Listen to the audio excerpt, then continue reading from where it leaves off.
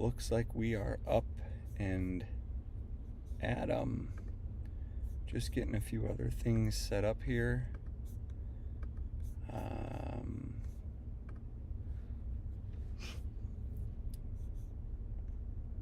Give us a sec, we'll get our map back up here. We are currently in Omaha, Nebraska. Planning to make our way east to Des Moines. Already been a couple of tornadoes this morning, Topeka, kind of northern Kansas. And we'll get a view of that here in a second as we get connected here.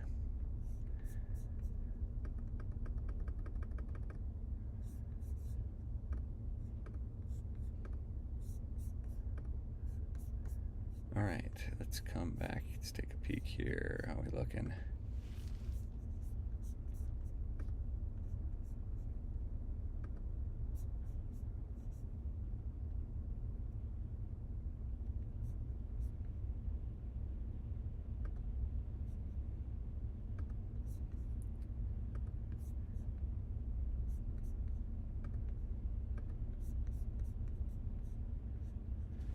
All right, just getting this last bit set up here.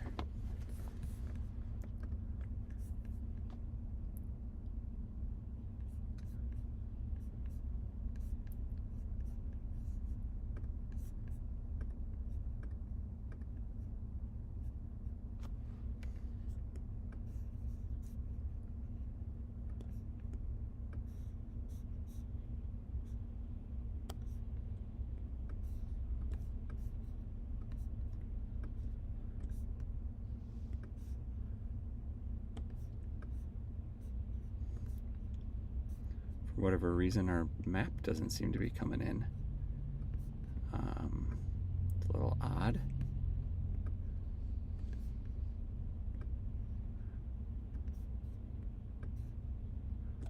We'll kind of work here to get it sorted out. Let's see what we can come up with here. Let's go.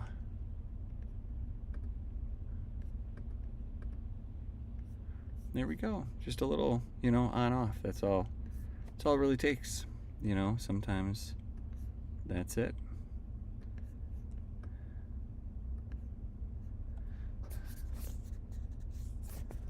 All right, so give you kind of a bigger view of what's going on here.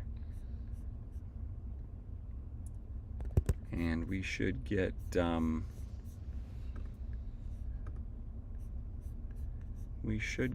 radar here in just a second.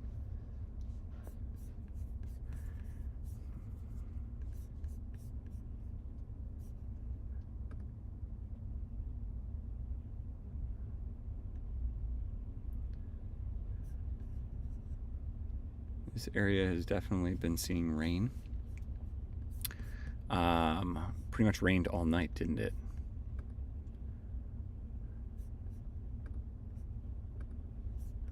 Let's see what we got here. We got full on that, full on that.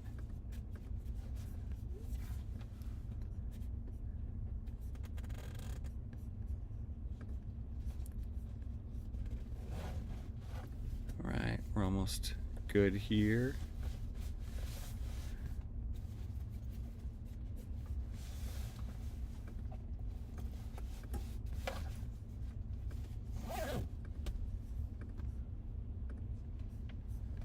Go. Perfect. Okay, one last little setup here and we'll be ready to rock. Let's get over to location. How do I get closest? Another device. Good, good, good. I think we're ready to rock. Ready to rock? Ready to roll. Okay.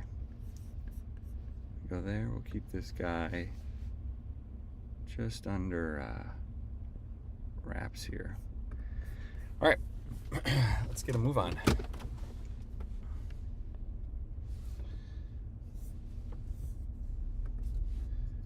some cooler air in here too.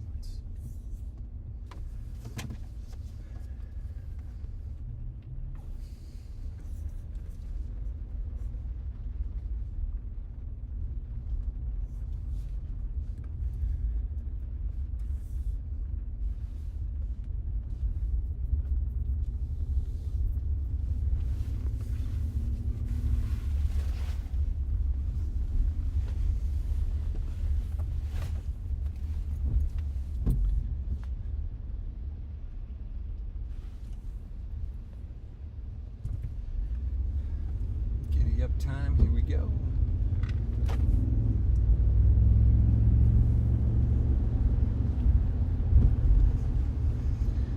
All right, so as we mentioned, we are headed east to Des Moines.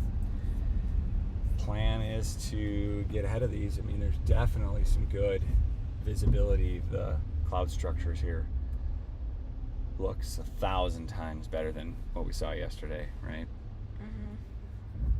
We're gonna get out of town just a little bit and then kind of check in on things because there's a bunch of stuff working its way up from Topeka. Get out of some of the city traffic and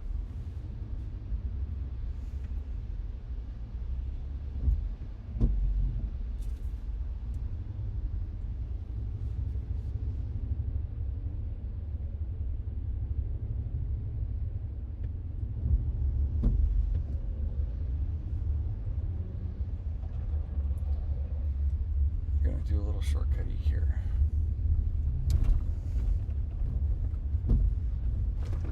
Like everybody else, huh?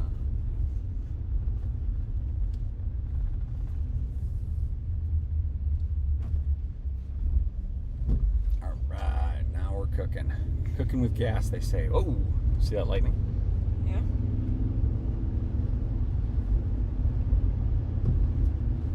There's a nice little cell here.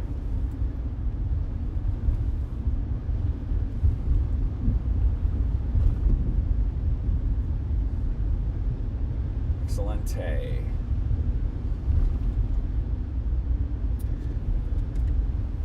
Light on. Looks like we left the light on overnight. Fantastic for me. I think the battery's not dead. Did we actually leave it? Yes, but the vehicle has an auto shut off, which is great. Looks like it left a dome light on in the car, but there's a shut off for that. Automatically kills the connection to the battery. Look, Tyler, way, way, way better visibility on some of these clouds. So definitely good rain over to the right here. Is it possible for a tornado to spawn down in like a city?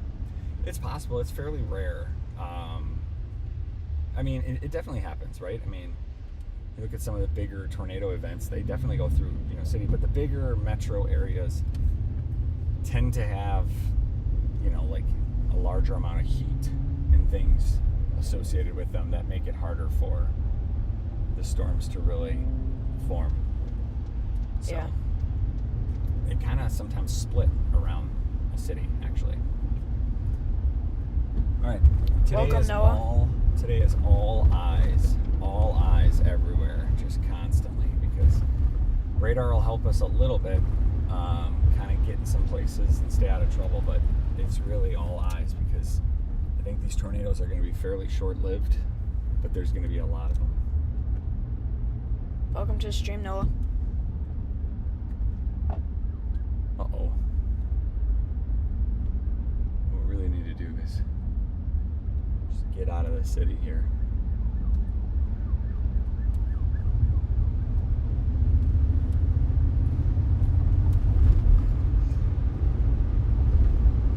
So, yeah, we'll be kind of heading right into this for a little bit.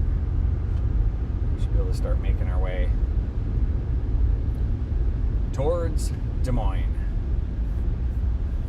Once we get out of Nebraska, we should have a fairly clear view of everything, and we're just going to kind of pull over and check, because south of us right now is where a lot of the action's been seen.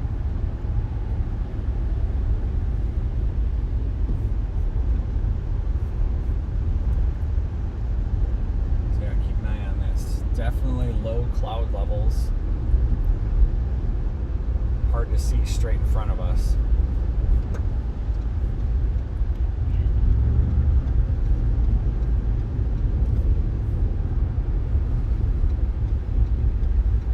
Hard to see because it's just so rain focused.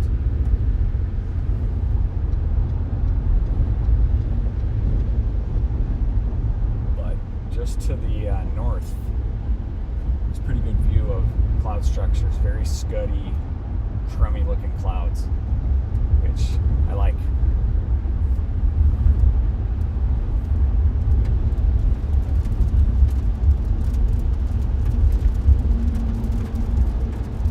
should have had the stream on last night on our drive back. We drove through Lincoln and all the way up here to Omaha, and it was just crazy lightning. Like this. Well, a little bit of rain, but crazy lightning.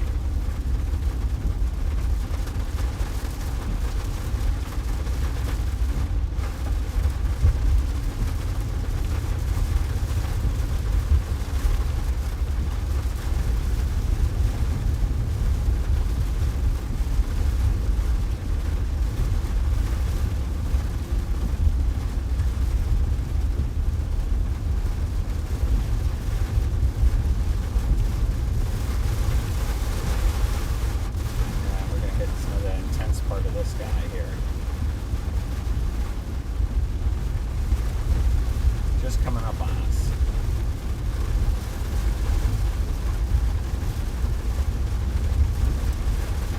Like I said, we're about halfway into this right now. We're going to be on the outside of it, and things should kind of clear up a little bit.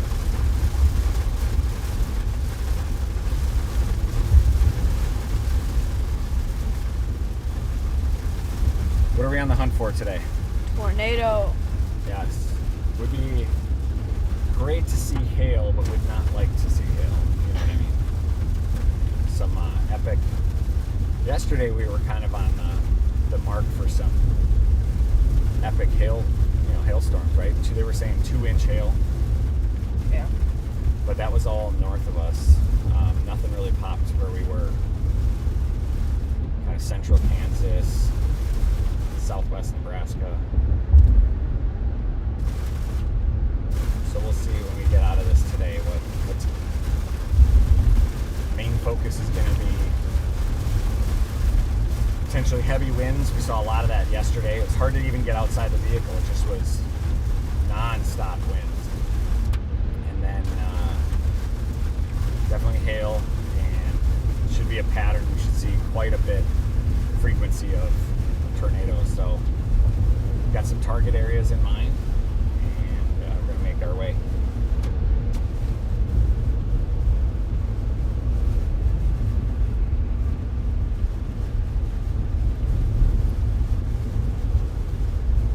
Definitely need to get out of this rain.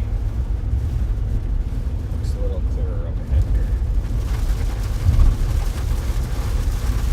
I'm going to drive right through the ugly part of this.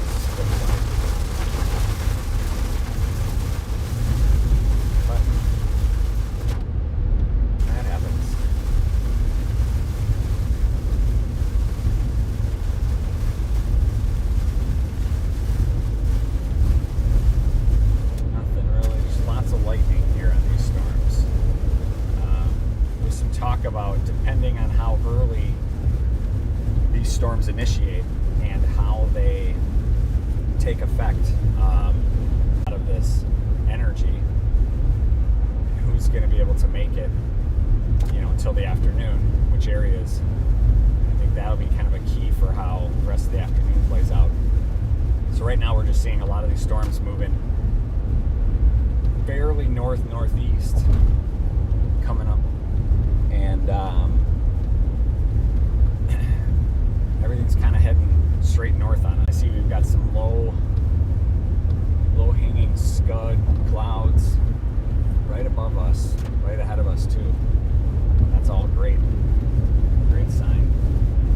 We've got some instability. We've got some lift. We've got all the key components I think we'll have for today.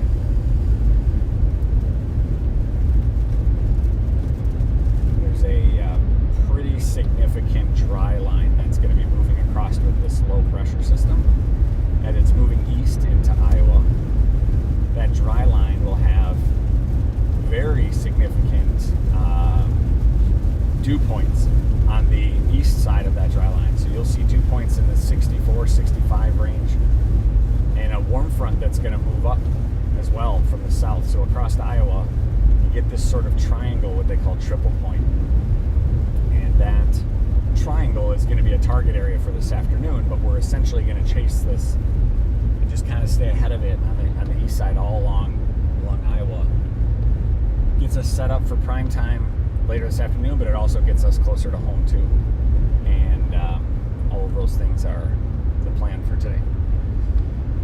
So yeah, if you're in central Iowa, eastern Iowa, especially southeastern Iowa, you're going to see a warm-up today. You're going to see very high dew points. So again, hot, muggy. Those are all the right ingredients that we're going to need for storm initiation. Pretty much all throughout the day, but definitely set up hot for this afternoon. See, now we're on the edge here. You can see much more jagged cloud structure, right? You see that jagged cloud structure? Yeah. That is a very good sign for us. Doesn't necessarily mean anything where we are right now. Radar is not showing super significant rotation. There's a couple of areas maybe to the south of us where we'd see that. There's a storm coming right into us. But, Or it did. well, these little guys, these little cells that are forming, the little pulses of them, right? Yeah. We kind of just drove through one of them. And what we want to do is get on just the outside of one. Stay out of the rain part of it, then be able to turn back and watch at it, right? That'll be able to give us, these are all relatively small in nature, so we should be able to get good visibility of anything that might be forming. See right here, very low cloud structure. Fantastic setup for us. You know, we pulled some atmospheric soundings, which is about on average twice a day. Most weather major NWS, like weather hubs, right, will launch a weather balloon, and that weather balloon will go up, and as it goes up takes a bunch of different readings, and they do that a couple times a day. And that really is, you know, and all that data is aggregated across, you know, all the US, across the world. And that's what really helps us understand, like, which winds are moving and how fast they're moving. And as that balloon goes up, it doesn't go straight up. You know, sometimes it goes east, sometimes it goes south. And the curvature of those winds are a very critical factor in the type of storms, whether or not we have storms, you know, the precipitation type, you know, if we're going to be seeing more of a hail type, you know, setup, more of linear storms, like we're seeing a little bit of these clusters versus very isolated. So we looked at a couple of those last night and early this morning, and a lot of those are saying, you know, definite hail risk with these storms. And as we get into the day and closer to Des Moines, seeing the chances for at least the probability for very severe tornadoes in the area as well. So we're going to keep our eye out for those. Definitely a target for the day, but feels like it was 15 minutes ago we got to the hotel room, put our heads down, and then poof, we're awake again, right? Yup. Yeah. Got there at like 11. We got there at like 12. Well, by the time we got all set up, it was. But And then we easy- woke easy up in. at 7. That's right. That's what it takes. And this is not a late afternoon situation where we're at. We've got plenty of instability. She'll be eroded a little bit throughout the day, but we're set up well for today. So you can look over across that hill, see all that stuff that's hanging down like that. They call that scud. It's a lot of times it's mistaken for a wall cloud. It's not a wall cloud.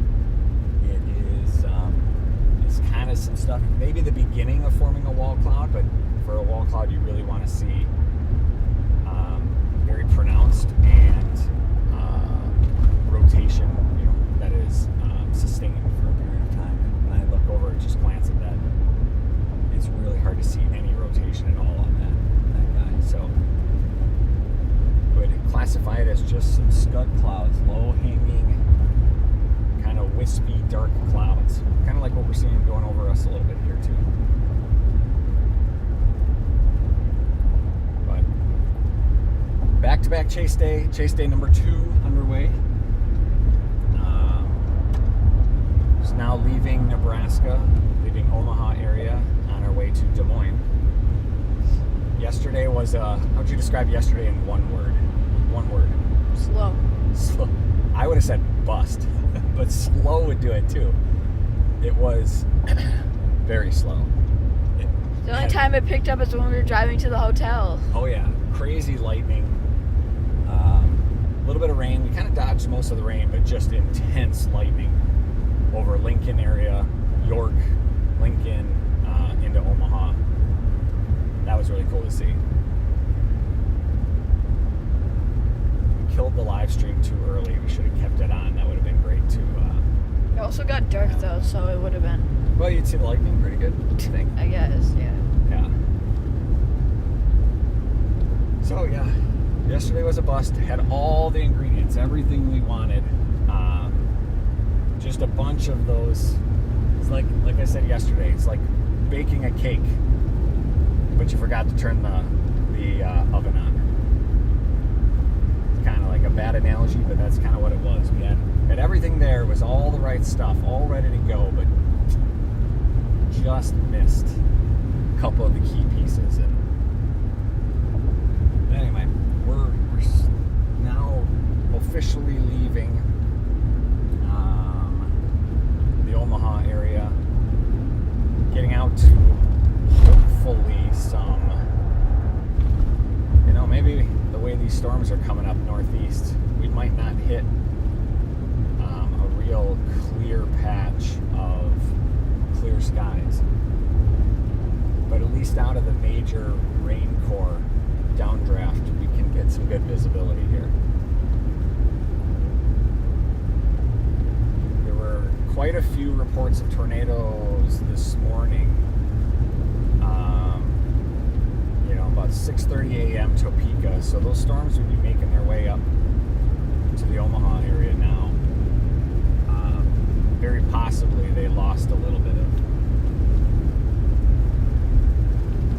of that energy as they're working their way up. Could use some good daytime heating. The cloud cover over Des Moines breaks away, and we could get some daytime heating. That would be additional ingredients that we would need. You can see that, all that low hanging stuff right there. It's all good. It's all low atmosphere, surface air that is rising up.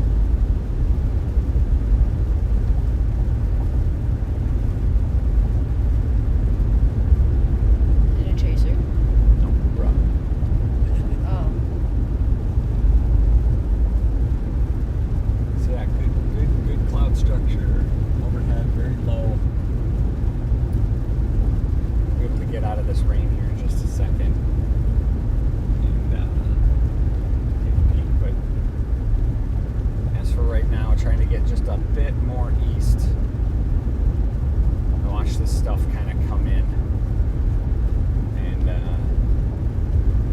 think halfway between here and Des Moines, it's like maybe Stewart, Greenfield, that sort of area. I'm going to keep a watch on that area.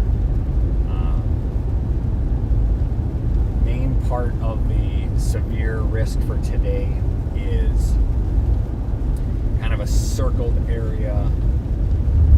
Des Moines being on the western part of that, almost all the way up to Mesa City. Waterloo's in that. Almost down to Columbia, Missouri. And then over to Davenport, Quad Cities, Dubuque. That's all inside. It's all part of today's heightened risk. There's an even broader area that covers almost all of Iowa, all of Illinois, all of Missouri, and they're on an elevated risk as well. So if you're in Iowa, if you're in Missouri, if you're in Illinois, even southwest Wisconsin up to Madison area, you're in a broader watch area for severe weather today. Could go to Grandma Grandpa's.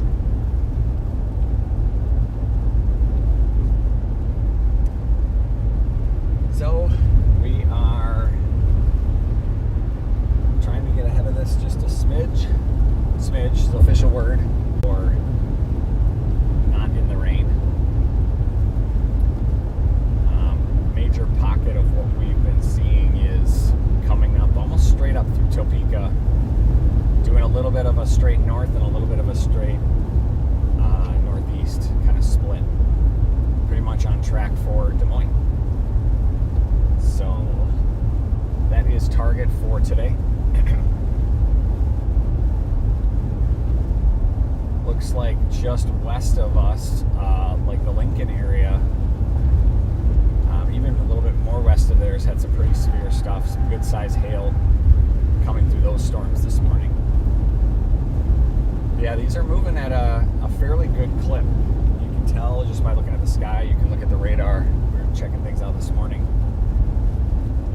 These are not necessarily slow-moving storms. I mean, yesterday we saw 50 mile per hour wind gusts.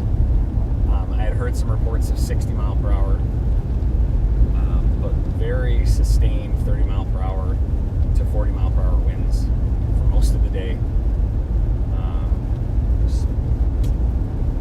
It's good.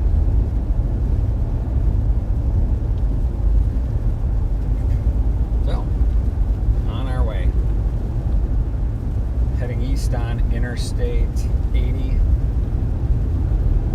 That should give us some good east-west movement as we need. Goal right now is to get quickly east, and if we can get up, into the Shelby area, that would be a good kind of pause point. Some light sprinkles, no problem. Just kind of check back and see what's working its way through. Like the shape of some of these storms, if you're watching radar. Definitely some of these that are taking a little bit of a very early kidney bean, if you will, or early.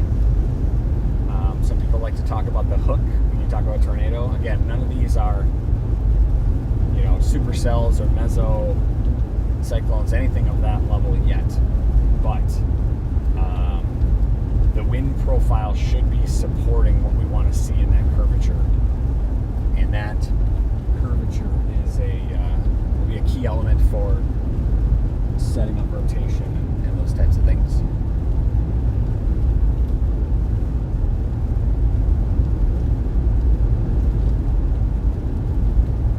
So yeah, getting out of the Omaha area, just passing by Underwood,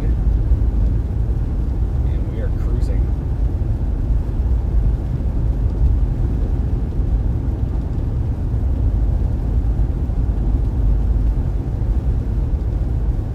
Interesting watching the landscape yesterday as we almost made it down to Oklahoma border, Nebraska, and everything would have been just great for a low precipitation single supercell. Kind of felt like it was right for that.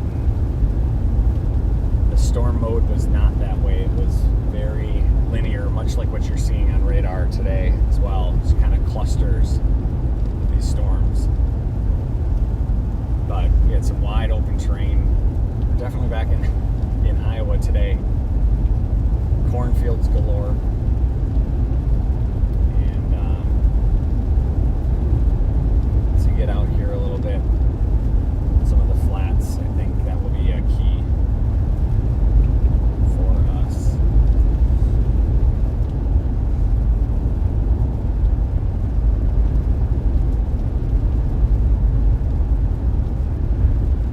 So, I think Minnesota's supposed to get some rain and wind today as well.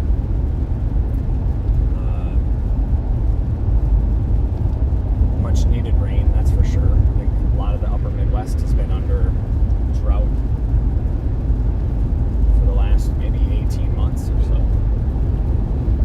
It's been challenging to get precip. This winter, we just had that snowstorm come through a couple weeks ago in southern Minnesota. Caught actually quite a bit more just north of, totaled more than the entire winter for snow. And what a crazy winter. So,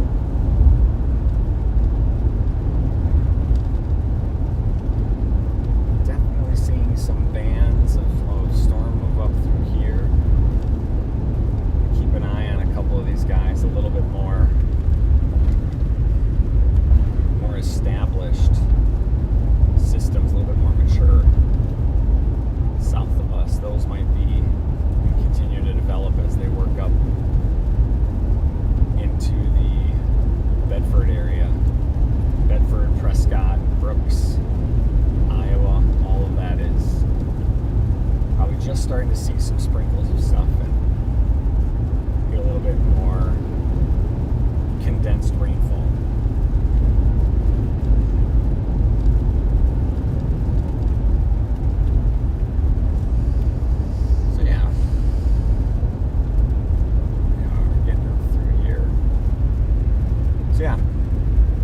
everybody kind of checking in and hanging out with us today.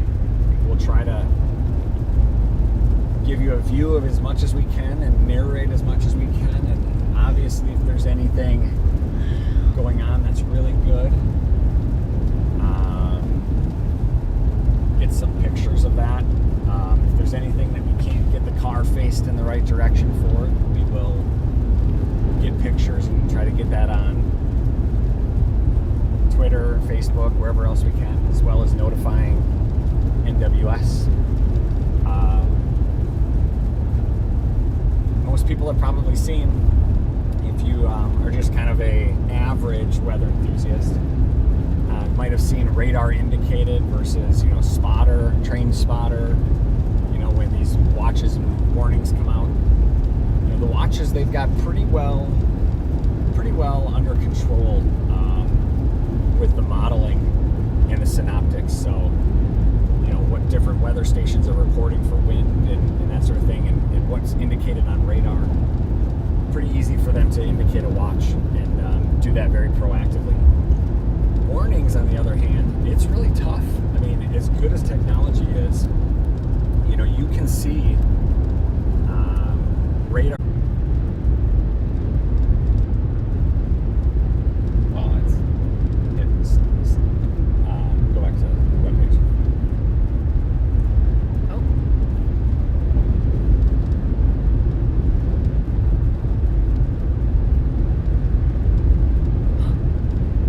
We are back. That's amazing. It's wonderful how you can maintain a cellular connection. And what happened to the webpage? The webpage completely locked up as if we had no reception. And it's funny. And completely lost it, but yet I think our cellular boost maintained all the way through. So that's interesting. So hopefully we didn't lose anybody, but we lost everybody for a second. Anyway. Difficulties. I guess technical difficulties.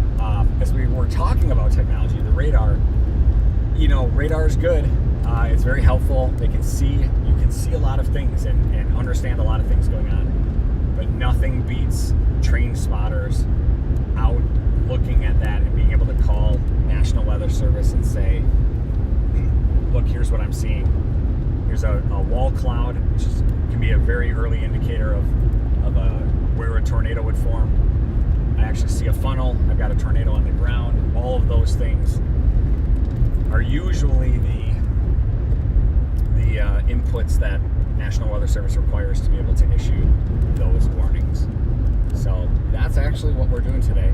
It'd be great to get a picture of one, but most important for us would be helping to be able to identify that and get that in as a report. So that's the plan. Bear with us as internet might be a little in out. We're going to do our best to hold it for everybody. We've got a signal booster. We're cruising across the interstate, so I think it's going to be tower to tower, a little bit in out. But hopefully we should be. As long as it doesn't go no data, then it's going to end it in a while. Sure. It'll just be like stop motion. Yeah, we'll do our best. Welcome to Interstate- stop motion storm chasing. Stop motion storm chasing. I think. You just see the tornado there, and then you just see it on top of the car. Yeah, it would be nothing, and then tornado, and then nothing again. That's how it would feel. It's not that spread out. Oh, we're back. Wouldn't be that great. So yeah, I'm back again. So as we mentioned, we're heading northeast right now. That northeast track is going to get us curved over here due east, and that's going to set us up to head straight into Des Moines. We're about 30 minutes out of Omaha now, and making good time. Definitely we've got on the northern eastern track all of these storms, and hopefully we'll be able to kind of get a couple spots up here to maybe pause, pull over, watch a little bit as they work their way up. It's this stuff that's down by St. Joseph, Kansas City, leaving Kansas City, Topeka, that's all what's headed our way. A little bit later this morning. Some of the, we were talking about this a little bit earlier, some of the storms that you traditionally think of require that daytime heating, right? We're definitely going to benefit from some of that today as we get the further east we get in Iowa. But these storms have already been producing tornadoes just south of us in Topeka and that eastern edge of Nebraska. Sorry, Kansas and Nebraska. And we're seeing that right now as we're cruising through here. The storms have had no problem getting initiated and going, so keep an eye on things and report what we can see, right? Yep. Yep. Yesterday was a fun day. We got to explore a lot of Kansas. Middle. The United States. We got to go, we paused for a brief moment at the continental center of the United States. That was nice. That was in Nebraska. Now I think of it, we could have got seen the yarn ball. Say again? Could have gone and seen the yarn ball. We could have maybe seen the largest ball of twine, but, here we're back in Minden, but I think this is Minden, Iowa, not Minden, Nebraska. Or was that Minden? Was that Kansas? I don't remember. I feel like some of those towns blurred together a little bit. What do you think about a Casey's pizza, slice of pizza for breakfast? What'd you think of that pizza yesterday? It was your first Casey's pizza.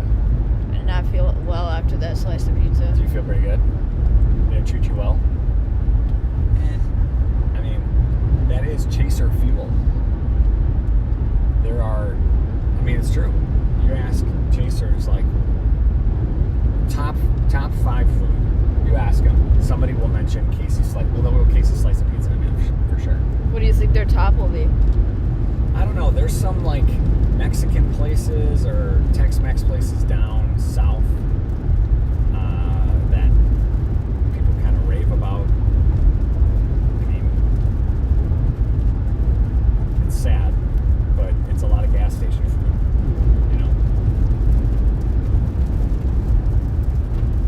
Let's see. I'd love to get just a little bit ahead of this one guy that's coming here, and then we can kind of pause. We've got some pretty good south visibility. You get on top of one of these rolling hills,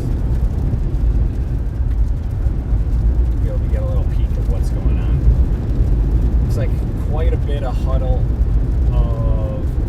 of chasers that are on Interstate 29 as it went up to Omaha. A lot of folks in Omaha. A lot of people made their way, pushed. A few folks pushed all the way to Des Moines last night. That'd have been maybe just a bit too far for us. I think we were right on the edge for us. Omaha was a good breaking point. Get a good night rest. We weren't expecting anything severe up to Interstate 80 just yet. So that was kind of a good pause point. Now give us a clear shot out. And that's what we're doing. We are making our way east. Destination right now is kind of a middle, maybe stage point is around the Des Moines area. As we looked last night, if anybody happens to be in the Des Moines area, there is a very good chance of severe weather coming your way. A little bit later this morning, too. Strong wind gusts, hail, definite series, multiple tornadic events could be on their way. That's why we're headed there. Stay safe, kids. Stay safe. We're trying to get actually a little bit south of Des Moines when we get there. That south of Des Moines will give us a little bit of a heads up on what's coming into the metro area. So as we get closer, we'll be able to kind of detail that a little bit better. But for the most part,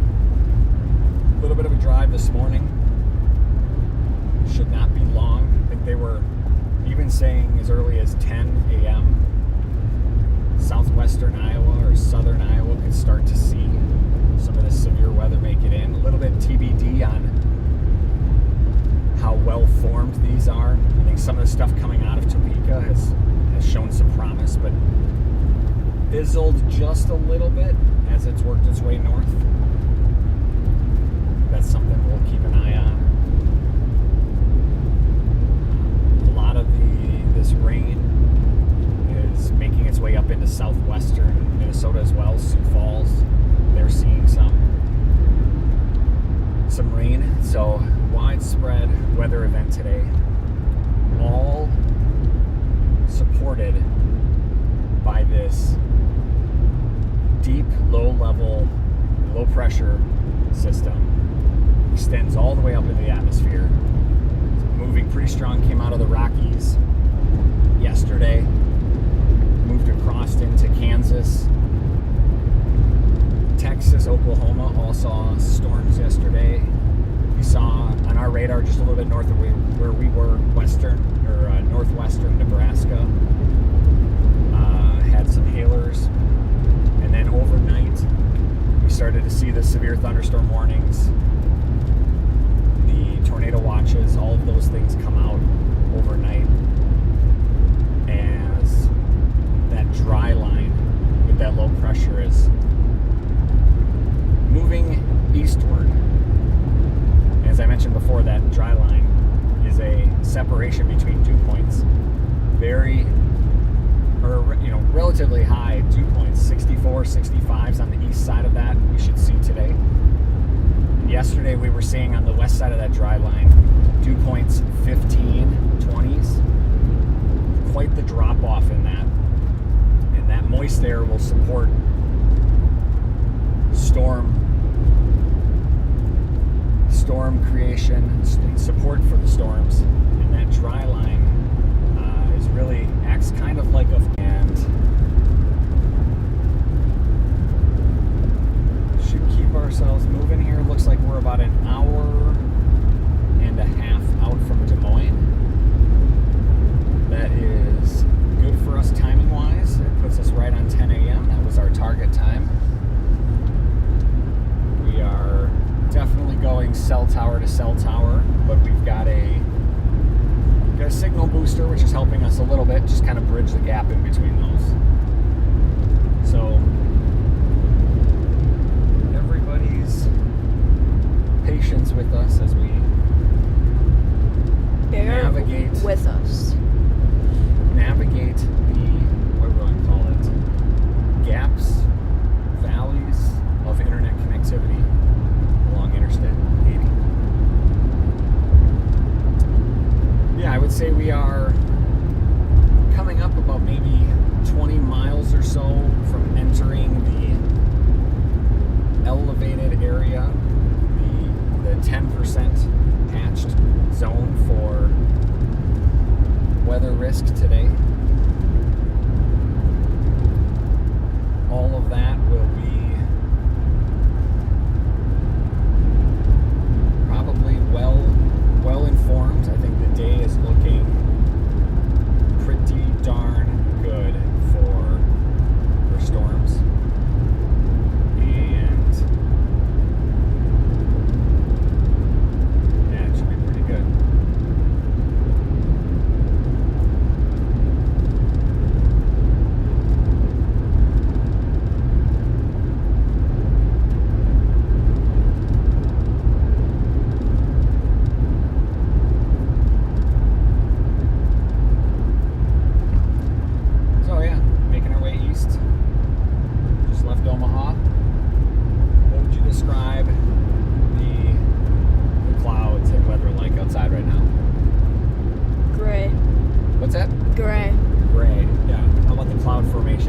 What does it look like compared to what we saw in Omaha? Flat. A little bit flatter clouds, a little bit higher elevation. There's definitely clouds that are just blending in with the dark sky. Yep. Not as much definition.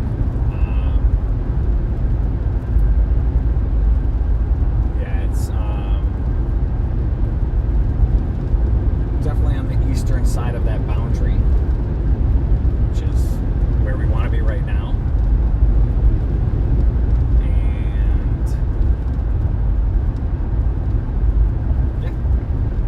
Get up here in a little bit, probably pull over and just kind of take a peek, look back. They're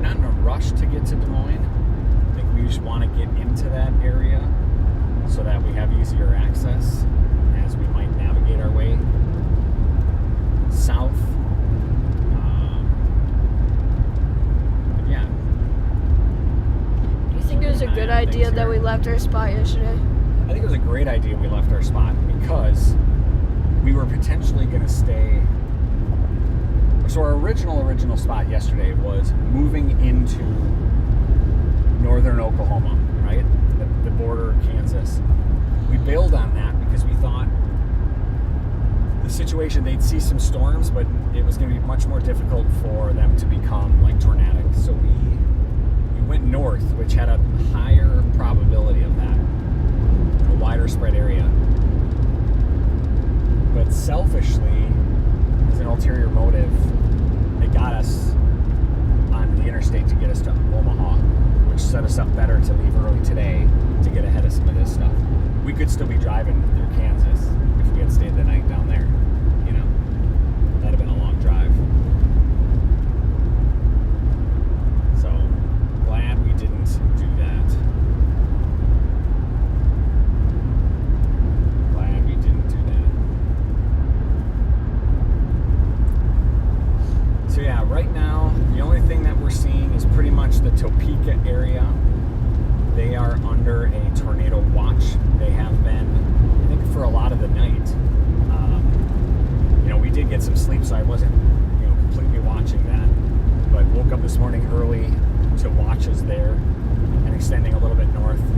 They had reports, law enforcement reports of tornadoes this morning, 6:30 a.m. we saw. All of that system, that whole low pressure system, warm front will be moving up, pushing across the southern border of Des Moines. So we're going to keep an eye on that. That warm front is going to really warm things and will be a boundary for us as that works its way up.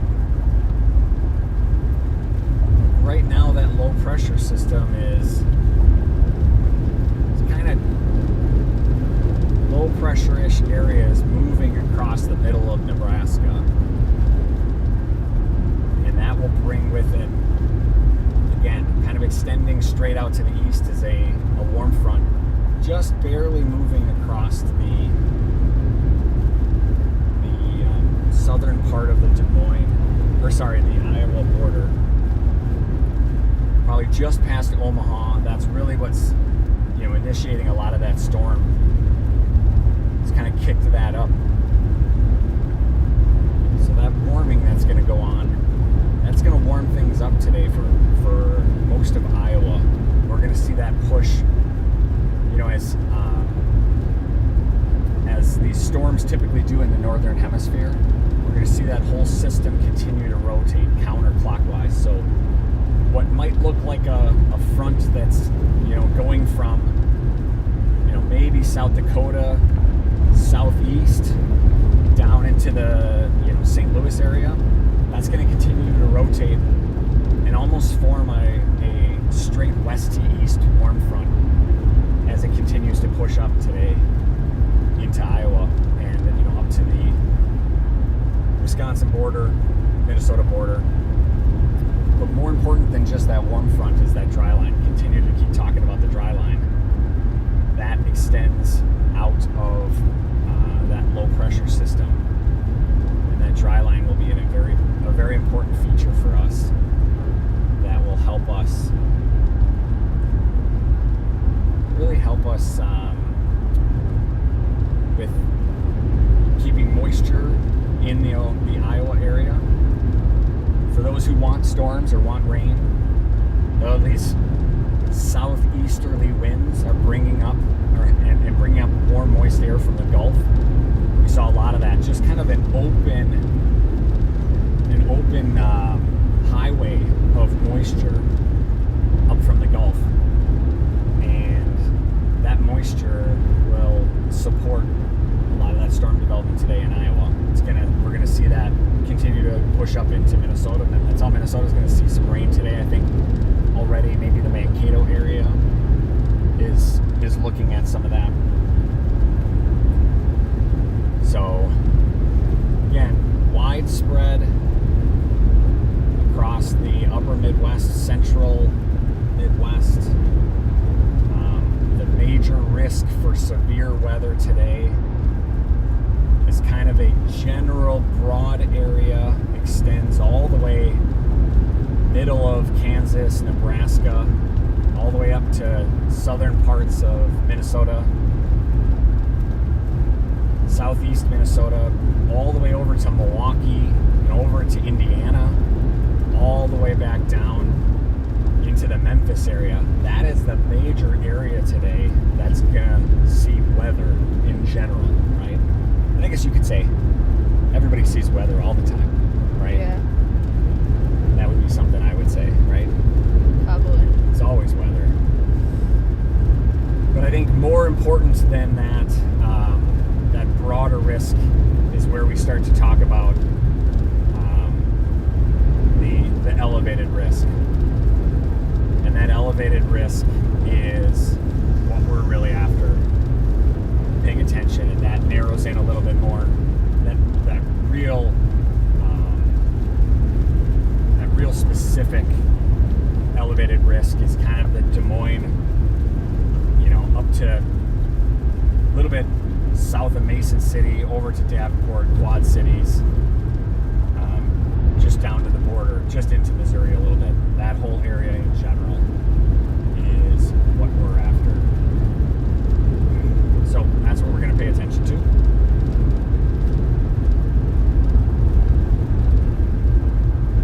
Right now, just keeping an eye on things. Heading east. For the most part, we are seeing just light rain where we're at. You can tell we get a little bit of wind gusts here from the south.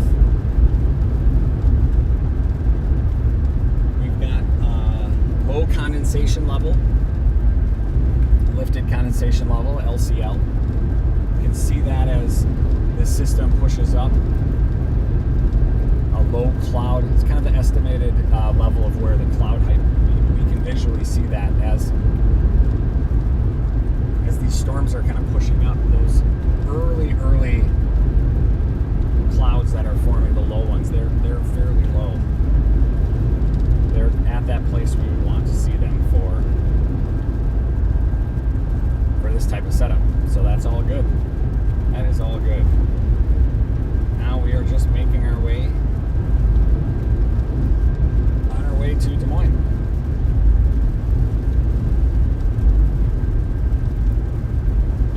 Widespread rain now, it looks like, with early signs of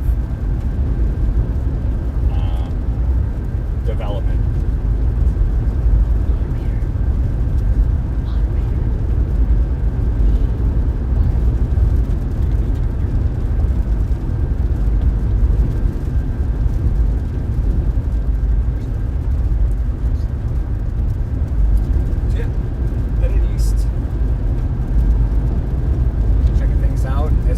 Some of these little ridges, much better feel, and you can probably see the wind turbines, they're cooking pretty good. You can feel those wind gusts at us. Southeasterly winds at the surface. Weather stations around us are reporting 15 knots rather, 15 to 20 knot winds. That probably feels about right compared to yesterday. Not nearly like last night's drive.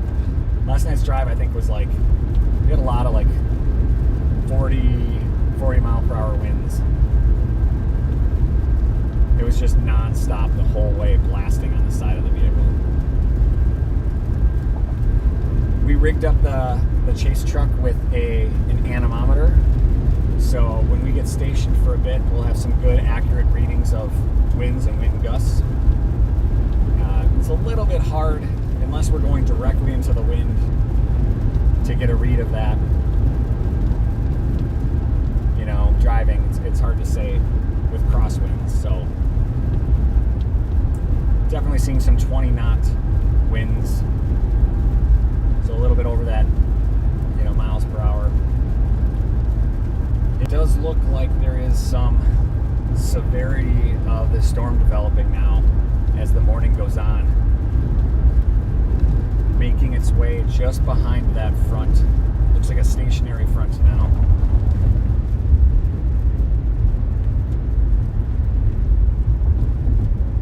I think the Maryville area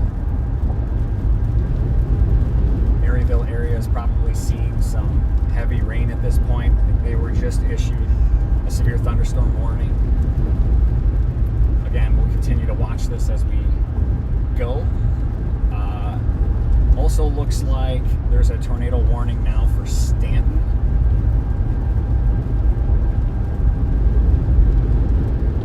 Stanton on the way up, moving north. So yeah, just past Madison.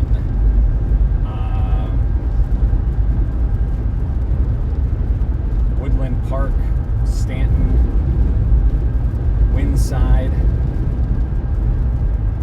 all of those towns in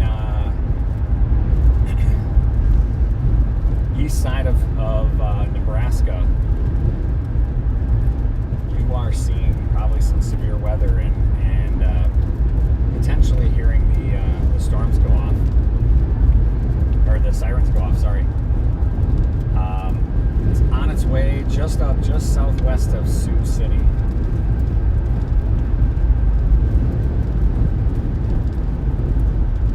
So yeah, things are definitely initiating. We are actually kind of prime ready for this stuff to go. It might be a good place for us to pull over soon and kind of get a grasp of this.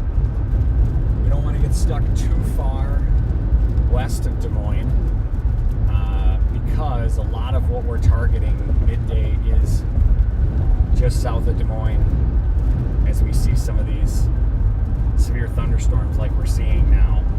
Again, just south of us, St. Joseph saw that, Maryville. A lot of southeast of Omaha. That is now under a severe thunderstorm warning. So again, keeping an eye on all of that.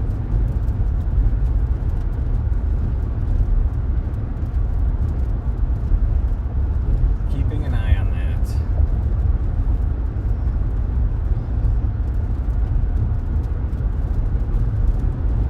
We will continue to give updates as we can here, safely, of course. It's a wonderful thing to have co-pilot with today. The co-pilot is Tyler. Howdy. Hello, Tyler. Tyler's playing a very important role, monitoring chat, monitoring the computers, allowing me to just focus. on Drive and stay safe. Stay safe. That's an important part of this. Right now we've got good visibility. Things are running smoothly. So yeah, just watching for some of these storms to see if potentially some of these might start to pop some rotation here, maybe a little bit. We can see some of that kind of headed our way. We're just getting into the target zone. Try to continue to stay north and east of these, out of the rain. This might be tough today. It might be tough. We might be in a lot of this rain, but even in this rain, as we start to see some of that low cloud development, is very pronounced, where this rain's coming from much more elevated cloud. So, probably get up here just a little bit further and kind of take a peek at what we're seeing. We are approximately an hour out from Des Moines. Again, made great time this morning. An hour. What's that? An hour. Yeah, we're about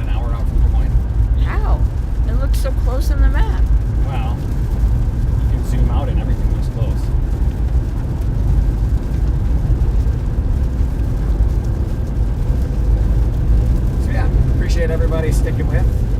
If anybody's in the Iowa area or the, I guess, southern or northern part of Missouri, maybe in southwest Wisconsin, those areas all are under a heightened severe weather watch for today. Definitely stay tuned. If you are in those areas, let us know in chat. We can kind of keep an eye on for things. If you're a fellow weather enthusiast living vicariously through us, let us know that as well. It's good to know if people want to hear more about what we're seeing on radar, what we're seeing in real life, want to know about where the storms are coming. Obviously, National Weather Service is a great asset, resource. Having a NOAA weather radio is critical for getting alerts. We've got radios in the vehicle for us to contact if we need.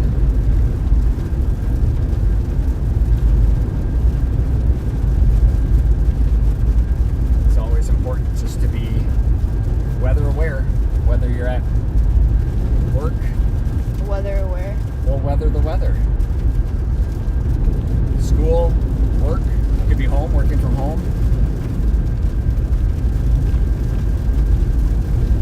I think we just did that tornado drill the other week. That's right. It's a great follow-up to the severe weather awareness week that we had. A lot of states had that last week. Minnesota had that.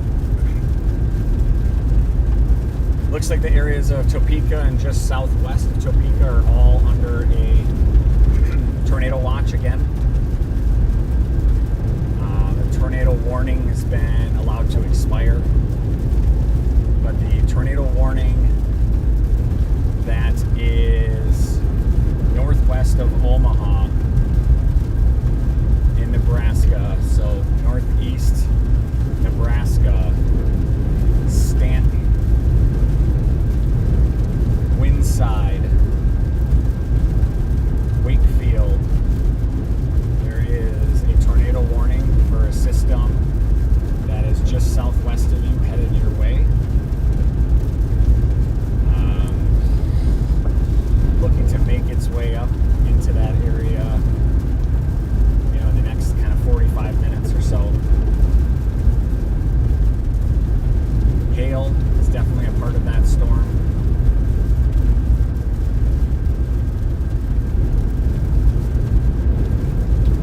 Tornado warning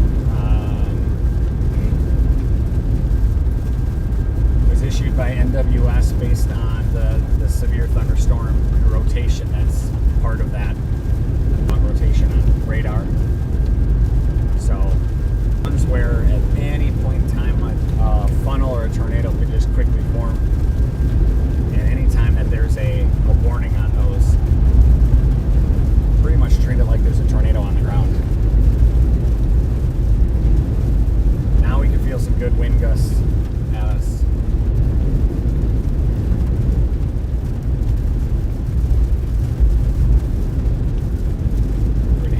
Pretty solid.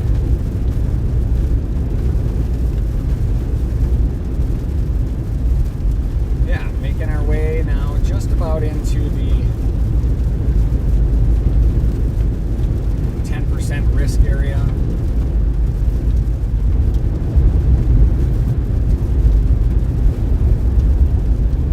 Again, that 10% risk for tornadoes extends west along Interstate 80, quite a ways outside of Des Moines. Interstate 80, quite a ways outside of Des Moines. It's in Platteville area. All pretty much set up for today. We're already seeing initiation tornadoes. It is a severe weather day. Right now we're just a few miles outside of Wyoda. I hope I pronounced that right. Wyoda, Iowa, which is going to be on that western border of the elevated 10% hatched area National Weather Service now has officially put up a mesoscale discussion for this area, southwest of everyone we're talking about, down to Topeka, all the way up to Des Moines. That discussion is basically a severe weather area that has additional discussion. Talked about it. Severe thunderstorms making their way up through Missouri. And the cold front really is pushing that through. And that stationary front that's moving through southern part of Iowa right now will hopefully warm things up a little bit, and then that cold front is going to act like a big wedge and is really going to provide some we'll call that boundary area. Is going to be a line that's a critical part that separates a large difference in temperature gradient. We're going to see wind shear, large wind gusts with that. Already measuring a lot of 40 knot wind gusts, but expecting to get some of those 40 to 50 gusts. That's 40 to 50 mile per hour gusts. And again, continue to get those dew points pushed up. And the more we get those dew points pushed up, that's going to create this greater instability. And that instability is what we'd call potential energy. It's the atmosphere above the surface is kind of ready for a storm to happen. A lot of times that's associated with cooler temperatures up above, lower dew points up above, aloft, right in the atmosphere. Very steep lapse rates, and those lapse rates are what measures how fast warmer air at the surface will rise and cool. The faster that warm air cools and rises, what we're going to get that much stronger updrafts. And then as that cools, obviously it's going to turn to clouds, it's going to turn to precipitation. That air is going to release energy. We're going to get rainfall. And again, it's going to continue to rise as it gets through the atmosphere, up until the point where, if you were looking at a storm from far away, you'd see that anvil right at the top of that cloud, equilibrium level.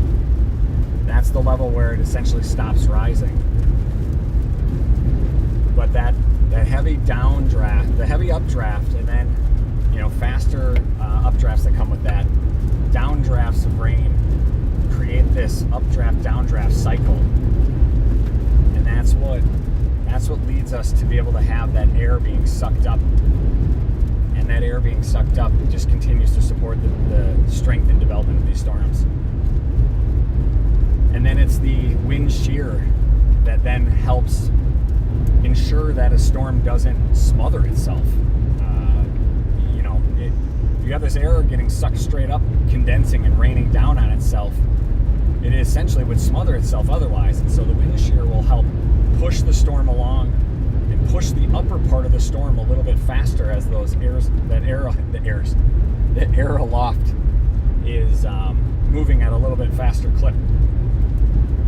And especially with that, have some curvature. And that's an important part of shear, is having not just different speed of those winds, but having different direction of winds. So different speed and curvature will be one of the major ingredients that we will be looking for today to support robust storm development.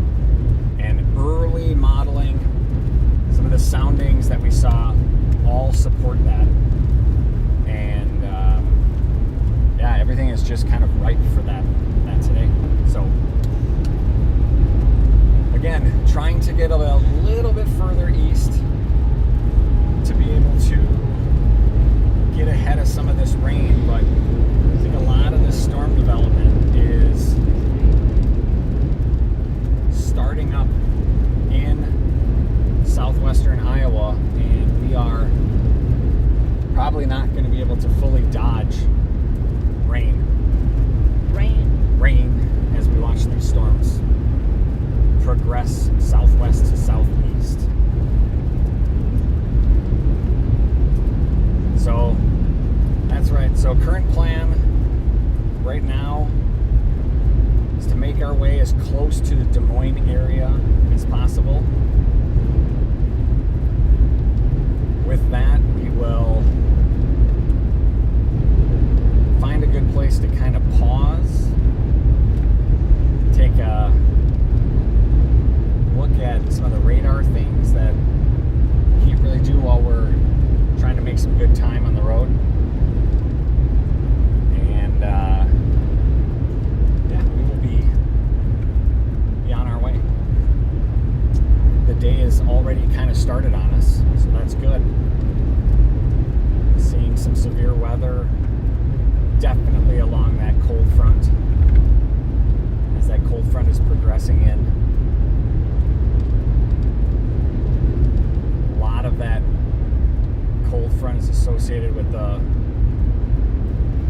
low pressure system that's moving, officially moving probably through middle of Kansas, middle of Nebraska at this point. Think of that as like kind of like a shovel. And that cold air, like major drop off in temperatures, that cold air we will see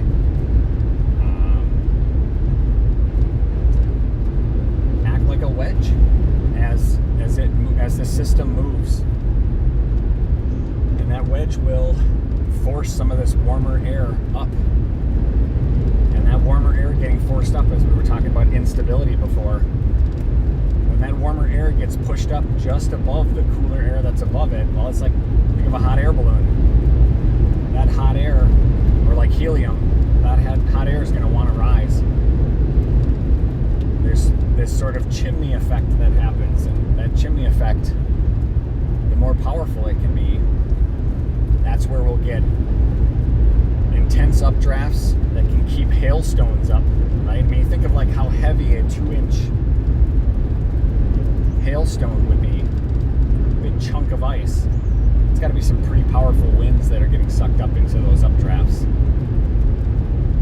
And we're expecting a lot of that today.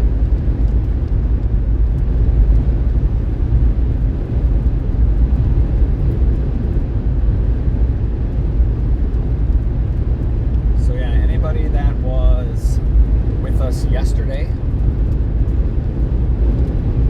Anybody that was with us yesterday, thanks for being our guinea pigs on the live stream.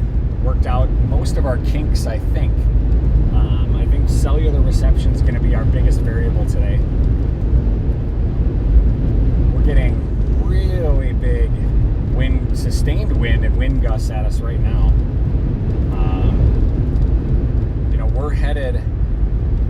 We're headed east right now, and those wind gusts are coming in from the southeast south. We're reading 100 miles per hour, so obviously it's adding to our 70 mile per hour track, but it means we're getting at least 30 miles per hour, probably even more, probably closer to the 35, 40 mile per hour winds.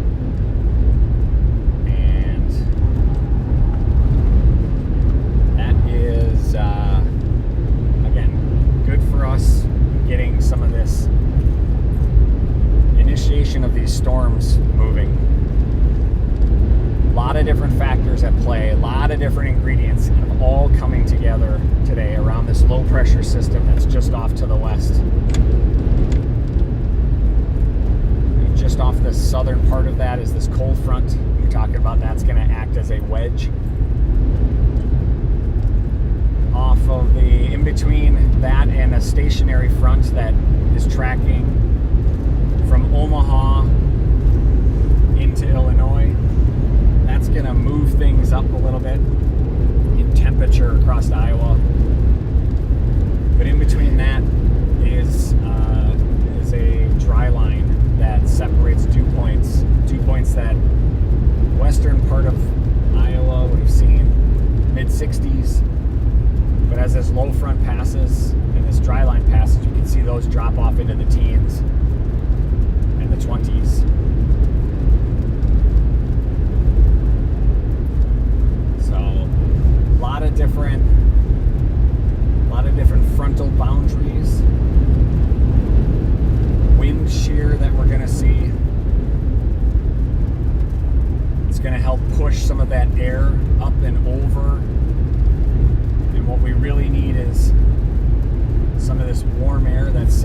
the surface,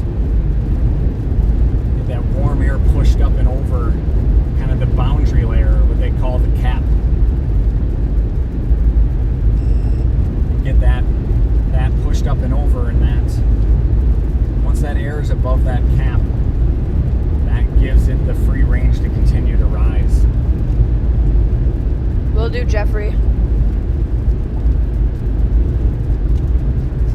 Stay safe. Yeah, as we continue today, I'm very fortunate to have my sidekick, Tyler, in the shotgun today. He's got all the electronics in front of him, kind of keeping an eye on things and whispering to me what's going on, so I can keep 2 eyes and 2 hands focused on the road. And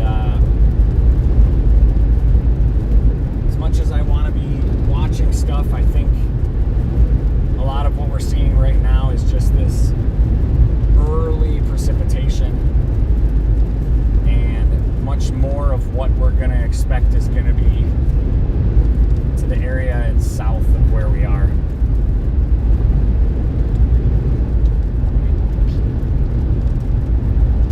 So, keeping an eye on things as we get closer to Des Moines. We'll begin to then start tracking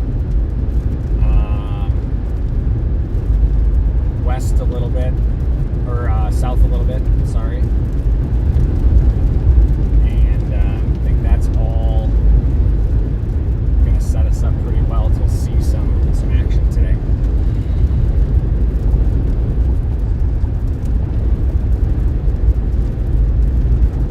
So yeah, right now, I think where we just passed? Adair, Iowa, Casey, Iowa. A lot of these storms are developing to our southwest. They're all on their way towards us right now.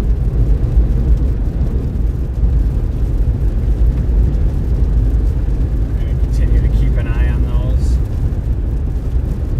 Everything's kind of staging to be on their way this way, so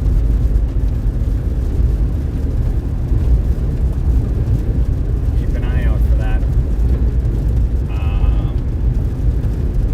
We're expecting probably a tornado watch here soon. Would like to get just a little bit more east of this stuff before we pause and look back. Rain's picking up a little bit as some of these storms are definitely initiating behind this stationary front, warm front that is tracking right across just past Omaha, tracking down over to Quincy and moving its way northeast, and I think we'll continue to rotate to eventually head north.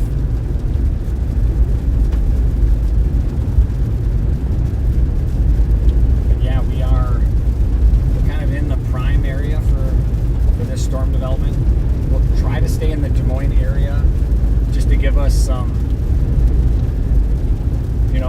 cardinal ease of interstate access, but not too close to the city.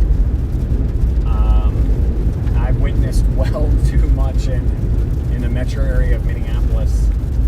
The urban heat, or urban island, whatever you want to call it, effect, where these metro areas tend to have a little bit more kind of heat, residual heat that sticks around with them. Pavement, buildings, industry, all that kind of stuff tends to kind of keep storms a little bit to the west. And research, I actually wrote a blog post on this if anybody wants to go read about it, but mnchaser.com. Go find a blog post in there about why do storms always miss me. Oh yeah, I saw that. Yeah. But what research has shown is actually a lot of those storms will split and go around the metro area. So again, I don't want to get into downtown Des Moines. I want to get just outside, maybe even just head a little bit south of here. But what's interesting about that is as those storms reconvene on the easterly side of those major metro areas, they tend to increase in severity. So they kind of like do this like split, go around and come back together with a little bit more force. So, you know, people that are in the, you know, like southeasterly, you know, Pella area, Knoxville, Iowa, those areas might actually see a little bit more increased severity of storms relative to everybody else that's there. But as these storms are developing, as we're going east, just a quick glance out the window to the right, we've got severe development to our south. Lightning we're starting to see now as this stuff is growing in intensity. And just south of us, kind of directly headed our way, we've got severe thunderstorm warnings already. So that is already in our view. Lots of lightning, lots of depth in the reflectivity of the radar signal as it goes out, which means dense rain. A lot of times can mean that's where hail would form. We're going to keep an eye on here for rotation. Rotation will give us a really good idea of how the storm is moving as it moves across, you know, speed-wise. If you're looking at velocity, green, it's important to know where the radar is, but green means that signal is coming towards the radar. Red means that's going away. So if you were looking at the Des Moines tower right now, that Des Moines tower, you would notice very green signal to the southeast. That means it should indicate to you a southeasterly wind coming into Des Moines, and then very heavy red or orange on the northwest side of it, which would be the winds moving out. Sometimes not to be confused with some of the storm steering winds, which might conflict. So as you move up in the atmosphere, your surface winds might be southeast, but your winds at a pressure level of 850 millibar, 700 maybe specifically, those can often be your steering winds. And those winds are up, you know, in the 3,000 meter range, you know, 10,000 feet, if you think of it that way.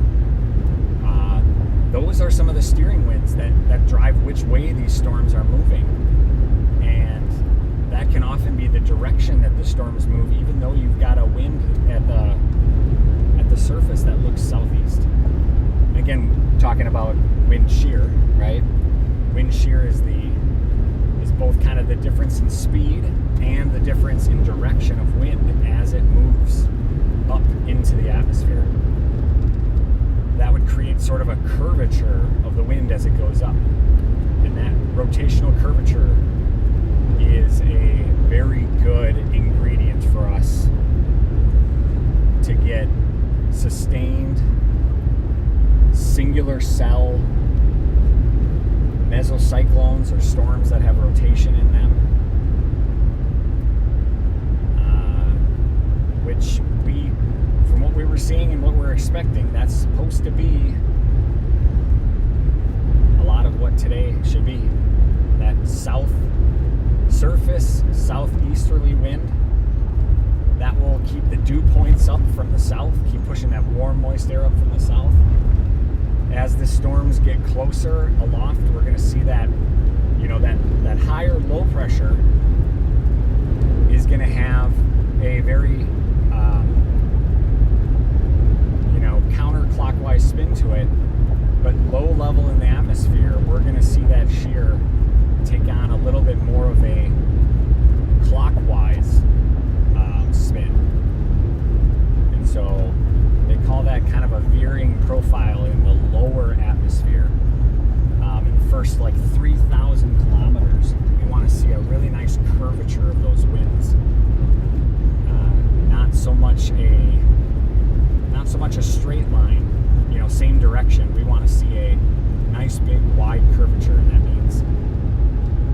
winds coming into the storm system southeast, but right where we get to the storm system up above us,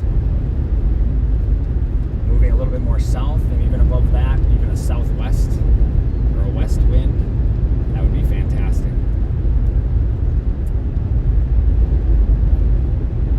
So yeah, just south of us right now, we've got a severe thunderstorm warning. Creston area probably is going to see some pretty legit decent rain here in a little bit. Working its way north up to Greenfield. We're starting to see some of that lightning get overhead. We've been trying very hard to get ahead of this, and we're failing. This entire area is going to be developed, and we're going to see this severe storm stuff all day, I think. It's just a matter of, did we get enough warming? What does the cap look like? What does, a lot of these different factors look like as they come in? So keeping an eye on a lot of that stuff. We'll kind of see.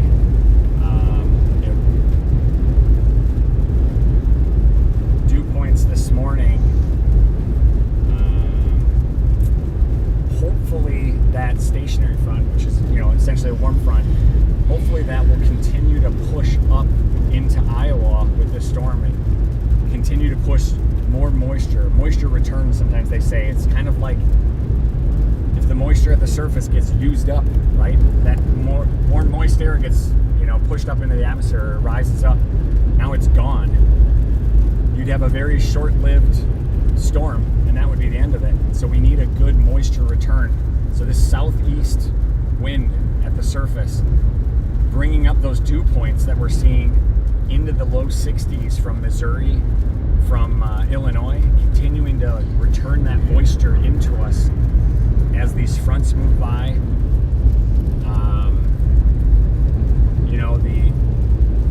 The dry line that we were talking about with that may not be as pronounced.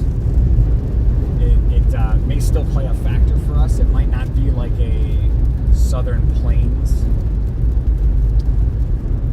type of triple point setup, but as we get to western part of where the low pressure system is, and just below that, so western states of where we are now, Nebraska, Kansas, we'll see those dew points drop off into the 40s, which may be all we need. And if we can find where that exact line is going to be as it drops off, probably moving over eastern Nebraska and eastern Kansas, pretty good timing here this morning. All these kind of things converging together are almost like an intersection point of everything meeting together. That's what we need. We need warm, moist air, instability, which means colder and drier air up in the atmosphere. We need a lifting mechanism, these fronts, the shovel that will come in and lift, right? Or the dry line that comes in and lifts as part of that. Wind shear will help with the lift. All of those things, these are the major recipe things. We're in the hot spot for that. So definitely everybody appreciate start to make their way a little bit lower now and seeing some of these lower clouds develop, but still up pretty hot right now. We're seeing that more I'll say medium precip as a observation right now. That will continue to grow with severity as these storms strengthen and work their way up. And definitely south of us, we can see the cloud level is lowering, and that will be a good thing for us as we start to look for potentially some cell development as the day goes on. All that kind of stuff. So keeping an eye on things, and we'll continue to report in.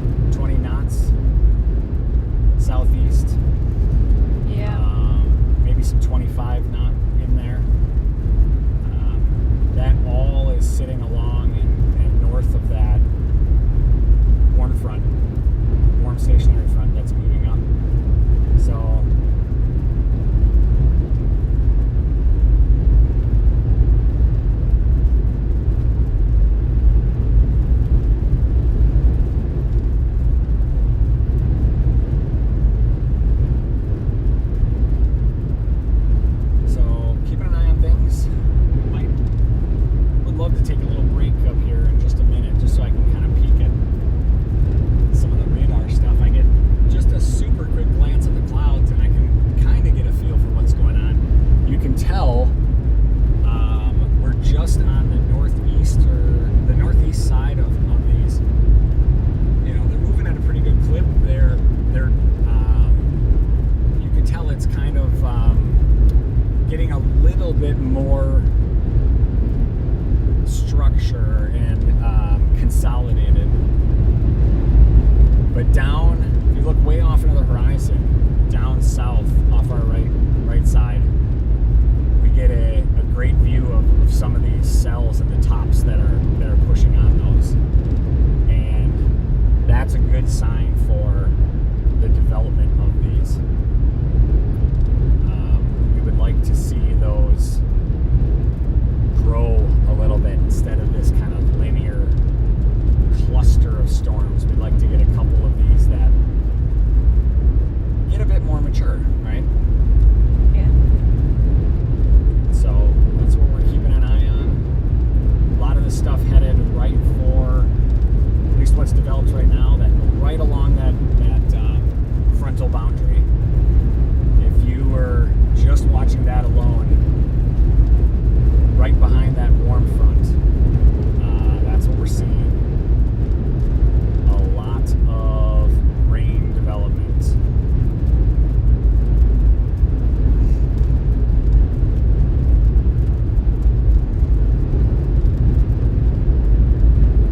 So that'll continue to push on.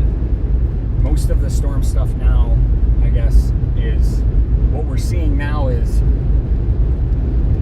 getting pushed up by that warm front, getting created. So just ahead of it, if you were looking at it, not behind.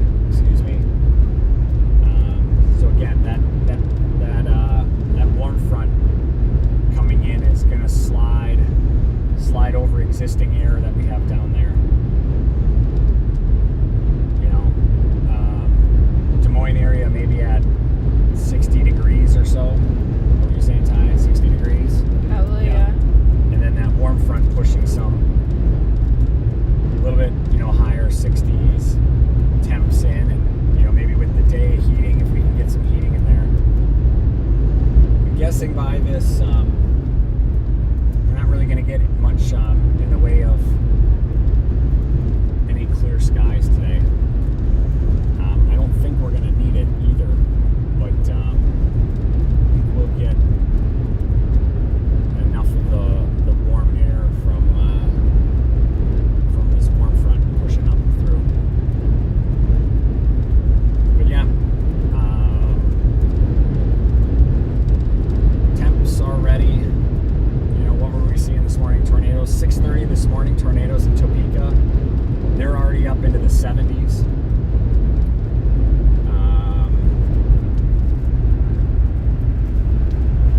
That warm air is going to help fuel a lot of these storms today. Again, southeast winds coming in. Main part of that is continuing to bring us moisture is what we're going to need. A replacement of moisture. Yeah, it's kind of a good setup here today. A lot of good things coming together for us. We're seeing already issuance of severe thunderstorm warnings just southwest of Des Moines, Greenfield area, Creston area. They're already getting rain. All this stuff is gonna continue to track northeast, north, and that is all going to bring with it heavy rain. We're seeing some pretty significant lightning.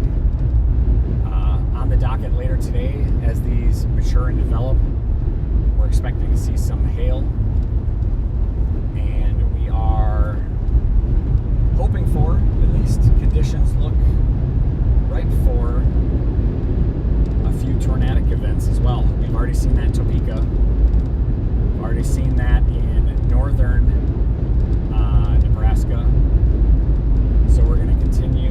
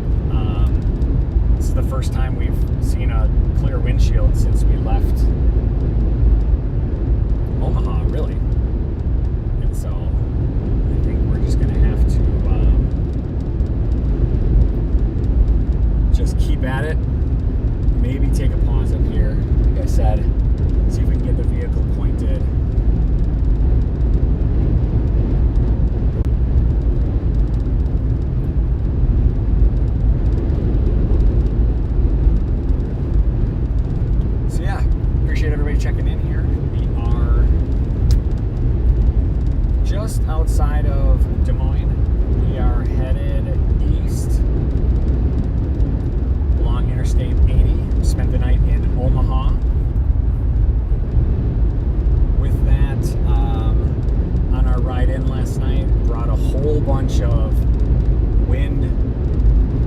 Lightning was intense. It was crazy. It was great that way. It was nice to actually see some severe weather. We've been missing a lot of that in Minnesota. I'm hoping with the overall shift, if you've been following any of the climate change stuff, not the political climate change, but the actual synoptic climate change, the surface temperatures in the ocean in the Pacific are cooling fairly rapidly. That happens. There's nothing to be alarmed with that. That happens, on a regular basis. Usually cycles every couple of years or so, and that is what they call the Enso cycle. And that Enso cycle is stands for the El Nino Southern Oscillation, and that Enso is essentially oscillation between warm and cool temperatures of the El Nino and La Nina pattern. And so anybody in Minnesota know we've been under an El Nino the last couple of years, which has brought us some drier winters, a little bit more mild for people who don't like the cold, but we've really lost out on a lot of precipitation. With those surface temperatures in the ocean dropping now, we've got really high confidence that the overall climate pattern is going to shift to La Nina. Probably getting close to a neutral pattern here in the next couple of months and shifting. Again, with high confidence, nothing's ever for certain, but by late summer, early fall, we should see that shift into a mild La Nina. Maybe by winter, even into a moderate La Nina. The hope with that is, unfortunately, some colder temperatures, but fortunately, some much needed precipitation. We might even see some of that this summer in Minnesota, which is good. Might see that across the Iowa region as well. And that will also, unfortunately, potentially bring us a pretty gnarly hurricane season this year, southeast, so an Atlantic hurricane season.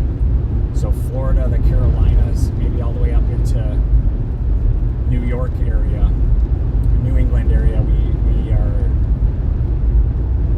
gearing up for a hurricane season that could be,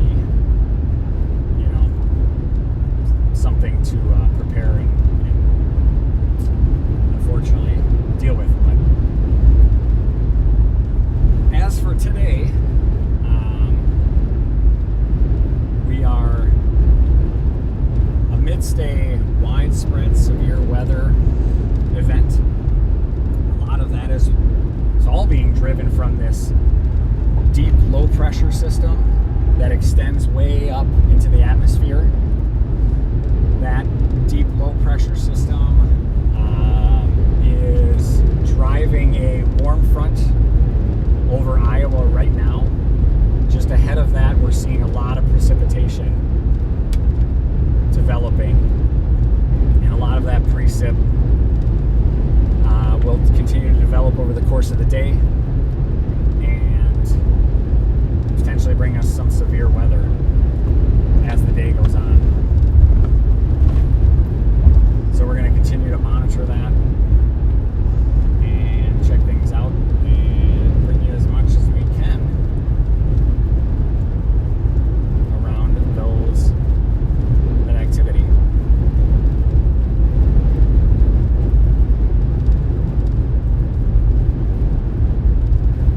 So currently heading east on Interstate 80.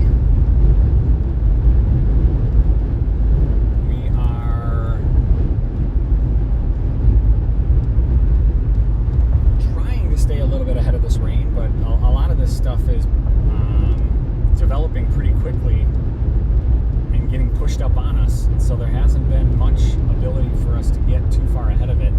I'd say we maybe for the first time have even kind of seen that sort of clearer skies here, but again, yeah, still working through that. We will continue to update you. I might start to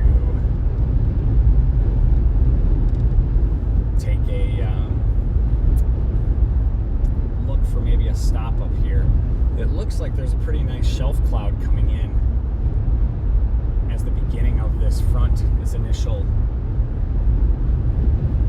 storm system's pushing in, but I'd love to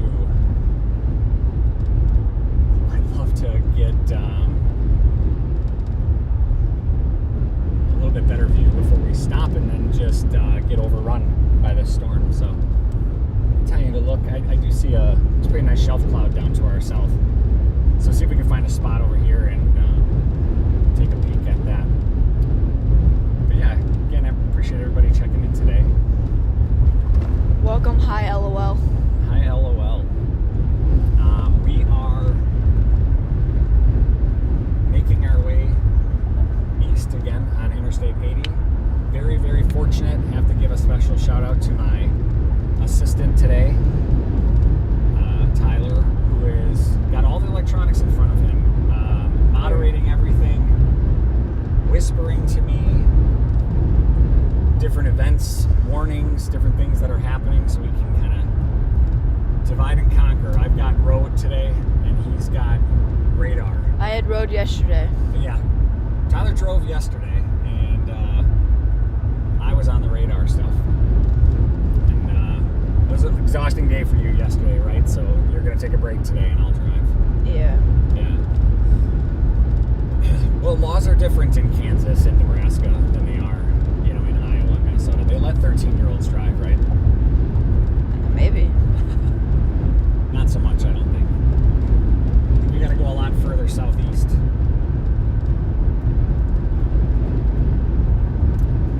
But yeah, we are watching this stuff as it is moving up on us.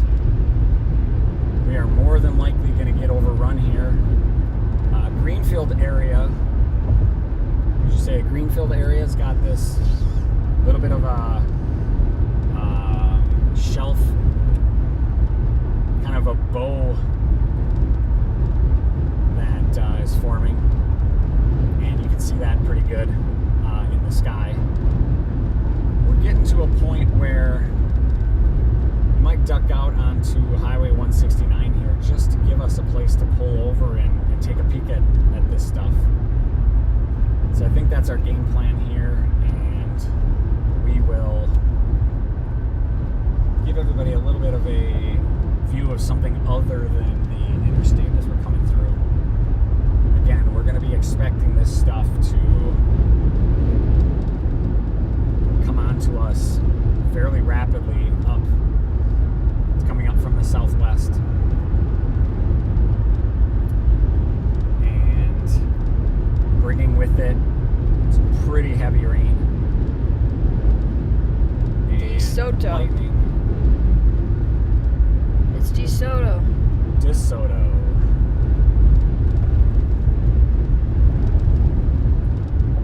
Alright.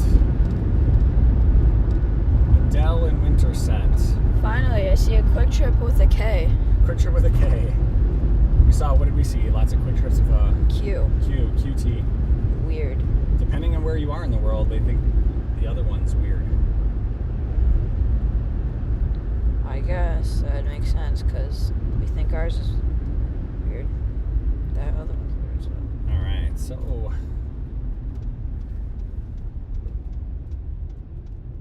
head south here just a second. We'll get a spot to park. You're going to get a view here of almost straight south for a couple minutes here. And we're going to find a spot to pull over, maybe up on this hill. Just get a view of this coming across. Again, nothing on radar yet showing significant rotation, but that is on the docket today. We're expecting that sometime into the 11 a.m. range as we can get some of these temperatures heated up. We're still seeing Des Moines in the 60s range, but behind this storm, because this is associated with that warm front, we're seeing temperatures down south already warmer, hoping some of that will push up. We'll see if that can all make its way up into the Des Moines area too. So stay safe, JC.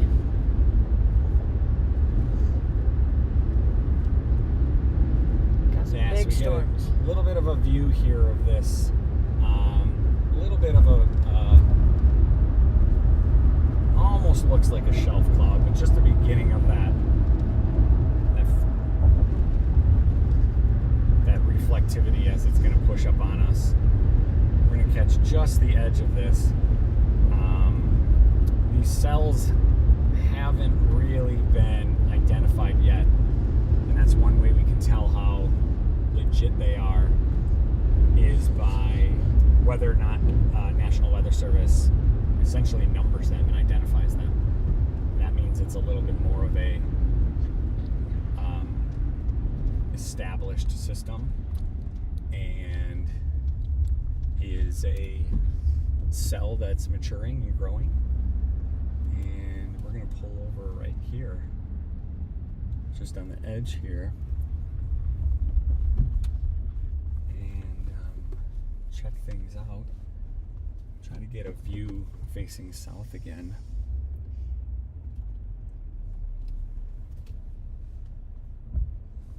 And see how this looks here. Whoa. Definitely fast moving system coming in. And so we're going to keep an eye on all of that.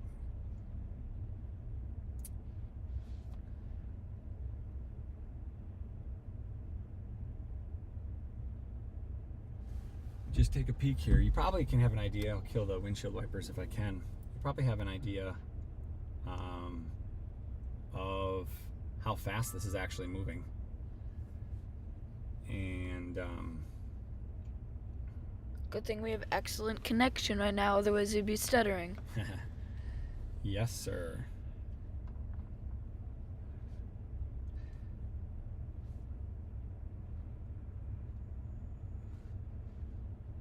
All right, taking a peek here at just some things, so give me a minute. It's the first chance I've had to really look at everything watching this.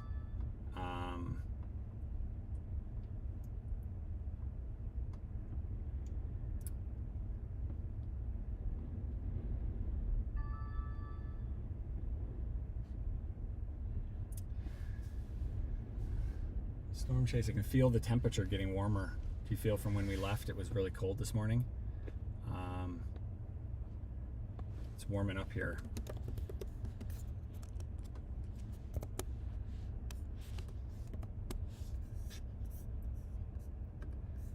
Definitely gonna get run over by this storm here in a little bit, but I just want to watch this come in and just kind of take a peek at things.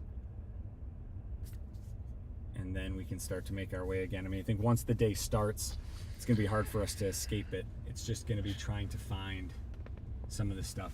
You can see some of these lower clouds. You see how fast those things are moving? Some of these lower ones through here. And then even some of these, you can see them coming across and getting lifted at the same time too. All of that's really good sign, you know, for us.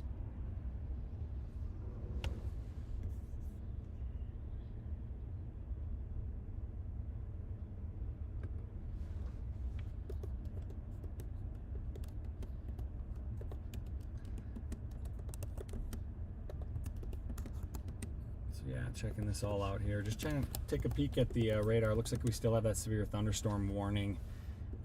That's set to expire in about 20 minutes. They're keeping that active for quite a while now.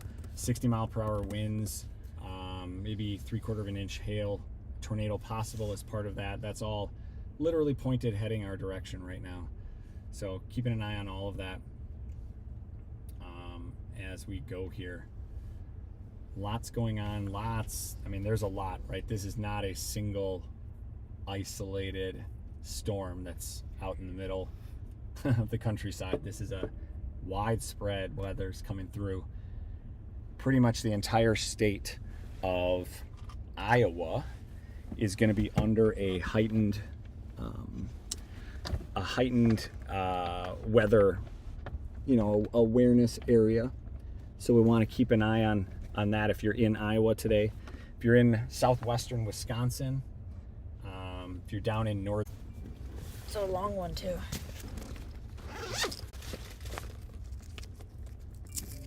No, I might be good. Never mind. Really? Yeah, sorry. Just hang on to it.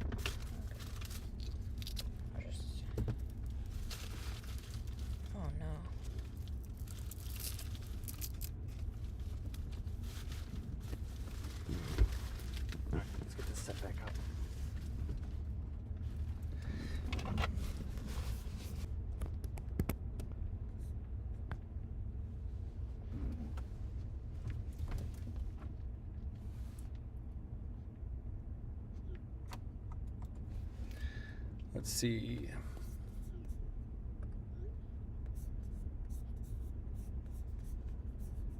We're back. Oh, we're back. Oh, bummer. We had just a quick Technical difficulties. quick internet issue here, but I think we got it resolved. So hopefully everybody didn't lose too much here. As I was saying, this is a widespread weather event. We're gonna see stuff across all of Iowa and that. Southwest Wisconsin. So I'll take that back. We've got weather that's happening across much of the Midwest today. As far as tornado, which you can somewhat correlate with the strength of these storms, obviously, that is extending, La Crosse, Milwaukee, and the whole southwestern part of Wisconsin. You're under a slight risk of that. That's the National Weather Service first tier, so a tier 1. From the Madison area up to La Crosse, Janesville, southwest, that area is under a next level. So they call it a 5%. That area is under a higher risk of tornado in that area. That's southwestern Wisconsin. And as far as the 10% area, which is what we're targeting today in Iowa, Wisconsin's pretty much outside of that. Certainly doesn't mean that a tornado couldn't happen or anything. It just means, from a probability perspective, the Des Moines area down to even down to Columbia, Jefferson City, Missouri, all the way over to Kansas City, that is all part of a 10% hatched higher risk tornado area. Best place, obviously, our goal is to be eyes and ears right now on the ground for National Weather Service, and we do that. It's also, great to get picture and do all that fun stuff, but our goal is to help give visibility if we can see something to be able to call that in and report it. And so, unless there was somebody near you that was looking out, your best place is to continue to monitor, weather radio, National Weather Service, TV, radio. All of those are great resources to get an aggregated viewpoint of what's going on.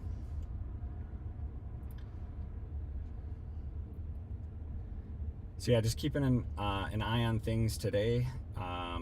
Mainly, I think we're going to stay in Iowa. Stay in Iowa today. This area around the Des Moines area, maybe a little bit south, is a kind of a target area that we've been looking at for the last couple of days. Wind shear, the warm front pushing up right now.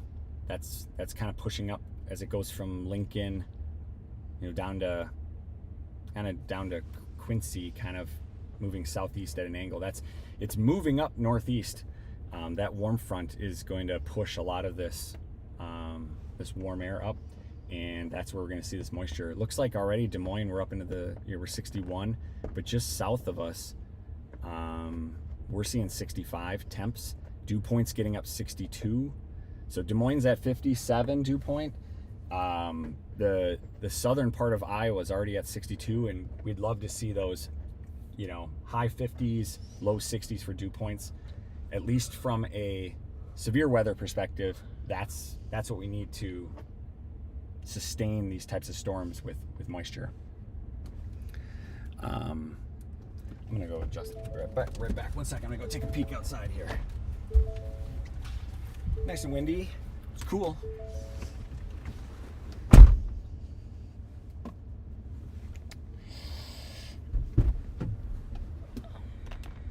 I'm also gonna take a step outside.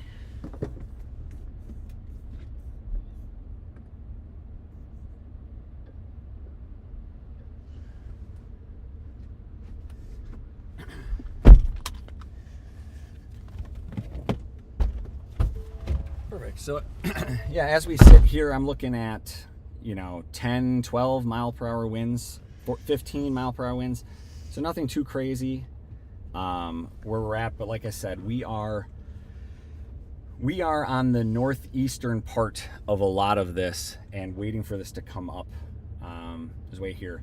I am certainly not a hype weather kind of person. I think try to provide you the most realistic account of what I'm seeing. I think a lot of the area right now, you know, that we're seeing as this storm, and you can kind of see the map on the screen a little bit, which I can make just a little bit bigger too. You know, this area that we're looking at, you know, it's a lot of heavy rain right now, lightning, pockets of that, and wind.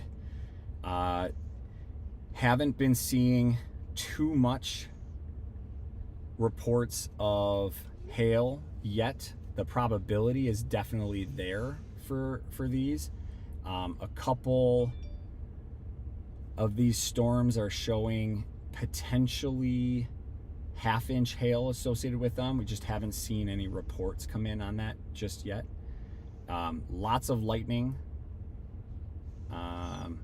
So like you know, as we're looking at these storms come through, a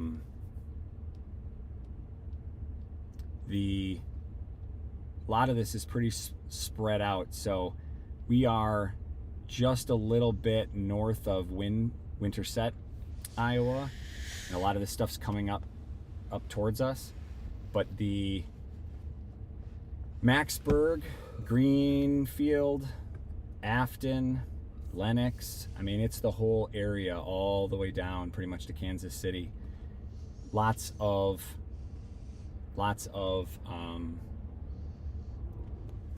rain right now. Now we are starting to see some discrete cells forming. Those are off to the east a little. So it's one of these things we were worried about if we get stuck too far behind this thing, that the stuff could develop and push too far and we wouldn't be able to get through Des Moines fast enough. So you can see these clouds whipping through pretty good. I think we're going to continue to make our way east. I think the area that we really want to focus in on will buy us some time as these storms are still developing on the Missouri border.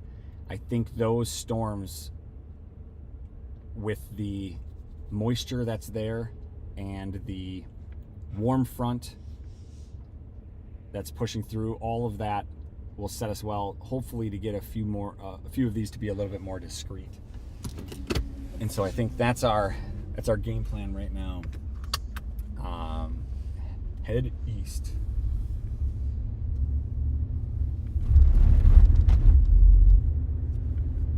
So we shall see here. Definitely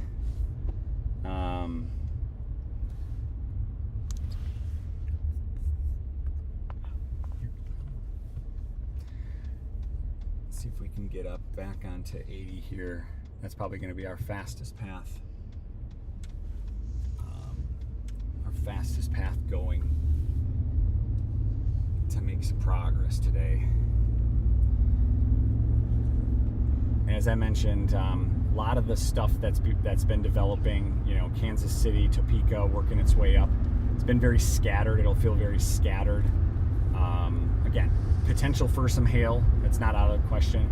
Definite potential for some tornado. We haven't seen that just quite yet.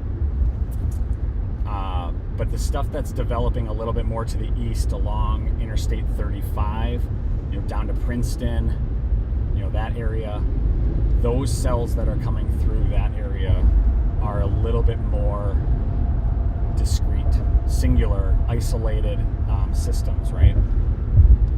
That's what we're after for today. Honestly, a little bit more photogenic, potentially be able to chase better, stay out of the rain on those, stay ahead of them, but also, you know, for the creation of severe weather, that is probably what we're going to do. So that is where we're off to right now. One nice thing about having a truck with a huge gas tank is you don't have to stop that often. The problem is when you do, it's not cheap. So we are good for a little bit. Got food and stuff? Alright, we are gonna blast past these gas stations and get on east.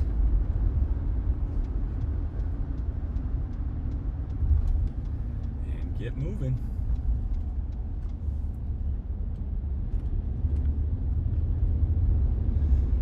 Alright.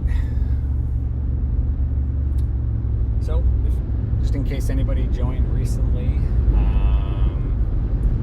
yesterday was a bust. We were originally Oklahoma, Kansas as a target. We moved up a little bit further north to the Nebraska-Kansas border, a little bit west, and all complete bust. I don't even think we had a drop of rain, did we? I mean, it was a pretty big no-show for storm stuff. That got us set up to spend the night in Omaha, and we are now headed east to Des Moines. With this track, we're expecting a lot of this storm development to happen down to our south, and will continue to move up northeast on us. And basically, we're going to get rained on in a little bit, but that's okay. We're going to continue to try to get east of here, closer to Cedar Rapids. From what I was modeling, there were some severe storms about, now again, this is modeling, this is placing bets at best, right? So this is not a warning or a watch, this is just kind of what the models were showing early on. But southwest of the I-80, I-35, corridor, kind of where we are right now, late morning, early afternoon, like noon-ish or so, the atmosphere was set up just fantastic for tornadic events. So we're seeing a lot of that development down south. It's making its way up here. Most of these have been severe warned. That main system has stayed severe warned as it's been working its way northeast. So we anticipate that will probably stay with, and that storm warning will continue on as it goes.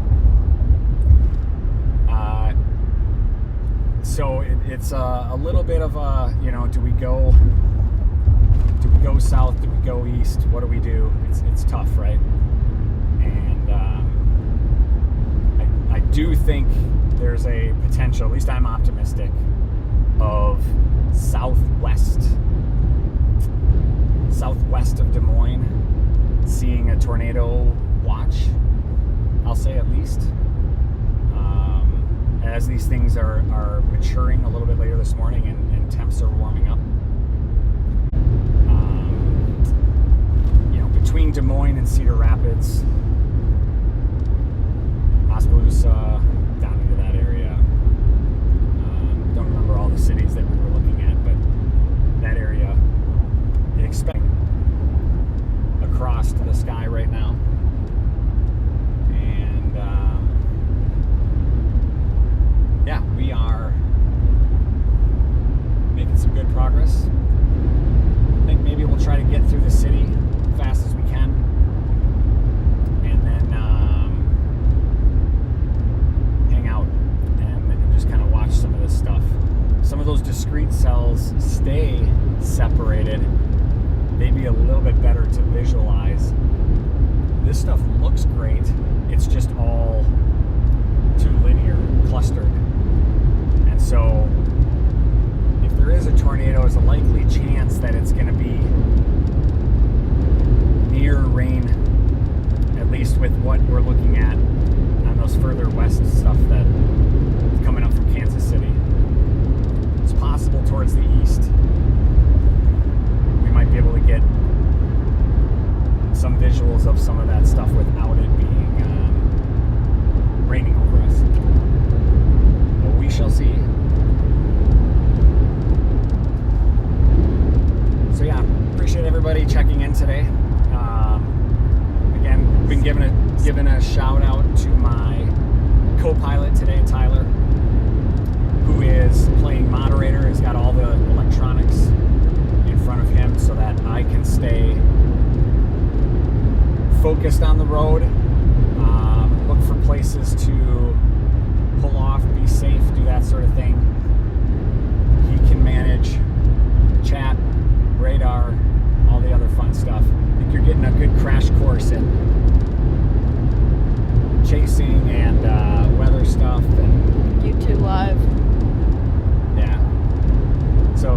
been fun. Yesterday, complete bust. We had fun though. Ran into a couple other fellow chasers. Might, who knows, see them again today. It's very possible. If you can see in front of us, it might be a little bit harder to see. Try to clear that. It's tough. These clouds that are forming here are really low, which is a good sign for us. Those clouds mean that the place in the atmosphere where the warm moist air rises to where it condenses. If you're familiar with some of the terms in like a meteorological sounding observation, it's the LCL, the lifted condensation level. That level is kind of a good estimate to where we think clouds would form. The lower that level is, one, it tells us where the clouds would be.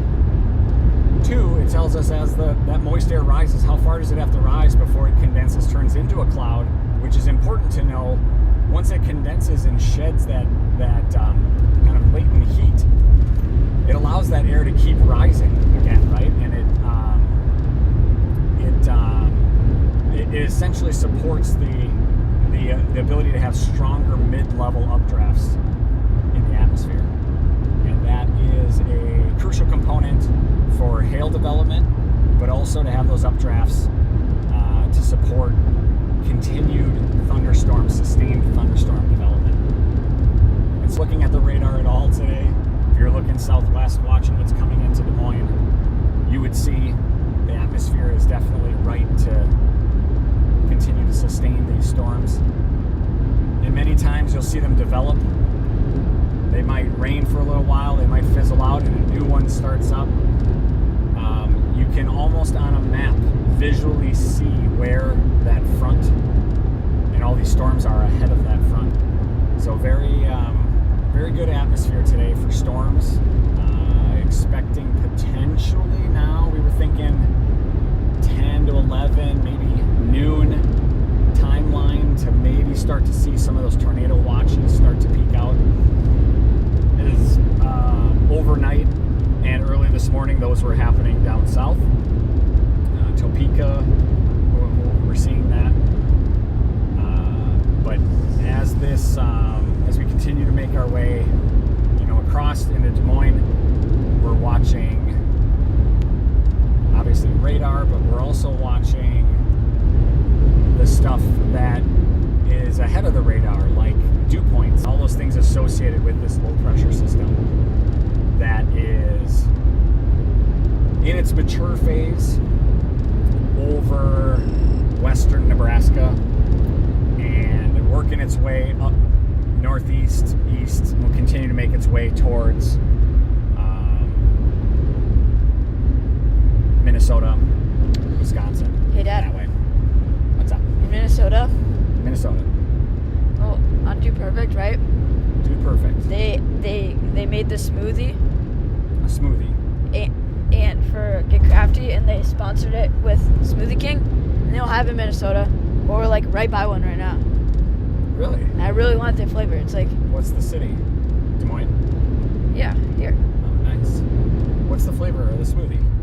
It's like kiwi and like some good stuff. Pineapple, kiwi and pineapple. Look, it's like right there.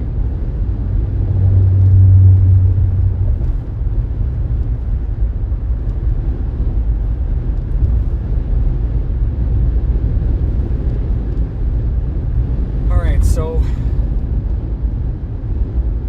again, on our way east of, we're just entering Des Moines, on the west side of town now. We are going to keep pushing through here and again, try to get to, if we were going to try, we'd try to race some of these storms over to the east side of the cities and get a view of them and see if they can stay a little bit pulled apart. Again, I think at least from what I was looking yesterday, I do think the possibility of the western side of Interstate 35 seeing a tornado watch before it crosses I-35 and Des Moines. But we will see. I think we're going to see here.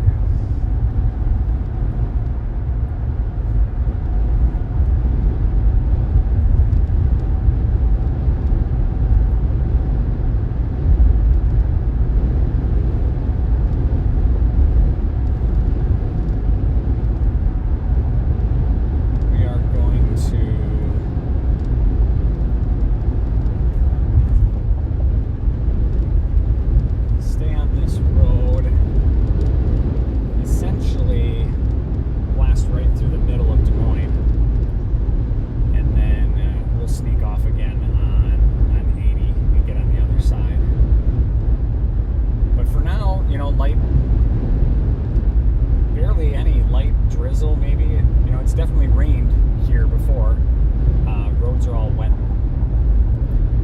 But we're in a little bit of a clearing as far as reflectivity goes. And all reflectivity is really is a radar reflection. It's a reflectivity of moisture in the sky. So if there's no moisture, it's hard to see anything. Occasionally you can see birds and insects, which is kind of interesting. You can see wind if there's a little bit of moisture. But the main thing that we're going to see today is moisture. And if that moisture is coming straight at us, we'll see that. If it's rotating, we can see that. Kind of all those pieces. So you get a little glimpse of that on the bottom radar right there. You can kind of see we're just outside the major portion of that. Which is all southwest of us right now, still south of us. This will continue to develop over the course of the day. We're expecting, I think, most of Iowa to see rain at some point. Again, as we were talking about, there's a wide area of potential for tornado. Definitely of severe thunderstorms. That wide area is southwest Wisconsin, maybe a little bit of Minnesota, southern Minnesota, just on the border. Most of Iowa, we're going to see that go all the way down and expand out, even into southern Missouri, maybe even down to Memphis too. I think is all part of that general risk. And for the most part, that general risk is shared with an elevated risk of 5%, which 5% doesn't sound like a lot. Don't think of it that way. But it is a heightened area to just be a little bit more weather aware, especially since we're talking about tornadoes. For us, though, the main area that we are targeting is this increased area, which is a 10% area that spans just a little west of Des Moines all the way over to the Quad Cities. I mean, most of Iowa. And like a kidney bean shape, I guess. A little bit. So, working through that. Be nice to get out of the city here for a little bit and get southeast of here.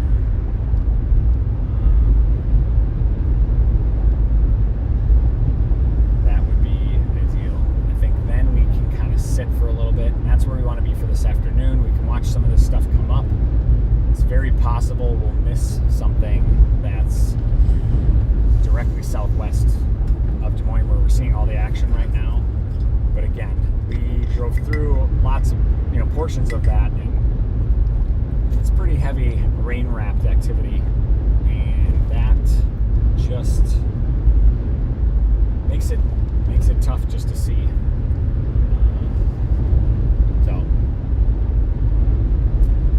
So yeah, I appreciate everybody joining. Doing this is just kind of a fun hobby. Tyler with us today, riding shotgun, moderator, radar checker, internet technician. You're just kind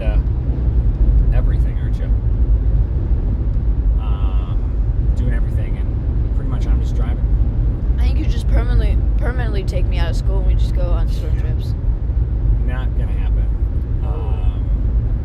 We're on day 2 of a 2-day chase. Yesterday being most of Kansas. I feel like we drove most of Kansas yesterday and half of Nebraska, and it was a big bust. A big whole lot of nothing. Definite environment setup until we drove at night. Right, we drove to Omaha for a sleep, and that was pretty intense lightning. I mean, just massive cloud to ground lightning bolts, multiple bolts, sustained bolts for like almost a second, you know, where it just lights up and it's almost blinding. It was very, very cool. And of course we shut the live stream off because it was a lot of rain, it was a lot of distraction stuff, and just wanted to be hyper focused on the road and be safe. So back at it today. I got eyes on the road. Tyler's got eyes on the computer. You can be hyper focused. I'm hyper focused on the. You are, yeah. On chat. Tyler's on chat. So if you have any questions, or I'm replying to chat. want to let us know where you're at, if there's an area, if you're in Iowa or you're, you know, if someone's in those areas, we'll keep an eye out for those kind of areas. And obviously, we can't physically be in all those areas. It takes too long to get to those places, but we are going to be probably spending a lot of time east of Des Moines towards Iowa City. That's probably where we're gonna just spend a lot of time kind of scoping and cruising that space and waiting for this stuff to start developing up by us. We've got fairly well developed upper level clouds that are carrying some moisture with them, so we've been seeing rain quite a bit. Haven't really not seen rain since we left Iowa or Nebraska this morning. So yeah, we'll continue to give updates here. You can see it looks like a little bit of a clearing of a sky as we keep looking straight east of here. But it would be nice to get into just a little bit of a clearing. Again, watch these cells come up from the border. They're all kind of hugging down by the Iowa border right now. But yeah, I've been watching. Looks like that severe thunderstorm warning expired. There are a number of cells all southwest of Des Moines. Those all are tracking northeast and will be working their way up to Des Moines and west of Des Moines. So if you are anywhere from, I would say, what is it, Tyler? Give me a city. Audubon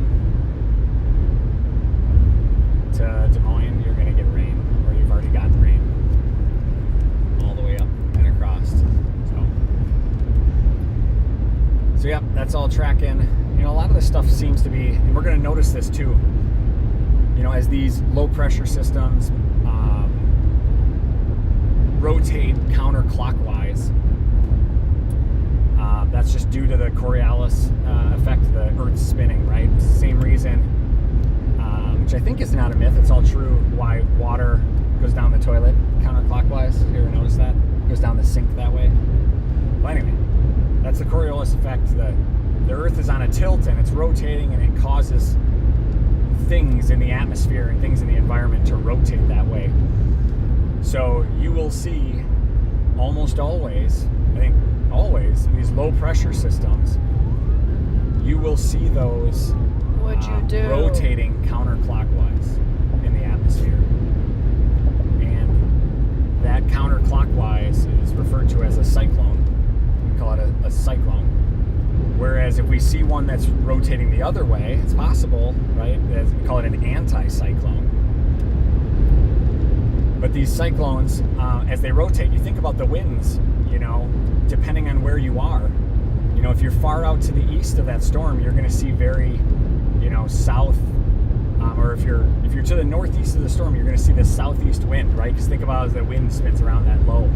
That might be off to the west. And as that low gets closer to you, those winds are going to shift to be more straight southerly, right? Like going up north. And then as this low system passes, it's going to pass, east, north, the Iowa area. It's going to see those winds shift to be more southwest. So we're going to see that overall shift as this happens, because the winds are all getting sucked into that low pressure system. The overall winds are doing that. So that's why we're seeing a lot of southeasterly winds. That conveniently is supporting our push of moisture, more and more and more moisture, the moisture return. That conveyor belt of moisture from the south will continue to feed these storms so that they don't just quickly develop and die. We're going to see sustained storms all day long. If we were to cut those winds off, a lot of these storms would pop. We'd get the rainfall, and that would be it, right? There would just be nothing. We might see some storms, but they would be just very kind of isolated, small storms, very low precipitation, and not like what we're seeing now as kind of widespread. So that's kind of what we're looking at right now. We definitely made it through. Maybe might even see some clear skies here as we're waiting for some of these other storms to pop and make their way up.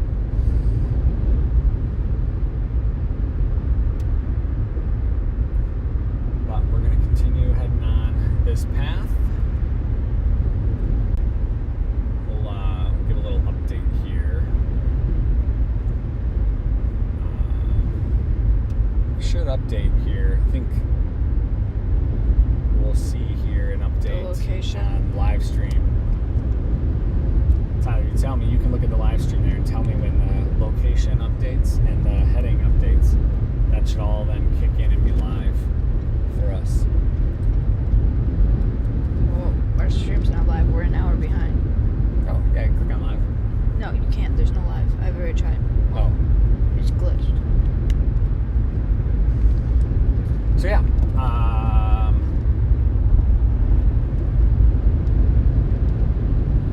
there's our east turn. I'm going to get just a little bit north of here, and we're going to pull off and take a look back south of us, because I do want to get east. I just want to get up in front of this a little bit. And Where's the sun? The sun hasn't even came up yet. the sun? No, where it might be far chance that we see any sun.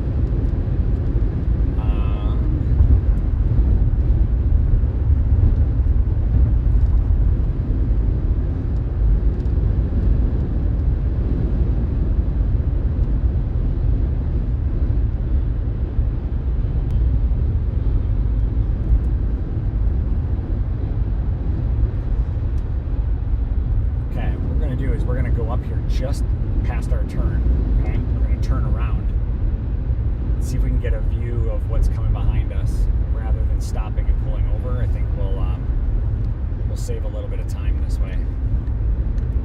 All right. Seems like an odd thing to do, but maybe seems like the right thing to do. I don't know. We'll never We're know. going to kind of figure this stuff out, right? Figure it out as we go. Black license plates. Yeah, a lot of black license plates. So, yeah. Casey's. Casey's? Yeah. Yep. We're going to get an exit here, get turned back around. We're going to head south on 35. That's going to get us a viewpoint. We'll get back going east on 80, but we'll be able to see some of this development behind us a little bit. Kind of on a mission right now. Don't want to stop too much until we're a little bit further east. I guess we could now. It's just we want to get out of the city a little bit. There's a tornado warning north of Kansas City, Missouri. There is one. It does look like there is a tornado warning. Zombie is looking.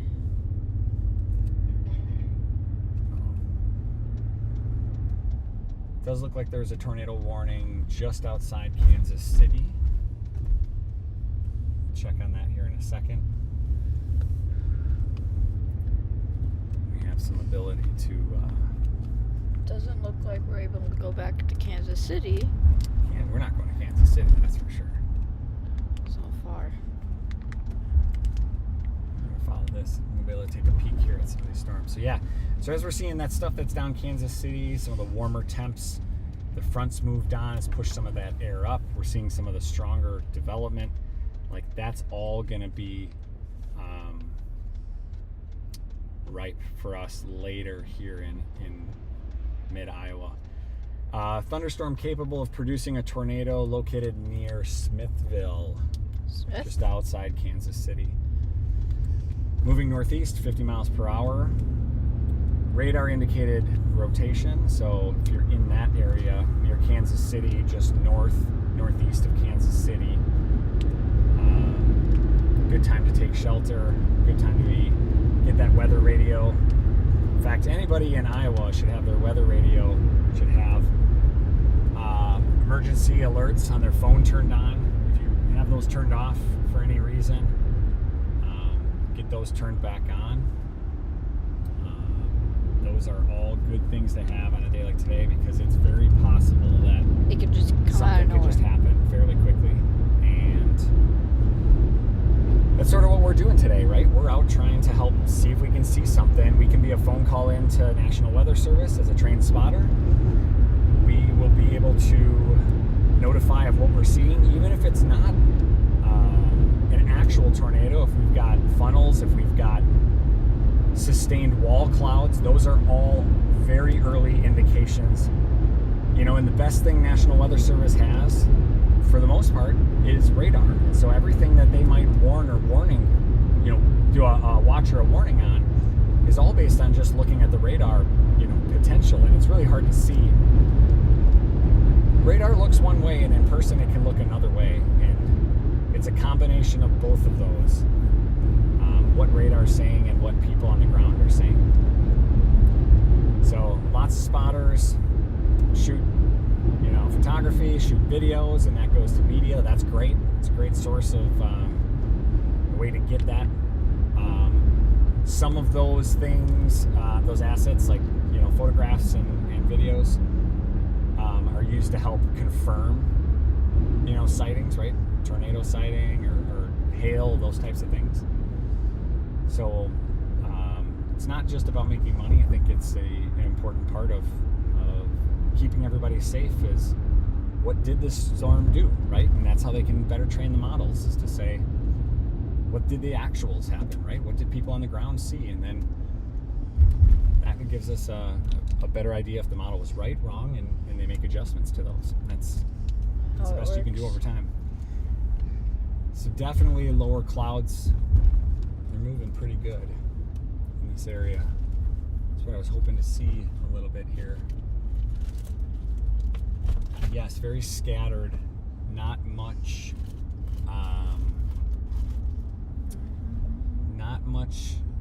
consolidation of those into like formed systems yet, but you can definitely see the shear of lower clouds, one direction, and the upper clouds another direction. That's a very important ingredient, like we said today, right?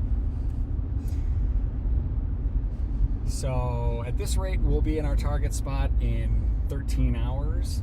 What? Just kidding. I'm like, what? I'm going to try to get out of this little setup here. Where is our target spot? I think we're going to head just a little east of Des Moines here. Again, a lot of this storm development that's down to our right, Tyler, as you look out your window. I don't know if you can kind of describe what you see. I see like clouds. Well, yes. What do they look like? What kind of clouds are they? Are they those low, They're like scuddy ones, or are they higher in the atmosphere? They're low and they're like kind of skinny and they go like across. For those bugs. But we shall see a little bit of clearing up ahead. I'm not expecting to see blue skies by any means, but just keeping an eye on this as we go through. Getting a little bit more intense as it's coming up northeast. We are seeing kind of merging together a little bit. I wouldn't yet say that there's a singular cell that's taking over. There's still, kind of a multi-cell, sort of a quasi-linear system. But yeah, it looks to be, as that's developing on the front, hanging out still a little bit westward of Des Moines. And that stuff's just kind of slowly tracking its way up with the warm front as it moves in. So that's what we're trying to do. Get a little bit east of here. Can maybe do a target of like Newton or something like that. Do a pause for a second. That's just up here a little bit. Maybe get a little bit further and just get an idea of what's coming up, and then we can kind of watch some of the stuff develop a little bit better. It's these kind of systems that are coming up in the south, right? They're great for building severe weather, especially with that warm front there. Our winds in from the southeast. Talked a lot about the stream about the tri-line already, right? That's an important. All these ingredients are important as this low pressure is moving over.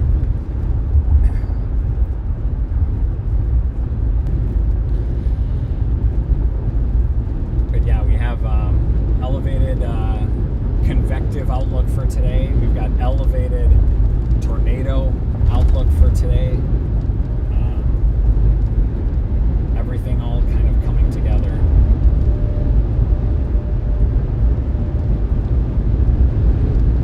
Everything coming together. Now it looks like just south of us, they issued a tornado watch. So just south of Des Moines has a tornado watch. That goes pretty much just south of Des Moines, south of I-80. Goes all the way down into Missouri, Columbia area. So that whole area. And it looks like they're going to leave that watch on for the whole day. 7 hours they're going to leave that on. So that is a pretty high confidence now that that area south of us is, rather than put these watches on and off, sometimes you'll see them put it on and say, look, like we're just telling you right now so you don't miss it. Almost the entire northwest portion, or the northern portion of Missouri, the southern portion of Iowa, tornado watch. That means have your weather radio, your wireless alerts on your phone up, ready to go, and just, kind of be tuned into what's going on around you, because this isn't like one of those storms where it's a big squall line where it comes through and it's just a one and done thing. I think we're going to see a lot of pulse type storms, and it's going to be throughout the day. And it's going to be heavy rain stop, and any one of those that's coming, if you weren't paying attention, could be something that's carrying with it some rotation.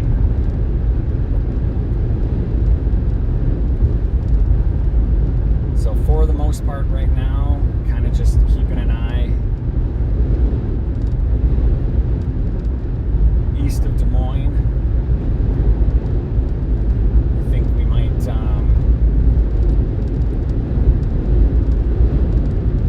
buckle off at Newton and head south for a little bit, kind of watch some of that stuff. I think a lot of these things are going to develop down to the south, and it'll give us a better idea. Like I said, I was optimistic that there'd be a tornado watch southwest of Des Moines, and sure enough, we have it now. So anybody just tuning in, that area is under tornado watch. A lot of these storms kind of merging up. It'll be interesting to see if we see fewer of these little cells and more of a pronounced supercell.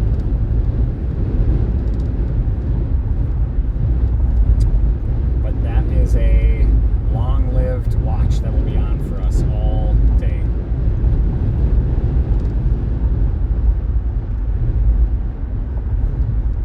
So we get over here a little bit, just a little bit further, and we'll start to duck down south, maybe head towards Pella area.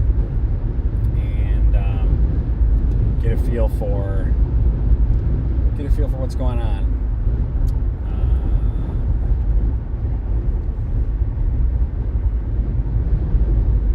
Yeah, again, appreciate everybody who's tuning in. We're hoping to see further south, southwest of Kansas City, Topeka. We now are getting pretty much that area from Kansas City all the way almost up to Des Moines is under a tornado watch. And should be a good day today. There's you can see a lot of chasers are headed down I-35 right now, waiting to run into those. I want to stage up just a little bit to the east of there. I want to have a good north-south route that we can go, and I'm thinking if we get to Newton, get on Highway 14. Highway 14 would be a good run for us. Not as good as the interstate, but pretty close. We can always work our way back west if we want to. We work back north, be flexible like that, right?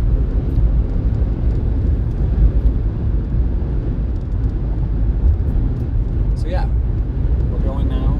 Any reports of how the live stream is going? A little choppy? Is it going okay? I'd be curious if anybody minds sharing in chat. Just kind of curious if you wonder, because on our screen it's delayed by like 10 seconds. It'll always be delayed. On a live stream, it'll always be delayed like that. But is the audio synced up for the other person? So it's like when we... Audio and video are synced up on our side. So they'll see it synced up, but everything gets delayed, about 30 seconds or so. But I would just be curious if it's, we're going in and out of cell spots. So there's some, like great, then there's some poor and some great, but I would just be curious if, for the most part, when it's good, is it choppy or is it holding together pretty good? What that sort of looks like. Just as a little bit of feedback would be great. Definitely brightened up here a little bit as we come through this. We're out of the major part of the city where I would, as I said, it'll be interesting to see how these storms favor as they work up towards Des Moines. It's much more of a northeast progression instead of a straight east progression like we sometimes see. That low pressure is sitting over middle of Nebraska, middle of Kansas right now. So with that, we're going to see these winds shift over the course of the day, likely to a straight south wind. And with that straight south wind, again, continue to feed us that moisture really up until the cold front swings back around. And if you're looking at any charts, if you're looking at any like weather charts or anything like that, you can see that cold front catching up with the warm front, and that's what they call an occluded front. It'll usually show up on a chart as purple. John James CR said the audio stays, but sometimes the video pauses. Okay. All right, working We can on always that. repeat stuff if you guys miss something. Just tell us. Yeah, just let me know if we need to repeat anything. We took a little bit of a liberty to downgrade the video just for reliability, so we didn't lose the stream. So we get some pauses in the video and little blips and that sort of thing. That's intentional, just because we're driving and we might be driving through rural Iowa. It's hard to sometimes keep internet connectivity. So doing our best on that front. As I was mentioning on that front, though, we've got the stationary front that's moving up into the Des Moines area. That's what's pushing a lot of this rain right now. Behind that is the warm front, and kind of associated with that is a warm front. But behind that is a cold front, and that's pretty common how those stage up. And what happens is when that cold front catches up with the warm front, we call that an occluded front. And that really will kind of signal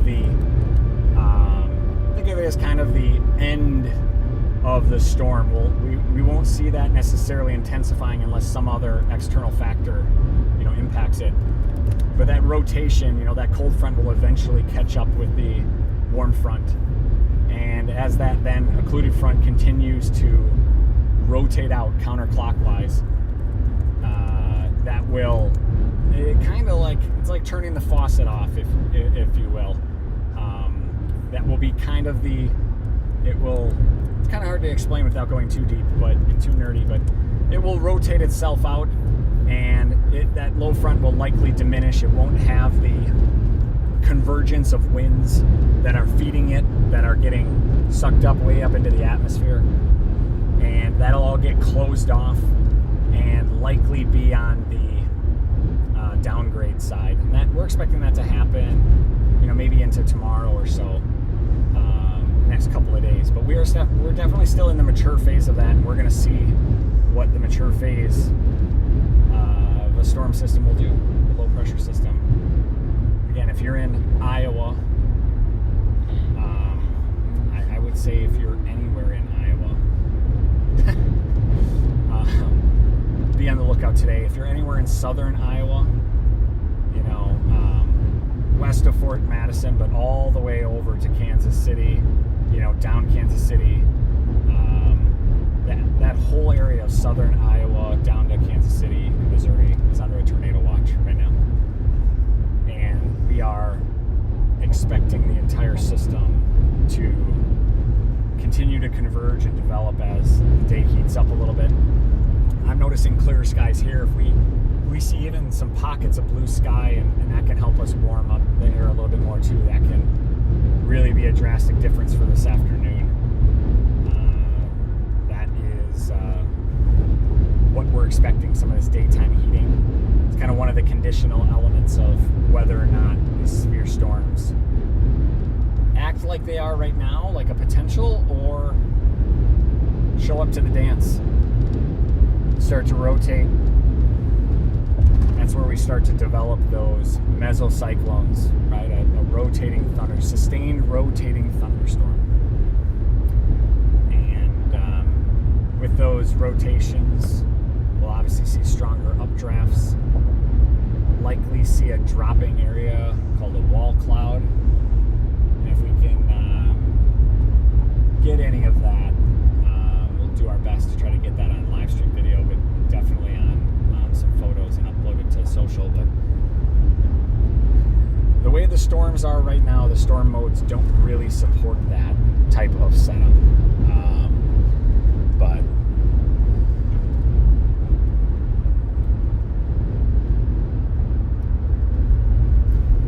it's really interesting. The more you learn about weather, the more you realize what more complexities exist and more that you don't know.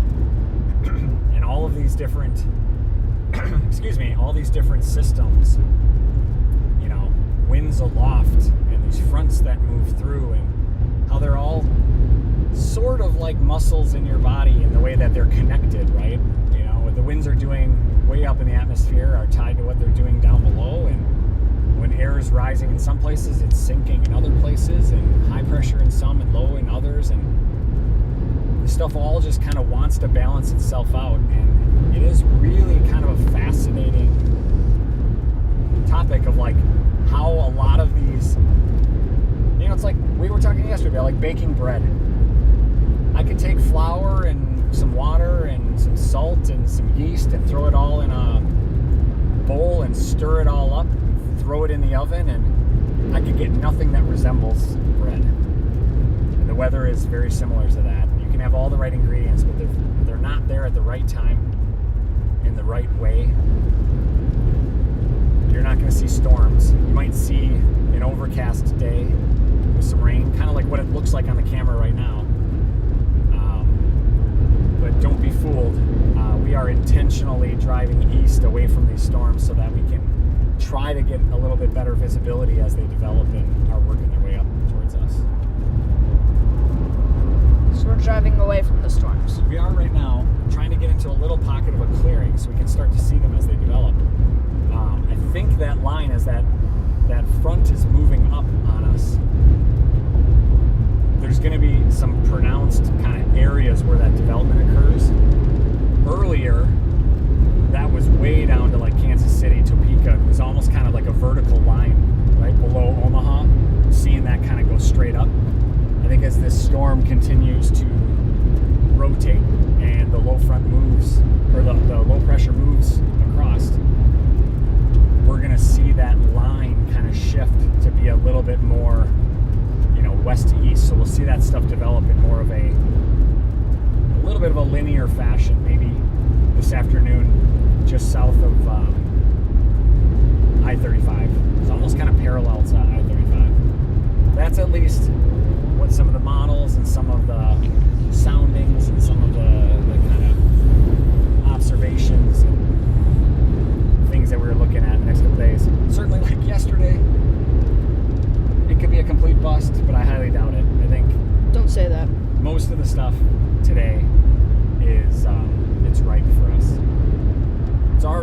be seeing it. We're in a tornado. I want to see my first tornado.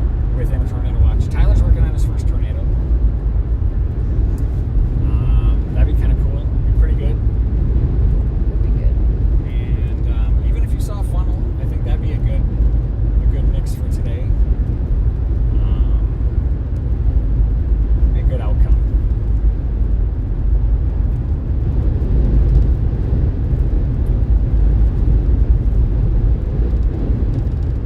So yeah, coming up maybe a couple miles here from our target turnoff, and then we're gonna head south. South be the key. Try to intercept some of these before they all become too well established, or not necessarily the storm's established, but that it's pushing these clouds up and we're just sitting in rain the entire day. It'd be great to see some of that early development of those storms.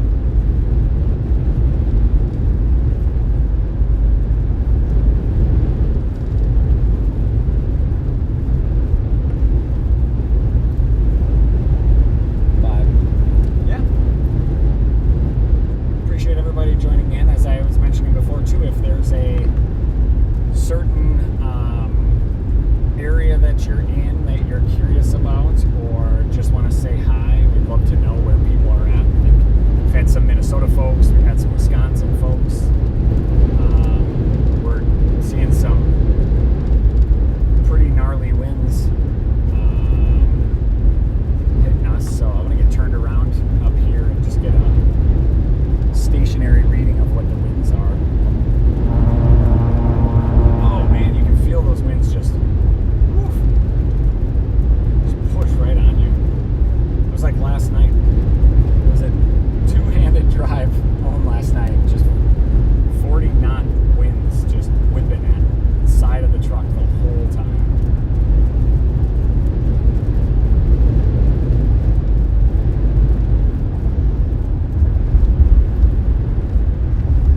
Be up here in a second.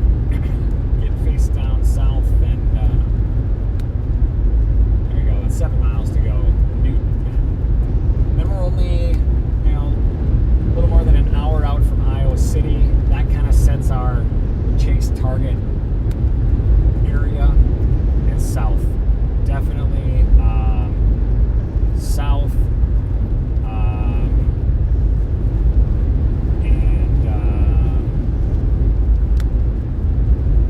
There should be some stuff, I think, we see for sure. I think this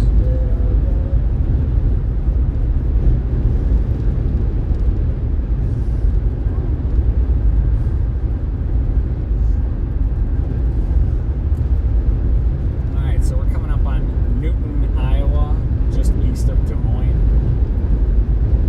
Again, target region for today. If you're looking for rain and you're in Iowa, you'll probably get some. If you're looking for severe weather, right now it's mostly south and southwest of Des Moines. Also northwest of Des Moines, as those have pushed up. Kind of a vertical stretch, the western part of Des Moines. Because a lot of this stuff is pushing that direction. And the reason it's pushing that direction is because a lot of these winds aloft that are kind of our steering winds are much closer to the low, and we're seeing them with a little bit more of a southwest to northeast, where more at the surface we're a little less impacted by that low because it's not quite here yet. That's why we're seeing southeast winds out of the southeast. So that we will definitely see those winds shift as the low gets closer. We also expect to have those winds change in elevation. So as these storms get closer and they develop some height to them, the entire storm doesn't itself, go straight. It, can rotate itself, and we want to see some of that rotation.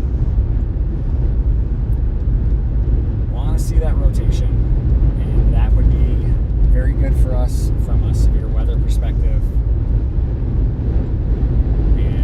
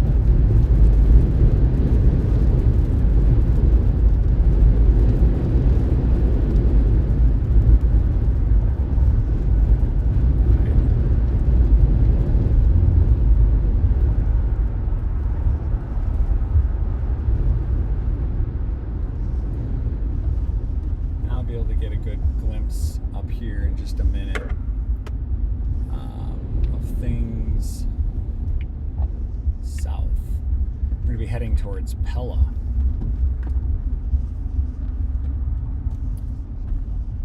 There's potentially some people on the live stream or anybody who hears Pella and then they sing the jingle to it. Or the, do you know what I mean? You know what I mean. The what? Isn't it just say Pella? No? No? Sure, if I Someone see will correct me if that's wrong. I think that's right. someone in I chat see 14. starts singing that song. No. It's not like a full song.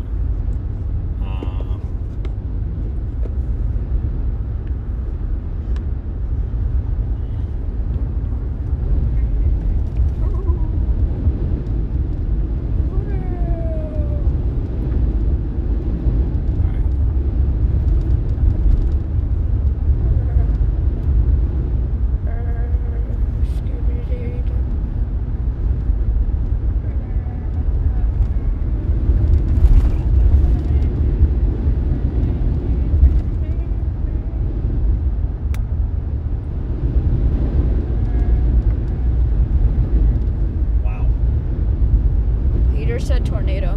What's that? Peter said tornado. I haven't been able to really look at radar. We have a tornado. I don't know. We definitely have a tornado watch right now for pretty much southern Iowa. Wiz wants to know where you were born and where you were from. I was born in Wisconsin. That's where I'm from. Currently reside in Minnesota. And Because he said he's from Rochester, born and raised. nice. Yes, we are home base in southern Minnesota. Occasionally we'll be able to find time, more on the weekends, but occasionally on the weekdays, to be able to get out and see some weather events. We thought we were going to hit a big system yesterday in southern Kansas and ended up taking plan B to northern Kansas, and actually both of those were a complete bust for the most part, and we really then set us up well to get here. This whole system and this whole setup for today, Iowa, is much more favorable than yesterday's were. So I'm glad we didn't go south, because those people would have had a long drive last night or early this morning. And for us, it really wasn't bad. We pretty much hit our target right on time. 10 o'clock this morning, 10 Central Time. So right now we're kind of en route, Monroe, Knoxville, Pella area, that whole area we're kind of headed down towards. Maybe able to get a little setup and just take a pause again for a moment. I think these storms are coming. These smaller storms right for us, so we should be able to get a good look at them as they're coming. It's possible by the time they get here, they develop a little bit more. So I assume, is the radar on the screen keeping up good with us? Yep. Awesome. Well, that's fantastic. We are going to hit a detour.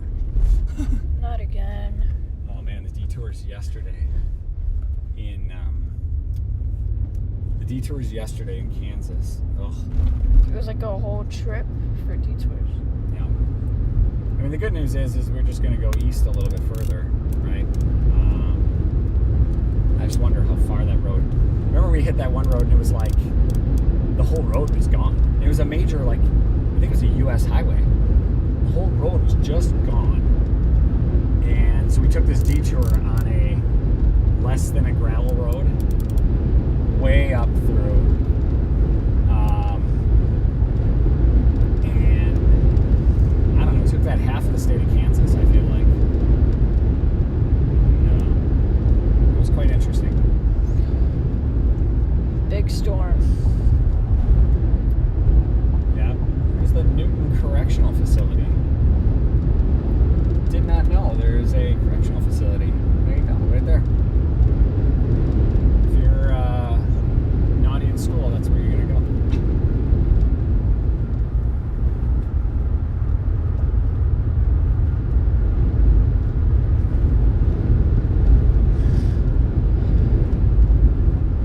there some storms on the radar by us? 'Cause You'll have to look.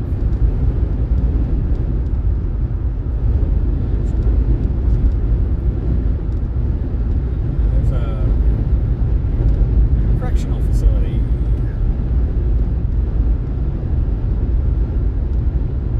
we're in Newton. Alright, so we're gonna hopefully get up on another. I want to keep going east here, but I also want to get a little bit further south. So I'm wondering,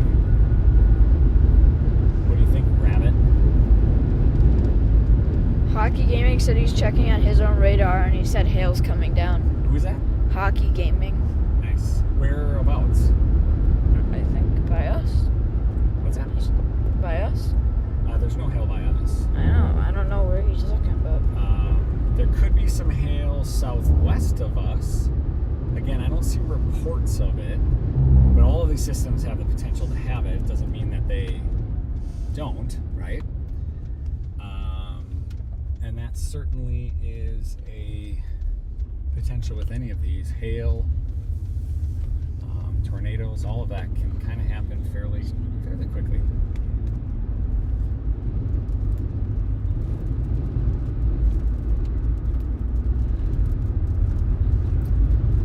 So I think we're back going south again here. Definitely against the wind. You can feel it popping at us.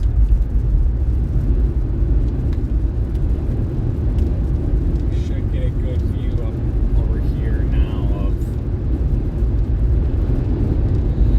kind of what some of these systems are thinking. If some of these look like they're fairly slow moving in. So I guess that's good in general.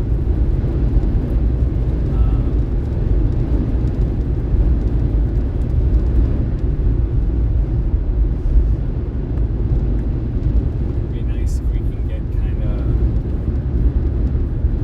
of situated for a few minutes. And again, it's kind of like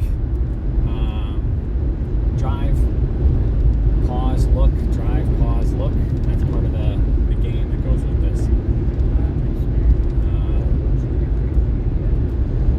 Looks like a lot of folks have gone north of Des Moines. I like the south setup for right now. That's where we looked at a lot of things. There's plenty of time in the day to get north again later. Kind of watch some of this stuff go, but we're going to see these things come up from the south.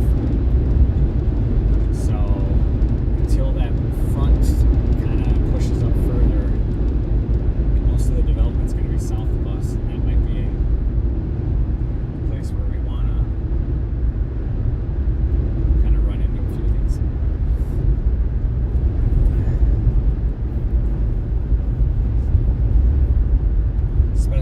Special thank you and shout out to my moderator, Tyler.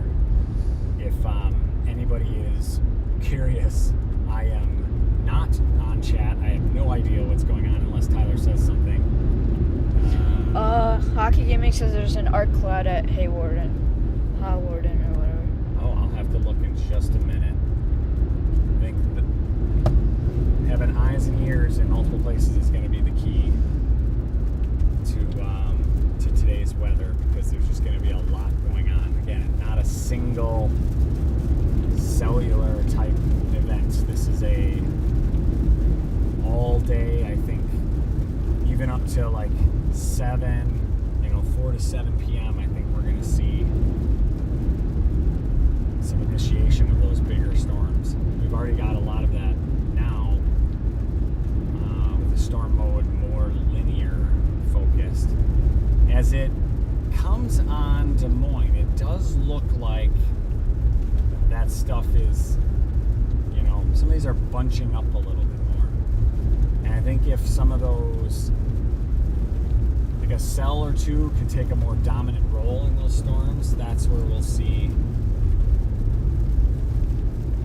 a little bit more of the severe weather activity that is forecast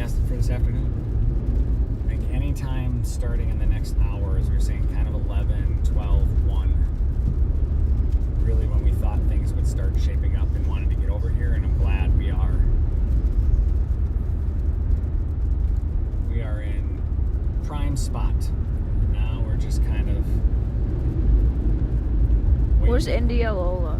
I don't know how to say that. You got a map? You got a phone? Look it up. Okay. Because they have a tornado watch and large hail possibly. Yeah, there is a tornado watch that is pretty much all of southern Iowa. It extends from Brooks, Iowa, all the way over to Centerville, Iowa, from Des Moines all the way down to Columbia, Missouri. It's hard to even like explain how far or how big it is in the cities, because it is quite a pronounced area.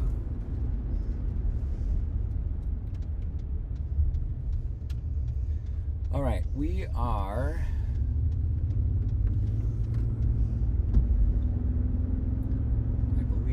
leaving Resner. That main road that leaves is a little bit too gravel for what I want to go right now. I want to keep moving a little bit.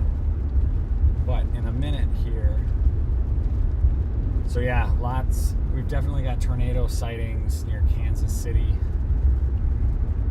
More of those.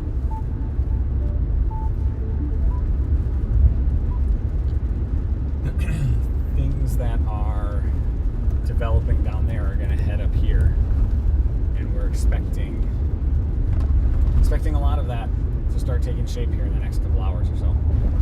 Again, widespread weather event. Most of Iowa is going to see rain today. Most of Iowa is under an elevated probability for a tornado. There is a even higher 10% hatched area which extends from Des Moines over to Davenport, and again kind of where that tornado watch is now, but also a little bit north up to Cedar Rapids down to Columbia. That whole area is ripe. So continuing to look at this, continuing to monitor this. We've got a little bit of a goal to get ourselves on some of this, so maybe we kind of wait here as this next storm is developing. It does look like now we've got some reports of hail coming in. By us? Just south of us. Quarter-inch hail, it's not too bad. It's a pretty small system, so that all makes sense. But if we can find a good spot up here, this would be a good spot to kind of pause and reflect, especially on this hill.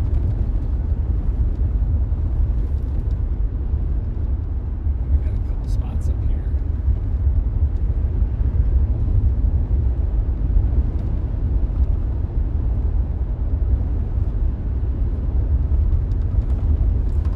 All right, we're gonna try to find a little turnaround spot, a little spot to get ourselves faced back south. Kind of like this spot for a first, intercept, and we are gonna do that here in a second.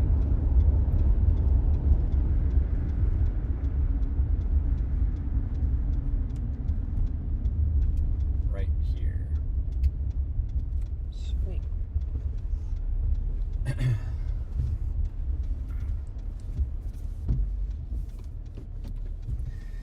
All right, get ourselves turned around here. All right.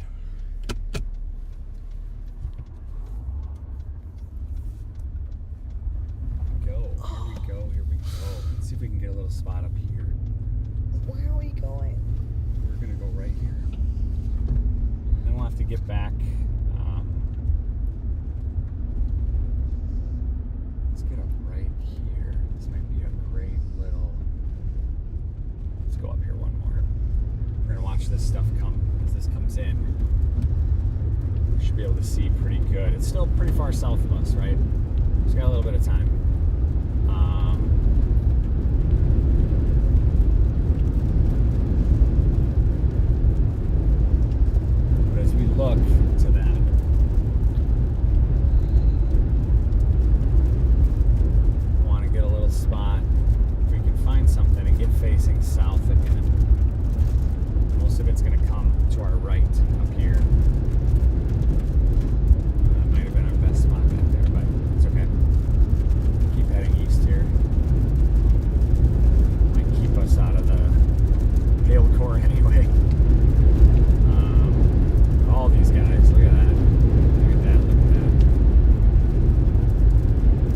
looks like we've got some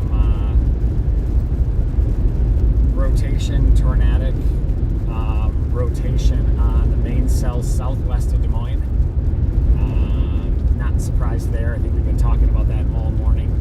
But that's right on the border of the city. So that that looks like it might be just that first cell that's heading right over the city. All right, let's. We're gonna try to get off here and get a spot on a little bit nicer road, looking south, and this is gonna curve us around and take us right back into town, isn't it? If we can get on the other side of town, get on the highway. I don't know. You tell me, Tyler. You the navigator? You're the navigator.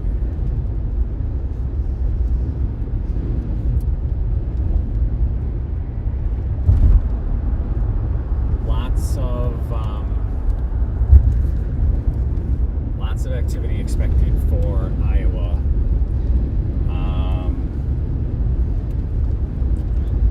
That is on the docket for today. We're going to see that progressively build from the southwest to the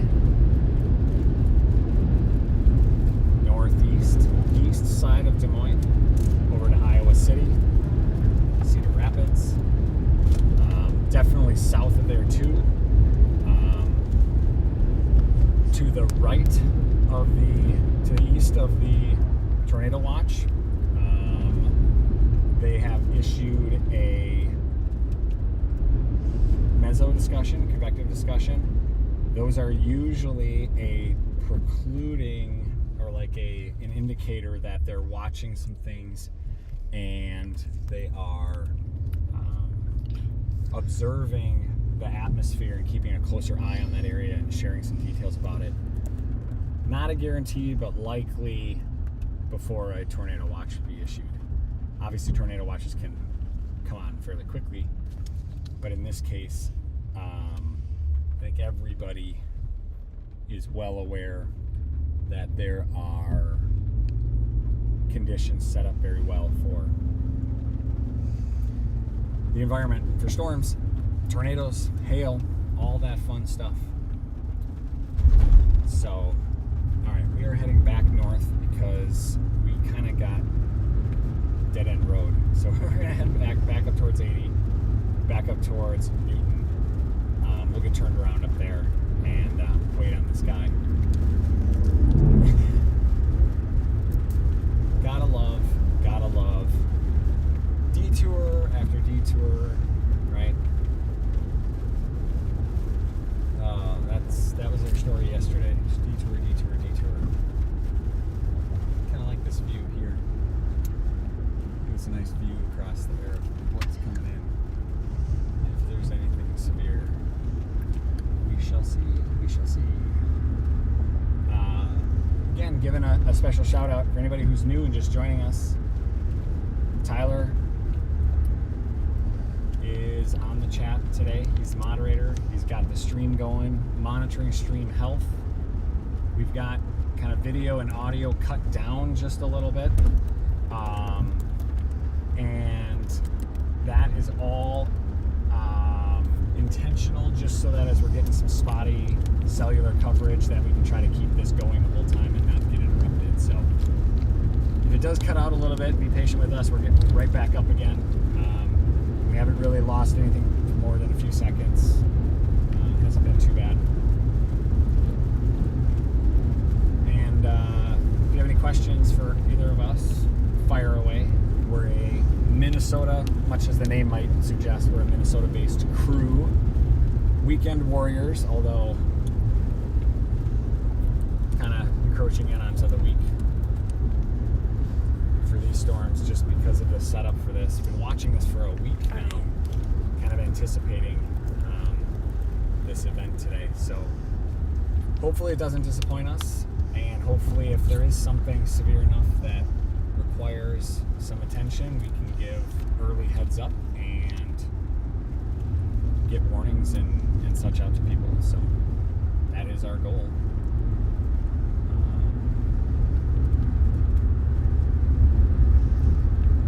So yeah, headed back north. We're gonna run up here on Newton,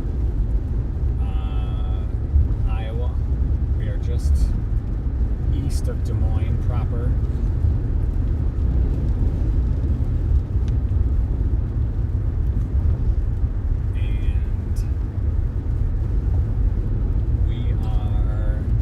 Turned around here and watch some of this stuff kind of work its way up.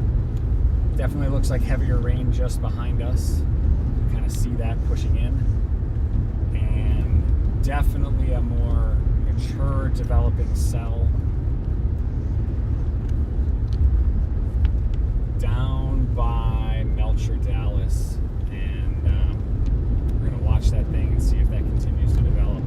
Now it looks like a tornado warning has officially been issued for just northwest of Des Moines. That is a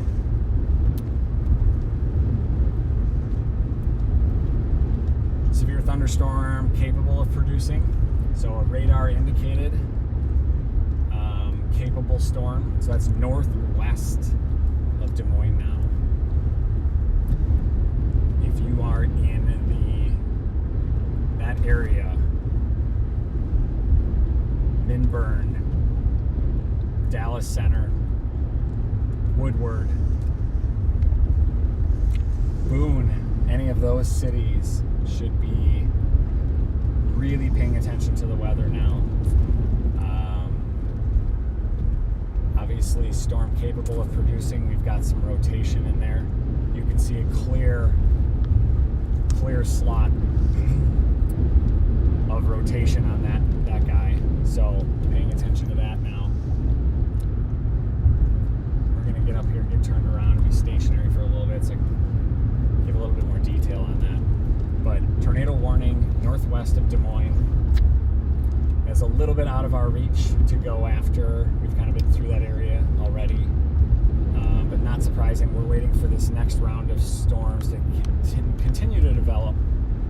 Again, coming up from kind of the south area, really all the way from Kansas City. A lot of that stuff kind of seems like it's rooted out of Kansas City, but that's because of how the front's positioned. There's a tornado on the ground by minburn. Is there? Yeah. Could be. Chat's saying that there is a tornado on the ground. That's what Zombie said. In what town is that? Minburn? Minburn, yeah. Yeah, we've got tornado warning. We've got the warning for that as a storm capable of producing. Certainly could have happened since that warning came out. We're going to turn on a couple of things here to potentially see if there is an actual tornado on the ground.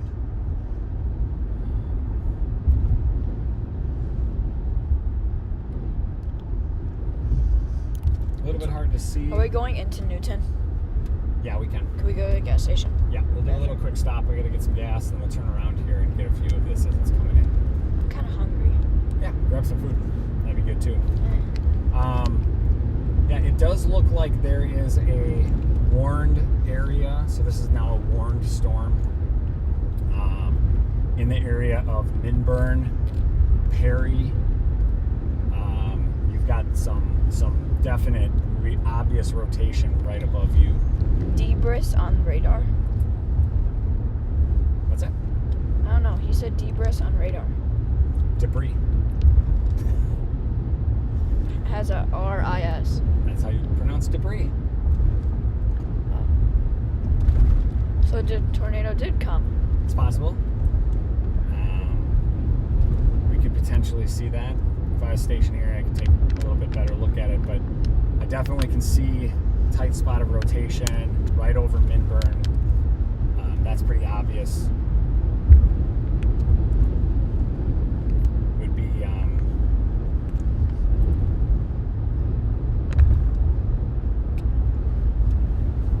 we'll take a peek here in a second.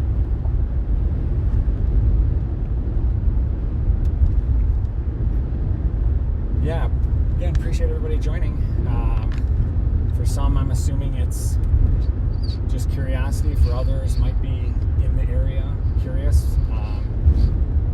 We will report what we can see and what's confirmed on radar. Not a overhype, but truth is today's setup is very favorable for severe weather. We have a lot of ingredients right for that to happen and expect it to be kind of a full long day of activity. And so we're out here trying to keep an eye on some things. We're east of Des Moines. We're going to be coming up here soon on Interstate 80, crossing that and heading into Newton city limits. Do a quick pit stop, and then we will resume chase here.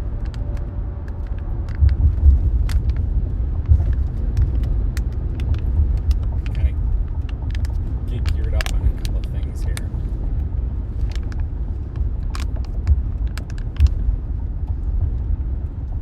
We'll head into town here. We'll pop over. We'll be able to get south facing on Highway 14, and we will be able to see some of this stuff come in now. Definitely a much more established, linear looking, like squall line looking storm system extending from Des Moines all the way down to Knoxville, Iowa. That system, as we know, very capable of producing hail as well as tornado. We've got a tornado warning northwest of Des Moines. So we're going to keep an eye on all these things here for everybody as we cut through the little town of Newton, obeying traffic signs, being a good citizen of the road, and headed to get some gas. Quick bite to eat. We left this morning pretty early. We were on the road. We didn't eat. We haven't ate. Haven't done anything really. We've been just cooking it, trying to get here, to get on this all early. So we will. We are on it pretty early. Yep. Make this pit stop as quick as we can. Obviously, this system is working its way up towards us, so we're expecting that to continue to mature as it's pushing along into this warm, moist air that we've got here in central Iowa. Call it central Iowa, right? Yeah, central Iowa. We're pretty smack dab in the center. All right.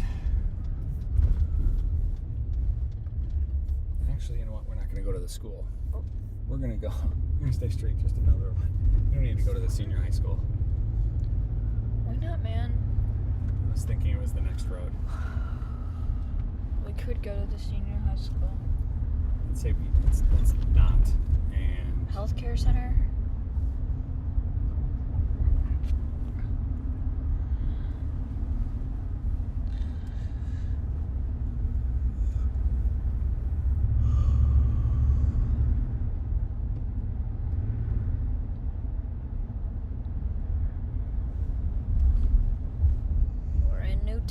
Newton, Iowa. That's where Newton lived. In a little bit. I don't know that this is where Newton lived. But it could be. Imagine it is. Could be. Alright. We're getting a nice little detour here of the town. Trying to get over to, what did we see before Casey's? We can stop at Casey's. Grab another slice. That'd be your second slice of Casey's pizza. Tyler's first one was yesterday. It was the superfood of Storm Chasers. Of Casey's Pizza.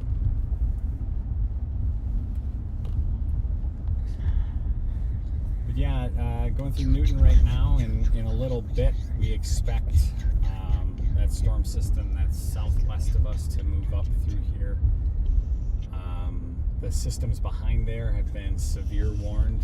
I'm expecting any time now these are going to develop to that level. We did see that tornado warning pop up pretty kind of quickly, and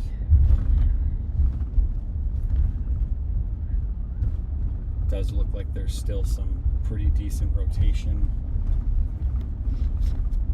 involved with that. Just northeast or just over Perry, Iowa. Looks like there could be potentially some debris with that, potentially. But again, the warning came as a capable storm warning. Now a confirmed tornado over Minburn. So we did see that.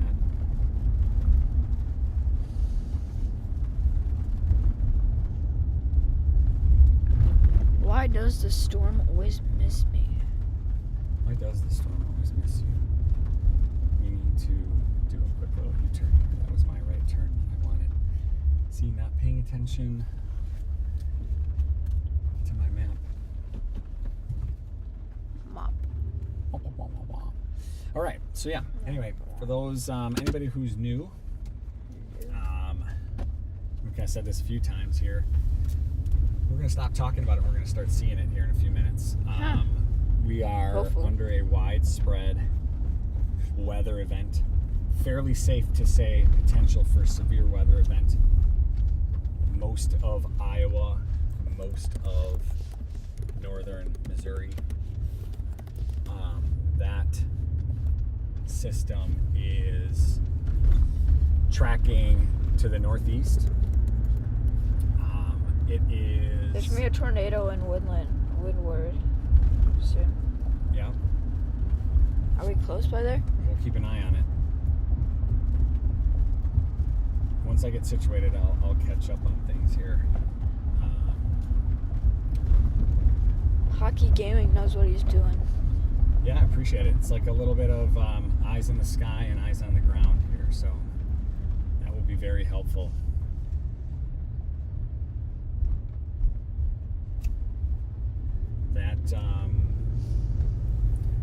That whole system coming up through on that west side, I thought it was going to, they were going to severe warn that. Let's go over here to the KCs. I thought we were going to severe warn that just before, but we ended up not getting that until just as it passed the city of Des Moines. So that was a little surprising, but again, I mean, relatively close to what we were expecting and anticipated. So it means we're, at least the models and the atmosphere are kind of holding up to what they said. We're going to do just a super quick pause here, grab some gas, grab some food. We're going to be back in the car. I'm going to leave this running, and then we will build a game plan with folks here a little bit and catch back up. So we'll see you here in just a second. Bye.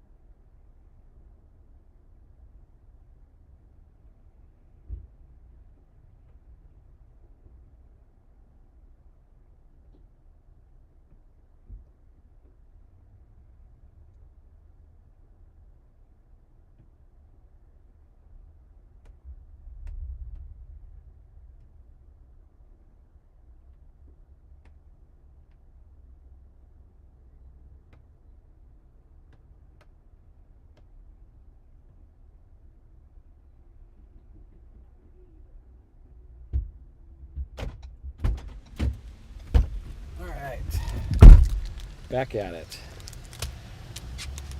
Okay, let's see, what did we miss here? Looks like that tornado warning staying on the ground, or staying in effect, still another 13 minutes. Ooh. We're back to another capable, so we must have radar indicated. Debris signature. Yep. Good call on hockey gaming. Hockey gaming. Yeah. So yeah, as we mentioned here, we're getting kind of caught back up on stuff here. We have a widespread weather event all across Iowa. We are sitting kind of smack dab central Iowa, just south or just east of Des Moines. Just south of us, all the way down to Kansas City and Columbia, Missouri, is a tornado watch. We're seeing a lot of weather come out of Kansas City. Tree damage near Collins Road down by Kansas City. Looks like it was a called-in tornado. Excelsior Springs, just on the north side. So I mean, all of these storms very, very capable. We've already seen, tornado just northwest of Des Moines. That continues to stay warned. We're waiting for this storm system to come, which is probably the next most mature of these to come up where we're at, just Newton, Illinois. So kind of looking at that, keeping an eye on things there. Expect this to continue to develop. As you can see, we're getting some lightning that way. A little bit of thunder. Oh. How scary.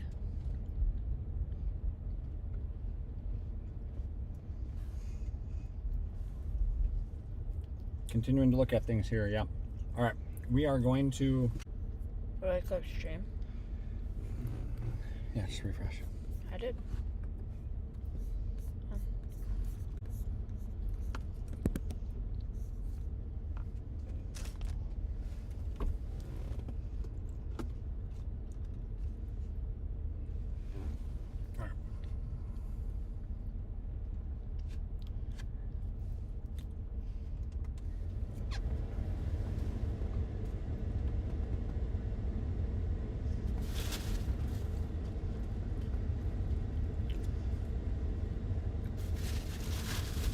All right, are we almost back up yet?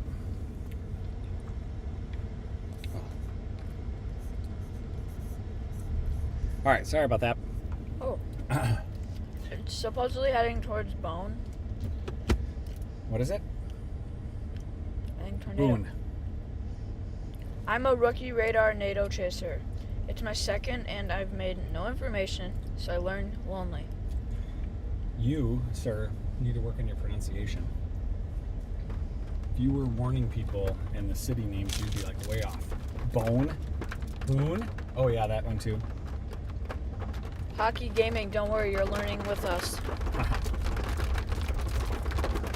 All right. Thank you, hockey.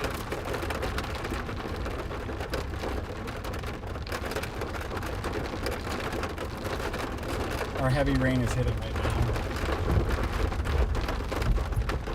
Looks like there's some big stuff heading towards Boone. We're gonna try to get just a smidge of this. I mean, that's what's coming.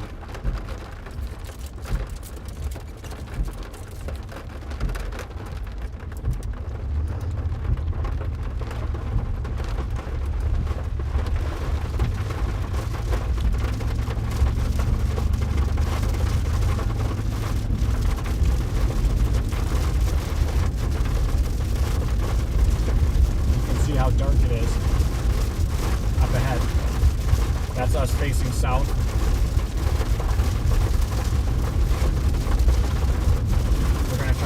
just to the east of that storm so that we're not just blasting right through the middle of it. So, she looks pretty good.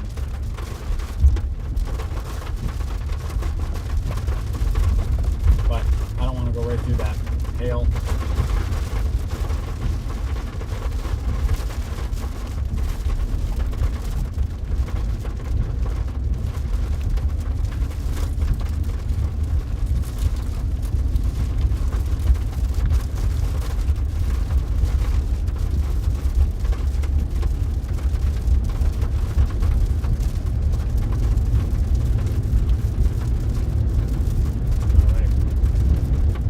On 80 going east.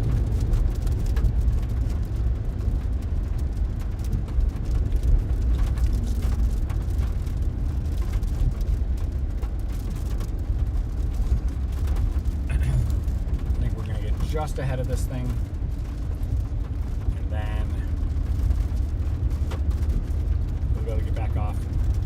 It's just this other little storm thing. There we go. Then now what do we got? Kellogg 11 away. Should be able to get off before that.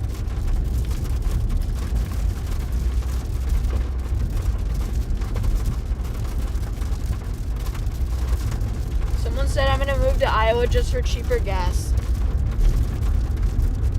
That's cheaper. Or you just gotta drive to the border.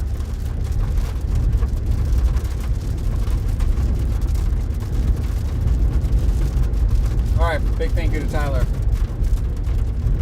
He's the rabbit, shotgun, radar, chat, moderator, all the above, right? Helping out today. There's a lot going on. These storms are coming up quick. There are definitely not a lot of like pause moments before we're like caught again and run over by one. So we're right in line on this one that we've been looking at for a while. We're gonna turn here in a second and get a good look south again of it.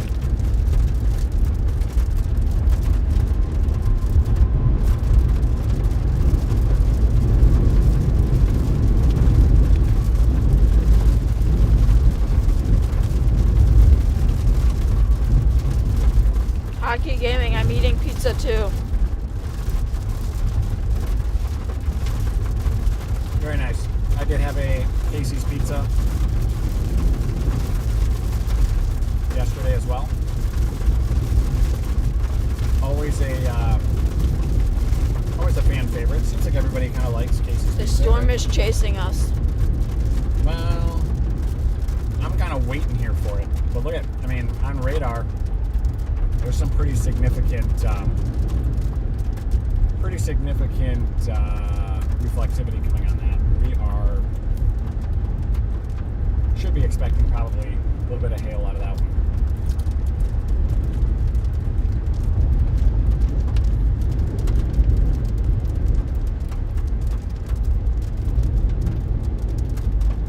We're right here. We'll be able to see the whole thing come by, slide right past us.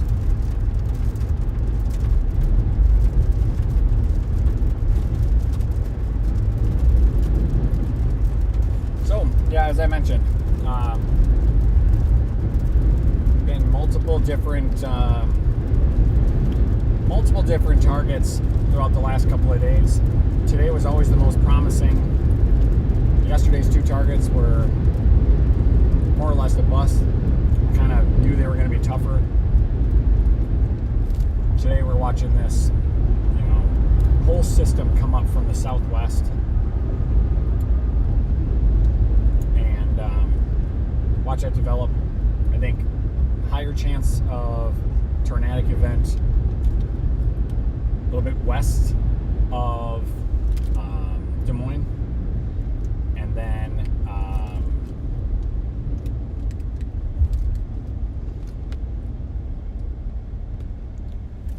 as the day progresses, it's going to get a little bit more towards the east. Everything's coming up from the south, so obviously the south's going to see this stuff, but back. There we go. There's some lightning. And stuff. We head up over here. I'm also going to get the radio tuned in here. And see if we can get a nice spot away from people. Bye, hockey. Hockey taken out. Gotta go to Thanks, brother. school. Bye. I better go a little bit further.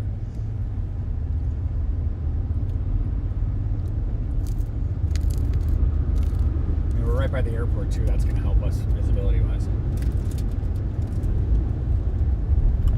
Hi, LOL. Where's the tornado watch?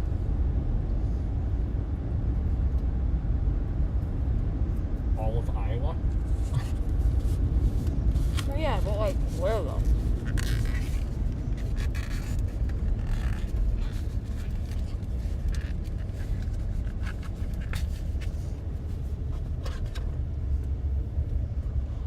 Okay. Oh. We're going to go in here and just turn up. We are facing west, southwest. You should be able to see it here. Liquid Ivy? Hopefully up on this hill. Alright.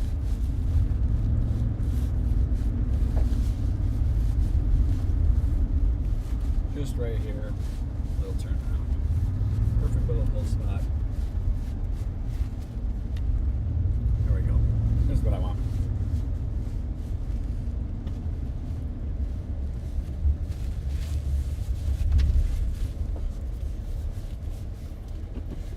Okay.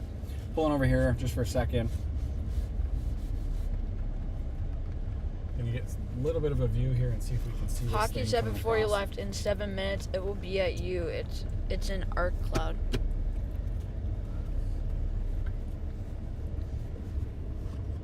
This is what he said. I don't know. Yeah, I'm not really seeing any rotation in the system that's coming towards us. Maybe a little bit that's past us, that little guy. So no tornado? Well, we're just going to kind of watch here for a second. Taking a peek. Definitely up ahead. You can see that all going by off in the distance.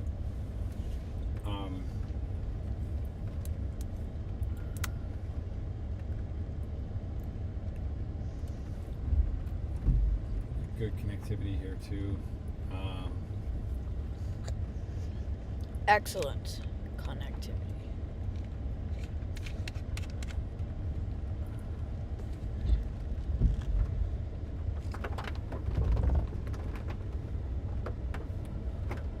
There's rain.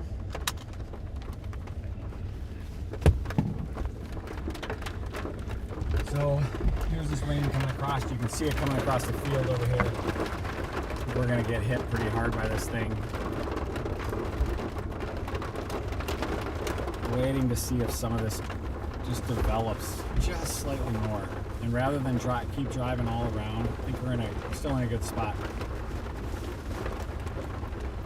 Winds are about 20 miles per hour right now.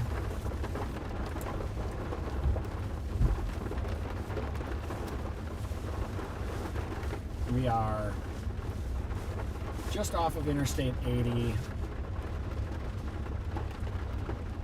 in between Newton and Kellogg. And I'm watching this little, kind of the right side of the first part of that system come up towards us.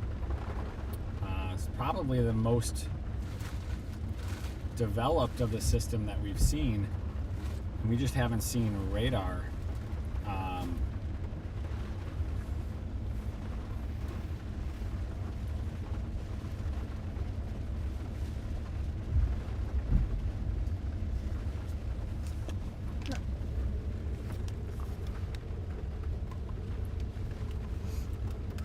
And that's a big house. I think it's a shed A shed? or an office. Even better.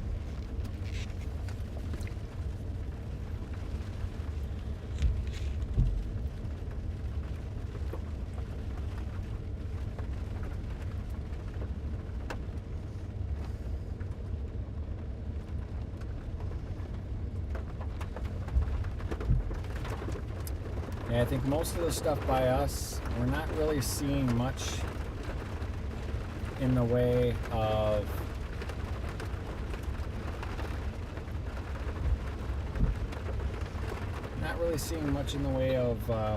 rotation by us. Lots more, winds, that sort of thing. I got to figure out why a couple of my radars are coming in outdated.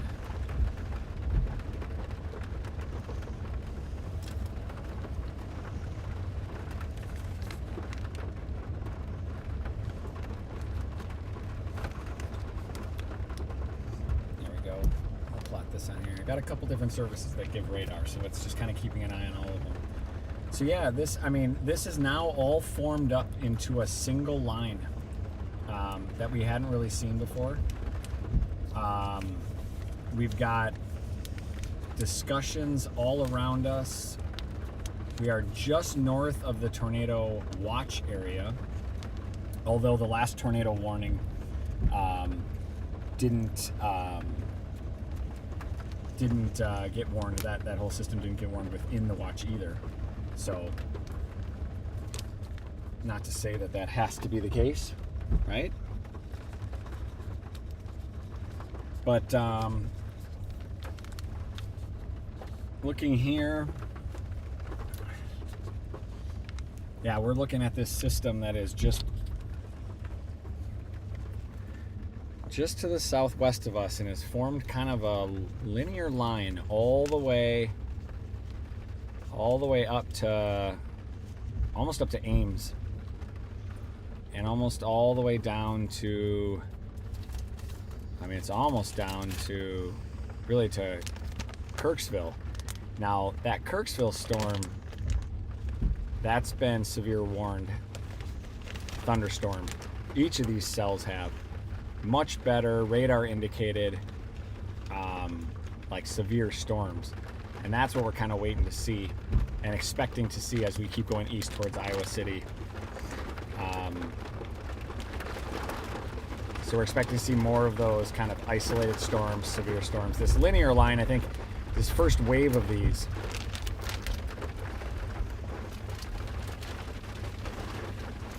just not seeing visually outside much as far as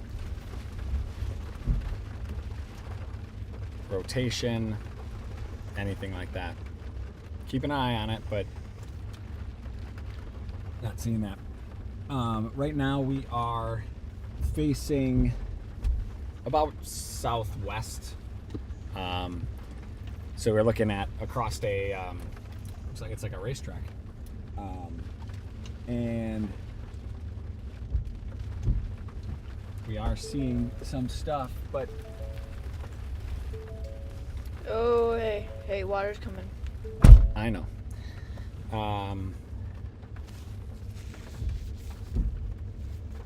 Firm's the only one that got water on it. Just not seeing it with this first wave per se.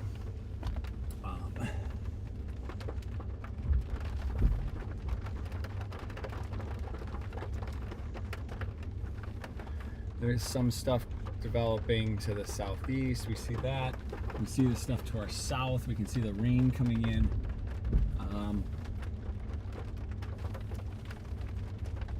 Definitely lightning, thunder.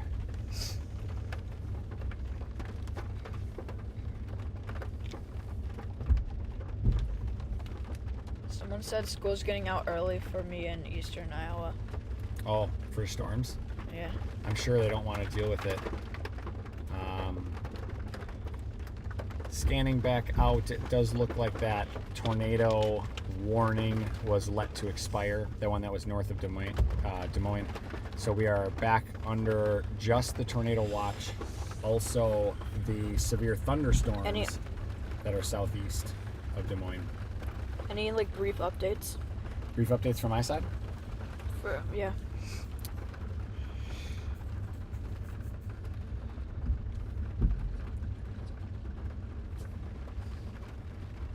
let's see what I see here. You know, radar is showing this big line, right? Thunder, lightning. There's probably a little bit of embedded hail in there. That whole line is moving kind of northeast, right? And so that is going to be over us kind of here-ish now, kind of looking at some of it on the edges. We can see some heavier rain moving across the field.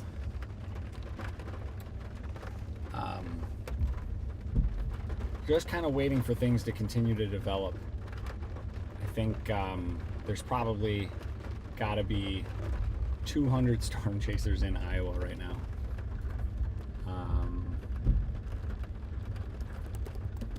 At 11:40 a.m., there was a new TVS, which is a signature given to a storm that could show potential rotation. That one is over Dallas Center. It looks to be separate from the one that we saw before. I mean, that would be 10 minutes ago. That has to be in addition to that one over Minburn. But this looks like, yeah, this looks like a new one. It's got to be. So potentially a new cell capable that's got some rotation on it. Clive, Dallas Center, Waukee.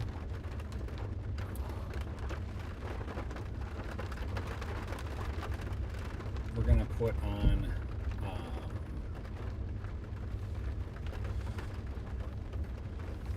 we'll do this. 1 second here, bear with me.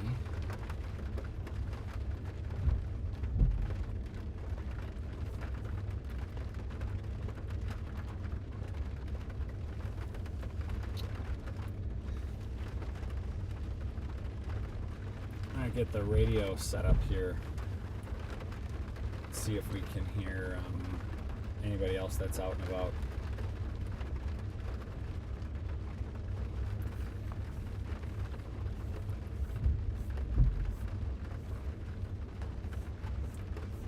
I'm looking this up here. I have my ham radio license, my amateur radio license, so I can tune in here and get this amateur radio. Here we go.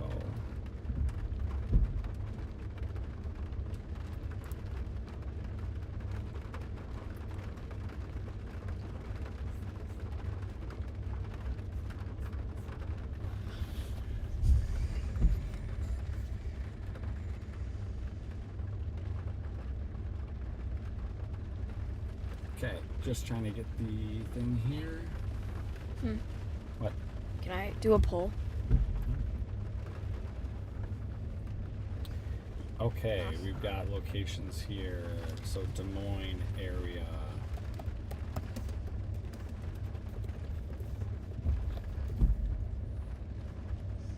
One 46820.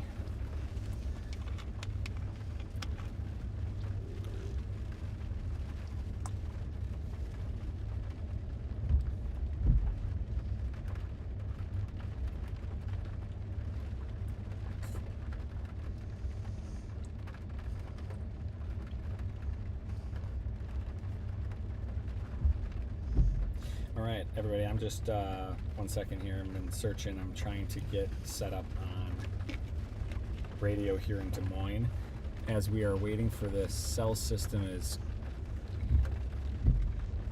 pretty much over us and encroaching on us. Hoping some of this starts to break off and isolate a little bit. Nothing really showing tornadic by us, but it does look like we've been seeing some of that on the northwest side of Des Moines, the west side of Des Moines.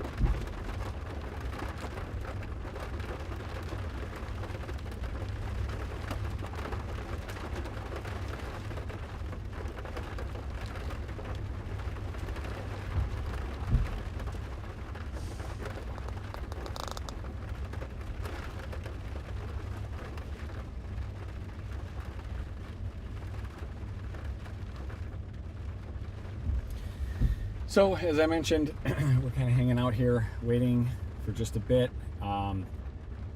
Many of the storms up below us, to the south that have been moving in kind of this linear fashion.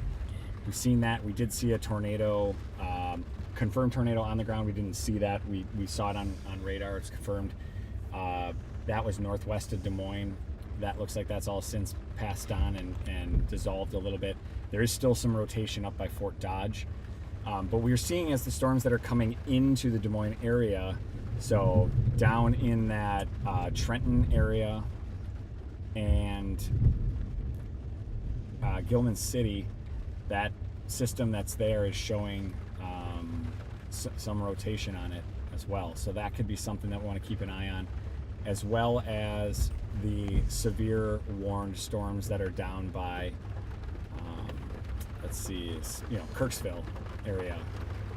All this being, that's all, mostly the stuff that's coming up from Missouri. So as that makes its way into Iowa, we expect some of those to continue to develop, especially as the day goes on. So keeping an eye out for all of that. Hello, Timos.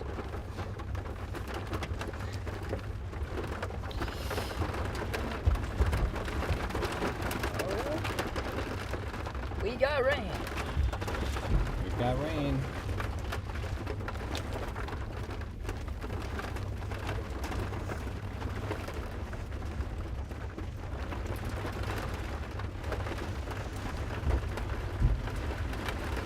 Well, I'm connected in on the Des Moines radio, but I don't hear anything. It's pretty quiet.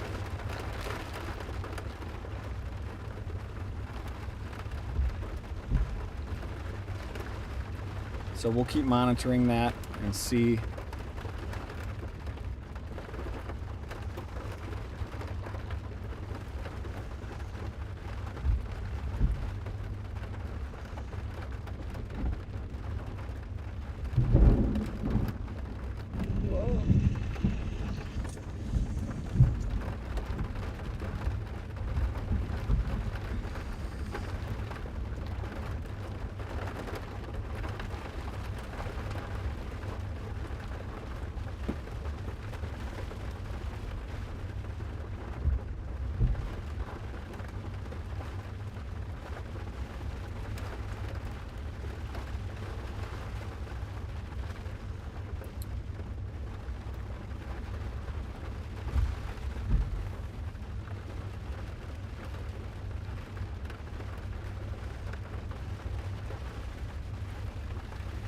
Yeah, so again, kind of hanging out here, just kind of waiting to see some of this stuff further develop.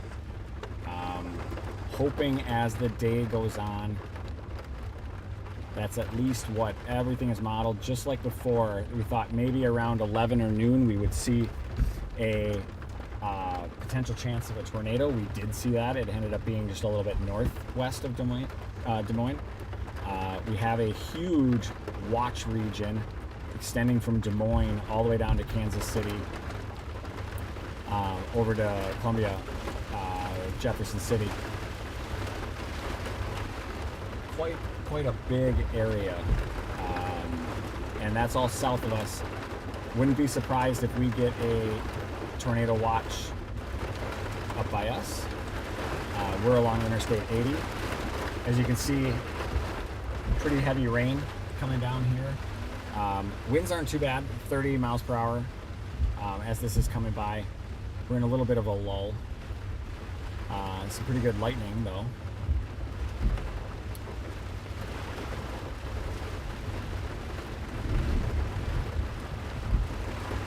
So yeah, just kind of watching this system come through.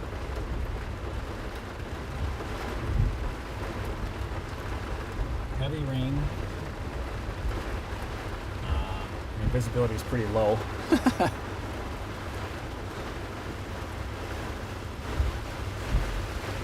Nice to not be driving through this right now and just kind of stationary. It doesn't look like there would be anything visually to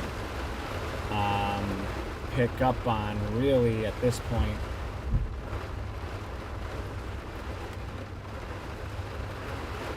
everything seems fairly, you know, a lot of lightning, a lot of rain. Winds are pretty legit too. So, yep, this is kind of a little bit of what we're doing right now, is just kind of waiting on these initial storms. I'll take a look. I'll let you all see.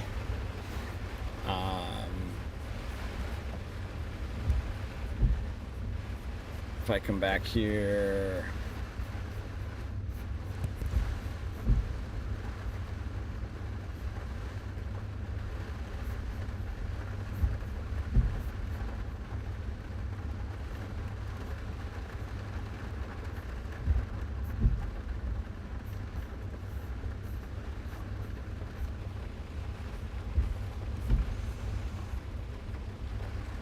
I'm going to show you something really quick here.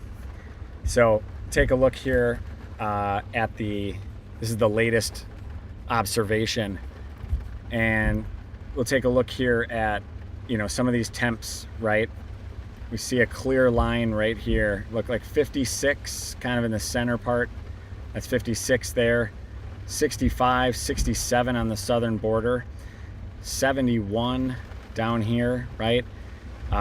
So these warm temps, you can almost follow this exactly. You know, 60, if these are the 50s and the 60s there, there's this clear line right here on the 60s.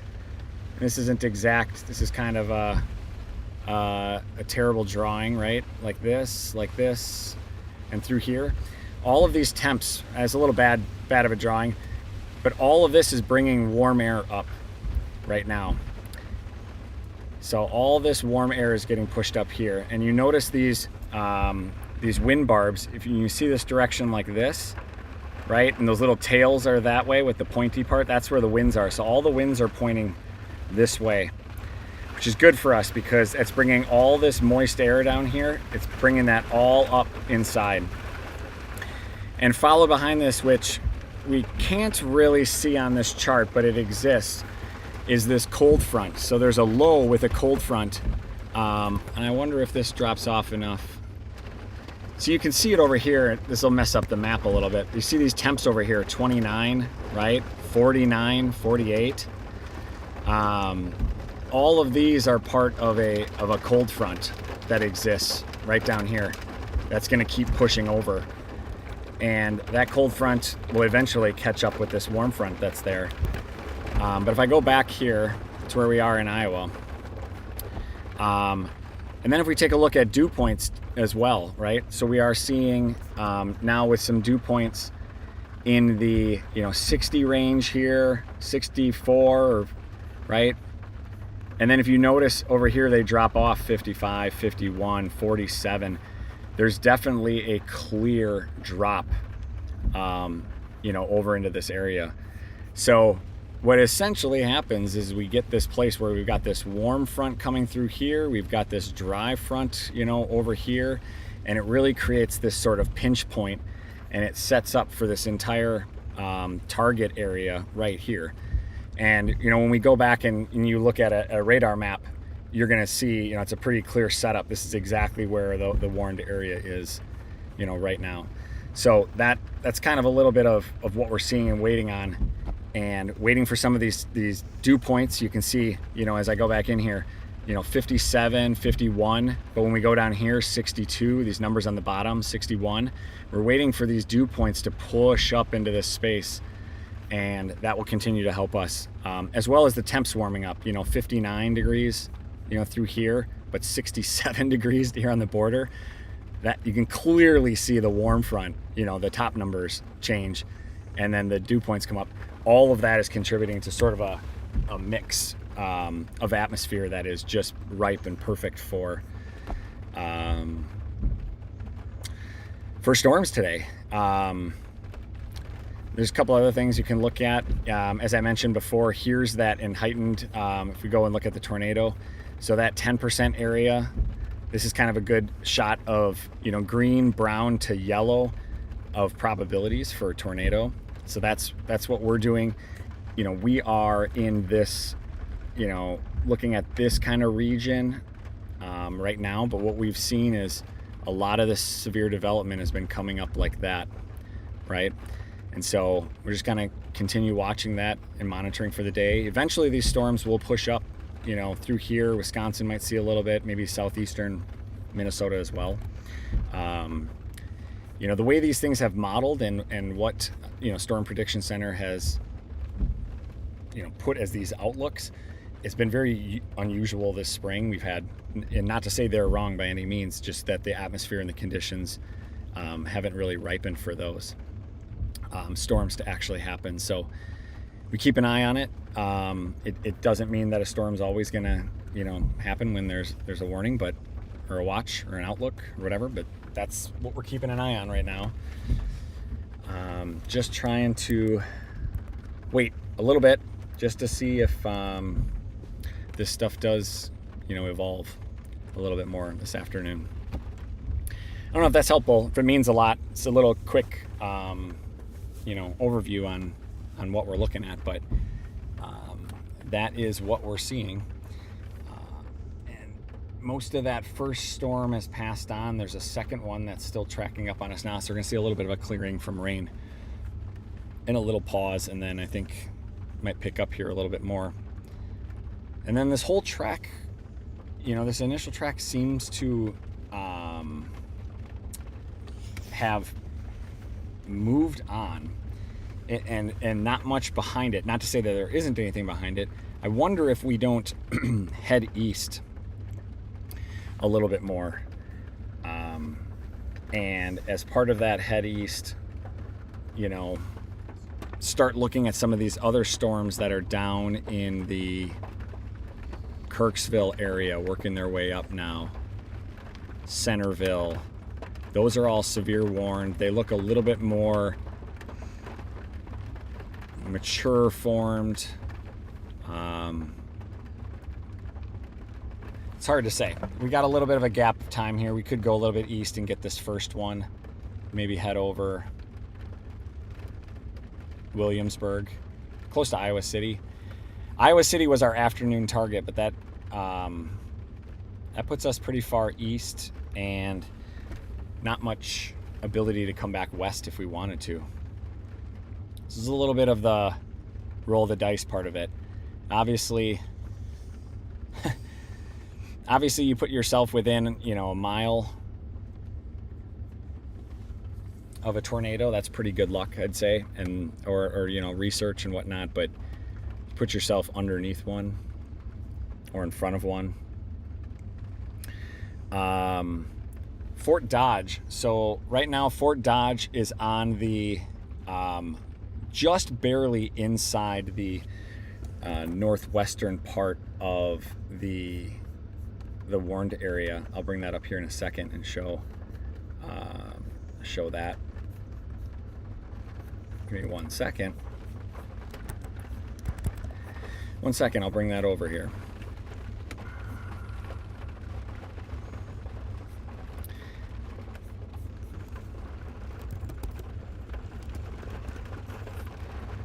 All right, 1 second, we're gonna switch this out here. We'll do this a little bit on the fly, right?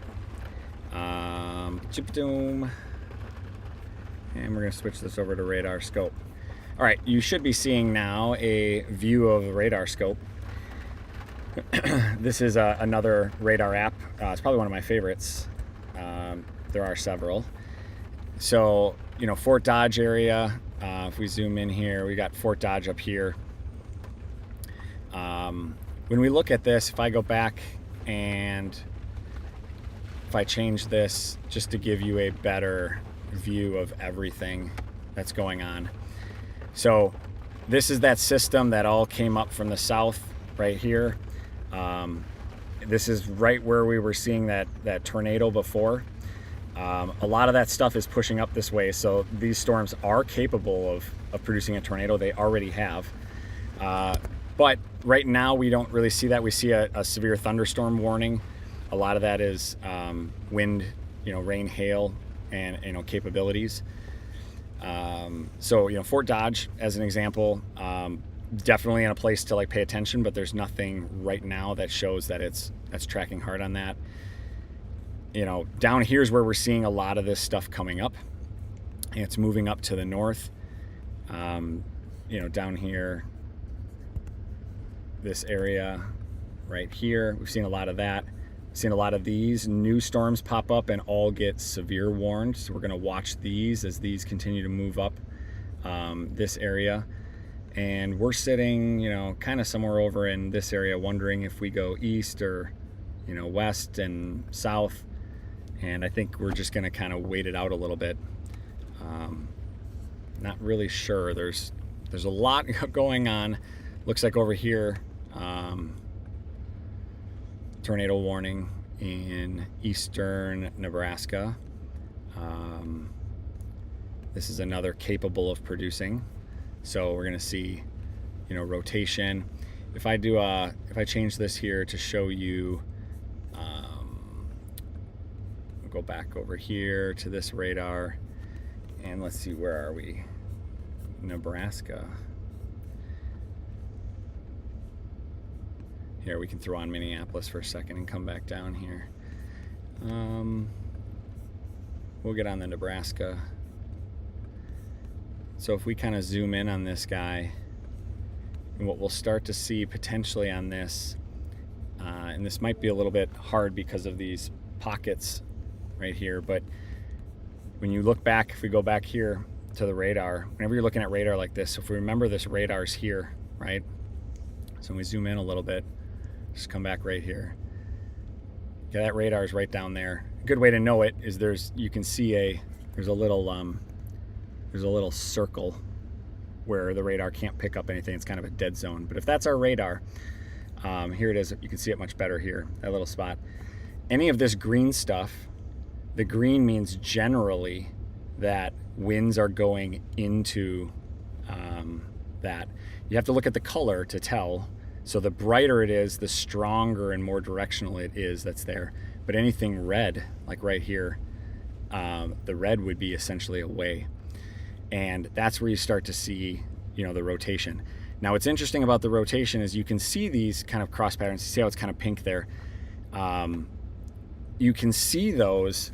Here, I'll clear this and go in a little bit better.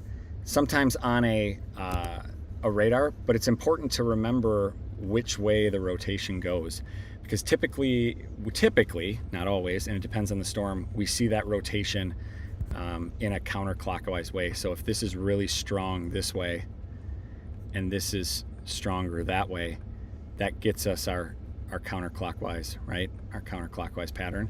That to me would be something that I would want to keep an eye on. Same thing here is a little bit right there and a little bit right there.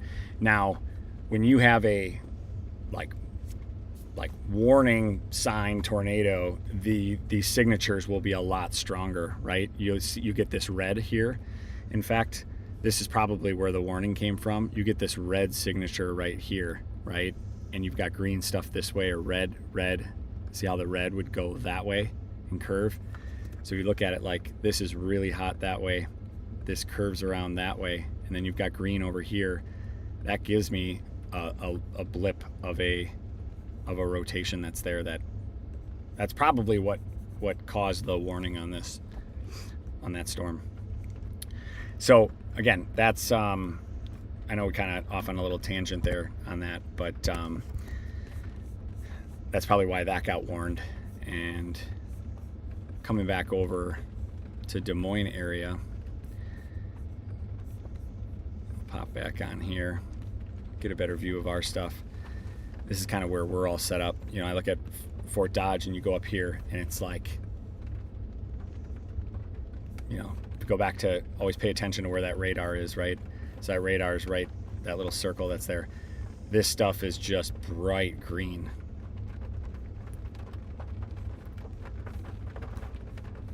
You know, and so, you know, sucking a lot of energy in there, but there's just not a lot of, you know, you'd expect to see a little red blip, you know, like a little blip like that or something, but a little bit more pronounced before that would make its way into like right here. Here's a good indication. So again, now this whole storm is tracking, right? But the whole line of this storm now, if we go back to this, we're going to have these green winds going in, and we're going to have reds going away. There's our rotation. Now, the tighter that pattern is, right? Now, if it goes from bright green and it fades and goes back to red, then it's not as tight of a rotation. These storms tend to rotate on their own anyway. You'd want to see a hard, bright green.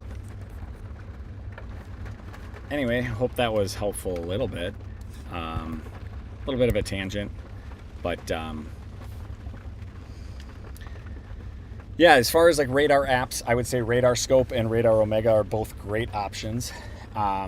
Just noticing now that the tornado watch was also issued east of here, so Cedar Rapids now in, almost all the way over to Rockford and just south of Madison, all now have a tornado watch for the next 7 hours or so. So all of northern, and go back here. I'll show you all. Give me 1 second. We'll turn some of these pieces on here. 1 second.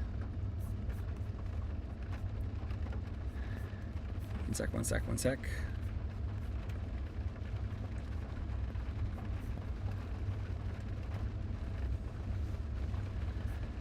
We are going to turn on, try to get some of the worn stuff, and I'll put it on a map here for you really quickly.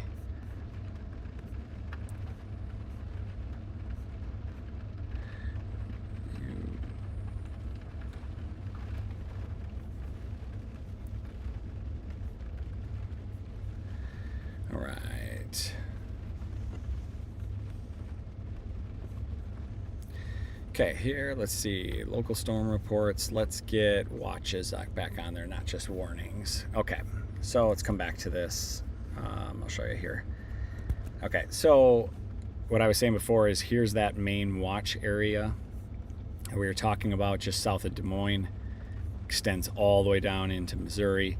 They've now just added one for this whole other eastern section of this orange, which is the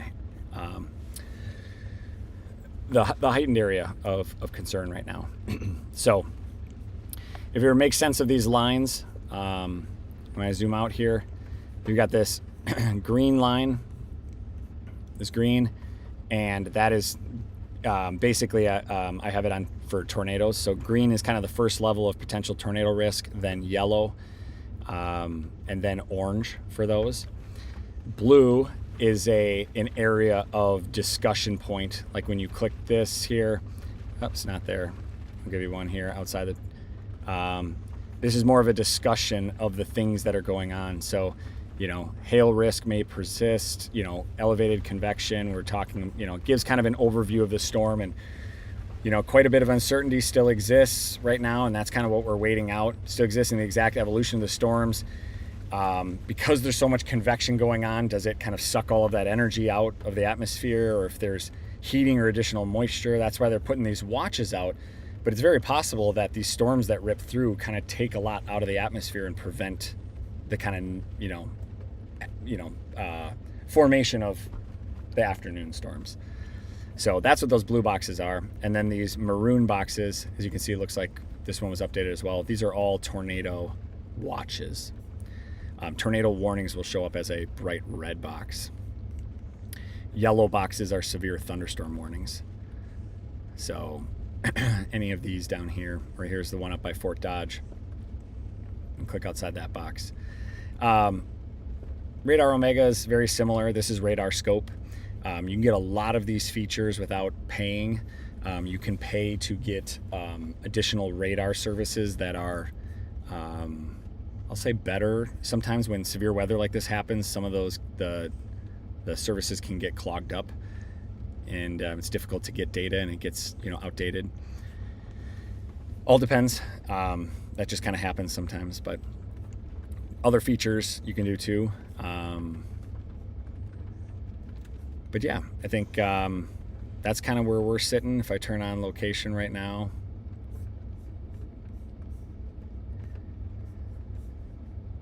We are right here, Newton. Right here is where we're at. So is the chance of seeing a tornado still pretty high? I'd say it's still pretty high. Much like the day, we knew some of this was going to happen, the conditional nature of things, and it just depends on some of these storms. I think as these storms track, as we kind of zoom back in here where Newton went. There we go. There's Newton, so that's where we are, right? If I go back here and I think about us going this way,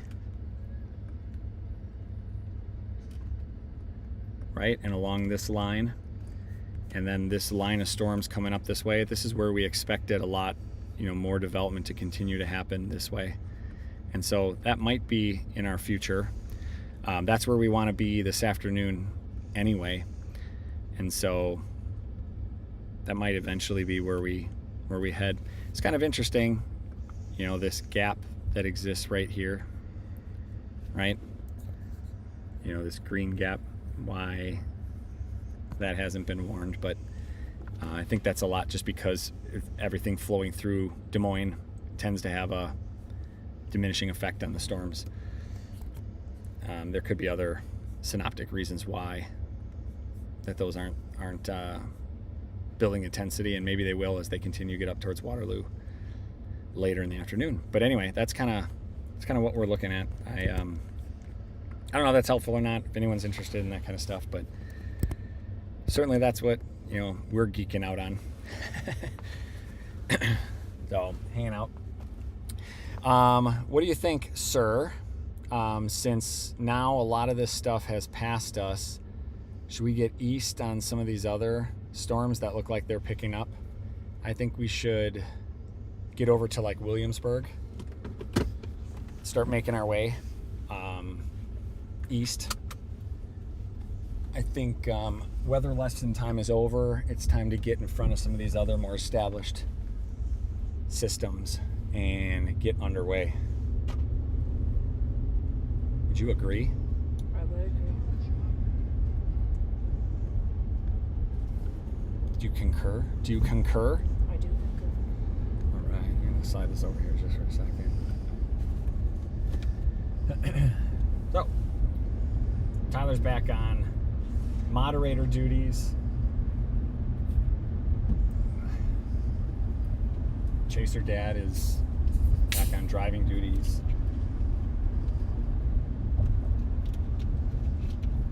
That probably is in general how. Just gonna go. Yeah, people would like to see it. All right, so let's see where we are. All right. All right, we're gonna head back up to 80 again, keep going east, see if we can get over just a bit more and get in front of these more dynamic cells that are here. Because I think if there's a chance, we want to get on some of those guys. So we're gonna need to book it over towards Iowa City. And that's the game plan. Then we'll be where we want to be for the afternoon anyway. Then we can choose if we want to go south, what we want to do, and then just kind of go from there. That sound good? Yo? Yo. Tyler doesn't really have a choice, he's not driving. Don't really have a choice. Alright, let's see, Davenport. Sounds good to me. Don't be fooled, don't turn in there. Do not be fooled. Don't be fooled.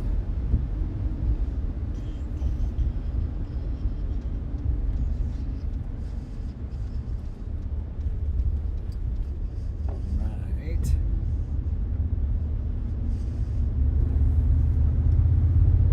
Here we go.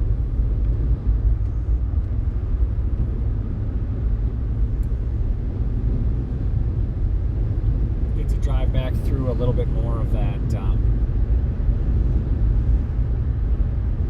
system that just passed over us. Good to see that again. think the storm we're after right now is going to be coming into Rose Hill, working its way up Barnes City. And that's kind of an area that we'll want to try to get over for and see if we can beat it up. Beat it over to the location without increasing speeds over safe driving space.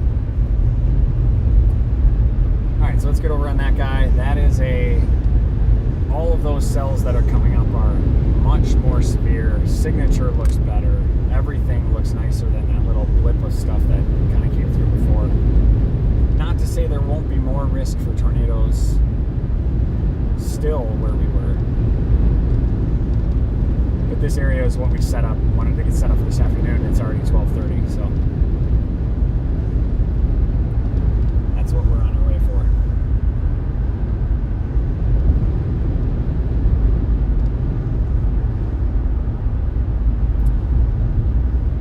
All right.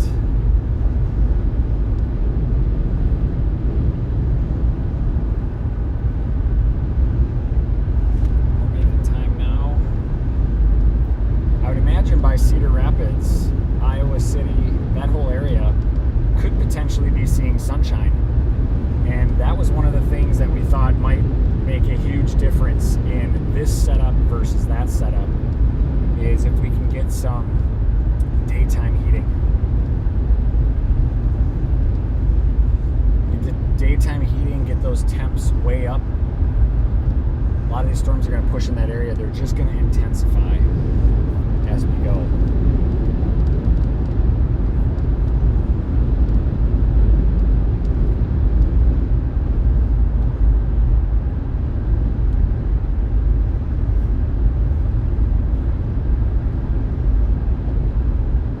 Super.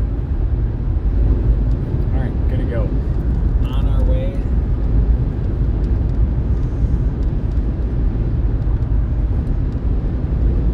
Should, as we maybe get through this last little storm here, may actually get some blue skies. And that could be the difference. I think a lot of other people went and chased south and have gone south down to like Centerville. I mean, pretty much to the border, Missouri. I think there's still been quite a few of those storms that have come up, have ended up producing tornadoes, but it's possible. We haven't dug into it too deep just yet. But if you cool the atmosphere, the lower levels off too much, we'll never get that heated back up again. Tyler and I were talking about the atmosphere is kind of like a hot air balloon. You know, at night the surface cools down, the upper atmosphere stays warm. Yep. You know, especially if you've got those south winds bringing warm air in. Then you got this cool down below. Well, it has to heat up, and that's why a lot of times you see these bigger storms at the peak of daytime heating. Is it takes time to heat the ground level back up. So it's like putting hot air into the hot air balloon down below. If the temps cool down below and it's warm up above, that air is never gonna rise. You'd need some massive lifting event, like a massive front or some other big event, to lift that air past that warm point so that it then is warmer. But you really need that surface level heating or some other like temperature advection to get warmer air in at the surface, which is hopefully what is happening over Cedar Rapids, Iowa City right now. Even just, 30 miles to the east of us. And if they can warm those temps and wait for some of these storms to make their way up, that's where we could potentially see a little bit more severity than what we've seen so far. And as we saw on radar, it's a cluster mess of stuff out here. Lots of hail on these storms coming up. Rain, wind, as we just experienced, but limited tornado so far.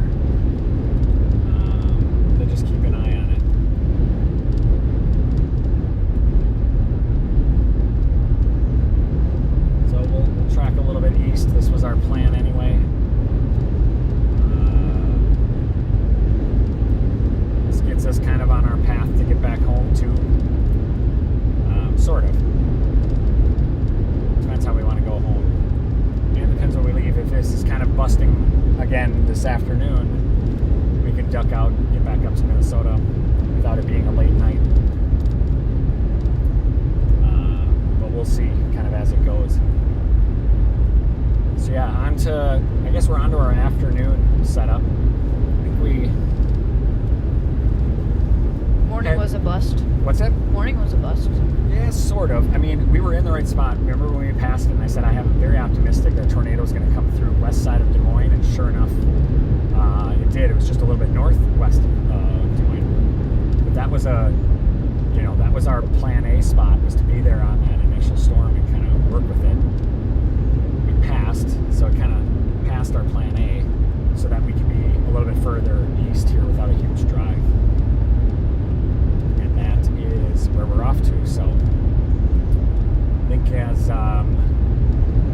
we're going to see skies clear up here just a little bit, windshield's going to stay dry. Look at the smell of manure. Yummy. What? Yeah. Smell of manure. And we're going to try to we might wait out this first one that's coming up here. That might be just crossing the road up ahead here just a little bit. I'll have to have you look in a minute.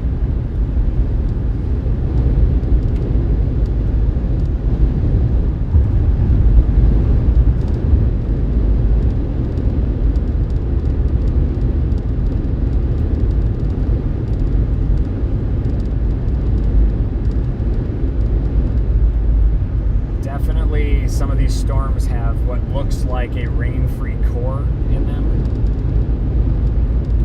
And I don't know if it's just simply the updraft of those is strengthening, or if it's a issue with the actual signature coming back on the radar.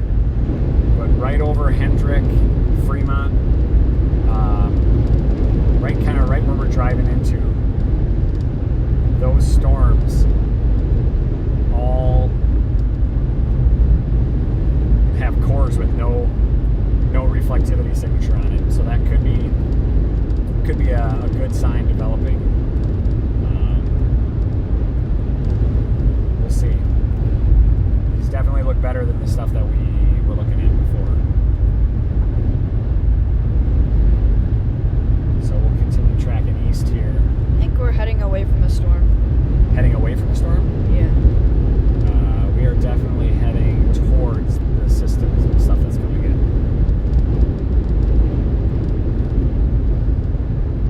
I think there's a little bit of a split. Everything that's moved north of us, that's all out, right? North of the city. There's still the work that's coming up from Kansas City, Topeka area.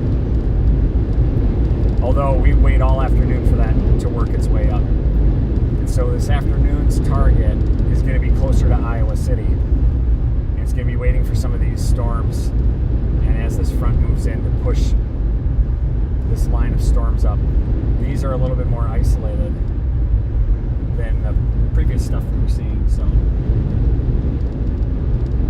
while there might be a little bit of a clearing in the sky, that's actually what we want in some ways too. And then setting up for this afternoon when that other wave comes in. Dad, there's one behind us. What? Look at the one. It's a big storm. No, it's not. Just leave that. Don't touch it. It's not. It's right here. You're just looking at it so far zoomed in. All that stuff's tracking north. We're not going north right now. We're going east.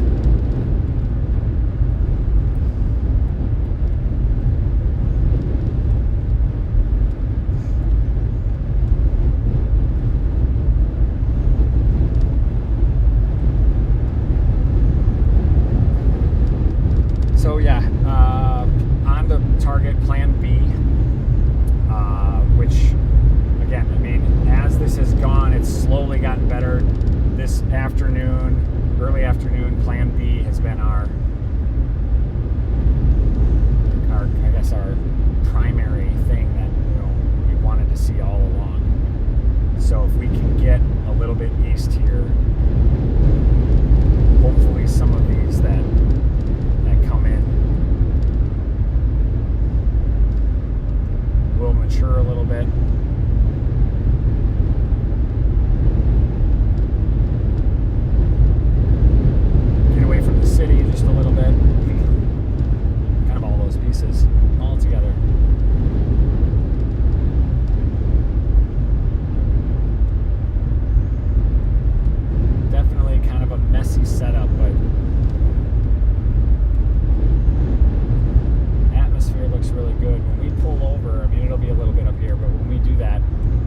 we'll take a look at the this morning's sounding again and just kind of analyze that.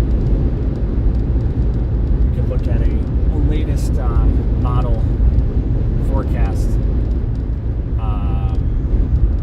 a sounding, which is, again, when they send the weather balloons up, that records all of the different metrics. That tells us a lot about what's up in the atmosphere, what the potential for storms are, what type of precipitation do we think it's going to be, you know, a hail of a storm or a tornado of a storm, you know, all those kind of things. This setup has been very supportive of hail and tornadoes.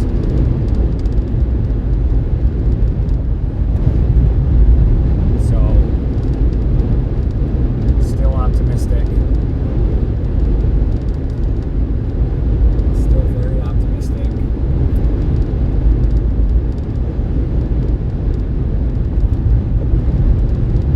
Our planning has worked out. We've been in the right places. The atmosphere has not cooperated. Talking to a couple storm chasers yesterday. We're full-time guys. It's all they do. And they said the same thing. It's like, you know, a week ago, you know, for the last week, been planning to come to this exact location, and nowhere around us anything happened. At least today we're seeing stuff happen. We're just waiting for some more maturity in some of these storms. And with that maturity, or as a requirement for that maturity, is going to be some of the atmospheric stuff that we're talking about, right? Dew points, wind shear, warming. And I think warming is going to be, the temperature is going to be a big variable for us in this.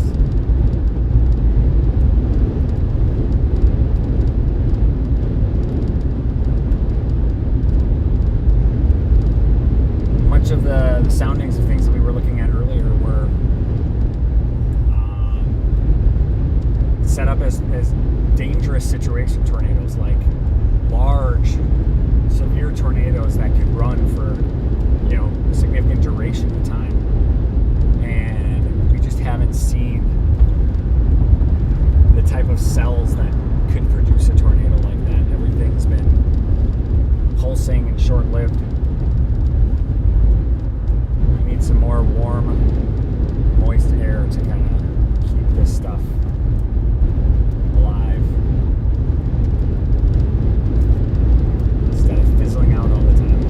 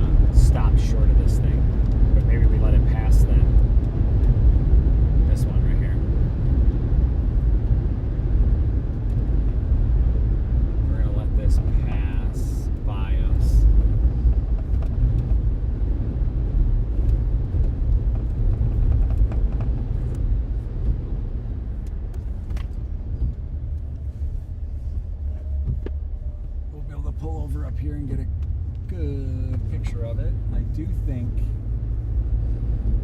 this was producing some hail. So we'll see here.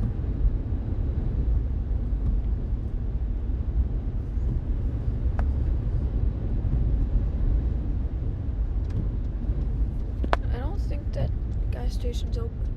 No, it's not. Oh.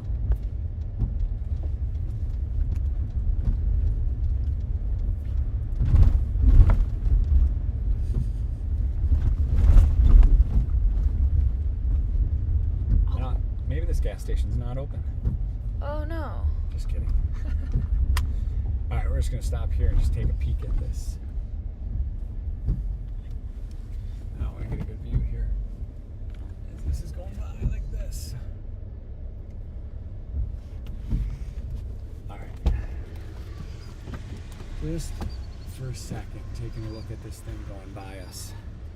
I would say a majority of what could have been the hail core of it has passed. I'm just not seeing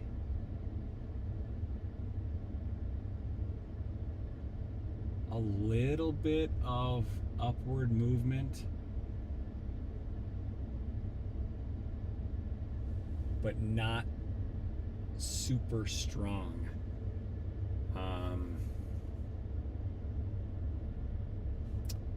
Not super strong.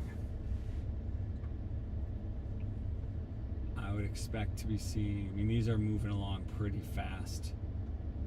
These would produce pretty quickly and probably be very short-lived.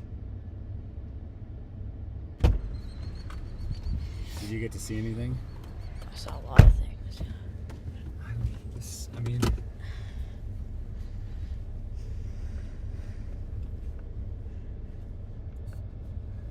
just south of us, 1/4 inch hail out of this storm. It's now Brooklyn.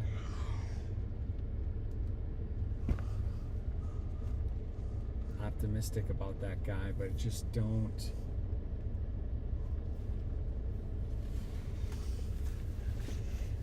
see it right now.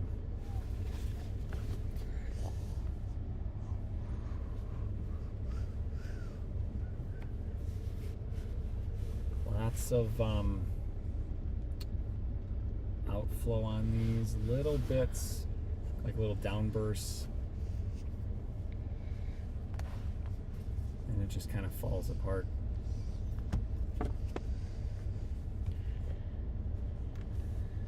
Just kind of falls apart, you know. Okay, we're just kind of hanging here for a second. It's actually cool. It was like completely abandoned. What's that? It was like rubbish everywhere inside. It was completely. Oh, sure.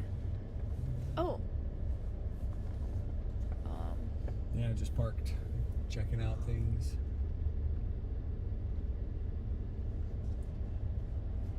You know, this whole system moving by pretty quickly. I was hoping we'd start to see some rotation as this got up towards Deep River, but no. I mean, it's fizzling a little bit.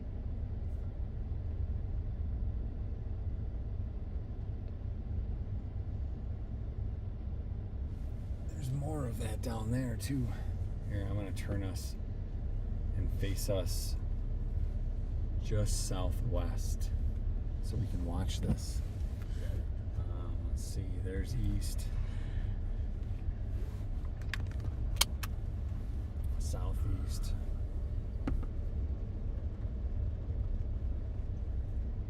right, ready?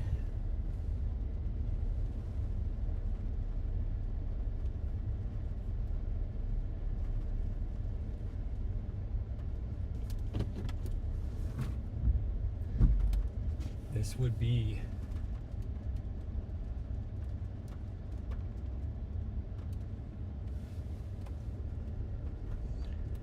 some of this coming in is potentially, there's a little bit of interference, but there's more movement in the clouds than there has been before.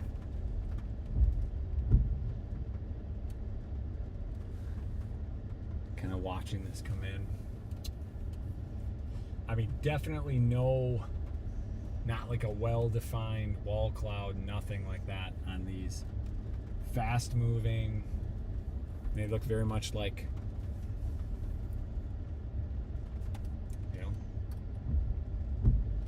quasi-linear little pulse storms. And you're waiting for the 1 out of 100 of them that produces.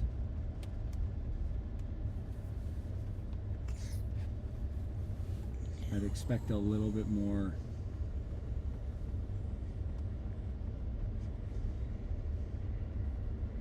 rotation. I expect a little bit more. Yeah, I mean, this whole thing is kind of just dying a little bit.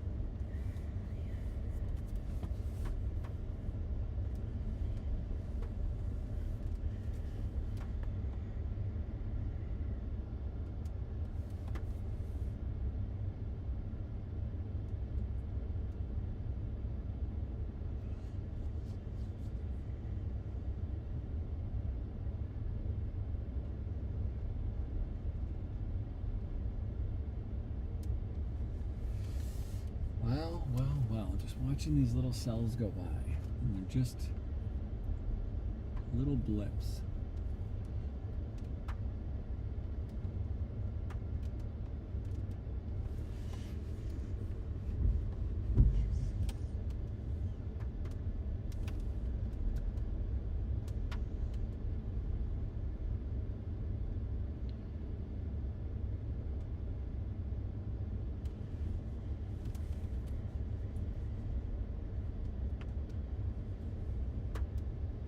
Nothing. No real vertical movement on these.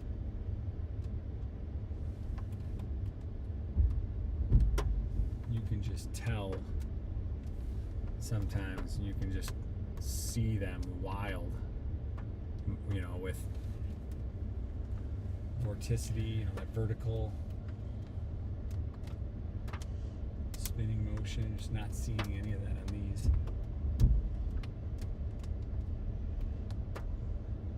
That was one of the bigger, more mature ones as it came across here. The question is it continuing to develop and potentially, I wonder if this warm front, I need to just take a peek here and look and see where.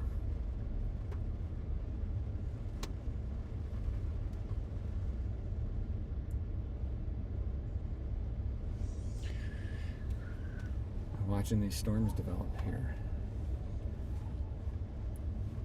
They definitely are firing more to the east of Illinois, which is good. That's where we want to be.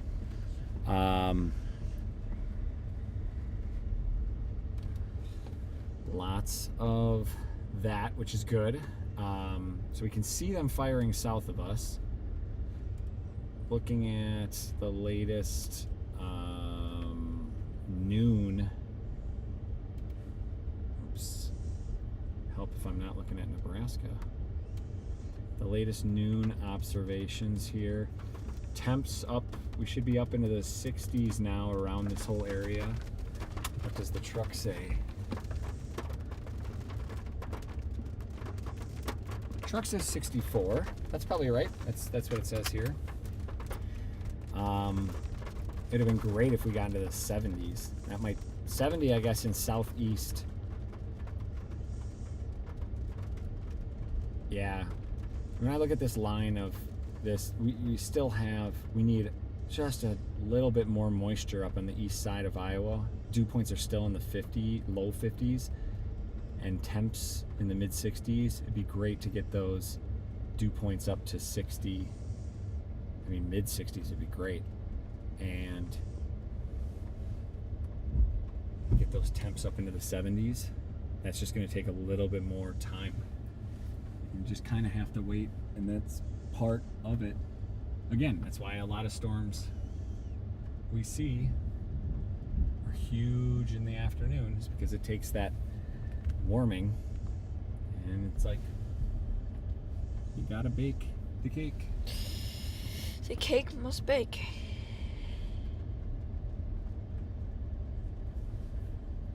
Well, I say we keep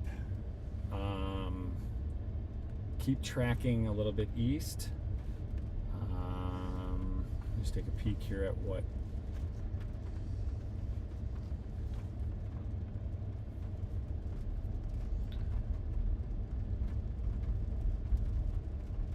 we're kind of right in the sweet spot of where I wanted to be, about halfway to Iowa City.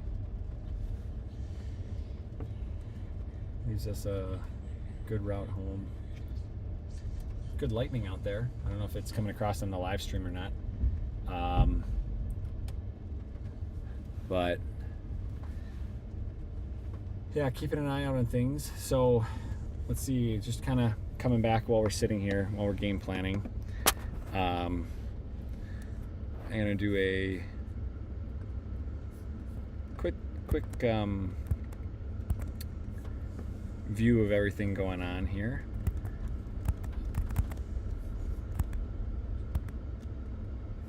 I'll show you all kind of what we're looking at. So let's head over here to radar scope. So as we're looking at that now, we're sitting here just east of Des Moines, actually halfway between Iowa City, right here, kind of watching these storms come through, right? This is what we just watched come through in this area. Lots of this scattered stuff coming through, nothing really well defined. Even as we zoom out here, all of those severe thunderstorm warnings and all those storms that were down here are now expired. The only thing left is what's coming out of Kansas City and up. That is likely not in our target range. It's possible that stuff will track, but that stuff has been going like this and hugging around the side.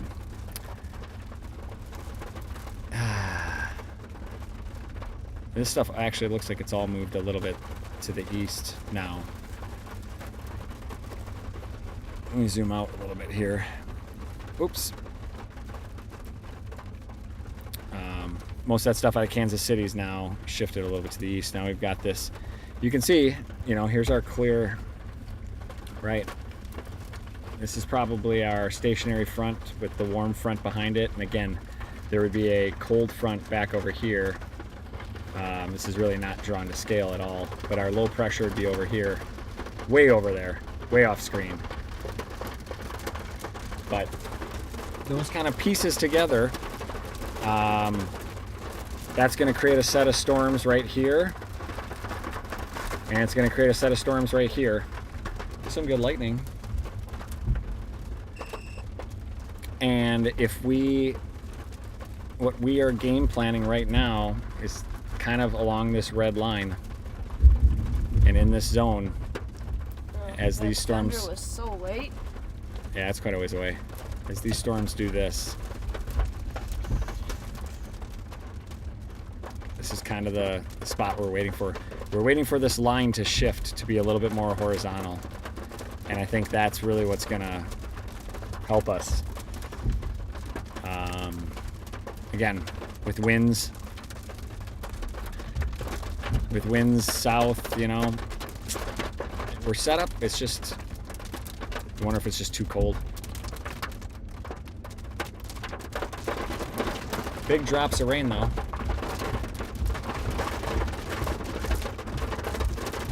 Oh, now we're seeing a couple of these small little blips here. Could have a couple drops of hail, but it might be pretty small. Trying to keep this clear so you can see in between. Anyway.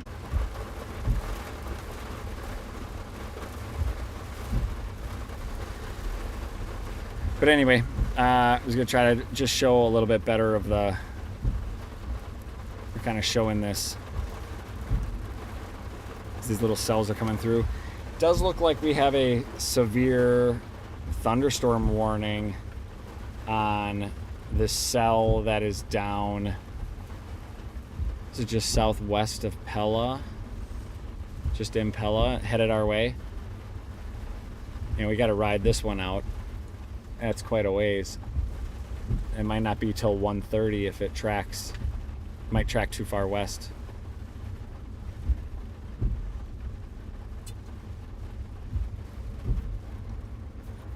So yeah, kind of waiting some of these out here. A little bit of a bummer that it's so much of a waiting game for us and dealing with a lot of these.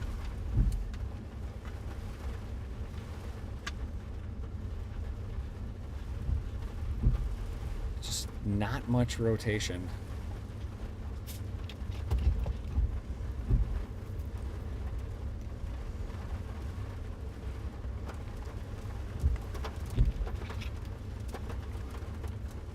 Not much rotation. Just kind of watch. What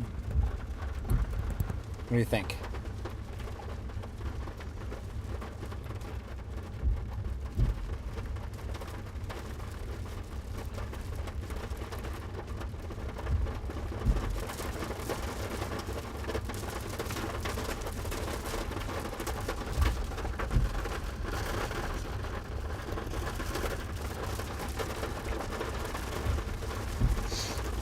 Yeah, we're getting a bit of lightning in front of us. Kind of straight. You know, these storms are basically coming straight at us the way we're facing right now. We're kind of sitting here. There's a possibility a couple of these might drop a tiny bit of hail.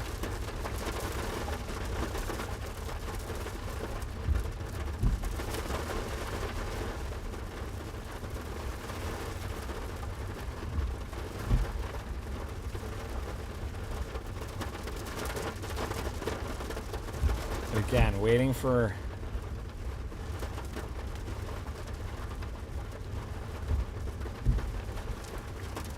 I don't know, any of these to strengthen, to merge up together. Kind of waiting. Waiting to see. It's been, I would say, a very interesting day. Now, had we been over by west of Omaha, looks like they've had funnel cloud, tornado. They've had some interesting stuff just west of Omaha, but otherwise pretty clear over there. Other than that tornado by Des Moines and the stuff that was way down by Topeka.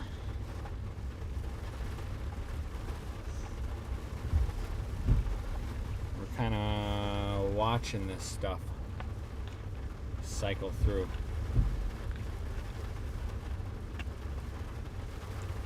Nothing's made it up yet. We've got some of this system is now finally making it up into the southern Minnesota, Albert Lee area. It's going to continue tracking northeast, so southwest Wisconsin will see that soon, later this afternoon. But storms just getting to Iowa City too. That'll be popping up here pretty quickly. We're just in the thick of it. Now this stuff north of us, like up to Garwin, Toledo, that looks interesting. More interesting than a lot of the other stuff we've seen. Now a much larger system, Melcher Dallas, and a more defined cell to the southwest of us, tracking up towards Pella, and behind it another rotational down here. We just we don't have the time to drive down there. which has been part of the problem. And that's where a lot of folks have convened. Down or across Highway 34. Look, like down Highway 5, like all the way the stretch to Highway 5. That is all getting this kind of next wave of storms.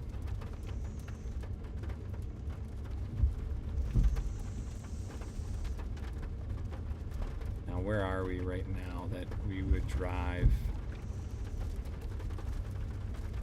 Here's Highway 63. We could take 63 down Oskaloosa. Let's do it. No sense just sitting around, right? Where are we going? We're gonna go down 63 and see if we can jump on some of these. They're starting to develop. We could maybe see them a little bit earlier. Look at that. It's junked up in there. Yep. Was that a gas station at one point? No idea.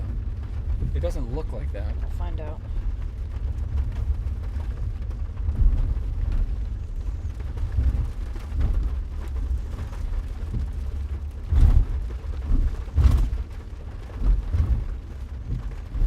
Oh, okay.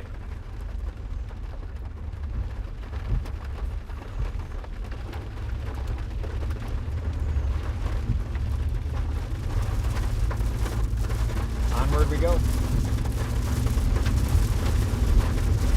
We're gonna drive through some nastiness here for a little while.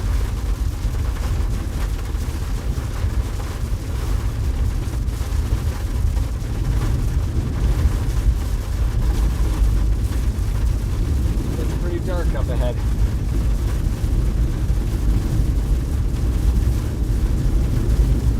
Alright, we're going 50 miles per hour. And winds are showing 80. I'd expect these to be fairly head-on, so probably 30 mile per hour winds, headwinds. Oh, it's good lightning.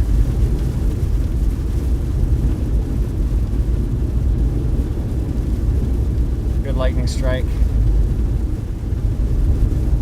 Alright, back on it. Back on it.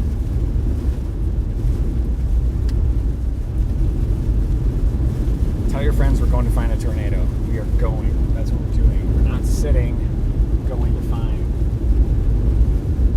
There's only been really one in our area. We were pretty close.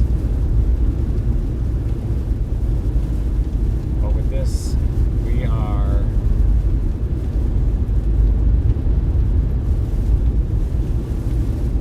gonna watch these little guys.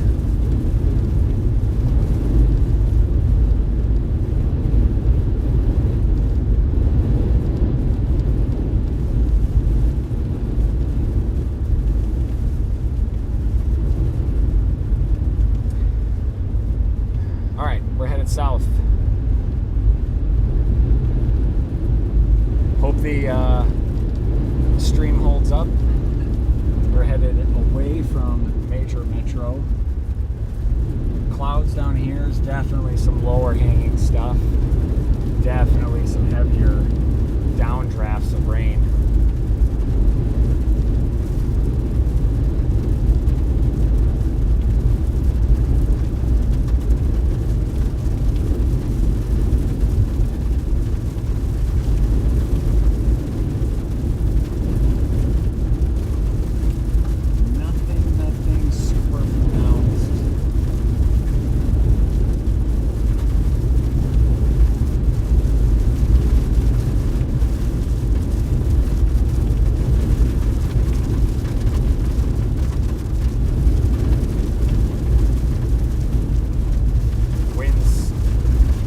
Out of the southeast.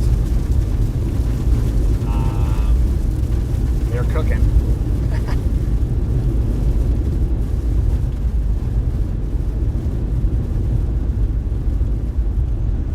Alright. That's one storm. We still got another one. We gotta drive through here in a minute. Kind of watching the clouds up above us on any of these. Potentially could have a little rotation with them. It all just kind of scatters. Nothing fantastic.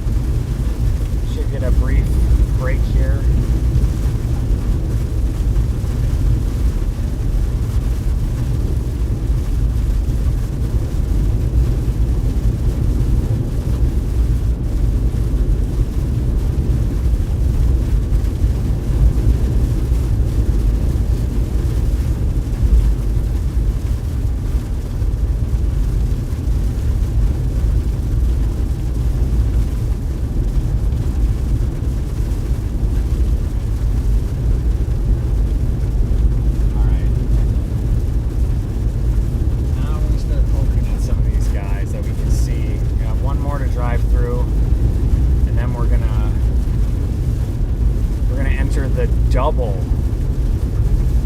warning area, essentially, or the double watch area, the overlapping watch area.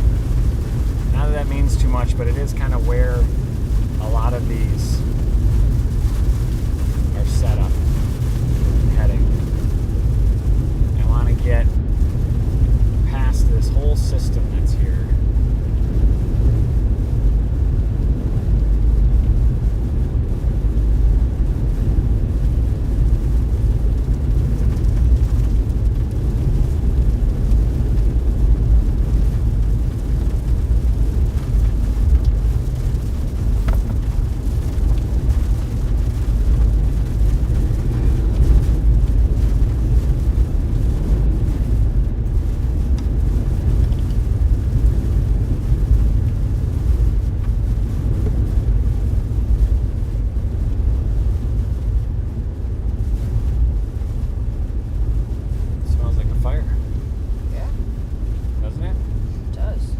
Like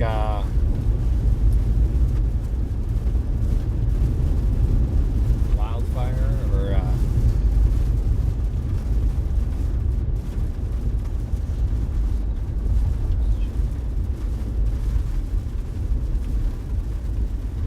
we are in Montezuma. Montezuma what now? Should we stop and get a car wash? That was a bad joke.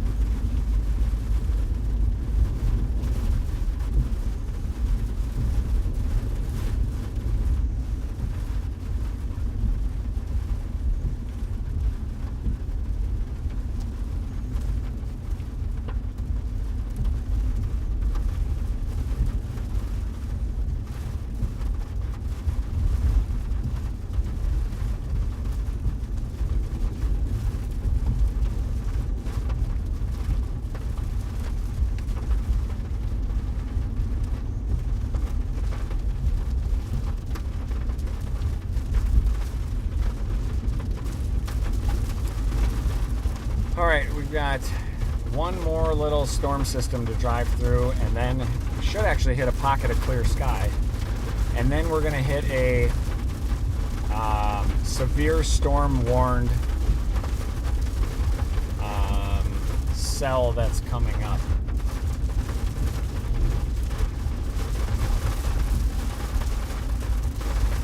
So keeping an eye out for that. Just a little bit of rain here. The next one will be a little bit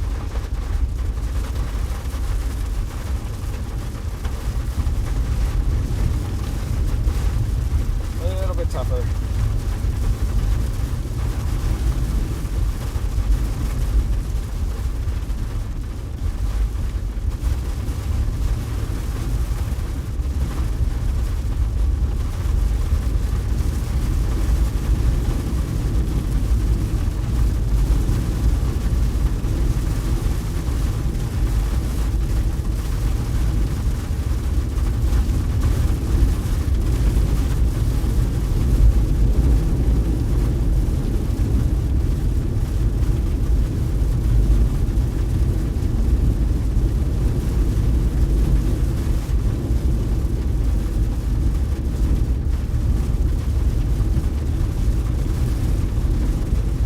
Okay, all right. We'll get down here.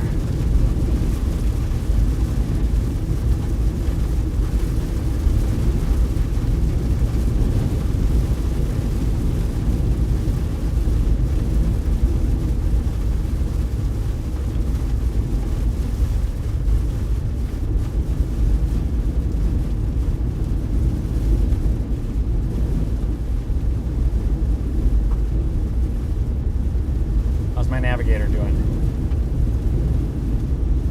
Good. Good.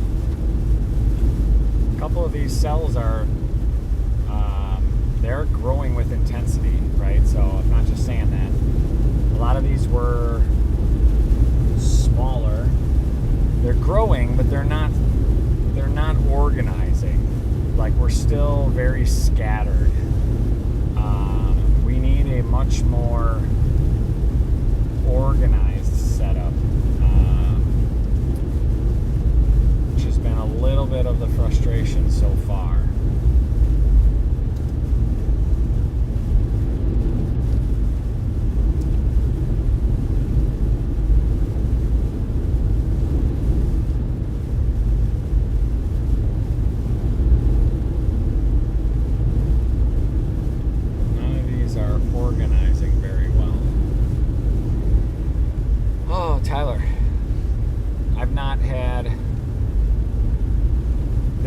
days bust in a row. I mean, we did essentially four different setups,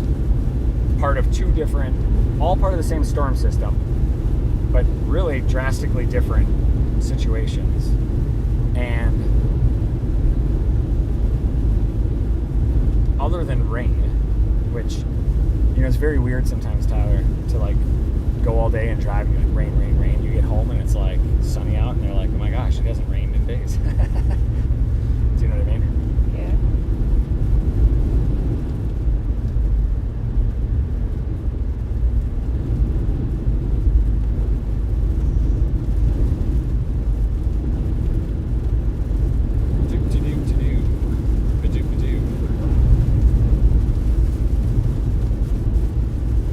Okay, this system, this is the biggest one that we've seen so far, Knoxville.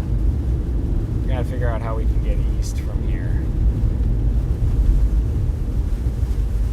Maybe we west from here. Maybe we track back and go to Pella. See if we can get on this guy and see if this does anything special. It's not looking like it right now, but it could.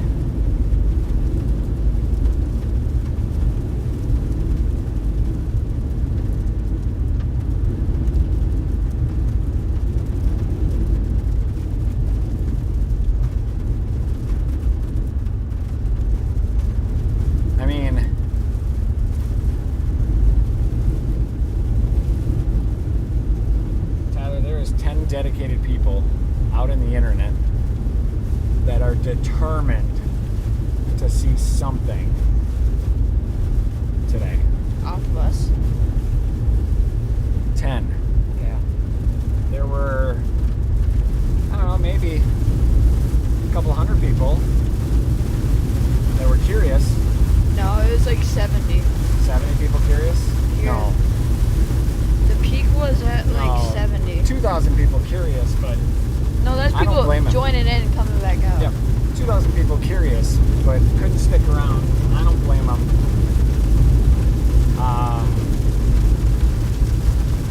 You know, if you wanted to see the heavy rain channel, this would be it. Wowza.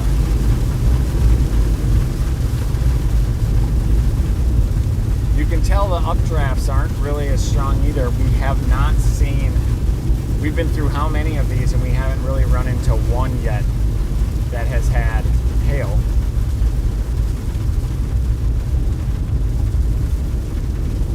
So, you know, that's kind of a little bit of a sign, unfortunately. I think there's been some reports of hail, but small hail.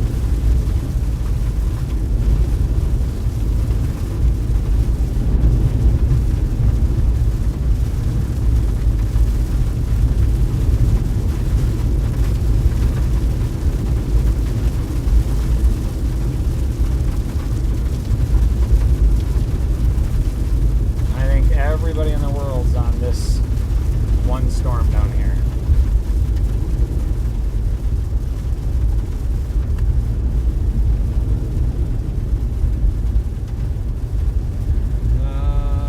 We gotta get there. Oh. What's the weather like where everybody else is on chat, Tyler? Has anybody said what the weather's like by them? Is everybody in a place where it's raining today? Is anybody somewhere sunny? I saw Canada at one time. I was curious about the Canada.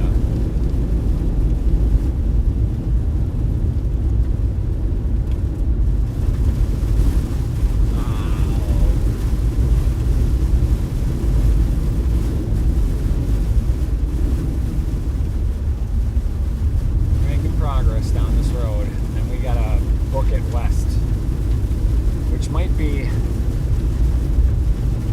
I don't know, we'll see how it goes, but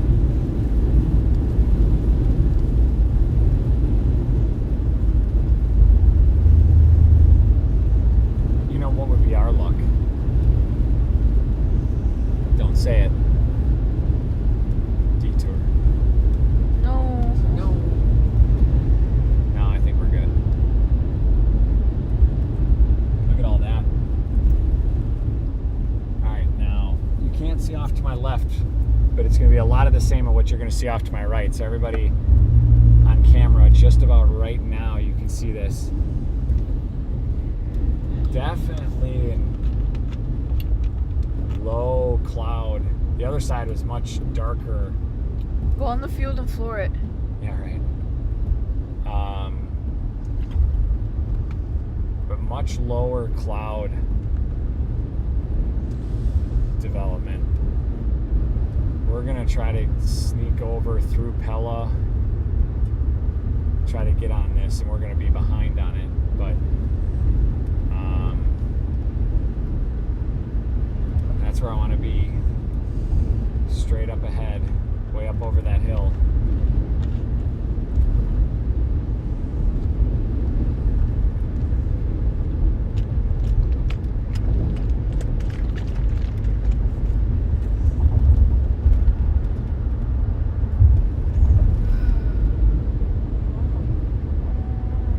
Hard to know which of these roads.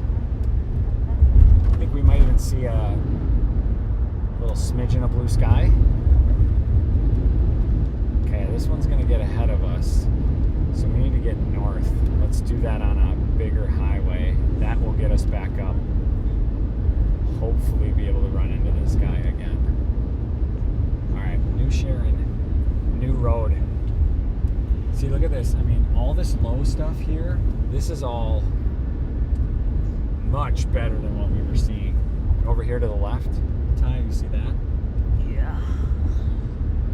That looks way, way, way better.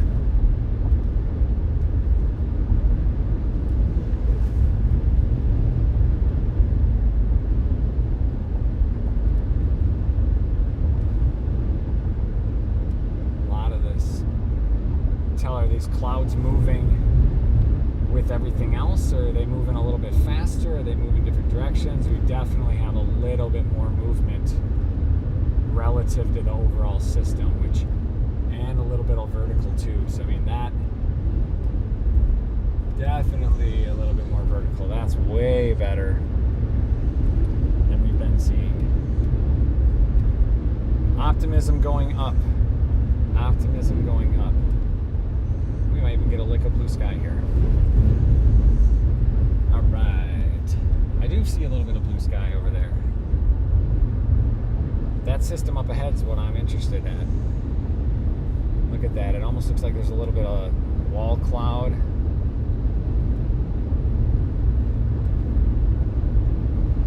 This is what we wanted before. We wanted some heating, but I don't think it's going to do it now. It might be too late.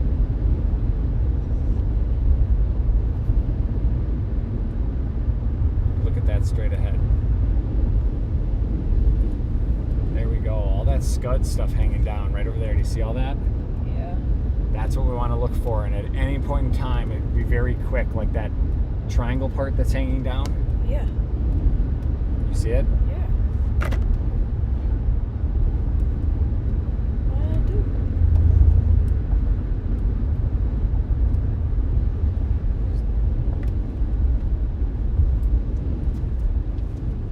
Is it up? Yeah. This is where we want to keep our eyes out the whole time, or if you want to see something, it'll be quick and you can miss it in a second. Right? So, just on the other side of this town, we're going to get going, and then we'll be watching out the windows here. Definitely to the west of us have probably the most significant storm. Looks like we've got a little bit of rotation, or at least heavy downdraft on the inside of it. It's right to the west of Pella, Knoxville. We are probably going to be late to getting it, but again,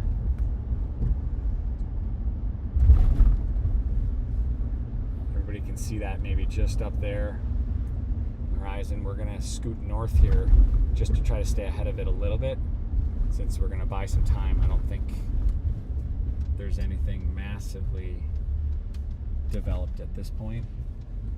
This is what we want to do. Go north, try to stay with it. hopefully we'll get some clear shots here. You got camera ready? For what?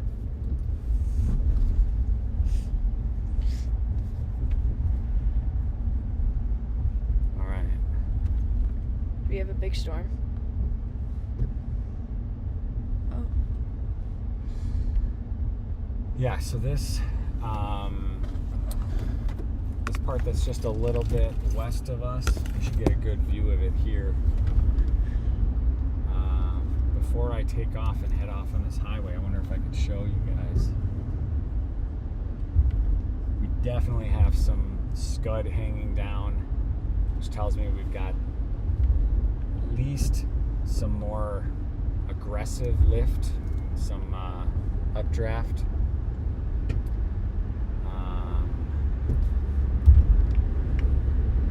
Good news is we might be able to stay fairly dry windshield all the way.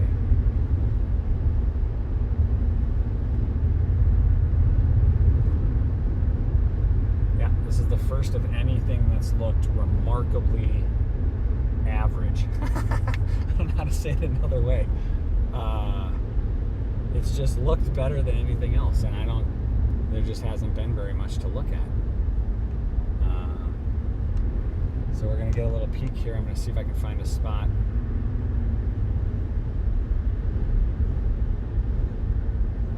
Maybe a little spot right here.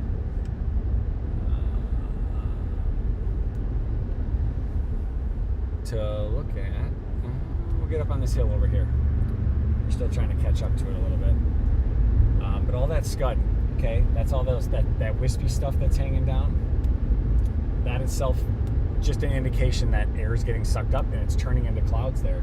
And if it's turning into clouds that low, that's good for us for a lot of reasons. But also, now we want to be looking for anything that might be kind of spinning as part of that. Right now, not seeing that per se. We are right along the center of that. Not sure if I can get this spun. Let me know if that comes through.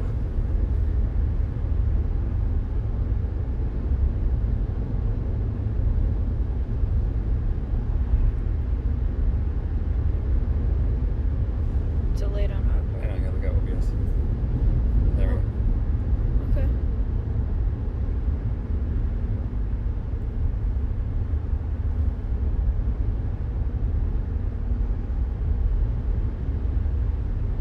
I mean, we're driving really nice. We're driving right along with this going up north, so just kind of keeping an eye on it. We have fairly wide open views. Again, it's severe warned. Nothing extra special about it, but it just looks better than anything else has looked. And as this progresses north, maybe this is something that could shoot a quick funnel. Even that would just be a checkbox compared to what we've been looking at.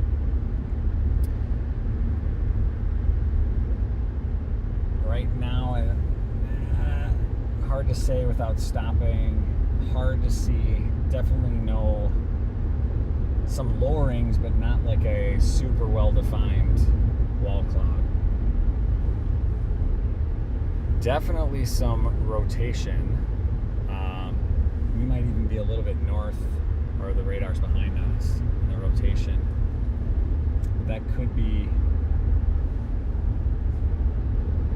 right in there. So we'll keep an eye on that. Keep going here.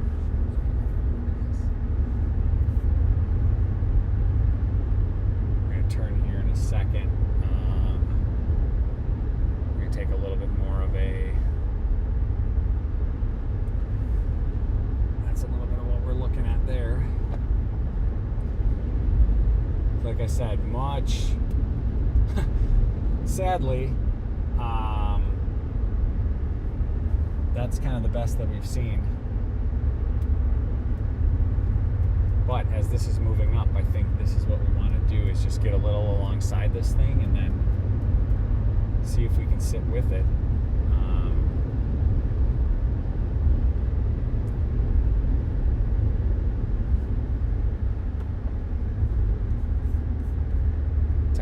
put the map down just a little bit as we go. That'll help be able to see. There we go. Okay.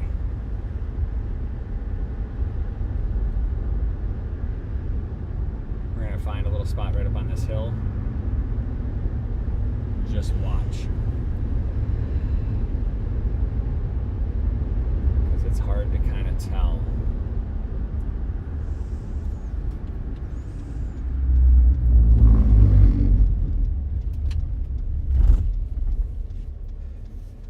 Okay, as soon as this car passes here, I'll get a little bit better view. Give me a second.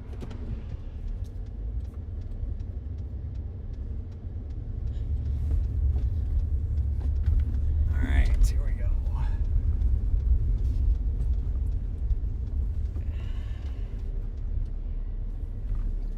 All right, just kind of watching this thing go up. Keys we'd be looking for right now. Those little wispies, are they getting sucked up? Or are they just kind of hanging low? Hanging low is okay. Getting sucked up would be great. Back here, we were showing on radar just a little bit of rotation with that. That would be directly west of us now. So like over here. What is this? Flash. Oh. That part just straight ahead is kind of the best looking feature of that storm. Again.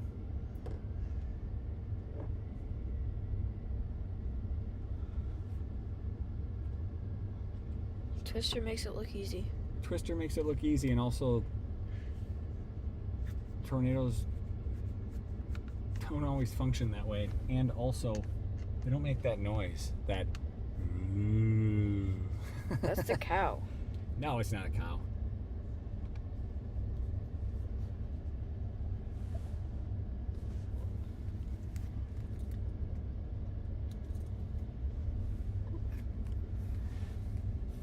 I am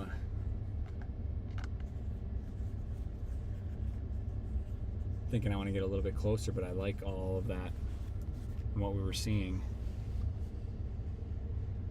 And there's more of that coming. But I want to keep following this. Let's keep going north here on this road. Keep trying to stay up ahead of this guy.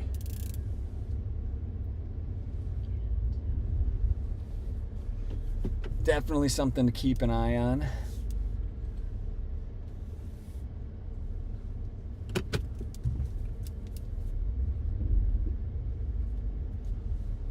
Not the day to slide off the side of the road.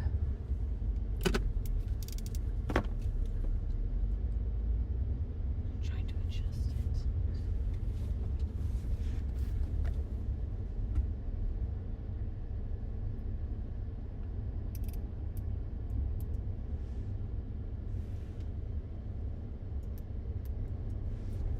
Auto. Okay, we're ready. Headed back north.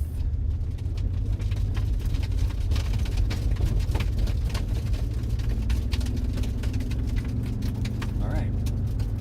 Keep an eye on this guy as we continue up. It's gonna head up through Searsboro and make our way west a smidge, then back up to 80. And we might stay with this one for a while. A lot of those storms seem to show most of their rotation as they approached 80 and went north of 80. So again, for anybody who has recently joined, or anybody who's stuck around for a majority of this time, God bless you. Like, it's been just rough going. We are on our first storm that actually looks reasonably decent. It looked good, really good a few minutes ago. Still looks okay up there. Just got to catch back up to it. But we got some low-hanging clouds, some good, potentially some beginning of rotation. So we'll have to just kind of see. It definitely could be, some of the forward and the rear downdrafts that are registering as rotation.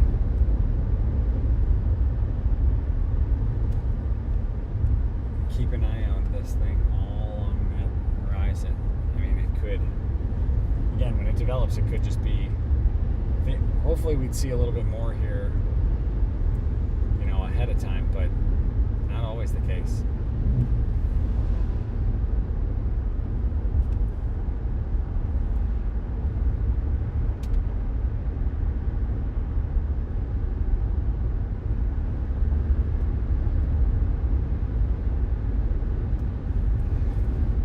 So we're essentially heading back up north, but doing so kind of zigzag as we're working our way back over to where the storm is, just to get a little bit closer to it.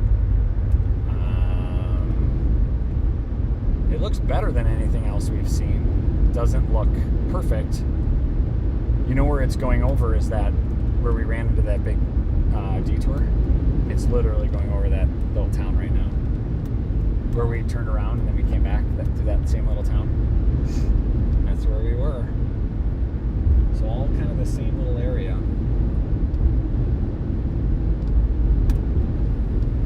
Keep an eye on this. This road is going to turn back north again, and we're going to be up towards 80. We're just going to keep with this guy.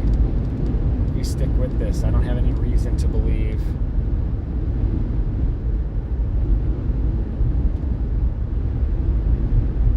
this is any less than we were looking at before. So I want to keep an eye on that.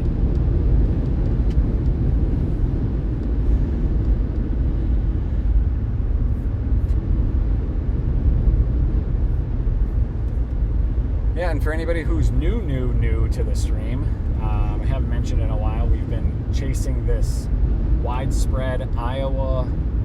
Hey, I don't see the little things What things? on the bottom of the clouds. Yeah, because it's right. It's moved up and it'll evolve a little bit. We got to get a little bit closer. Widespread system that is flowing through. Hang on. Oh, I think there might be something true. Flowing through Iowa today, northern Missouri, Iowa. And that system is bringing rain pretty much for everybody. Wind gusts have been pretty good overall. Lots of 30, maybe gusts of 40 from where we are. 40 knots. And though the winds have kind of seemed like they died down just a little bit. It's possible we're down in a little valley too. And a lot of the stuff we've been seeing is just very scattered storms. Just kind of scattered in nature, very unorganized, disorganized, and just kind of scattered. And nothing that's super great. And yeah, we're just trying to find something decent. And I think this is the first one that we found that's been mildly interesting to watch. And we're chasing it. We're heading north. It's moving north. It might be weakening a little bit. It looked much stronger before when we saw it. We'll kind of see here as it comes. It doesn't need to be massive. It's already big. So the question is whether or not it has any power to grow into like an actual thunderstorm, right? It's like a cell. That's what we're looking for. Otherwise, today's been a little difficult, challenging. In fact, a lot of people that we know here as well, and everybody's kind of looking for the same thing. And I'm sure from yesterday, also feeling the same thing we're feeling, like back-to-back big hype days that have produced, hesitate to say nothing. And I get it, it's spring, but a little tough. It's tough.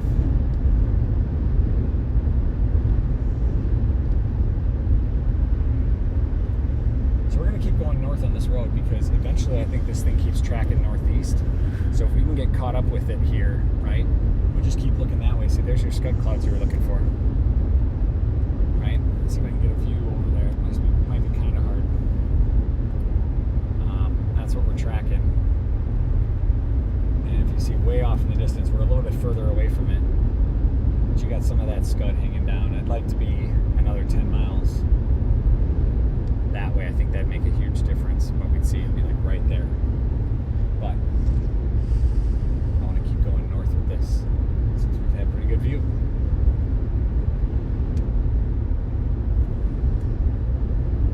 And yeah, it's still severe warned, so that's good. It's got the potential, right? Yep. That was a big old yep.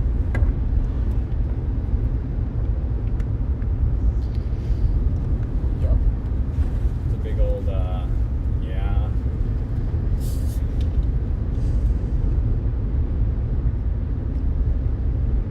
Tyler, you want to drive for a little bit so I can just sit and look at the radar?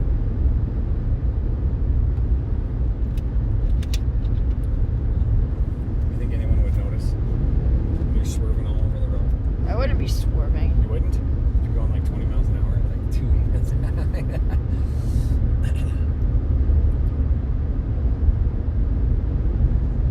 It's been great having Tyler along on this trip because there's a lot of things, parts moving, a lot of quirks and things that go wrong and whatnot, right? And just great to have an extra set of hands to do things. Even if, imagine when you're old enough to drive and how great that would be. They could just switch off driving and stuff. That'd be awesome. Get there. See, a little bit more of that stuff. But not, just better than we've seen. I think we're driving right along the center of the cell of that storm right now. In fact, if we get up to this next hill, maybe I'll pull and we'll watch it again.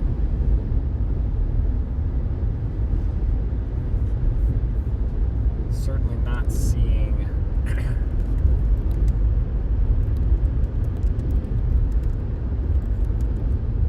all the wonderful things we want to see where it's magic, but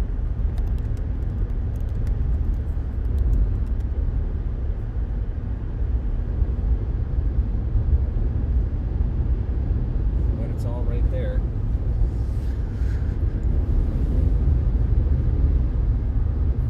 And we're getting a little closer to it, I can tell.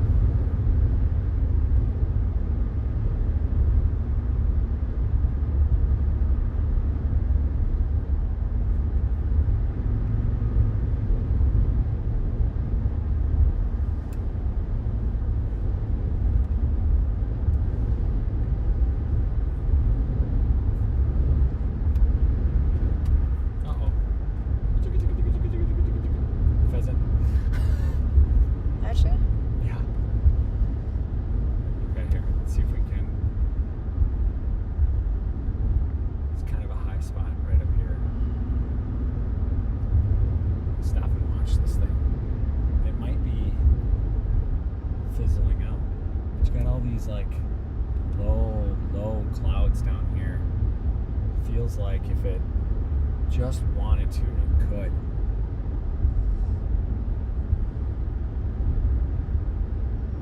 It's like right there. It's right there. Just can't go. Hopefully there's a spot right in this sign. Usually there is.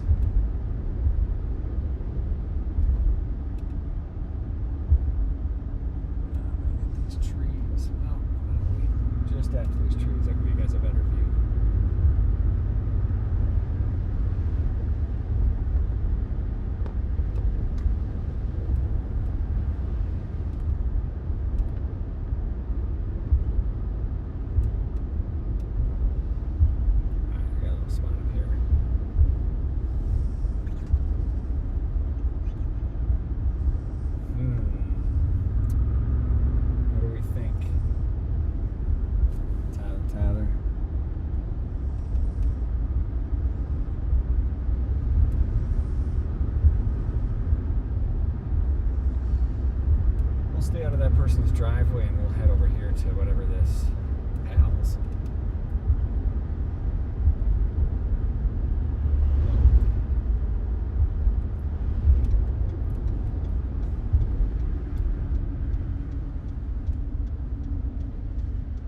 Conference center and main entrance. All right. What are we doing here? For private property. No solicitation. We're gonna go like this.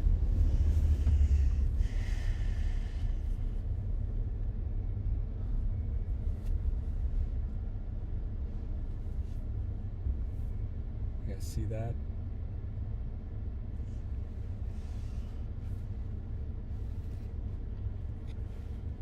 Definitely moving this low level.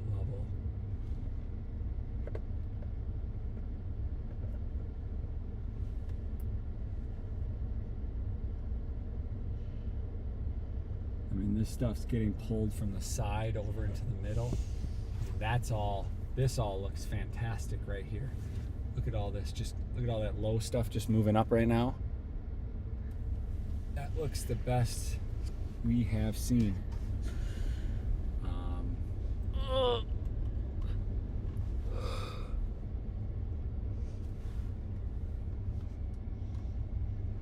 Right there would be all this stuff's wild. It's actually moving. We haven't seen much movement to stuff like that.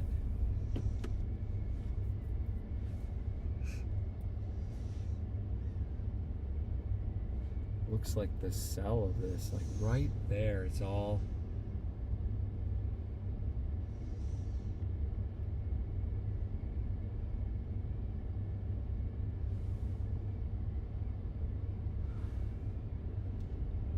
the wind's about 32 miles an hour. If you really think about it, the Twister movie, Yeah. it was like the timeline of the movie. Yeah. It's only supposed to be like 24 hours in the real life movie time. That's true. Because Bill said I'm only staying for 24 hours. That's right. All right, so we're watching this now. This has been the best developed cell that we've seen all day. Just trying to watch this thing as it continues to move north. There's a lot better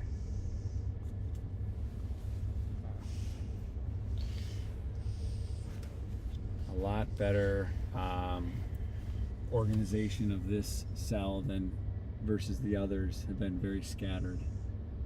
So just kind of watching this go through here. Again, we can shoot up and try to stay north of it.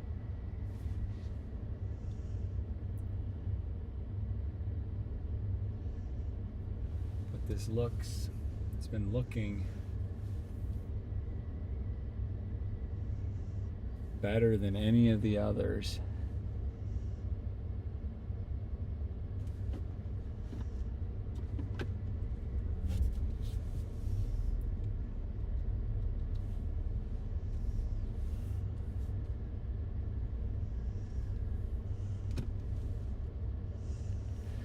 How's that looking? Lots of see, like right here, right straight ahead there, lots of upward movement, lift on that.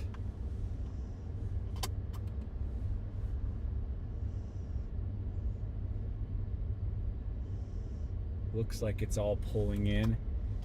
I'm not saying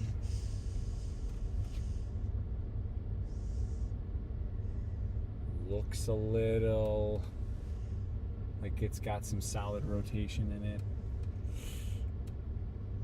Not as clear or defined as other obvious storms, but What?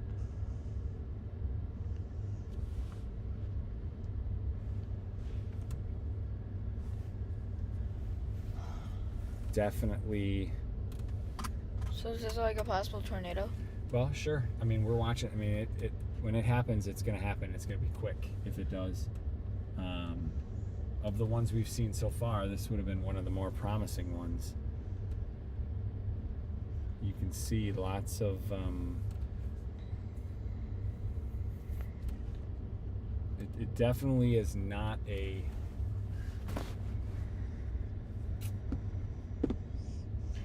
it doesn't have all the obvious pieces, but the way some of those clouds are moving, especially up there. And I wonder if these could potentially merge. Let's go and see if these merge. We'll keep an eye on this back here. Merge. And we're gonna keep an eye on looking right now those two systems as they come together, because this looks great compared to what we've seen today. And there's a lot of upward movement. I wonder if these two storms slam into each other, if there's a little bit of something that could happen with these. So let's keep on this. I don't even think we have to get on the interstate. We're just gonna kind of stay. Probably should get on. See right ahead there.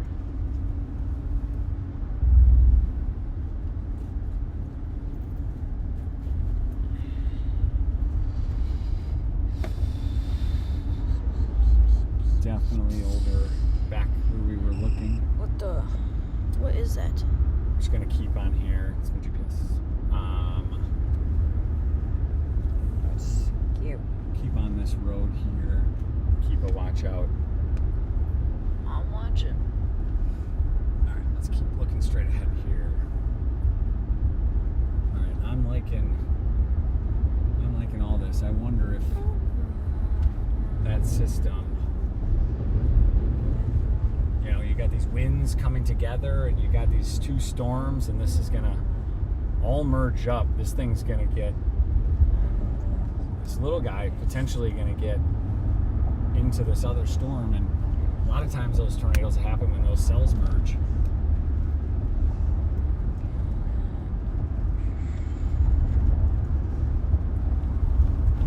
It's not moving so fast that we can't keep up with it, so that's great. We'll just stay on this here. Fortunately, we're gonna drive into this thing because it's gonna be coming up on us. So I'm gonna keep an eye way over. We need to get out of this town.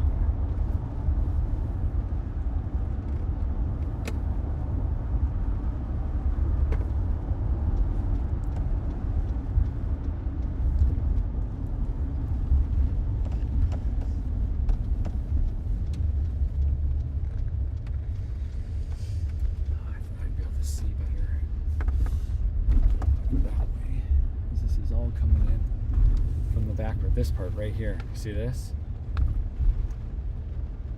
That's what I'm after. All right, we'll see. We can get a couple of view here. So that's the northern part. We're turning west. Now here's the western part, and then here's going to be the southern part. But we're going to get hit by rain, I think, before we can see anything.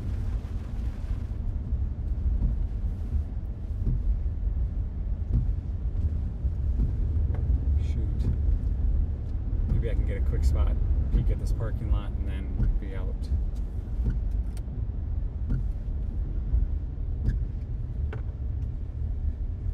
Yeah, see, like all that right there on the back end of this, right there. Hopefully everybody can see that and stop this squeaking. See that?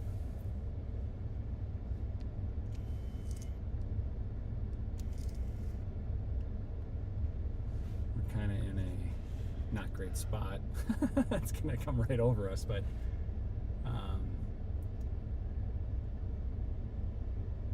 there's pockets of rotation inside of that we can see.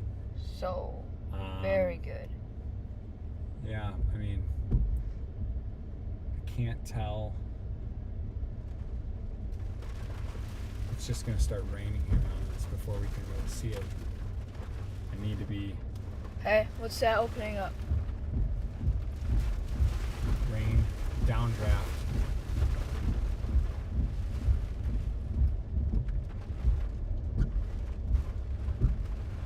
You sure it's not tornado forming? You can see the rain wrapping through there. Can you see the horizontal rain wrap? Yeah. Those sheets of rain. Nothing over that way.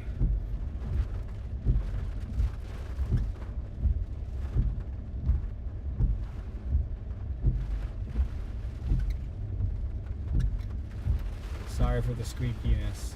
Just trying to keep a clear view of this. We're watching across an airport I got recording on all times. this is definitely the back lowering part of this. There's been a lot of It's definitely like, there's been a lot of rotation that we've seen. hey, it's moving. There's some up. It's going away.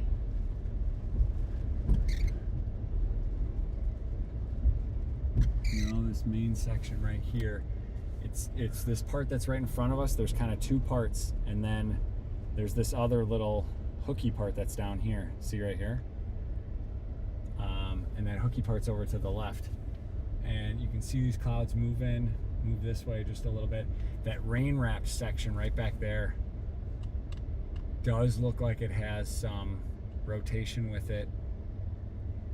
We're definitely seeing more updraft. Whoa.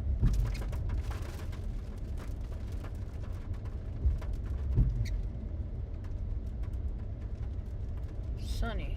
Can you see those rain bands? Yeah. Yeah, rain bands there. Definitely need to look over on this guy, over to the left, just above those tanks. There's a, behind those tanks, there's another little section that's kind of hooking out from the storm. Not saying it's an official, like, you know, when we talk about a hook piece of it, but there's some rotation along with that. I'm just trying to watch both of these pieces. This was what I was originally interested in, though.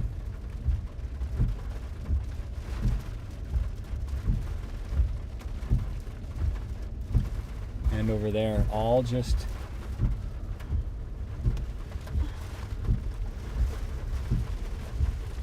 okay, this part's all moving through here now.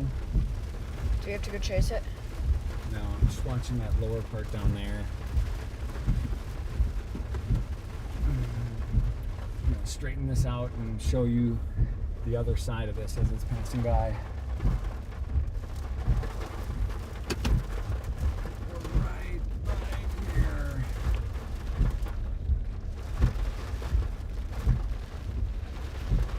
I wonder See, why I there's don't no one think- at the airport. Yeah. I don't think that is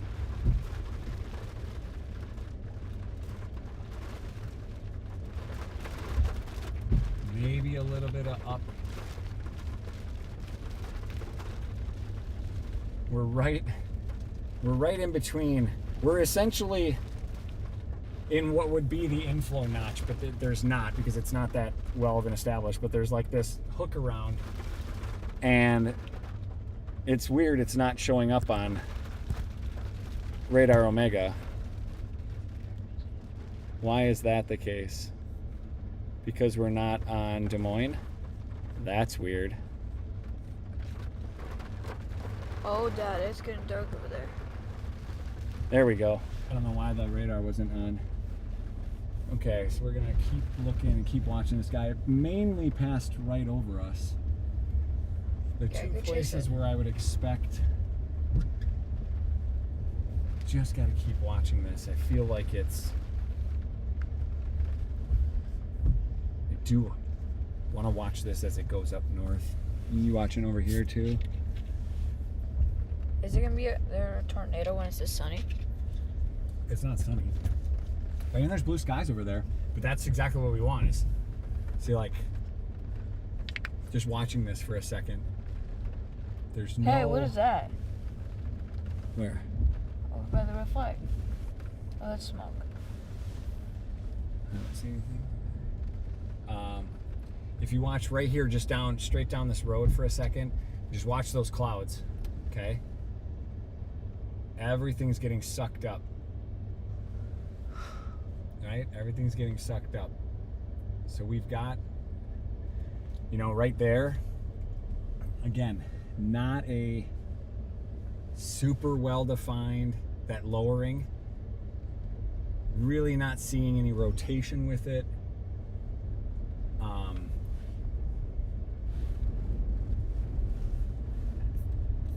just had to keep watch because we're kind of like surrounded by this stuff. But like, here's some more. This stuff is all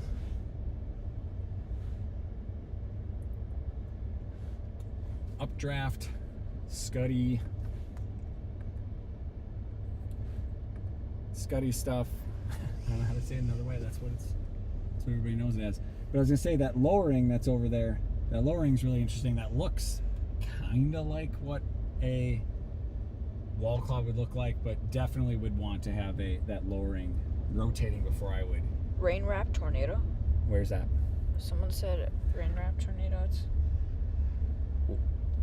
What does it say?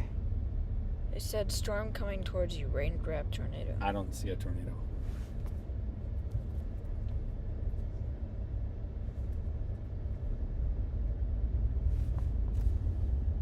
Geez, just looking over here. I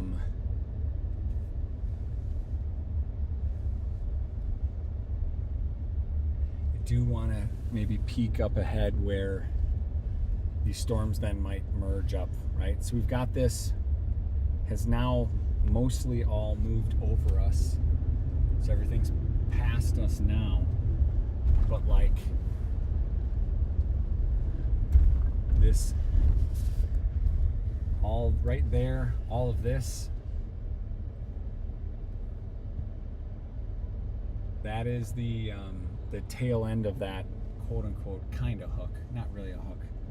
But I want to pull up ahead here. There's some lowering of clouds, some things that could be coming together.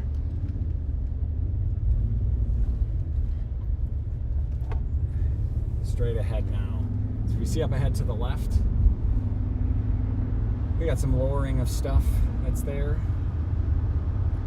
Nate Spencer wants us to join his chat live stream, and he'll put our handle on his channel. Don't go. Oh, we'll have to do it next time.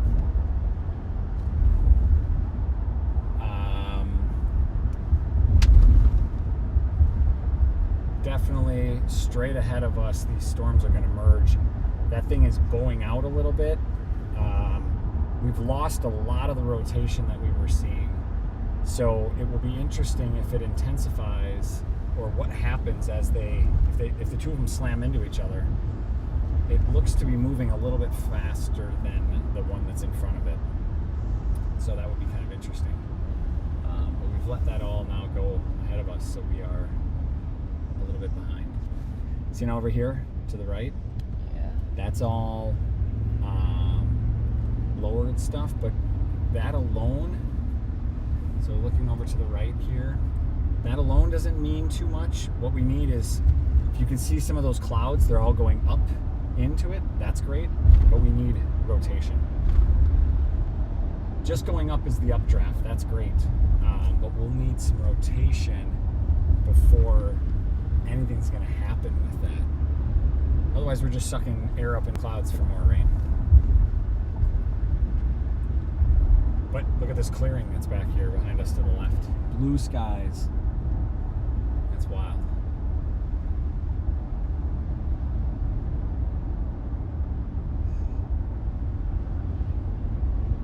To this thing, so we'll just have to keep an eye on it. To see if anything develops that we can see. I like this more than anything else. Again, I've said that. It's been a slow day. It's been tough going. There's not been a lot of signatures that have really got us excited. But these couple that we're chasing up north now, Again, this guy's little. He's kind of bowing apart, but we'll keep an eye on him. He's going to get sucked up into this other bigger system.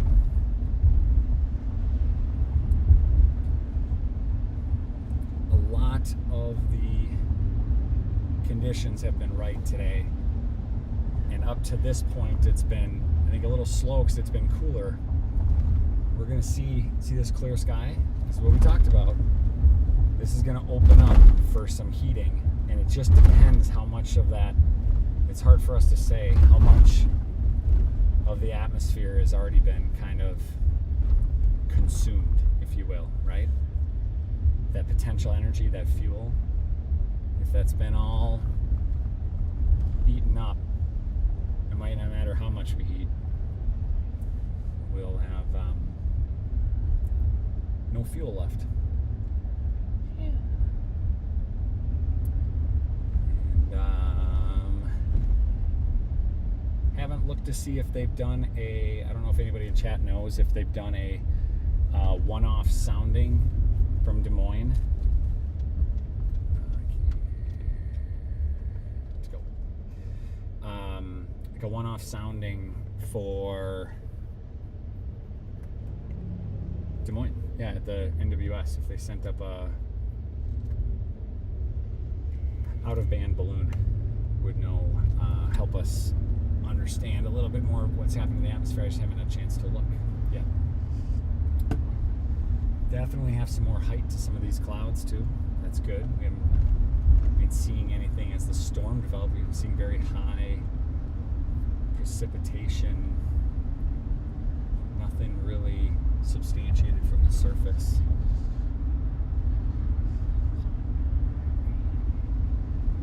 Oh, let's go, let's go, let's go. Try to get ahead of this guy. We should have pulled out when it passed us at the. We did. But they were looking at both sections of it, like what's over just to the right of us right now. We're looking at that piece of it. This is delayed a few minutes.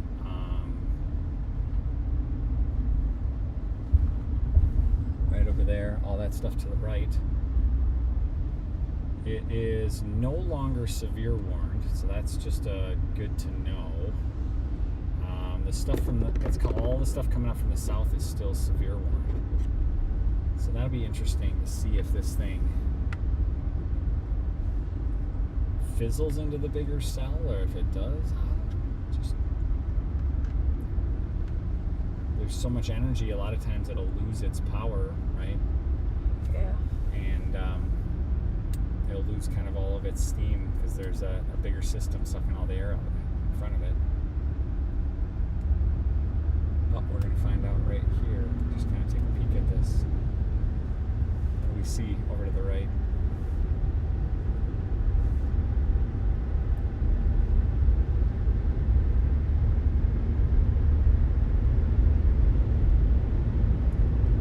Still some established structure to this storm. It's definitely much smaller than we were looking at before, but not insignificant.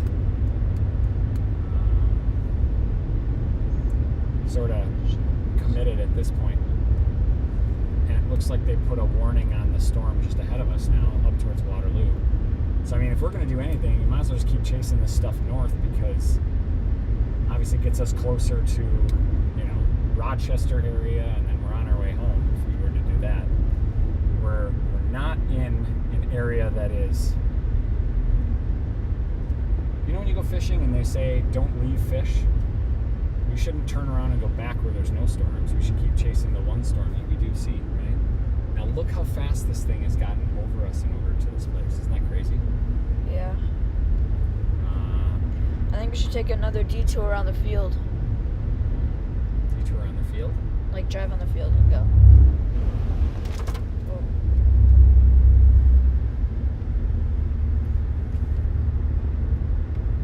At least if we saw a tornado, we'd be able to see it from here.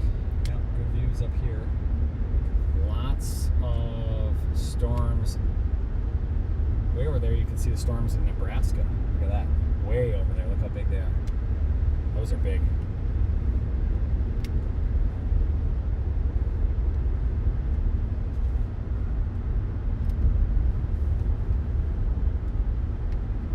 just not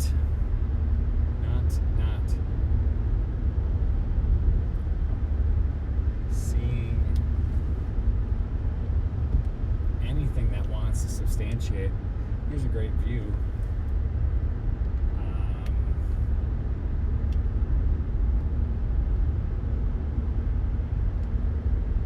That whole cell merged into the other. It's just about to merge into the other one. And I'm going to get up here and see if we can see a bit more of what's remaining of what we saw earlier.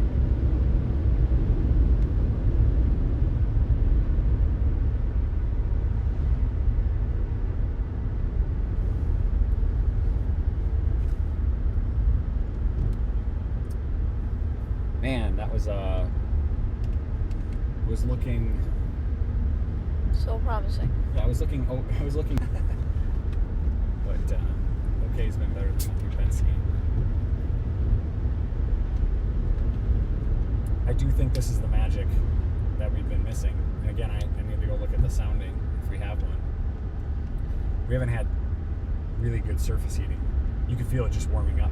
It's getting warm in the car. You feel that? Thanks, Matt.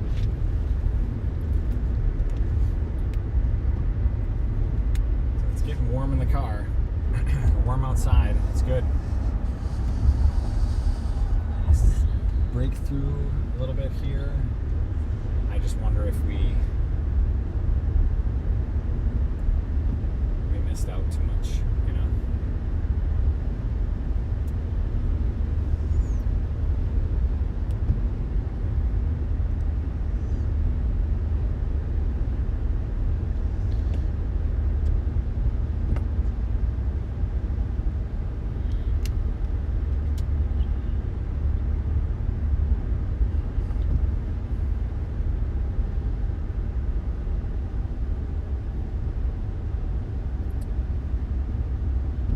So, looks like they did a Davenport did a sounding at 1 p.m. Very dry aloft. Temps up to 73. Not much on the Cape side. Wind shear decent at low levels, but man, no Cape. So we would need to drastically heat, I think. And we would need to, I mean, there's a pretty big temperature inversion. I think if we got surface heating and that pushed out, photograph looks good. Not great, but good. Man, Tyler. Now it's Davenport. If we get more clearing than them sooner, that could help us. Cedar Rapids, Davenport, they're all getting that wave of storms right now. The question would be where we are. We're just going to keep driving with this storm all the way up. And we're never going to catch it if this person is going 40. They just want to look at the pretty clouds. How about that guy right there? That looks really cool.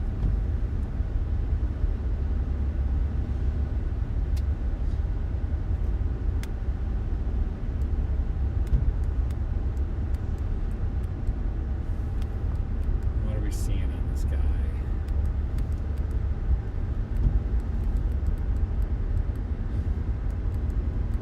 Not much in the way of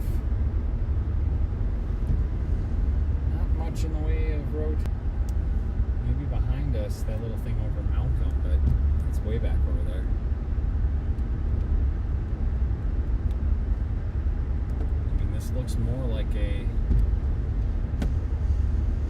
it's actually developing a little bit more, but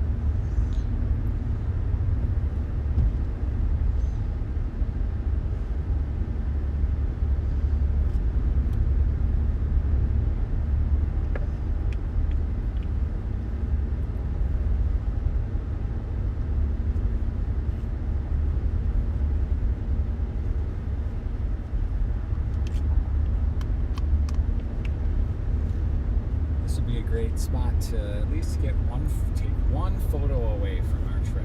This would be this developing cell that we're just not giving up on, right? We're just going to take this all the way up to Janesville, Waterloo. I mean,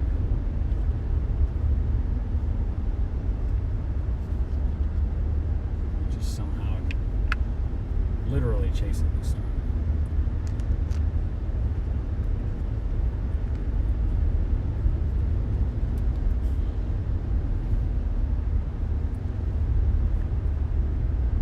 Okay, well, this is going to bring us up to La Grande,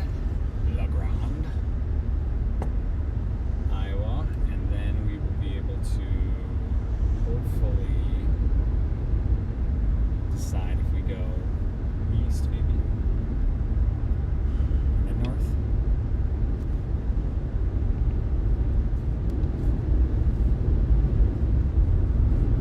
We got some nice winds whipping across here. There's a good view right here of some of those storms, I think. I believe all of that is just like Omaha, edge of Nebraska, all the way up to Sioux Falls. And you can see our blue skies. Blue skies would be a nice little treat if it did indeed help us. A little bit TBD though. I have to check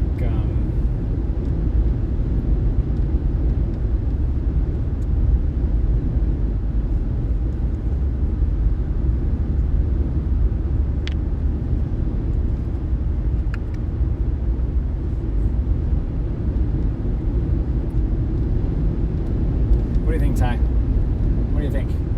I don't know. We're cruising. We are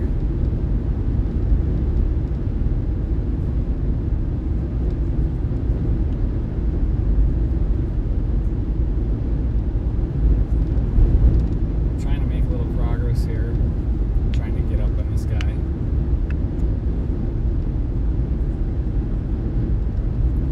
How does our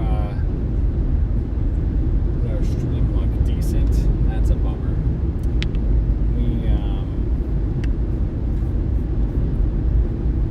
We're falling behind this storm now. I don't know why this.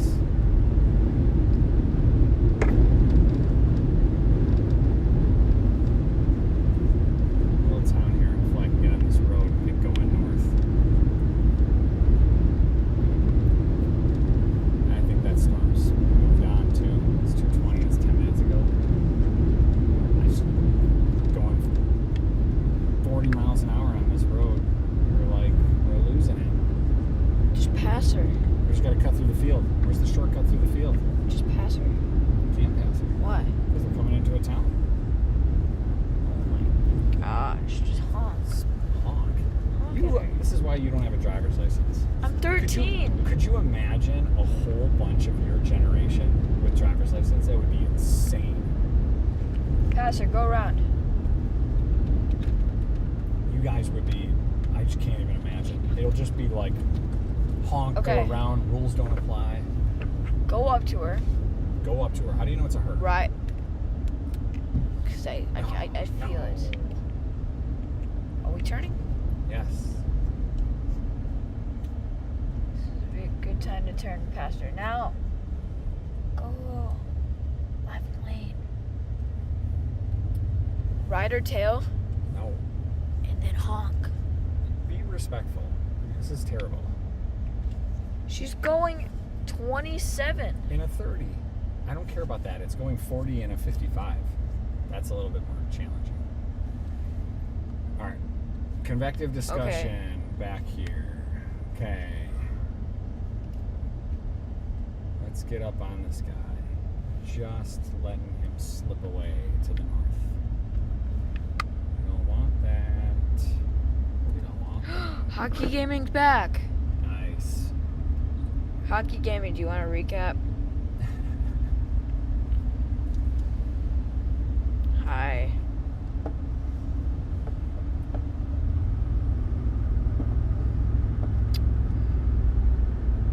chasing it is going good, FS Gamer. Yeah, we found a system. Here, I'll give you guys another view. We found that. We chased that. Well, actually, we let it come to us a little bit. Watched it. Had a lot of promise. Lot of low-hanging scud. Not as much pronounced rotation as we would have liked. But those... Hockey wants a recap. I am recapping right now. No. Those, the clouds moving up on that gave us a good indication that there was solid updraft. It just, as it got further north, it started to dissolve, and now it's getting right up on another system that's up by Waterloo. And it's not going to have as much, I don't think it's going to have as much air to suck up as it, as it would if it was on its own. And then part of the challenge with that too is, we were hoping that the two of them would slam into each other, but the system in front of it is much more pronounced. And so it's possible that this one maybe intensifies a little bit, but I don't think it's going to make much of an impact on the bigger system that's there. We'll have to see. We're currently working our way north to get back to a better position on that storm. We are currently... Your webcams. I'm gonna pull over here in a second and just grab a nice picture of this, since it'll be our only picture from the trip, potentially. Well, then I'll go to the L. And then, What? No, I was just saying I was gonna take a picture too. Nice.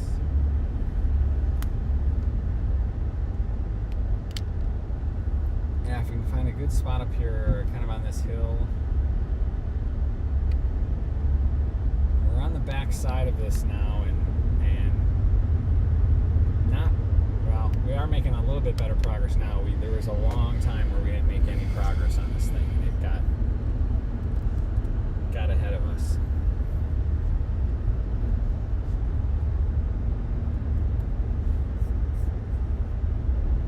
The system that's in front of it, what we can't see, on the other side of this is a much more significant storm, severe storm. That's actually severe warned. All of these are tracking northeast. We're driving straight north right now. We are hopefully gonna run into this guy and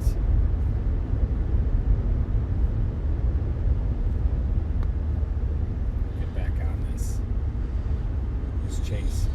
But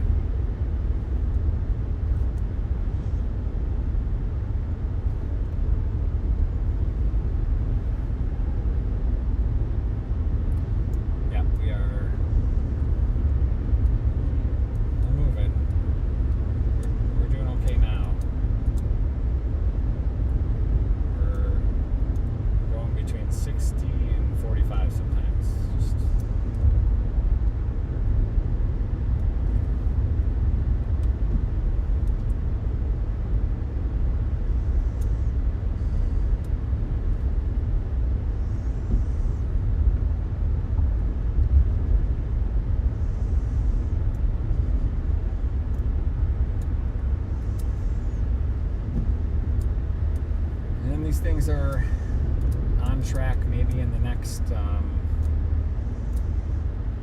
10-15 minutes or so to push into each other. I would have said that they were pretty slow moving, but we aren't catching up with it as fast as I thought, so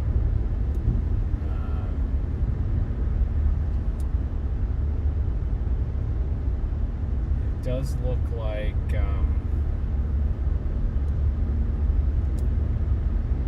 some of the tops, 35,000 feet on some of the tops over there. I mean, it's pretty significant. That's not an insignificant storm by any means.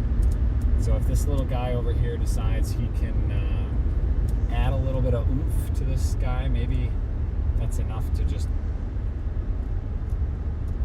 don't know. We'll see.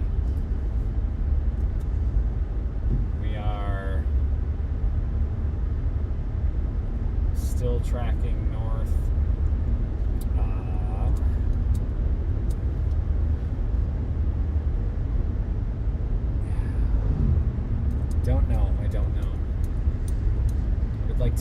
20 miles to the east right now,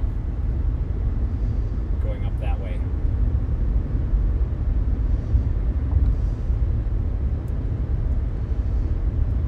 Where all that whole system is all over to Cedar Rapids too. That's quite a bit. It's quite a ways over. So we'll see if we can follow this up towards Waterloo. Again, tracking today is supposed to be a widespread day, multiple tornadic events. We haven't really. Look at that. Fort Dodge, just outside Fort Dodge, Rockwell City, tornado warning up in that area. That's all along that same system. Sioux City, north of Omaha, up towards Sioux Falls. Multiple now. They issued another tornado warning. So if you're in the Sioux Falls area, Orange City, that's where we were last fall. Exactly right there. Great area. But they're seeing a tornado, multiple tornado warnings, emergency management, confirmed tornado. That is all a different system. And then another tornado warning as it looks Lake City, just northwest again of, that's the Fort Dodge one. And then there's another one up by Sioux City. So we've got 3 tornado warnings up just northwest of Des Moines. That whole area.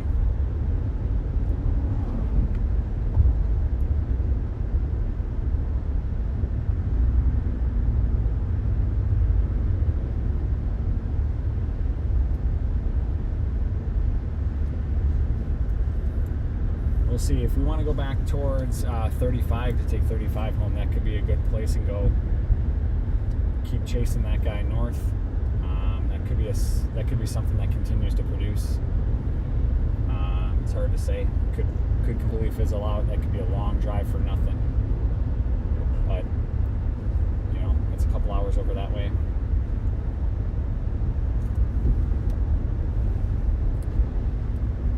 Still a good look at that system over there. Not super promising. When you taking that picture? Yeah, I was going to take it back there and then want to just try to keep getting onto this storm here. See, a bunch of people on that Fort Dodge. It's hard to say. Those tornadoes could be short-lived. They could be repeating. I think the one that came up from Omaha in that area definitely could be better. This could be a place to camp too, hang out for just a little bit and wait. We're obviously making our way, north. Coming in right now on La Grande.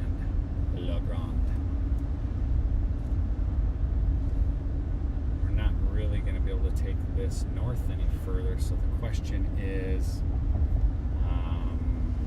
do we go west or do we go east? And I kind of feel like, oof, man. Take 30 east. 30 east. All right, we'll do 30 east. We'll kind of head towards Cedar Rapids. We're going to do a little bathroom break here in a minute too. We'll kind of see. I wonder if this is such a hard call at this point. Uh-oh, does he know he's going the wrong way?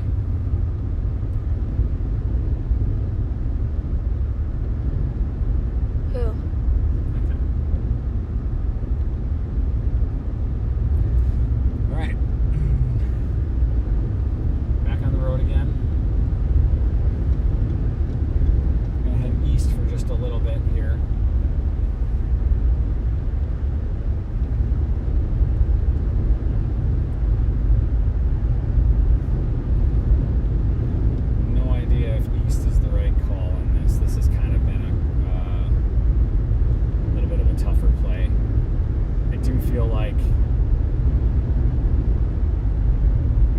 Closer to Des Moines, but you get to Ames, it's still a little haul to get over to Fort Dodge area too. So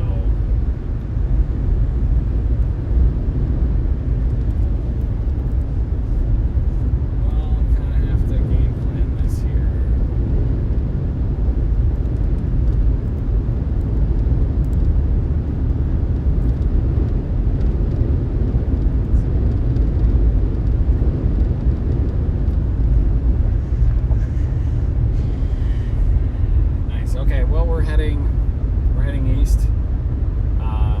Definitely the western side of Iowa, eastern side of Nebraska has been producing much better early in their day. That very well could be that they've had a little bit more surface heating and not as much of these storms kind of just ripping through doing nothing. Heading towards Cedar Rapids. It's hard to say. If now, we're seeing blue skies right now, sunny, right? If this could help, and the next couple waves of storms that punch through are going to be that much more significant, it very well could be that's all we need, right? But everything's tracking south, from the southwest to the northeast. So I think if we want to pick up something that's coming up towards Cedar Rapids, that might be the way to do it.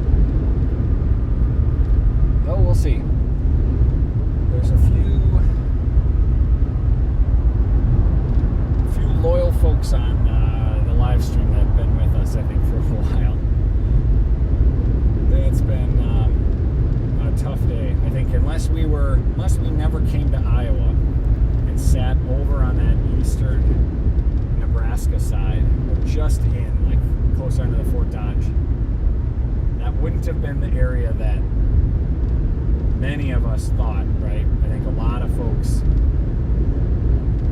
people are chasing these storms up through the center, and they're just, I don't know, not much is happening. I think they're watching these things, so we'll have to see if now all of a sudden it's starting to make a difference, and that's what we're going to go do, is just head east. Kind of some of the storms that you see off on the horizon, there's a whole string of those that are coming up, and that next wave of those storms, as we watch those move north, I'm hoping to maybe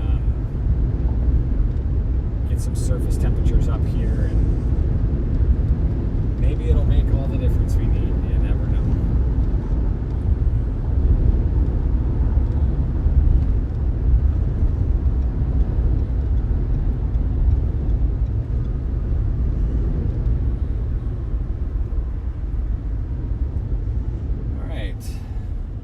Here, I think we're going to do a quick rest stop.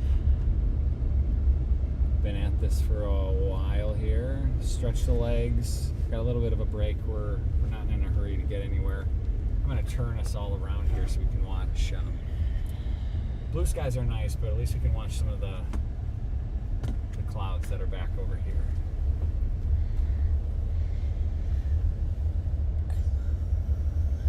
And can watch this back to the east, some of this stuff coming by. This is a little bit of what we're hoping will start to pop later on. Again, we'll leave the live stream going. We'll be back in just a minute here. Appreciate everybody who's been patient with us. We're going to find something. That's my mission. Back in just a few.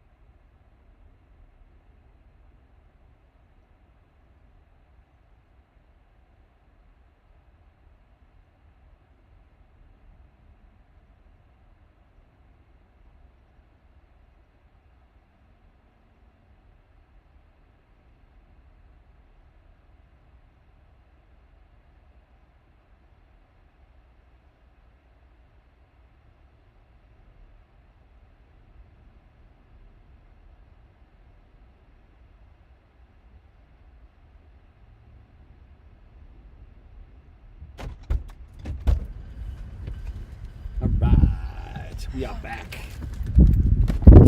What did we miss? We missed. Look at that. Tornado warning. You see that? Yep. Well, let's go. Wire. Come on.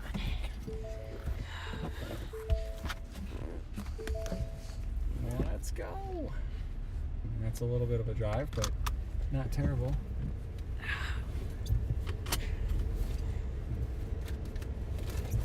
Okay, awesome. This guy's gonna let me go. How nice.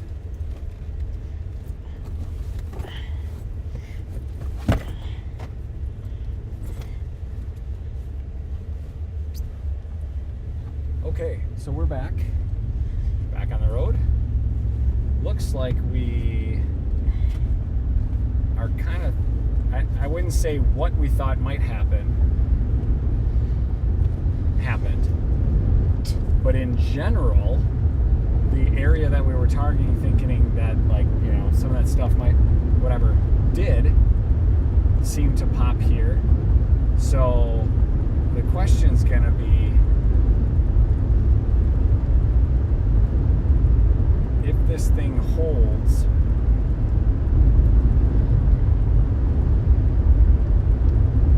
if we take this all the way up, we can get ahead of it here.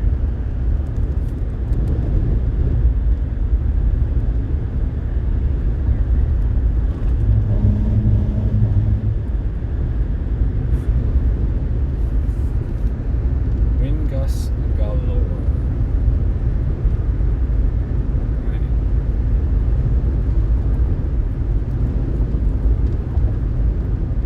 Let's see, what's the fastest way? Why don't you look up the fastest way to Independence, Iowa? I think that's still Iowa, right? Yeah. Fastest way to Independence, Iowa.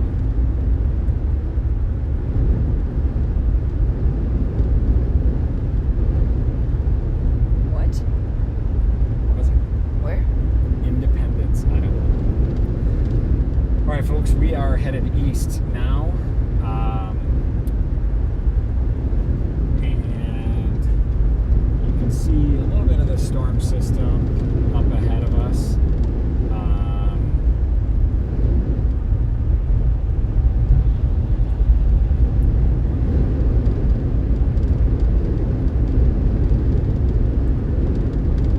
What road am I turning left on?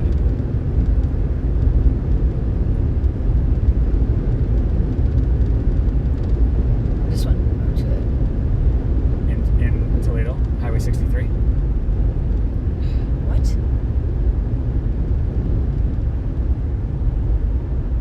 It has to be.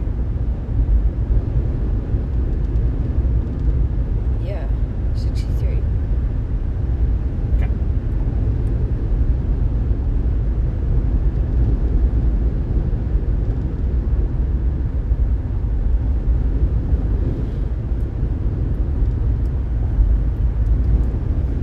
All right, we are heading east right now on Highway 30, headed towards Cedar Rapids.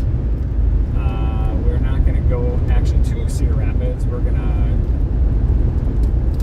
duck out and head north and try to get a little bit north on this storm system. I highly doubt we're going to catch the actual warning that's there.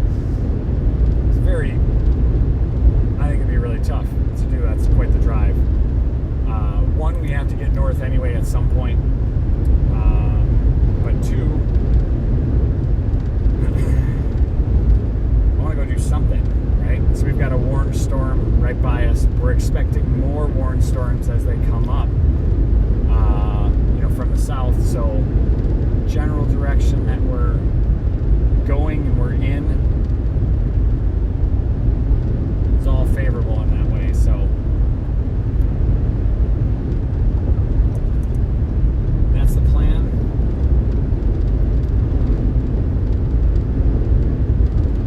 We duck out here. We're going on 63. We'll go north. And we will keep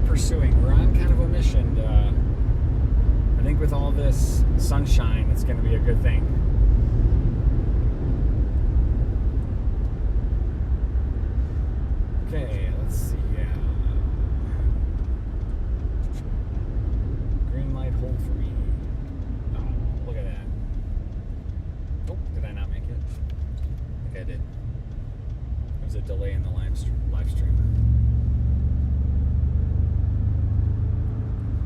All right. If we look straight north of us, straight north of us, over on that hill, way up there, that's that original storm that we were looking at a while back. We've obviously fallen behind that one, but that's kind of where we're headed.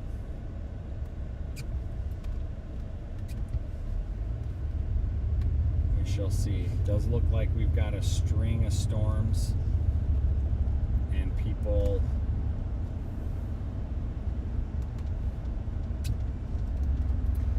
that are working their way north along some of these storms.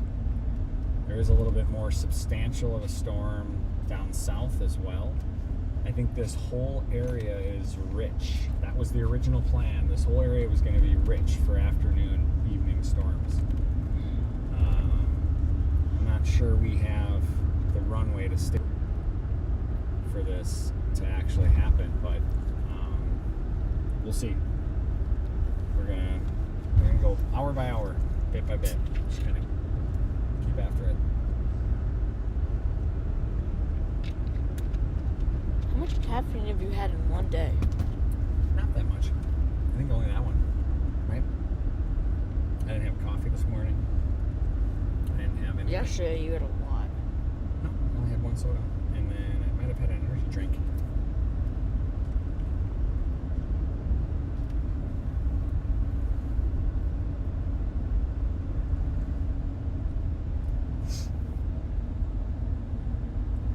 How long did it say to get up to Independence? Was that an hour 15 or like an hour and a half?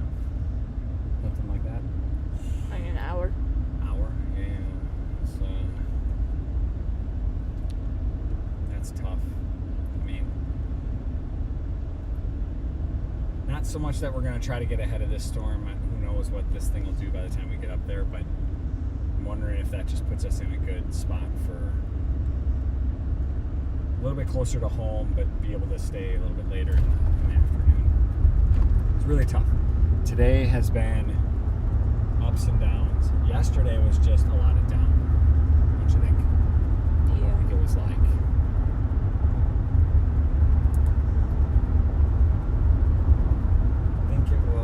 just tough going.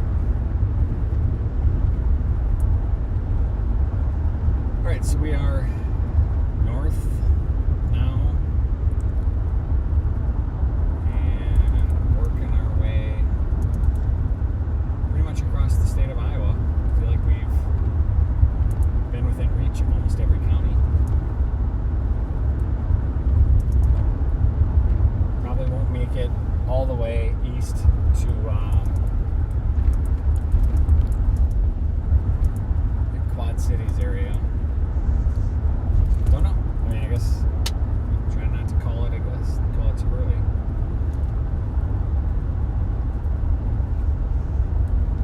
Just steady our way there. See if these storms keep popping down below. I do think we might catch up with that remaining tiny bit of the storm up ahead of us. Hockey Gaming said MN Chaser is the most nice chaser I saw. Oh, well, I appreciate that. I think there's two things that are important. One, be respectful, right? Yep. That's a driving thing. I think that's just a general thing in general.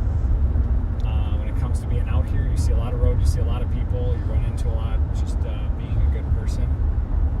I also think it's important not to hype things, overhype things. I think an honest take on, what the situation is. It's not like mega storms coming your way. Well, yeah, I mean, this is supposed to be a widespread. We did see widespread, very wide across the state, right?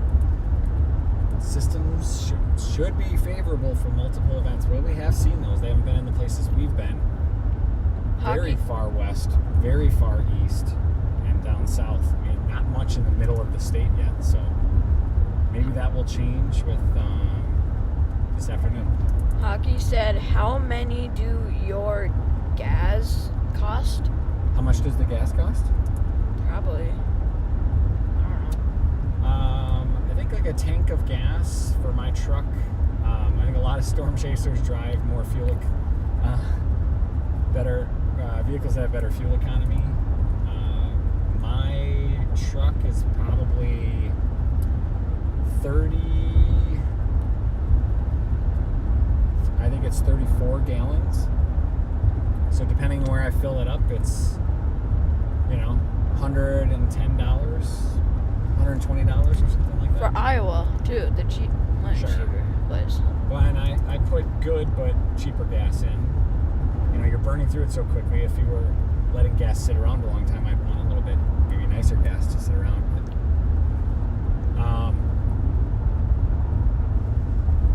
yeah, so like $120 for a tank of gas, but we do this for fun. I think some people, we were saying this earlier, right? Some people do this for a living, a job. Yeah. They're out trying to get a photo or a video to sell to the TV stations, and I think that's nothing wrong with that. We do it for fun, so we just like getting out. I also take a little bit of pride in, last year was able to be the first person on a tornado and able to call that tornado in and warn other people. And so that is I think that's a nice, service at the same time that we're out here trying to have fun, that we can also be out here and warning people ahead of time. And heaven forbid something bad would happen, that we could have some gear with us. We brought water with us, some things to be able to just help out depending on what might happen. So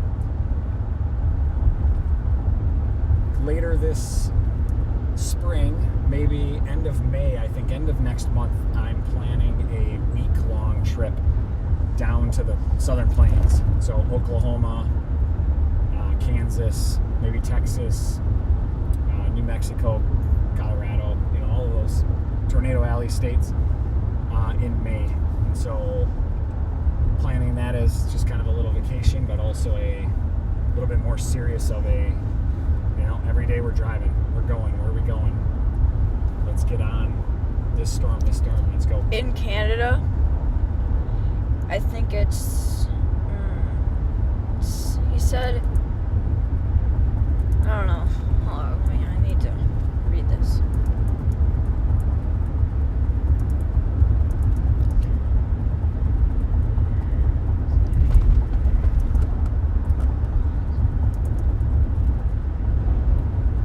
So we're driving, again, straight ahead of us is the stuff that we saw earlier. Again, it's quite fizzled out. Almost straight northeast. Really hard to see here with these hills is where that tornado warned area is, and we're going to it'd be a stretch to say we're going to try to get there for it, but it's possible. I'm not going to put any, that's tough because that's getting into like Prairie du Chien, Wisconsin. For hockey, right? To fill his van or a van, it's like $200 Yeah, I believe it. in Canada. I would imagine fuel might be a little bit more expensive in Canada too.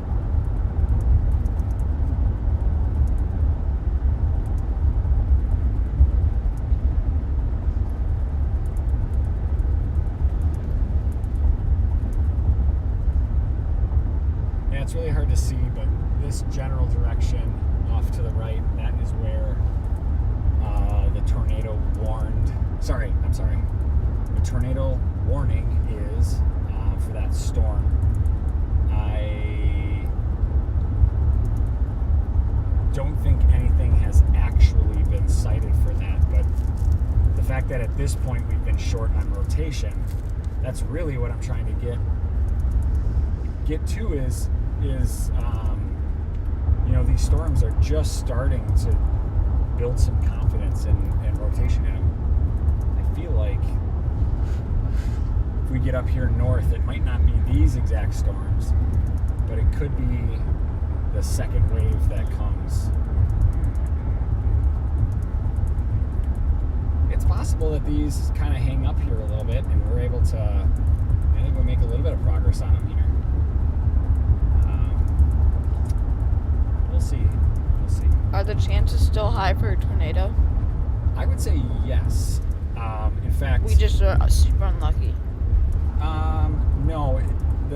All the areas that have been warned for tornadoes have all had tornadoes.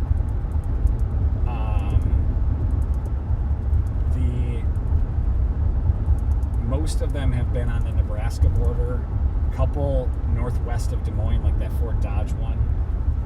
And then everything else we knew what was going to be an important indicator is a bigger potential for tornadoes, but we'd have to get some of this daytime heating. So this sun is actually fantastic right now. This is what we want.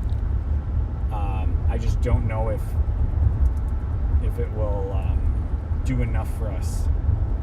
Again, it's a little uncertainty, and again, quite a bit more research I'd have to do, and it's hard to do while I'm driving.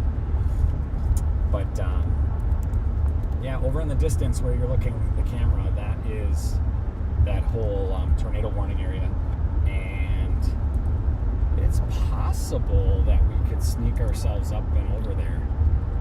We got up to Waterloo, and those storms just kind of hang out. Is there an arc in red and purple?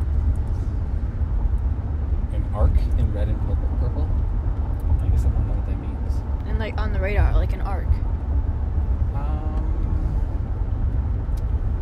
At Cedar Rapids. Oh, Cedar Rapids. So there looks like there's a bunch of stuff going on at Cedar Rapids. There's a storm, and then there's a storm just north of it too.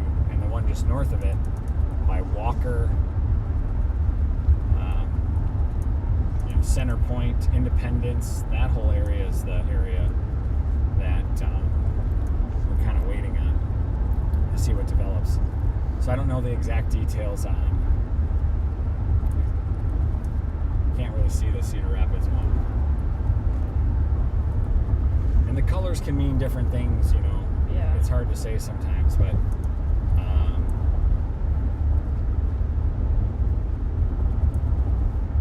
we're gonna get I up. really want to say touchdown.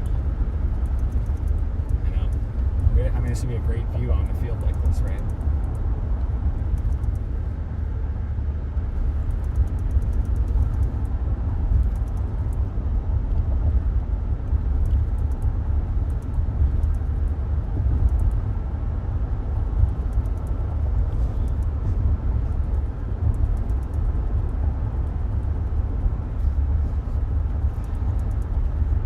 Yeah, so I think we keep taking this up, I guess, maybe into Waterloo. Let's see if by the time we get to Waterloo, it's 3 o'clock, 3. Yeah, that stuff's gonna keep tracking northeast. It's tracking, you know, straight away from us, not helping us at all.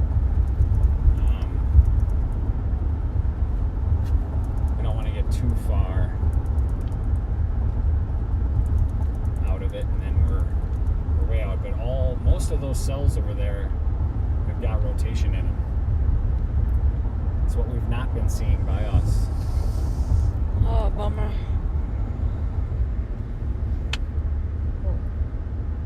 None of these new cells coming up have been warned. I guess, yeah, a couple of these have been warned now, down south, which we knew was a kind of higher target area. Okay, so junction on 96, I'd say we go right.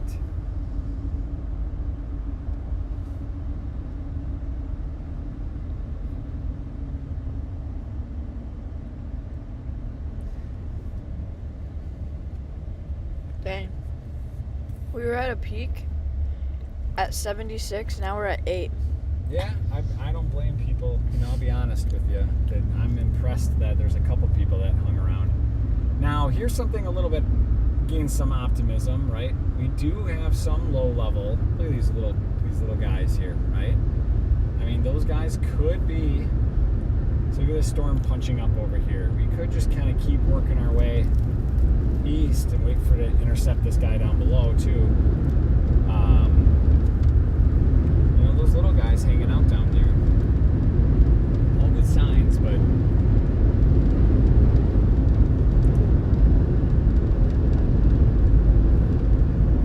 overall it's been hard to do. Hard to make happen.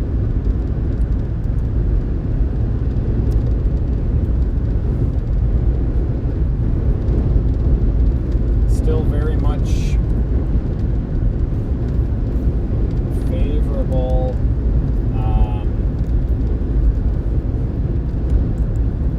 These dew points that are up near Independence, where we just were, those dew points are in the 40s. That's not favorable. You know, like that's not going to do it for us. We need 55, 60.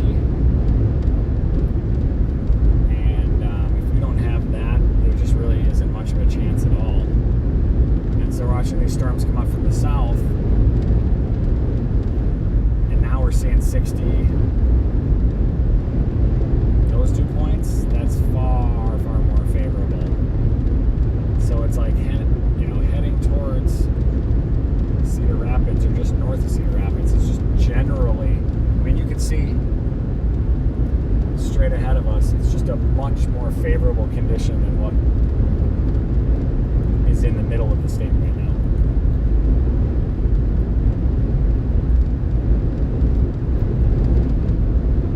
Hard to say what that means.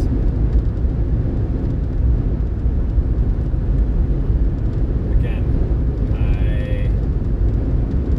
we've been in the right places. It's just right now is the waiting till about the 6 p.m. time frame for things to take off. The question is, do we wait till 6 p.m.? Puts us at about a 4-hour drive home.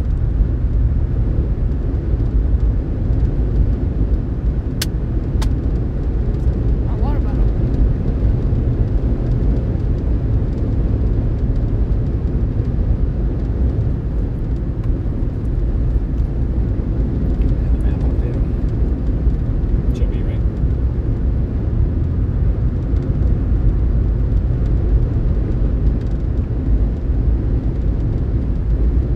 Over there, up ahead, again up to the left, like straight ahead to the left. That's where we're seeing some of that potential for severe weather.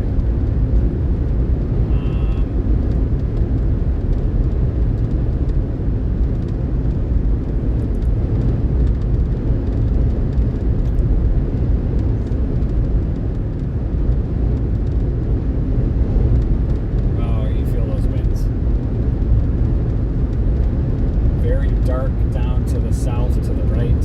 How do you pronounce this? Cheney? Cheney? Cheney?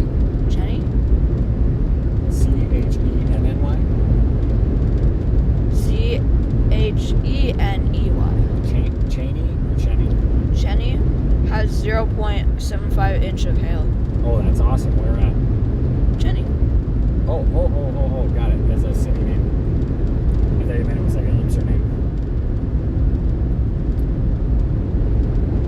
You know, that's getting up there. See, now look at these low clouds. And then coming Hockey through. said twin at Pocahontas. Twin? Yeah. Oh, it could be. So look at these little guys here, straight ahead of us. Wait, Hockey, are you in Canada right now?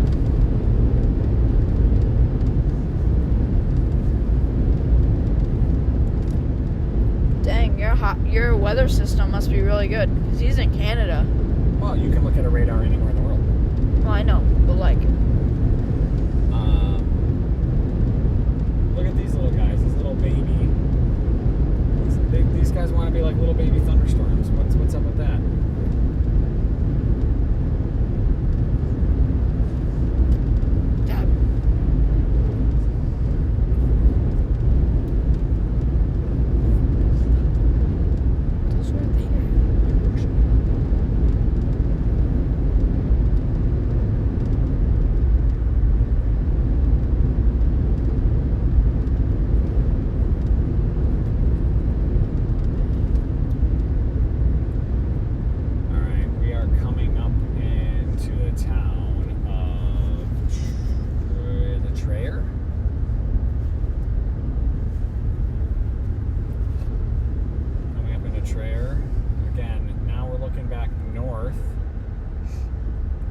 of that storm system that was ahead of us.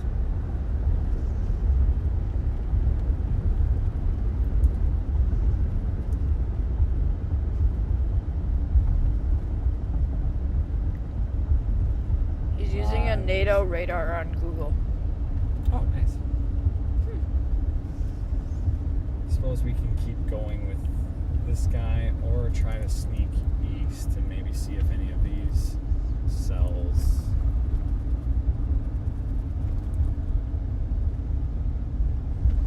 Hard to say.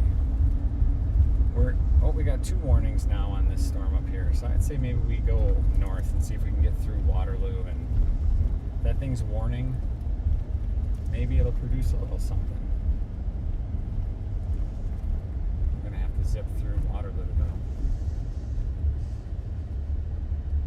Looks like school's getting out here.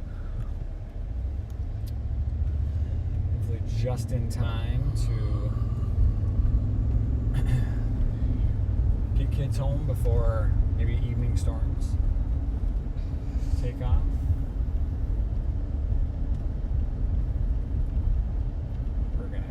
Let's keep going north here. We got Waterloo just north of us a little bit here.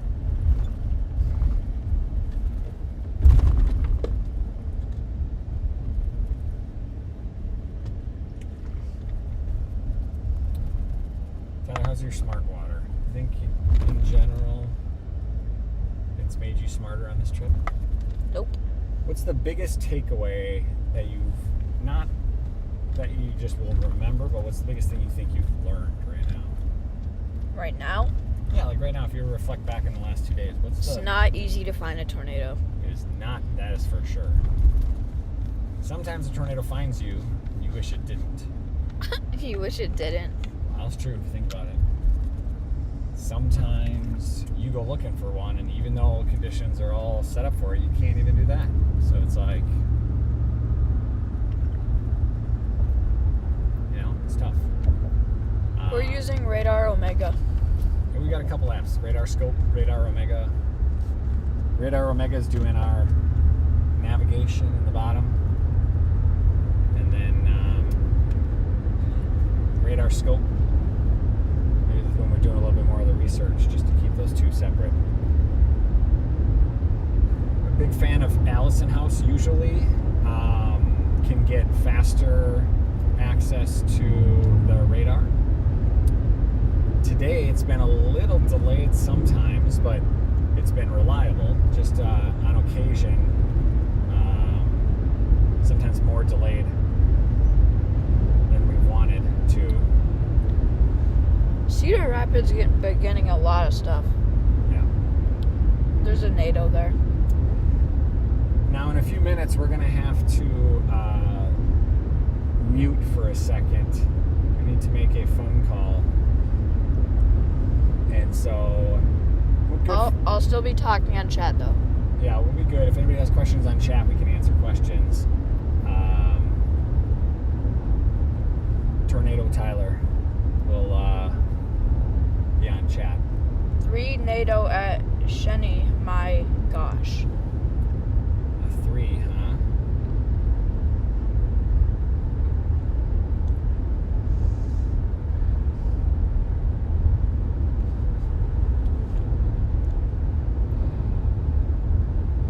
Not sure if I saw that one yet. I'll have to check in later after we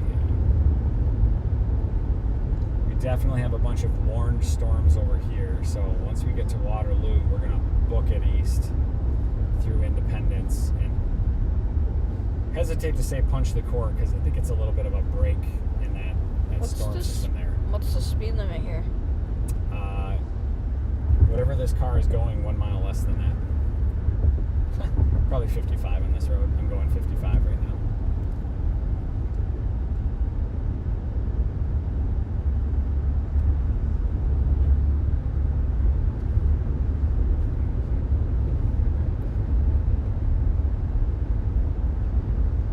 Dangerous in Iowa. What's that? Hockey said it's dangerous in Iowa today. Well, tornadoes, lots of tornadoes, and if you think about it, look at how wide open this place is. If you're in a field, There have been multiple tornadoes and really no damage. I mean, that's the one thing that the plains, Iowa maybe not as much, but the plains, you know, the southern plains, there just isn't a lot out there. It's a lot of, you know, arid desert kind of area.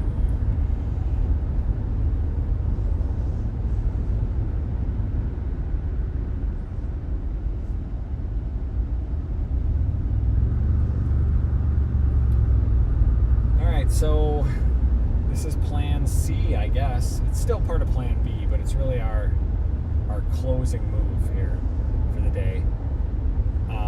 Where we wanted to be was close to Cedar Rapids, Iowa City.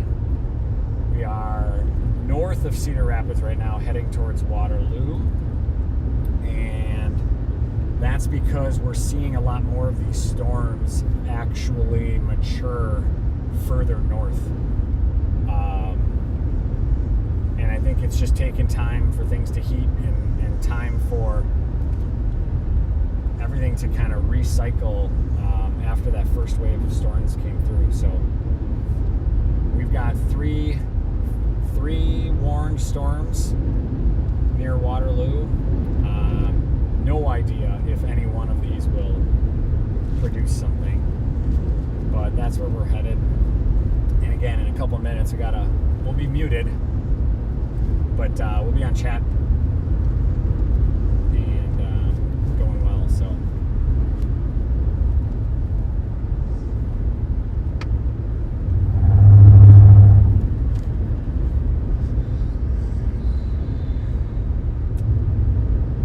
beautiful out here, very flat. Definitely, if there was some action, this would be the place you'd want to see it. And we would see it. Yeah, you got full wide open. It's possible looking north. That's our tornado warned system way up there. It's going to be hard for us to get in on that, but that's it right there. I'll give everybody a kind of little poke over there. We are catching up on this. Literally storm chasing. I think these have hung up here. These storms have hung up, and moisture's gotten shoved back in. It's possible that that front, I don't know. We'll have to, again, just looks like it hasn't moved as fast as originally thought, and that's a good thing for us. So we can keep after this.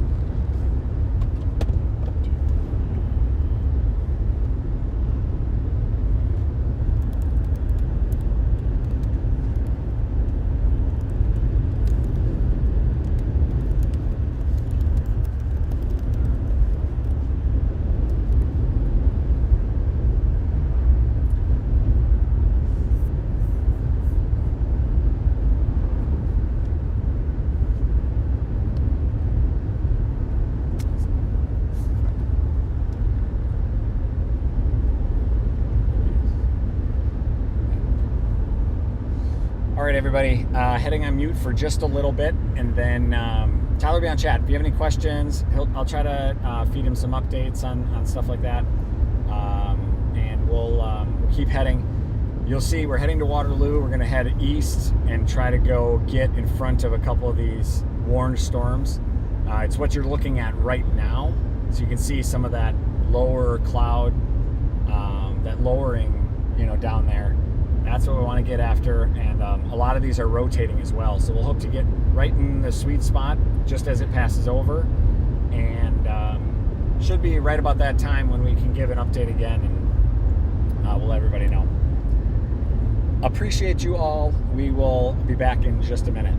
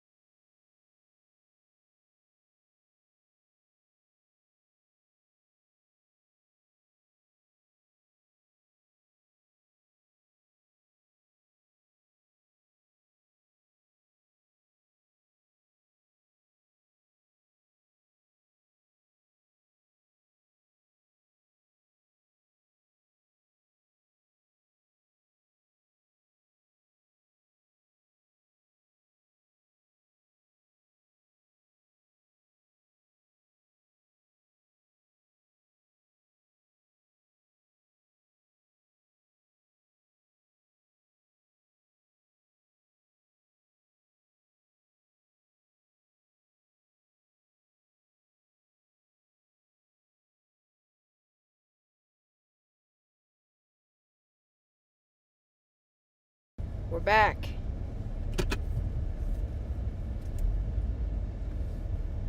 We are back online. Just kind of checking things out here, watching. Let's see if what we're essentially watching you're seeing little blips of the kind of next wave of storm. They let all of the warnings expire for the storms we were seeing before, and we're still seeing some rotational cells on those, but again, the kind of next wave is moving up, and we're keeping an eye on those. I do see not as much coming out of the southern portion. It really kind of remains to be this last bit here. Memphis, that'd be Memphis, Missouri. That area has got a tornado warning on it, and that all moving northeast, everything up to Cedar Rapids. We are just east of Waterloo, and kind of watching some of this stuff come by. Obviously these very low scud clouds, just kind of wanting to see what the atmosphere is doing right now.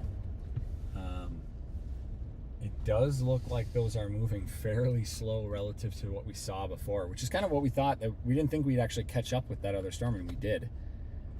So I want to see this stuff go by. If maybe as it's moving over into Iowa City, that sort of thing, we might be able to see some of this come up. But again, that Fort Madison, Mount Pleasant, that kind of whole area on the really southeastern side, northeastern Missouri, southeastern Iowa,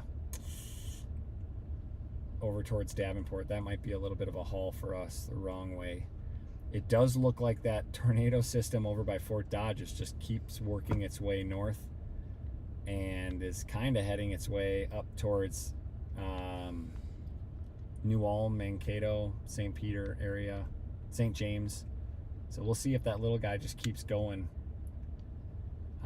all evening. But we're kind of watching these storms. I'm wondering if might be hard to get ahead of those, like towards La Crosse area. Again, just kind of trying to keep an eye on it. Eventually we're going to have to go north. So just taking a peek here for a minute. I'm getting a little bit of a game plan.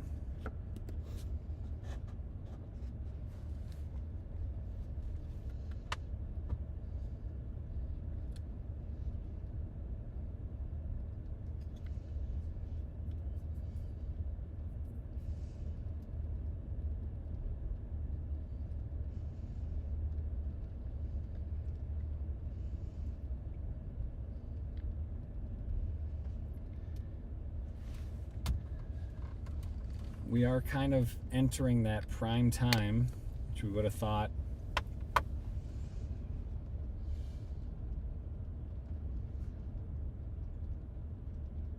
I love that little storm that little guy over by, well, now it's all north.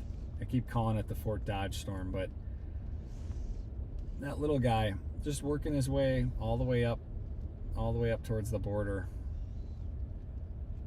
And might actually work his way into Minnesota here shortly. I'm wondering if we kind of want to do the same and get up.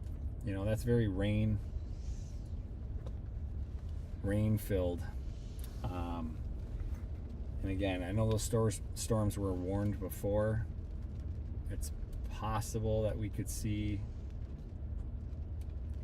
if I switch over here, just trying to get a grasp on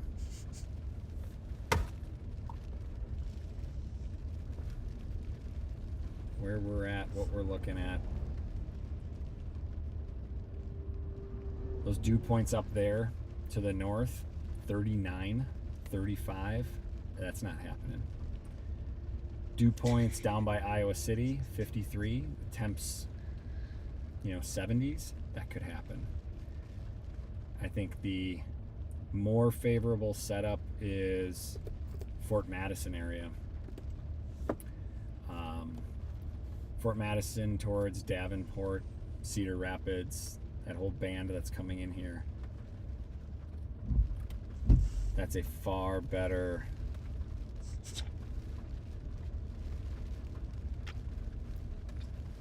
setup. We're just a bit north.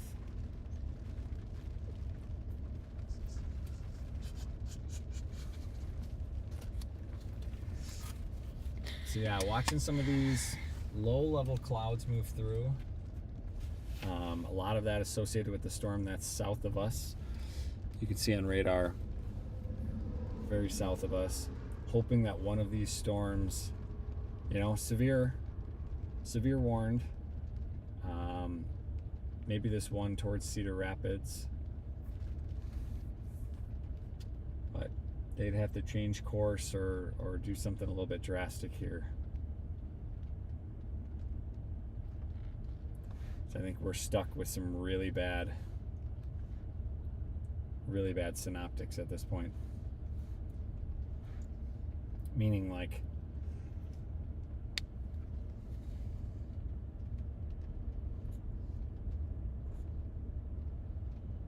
let's see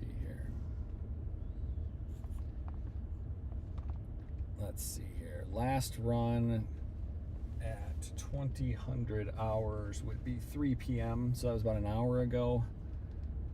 About an hour ago, we were seeing, those dew points right on that line, that edge. 64 is right up the middle, 70, that's where we're seeing that little punch. 65, so we could maybe see some more storm development back towards 35. That might be an interesting play to try to book it back towards 35. Staying on Highway 20.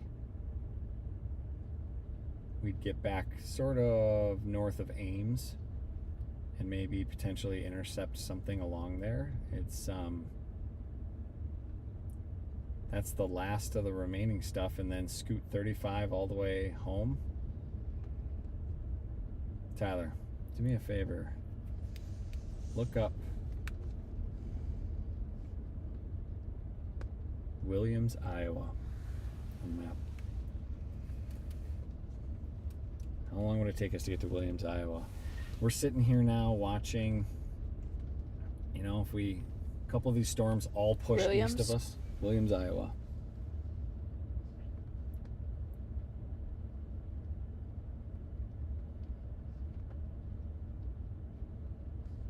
How many miles away is it? 56? 56, an hour. It's about an hour. So if we got there an hour, that's 5 p.m.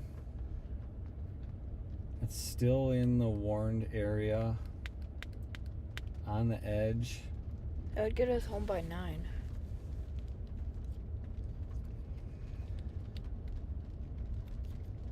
Oh, would it be that long? I mean, from Des Moines, it's 3 hours. So it'd be like 3...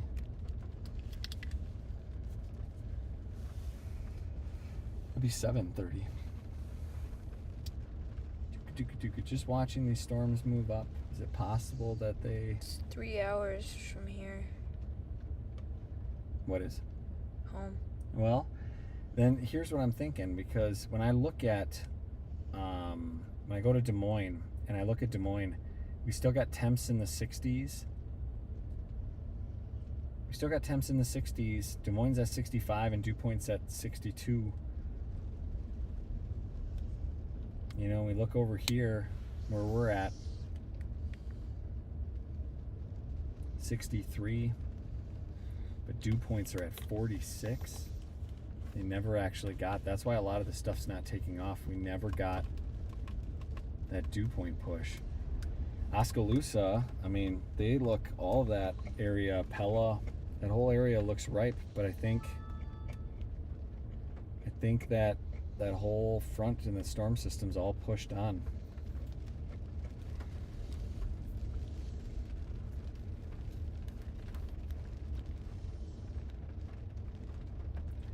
And if we look at that warming,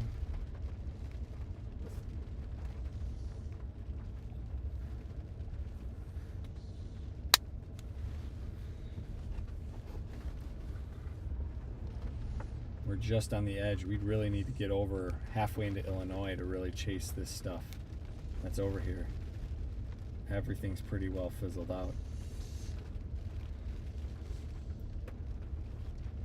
We'd be better off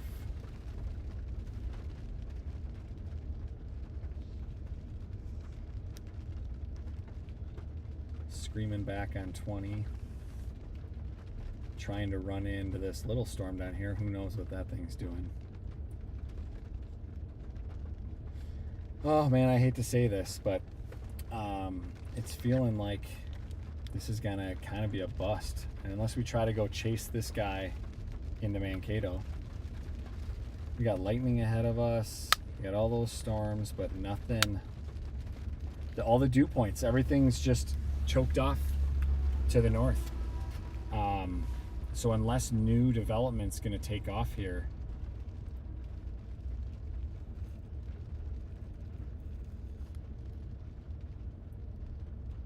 unless that's going to take off, we're a little bit stuck. This expires in 24 minutes. Concerning tornado watch discussion. Therefore, only remaining favorable air mass is northeast of the driveline across the north central Iowa. In this region, a few tornadoes have been confirmed. In addition, this outflow boundary has recently collided with a warm front. And that's really what we ran into. And then and thus expect the storms which move north of the boundary to continue to weaken. Therefore, the only remaining favorable air mass is northeast of that dry line.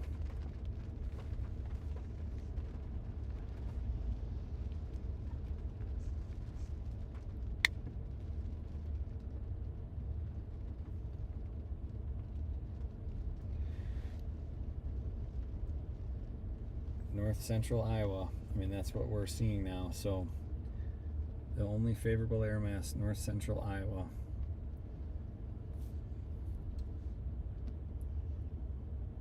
Which I agree with. So I don't think we have a choice. We got to go home, and the only place where the air is anything decent is along 35 up that section.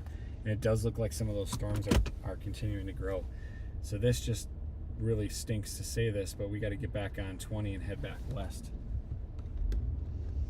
Oh, what a bummer. I mean, all the air, all the energy, everything, right, has just pooped out. Terrible, dude. I mean,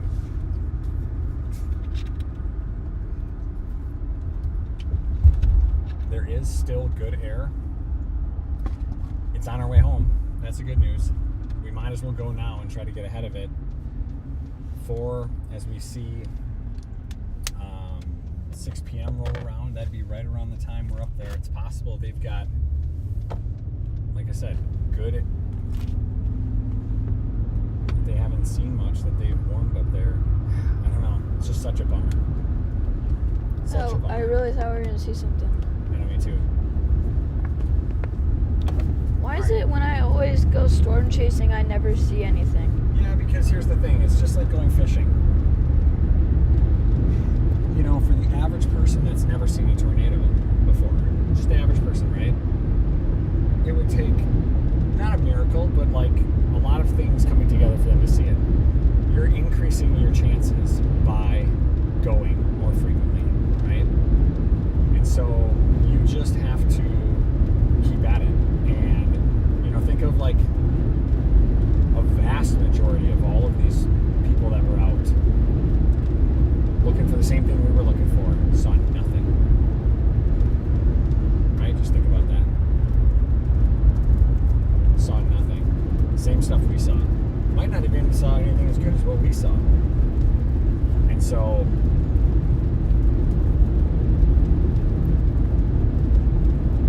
you know, it's just possible that you run into these days. And that's part of it. You're chasing.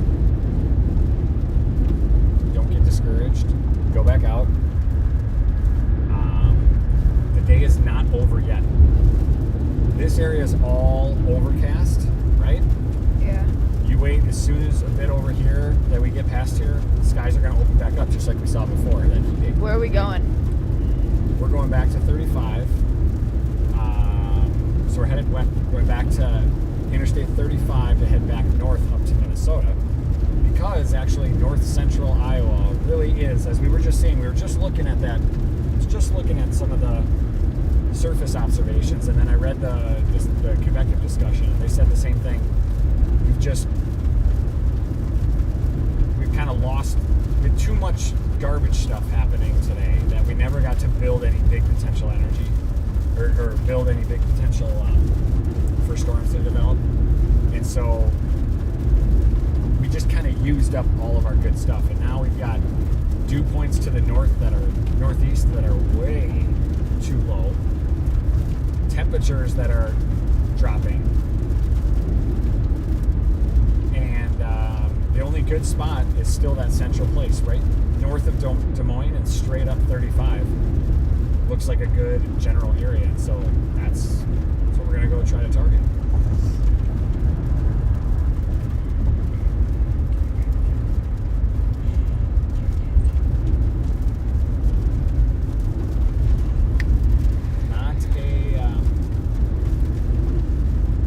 Not a bad time to be hanging out together, talking to all of our new friends on the YouTubes. Yeah. Plan to do this again, as I mentioned.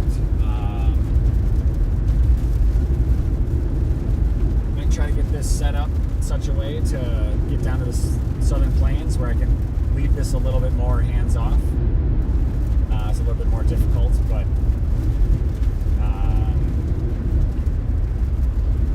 You could have me as a moderator at home. yeah, I could have you as moderator.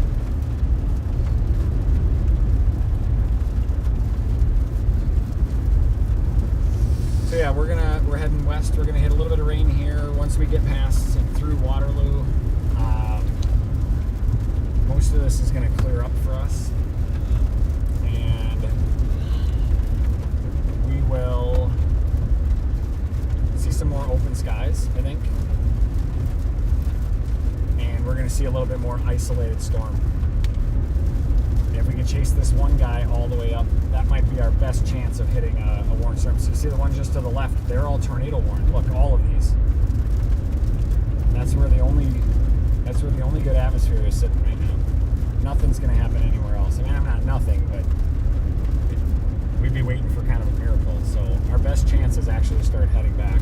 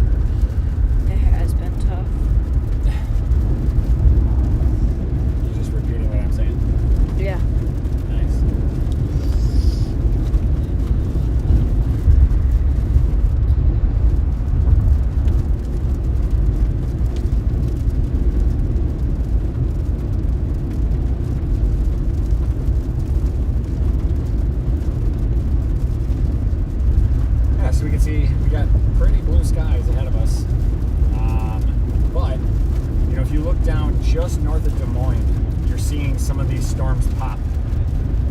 And that's what we're seeing up ahead of us. See all those storms popping. It's very possible that a couple of these could develop a little bit more. You see that one up by Dow's, and that one's building. It's possible some of these increase. Yeah, where's that? Rockwell's, Iowa. Yeah. Those were some of those, I think, over on the western side, really, right? Yeah. Probably.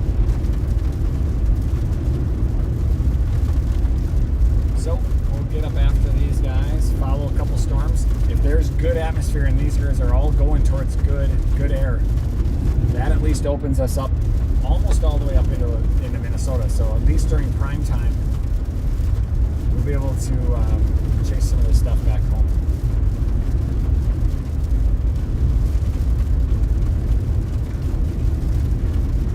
So that's current plan. We'll call it Plan D, I think we said, right? Problem is I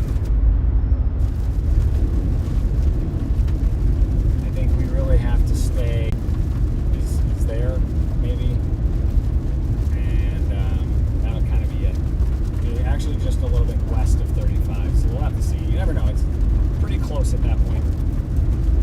But that's the string of storms we're looking at ahead of us. There's kind of a line of them. It's kind of like the storms are essentially lined up.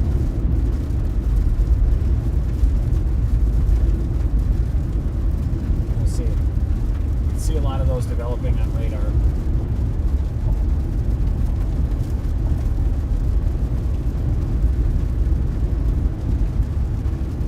So, tough.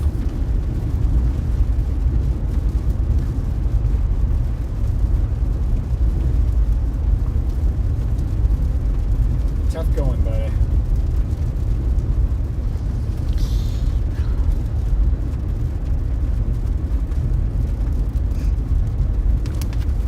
Probably should eat breakfast and Huh? lunch. You probably have what? Probably should eat my breakfast Yeah. and lunch and dinner. Right? It's been go, go, go today. Yeah.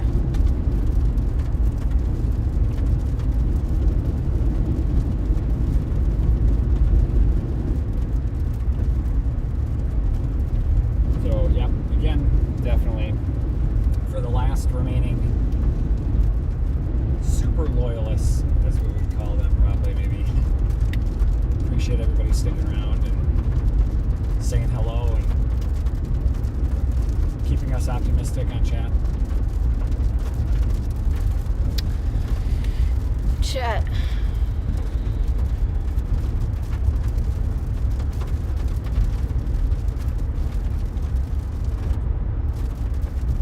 Just a bit here. Should be able to get out of this. You can see the edge of the system right there. And it's blue sky. And then up ahead, you can see those the other storms, the last of the remaining storms, I think, for the day. Moving straight up, almost straight up 35, I think.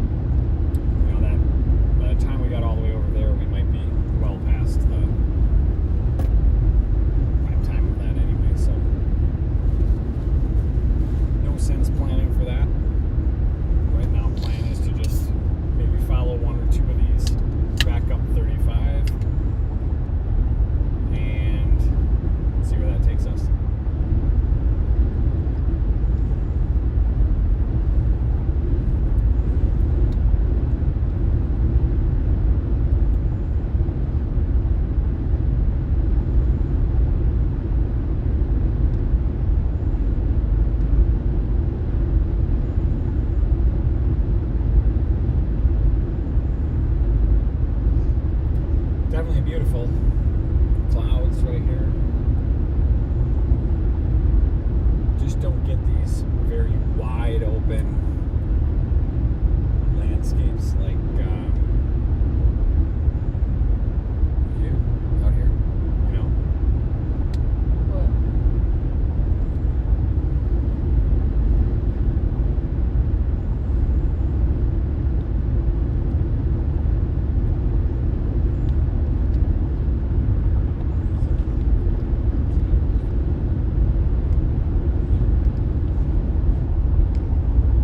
Now, if it was like 4 hours ago, we'd have sat underneath this thing for hours watching it. Now I kind of know nothing's really going to happen in this space.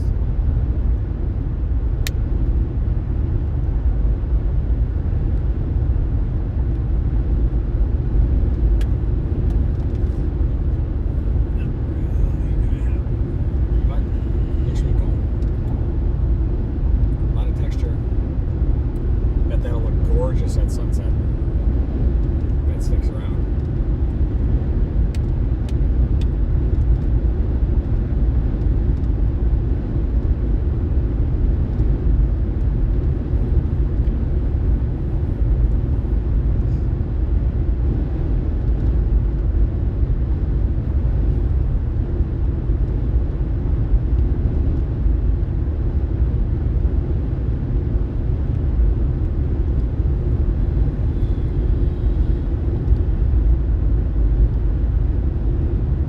It's all above us. Very cool.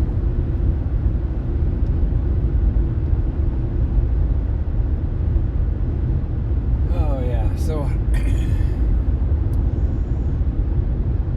it's just how the day goes sometimes, right? Yeah. I mean, you saw that yesterday. Yesterday was bad. Today we got to see some stuff, but not all the things we wanted to see, right? Definitely. I mean, when you look at the cloud structure through here, very cool.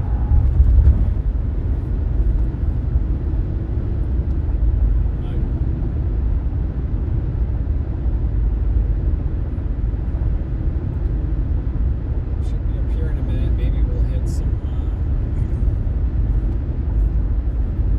Might even be able to hit some blue skies. That would be really nice.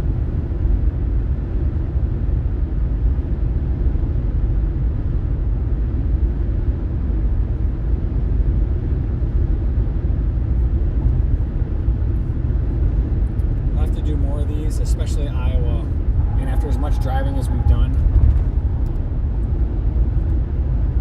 you know, very easy, Tyler, if you think about it, very easy for us to hop in, 3 hours down, zip around. If you go early in the morning, It's a lot of driving It's a lot of for driving, not but- seeing much. wow, how would you know? You couldn't stay at home and be like,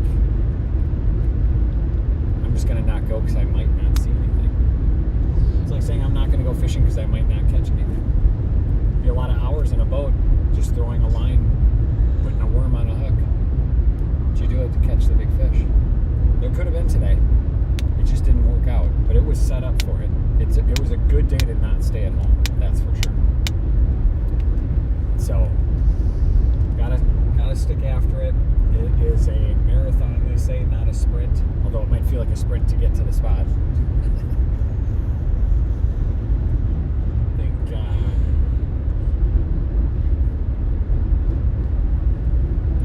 definitely hoping this.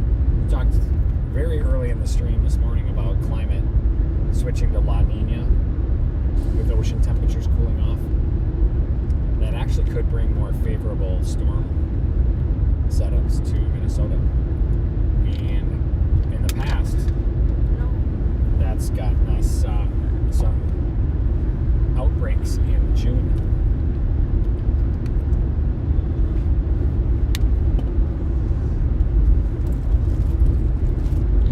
So we don't have Think to. of like tornado outbreaks. June might be a good month for us. I Maybe. mean, want everyone to stay safe, you know, all those things, right?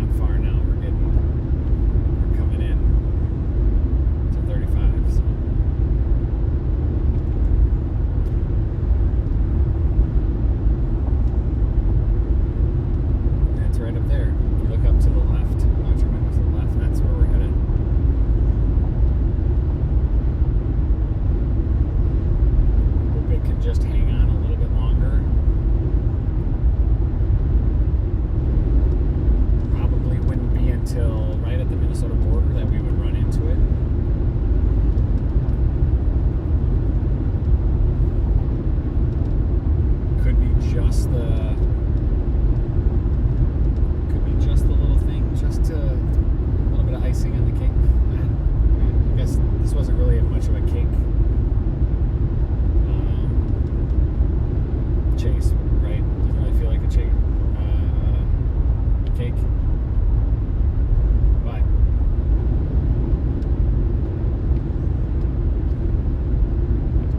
temperatures are pushing up into their Iowa Falls where we're headed across.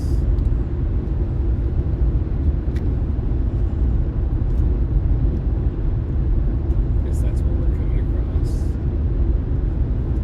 Right on that dry line. Who knows, I could push up.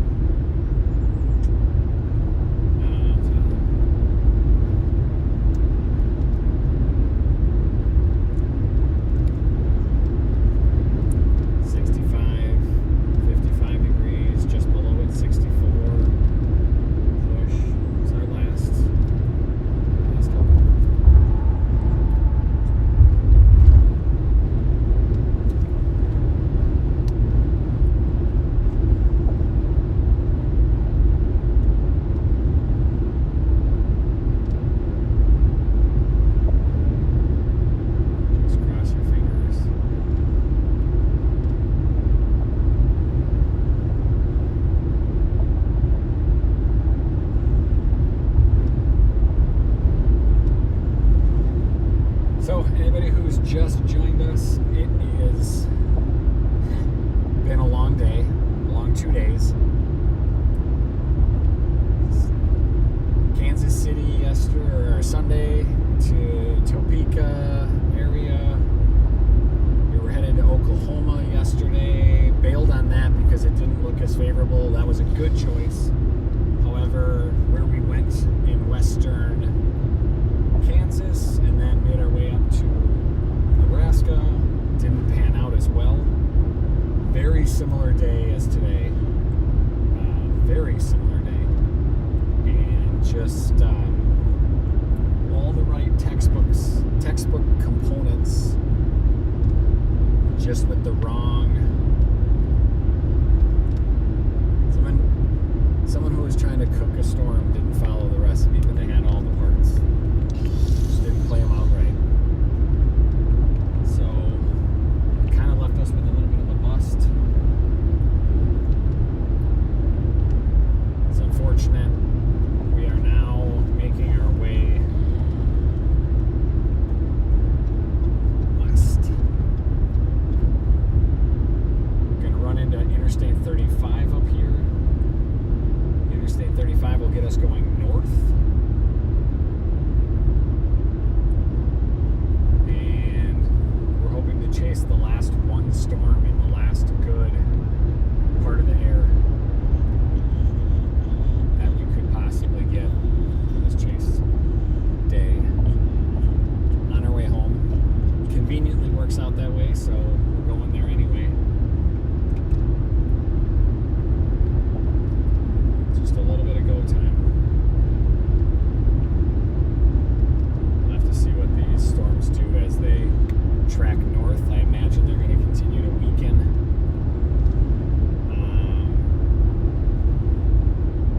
And so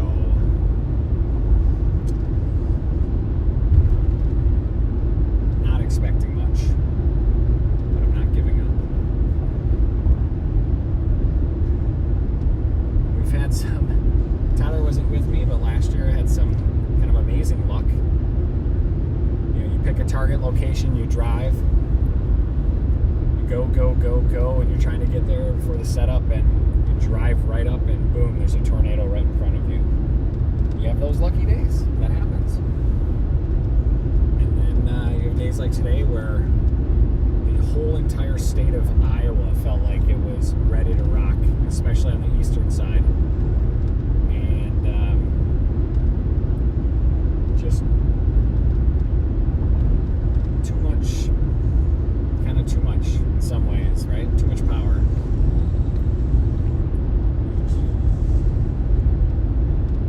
So,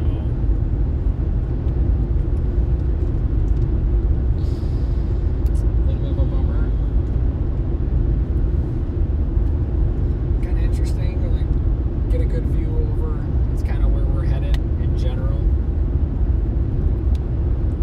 those overshooting tops. Got some good updraft on those that we haven't really seen in all day from what we've looked at. See those little knobs up on top of the storm? It's kind of flat, and there's a little, looks almost like a little mountain peak. Yeah. That would mean that it's pulling so much air up that it kind of pulls it up too fast. And little tops up there. But getting some sunshine here. It's good. Take it. Maybe that sunshine will continue to warm some of the air up towards Minnesota too. I'm guessing no. Guessing any bit of these storms are just gonna die before we get up to them. Nothing we can really do, I guess.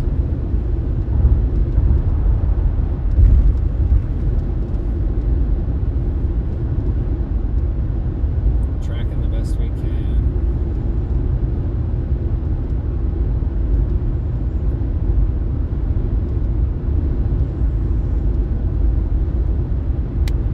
There's that sun that we wanted this morning. We never got. Then what do we do?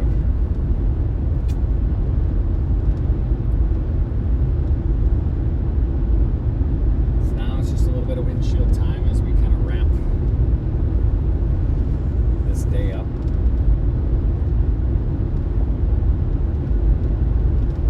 When I have some time, I might do a little bit of a write-up on the last 2 days and just kind of it's good sometimes, and call it like a post-mortem, but a reflection on the 2 days and the things that happened, and gives you an idea that next time it comes around you can remember, I remember when this happened. Kind of pay attention.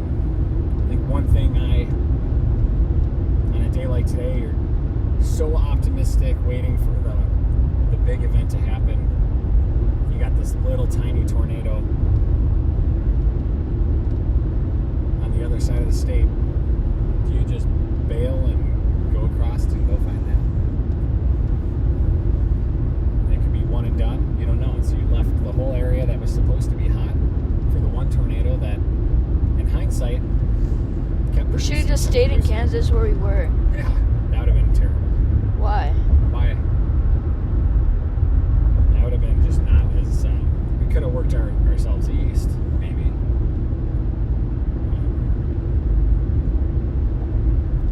I think that would have not been as good.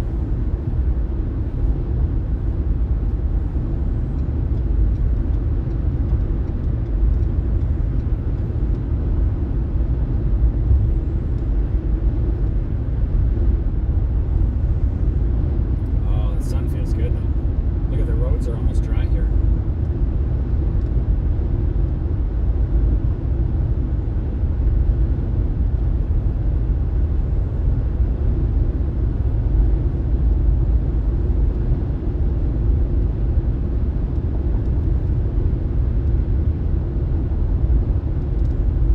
I think the temps are too cold. You look at the temps up in Minnesota and you've got some 50s, low 50s. That might not do too good for this little storm. He's gonna keep running into cold air, cold air, cold air.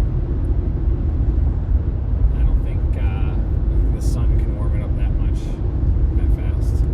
Looks like most of that area is covered and getting rain anyway, so it's probably not gonna So we're work. making our way back home. What's that? Making our way back home. Making our way back home. We're gonna get on 35 and chase up this little guy. We'll be able to see him. It's the one that's right over there, kind of to the right. We'll be able to see him. Not gonna be anything magical. I'm just setting my expectations that way because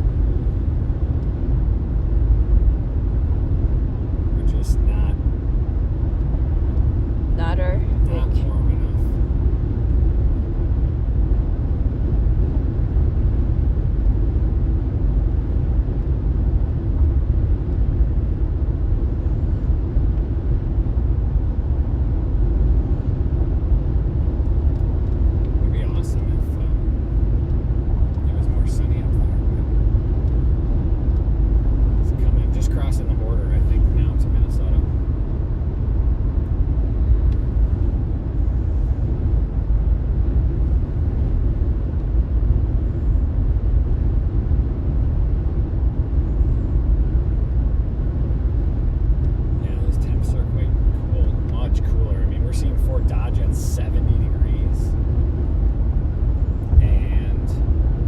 just a bit, you know, Albert Lee, Blue Earth, 50s.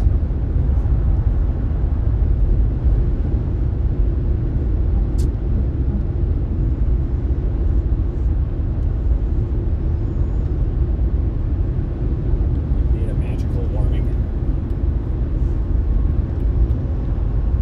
Should we go tell everybody to turn the heat on and open their doors? I don't think it can heat enough.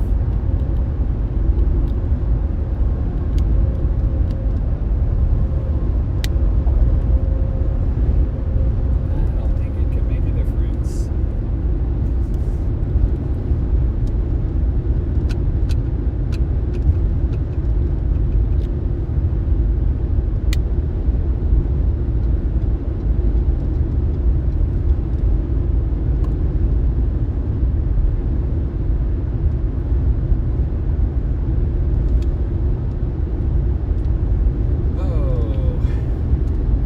See what, check off a couple states, Nebraska, Kansas, you've never been to, right? Yeah. What was your favorite, and Iowa? You've been in Iowa before. And Missouri, you've been in Missouri before, but not Kansas City. What was your favorite area, state?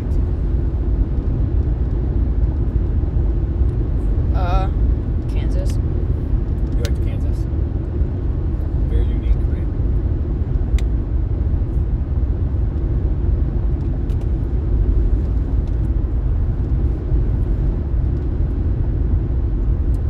Much different than what we've seen, what you normally are used to in Minnesota. Wait till you get down to Oklahoma or out in eastern Colorado. We were close to there. Both of those. Started to kind of see how that was going to change.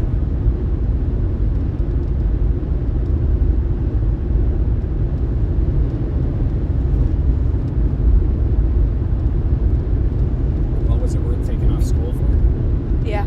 Okay, so no regrets. Nope. Okay. Learned a little bit about what it takes to be a good moderator. Get all the streaming stuff set up. I mean, you look at you, you got like laptop in front of you, you got all the radar stuff in front of you, right? Where is Wellsburg? Where's where?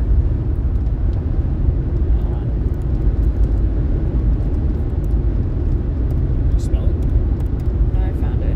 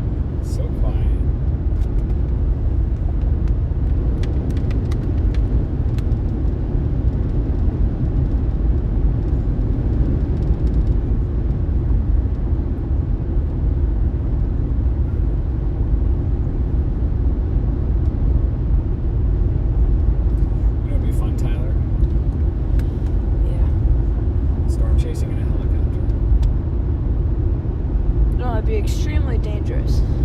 Well, I'm saying, like, you'd be like, oh, there's a storm over there, let's go. And then you'd be like, and then you just go look at it from up above, and then you'd be like, oh, cool, look. And then you could, like, move. I guess. And then if you're like, I want to be over there, and then it's like, you just go the way you go, instead of having to, like, drive on the roads. You should drive on the field too.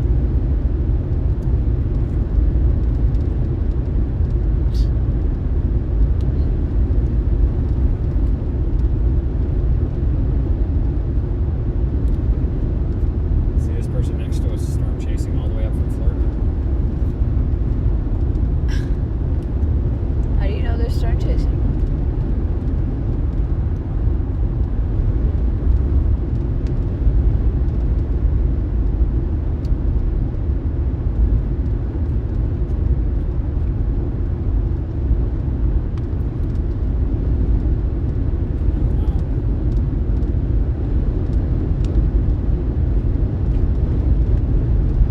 Now you can tell a massive difference in the clouds, right? Than what we saw earlier today.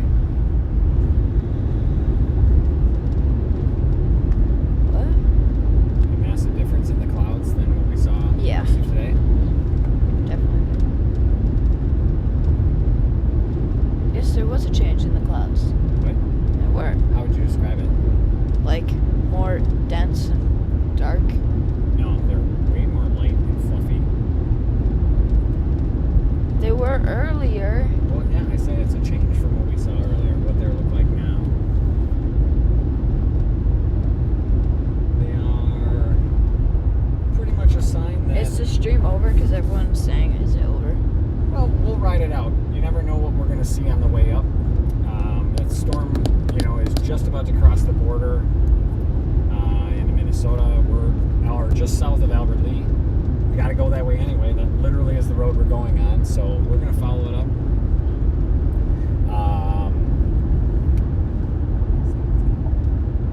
Hockey. Yeah, we're headed up. We're going to be at 35 here in just a bit. This And we're scares me gonna- every time. Yeah.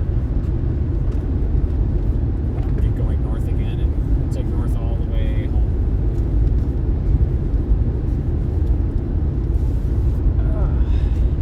Just it is what it is. I mean, when you look at the storms up there, those are pretty legit still. And I don't think we're gonna get a ton of heating, but if there's just enough, I'm thinking that thing's going to fizzle out here pretty quickly.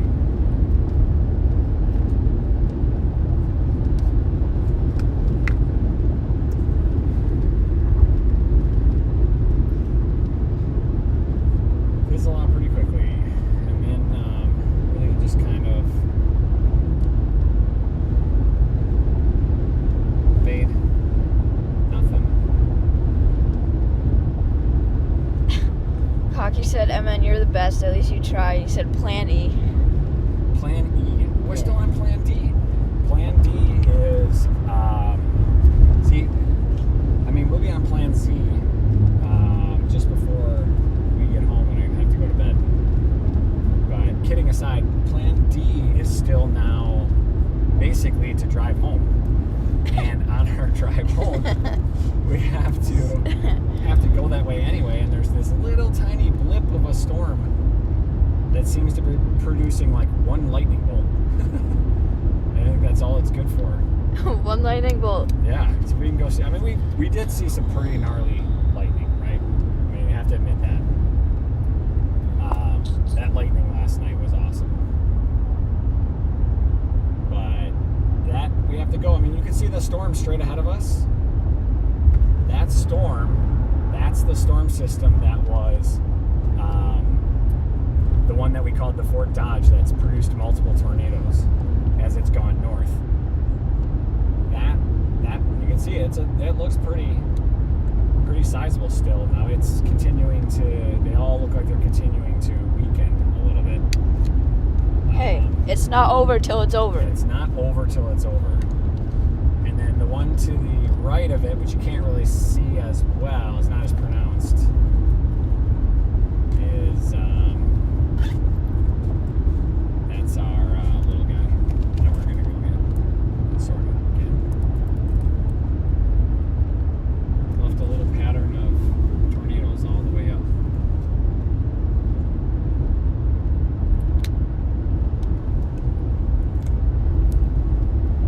Yeah, so we should be on 35 here in just a bit. And I mean, who knows? Who knows if that will even exist by the time we get up there. But it doesn't matter. Gotta go that anyway. So plan D is go home, but you never know.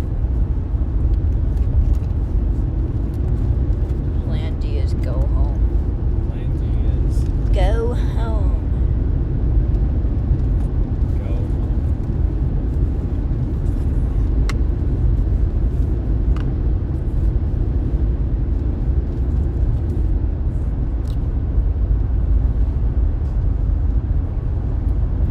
Yeah, we still got another. Let's see, that's where we're going. We still got another like 15 minutes, I think. before- Hockey's like, there's only 6 viewers. You deserve more. Yeah, that's gonna fade really quickly. 6 viewers, huh? Well, I want to thank my mom, my brother, my sister, my cousin, my wife. Hockey. What a W. No, it was fun. We will definitely do this again without being cheesy. Subscribe or just keep an eye out for videos in the future. And Plan Z37. yeah, we will have more opportunities. This season is just starting. We probably are going to even gear up even a little bit more than we are, and maybe get a crew of folks together. So that could be fun. Fun. We've got a 3D camera. If we could wire the 3D camera from outside the vehicle, that could be another fun angle to have. If we could get that hooked up. There's a bunch of fun things that we can do. That could be fun this season. So we'll kind of get that in between. Need a couple weeks off here. And then, like I said, for sure, unless there's something that works its way up northern Iowa or into Minnesota, I'll for sure go after that. Otherwise, later May, planning a full week, we should be able to stream most days, hopefully. See, now Fort Dodge is only 45 minutes away from here. This road feels like an awfully long, straight road. There's no point in going to Fort Dodge now. It's long gone. But that whole string of tornadoes that it left through there, I think there was like 4 confirmed, probably more. Obviously, if it was cycling through, it's hard to count those. But our little Albert Lee storm is quickly fading. It's crossing 35, or it's just crossed 35. To talk about there. It's going to be done.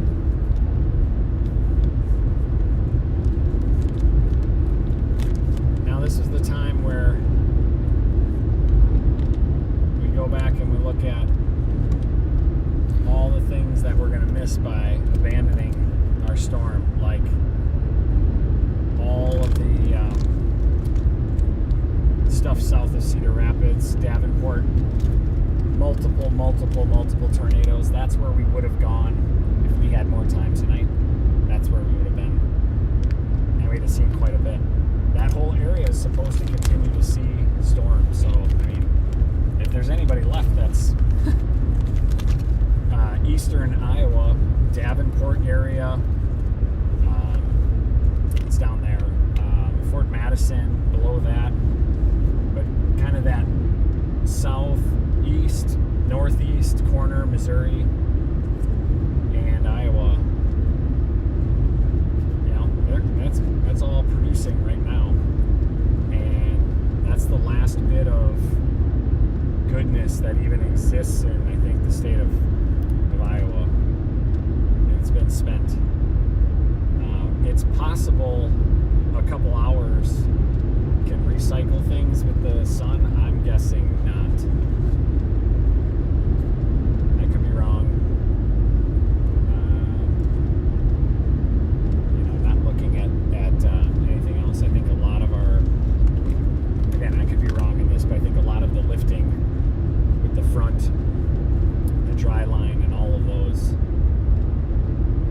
boundaries that we needed, that's all moved through. And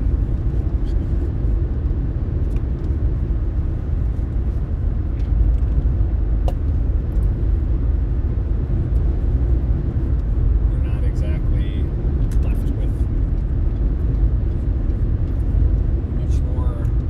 much more atmosphere to chew up. Good. So we're heading west. For anybody new who's joined,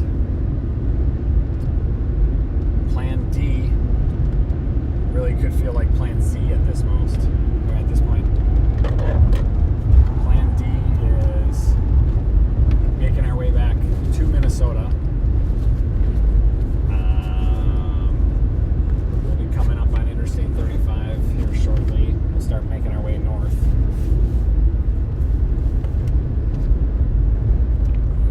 There's like the beginning of some stuff down below us, but it's all chewed up now.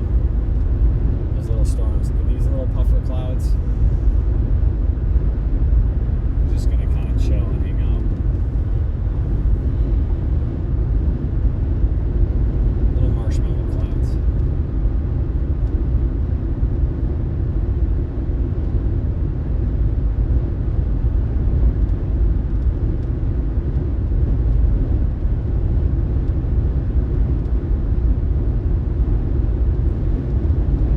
So we'll see.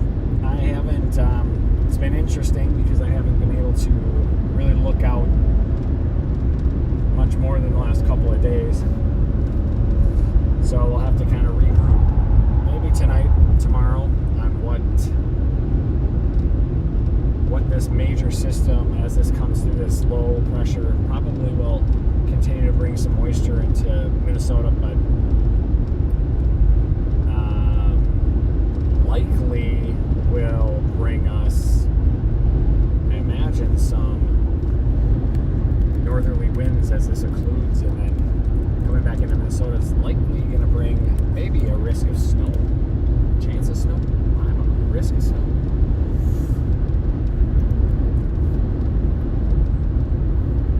I don't know. We'll see.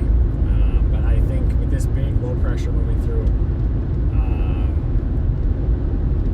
we'll see what's going to follow from that. And then as we're getting a little bit closer, here's a little bit better of a view of that.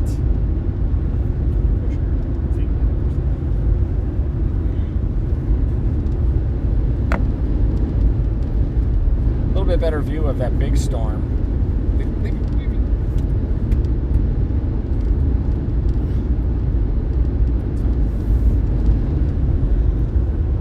That's that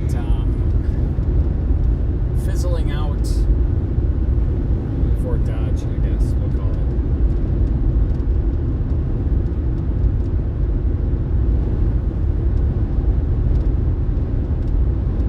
Yeah. Definitely some heat on that sun.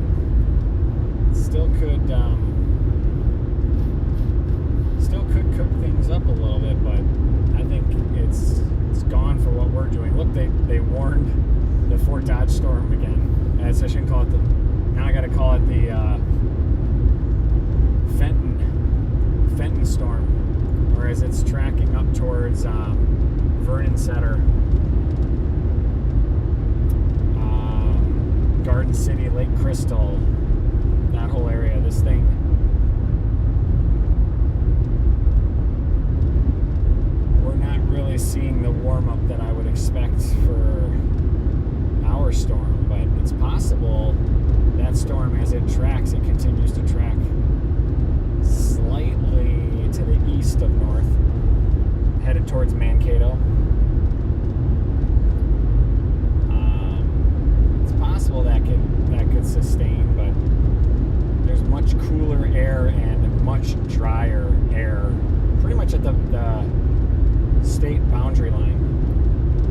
Minnesota, and I think that's really going to crush anything severe from developing into Minnesota.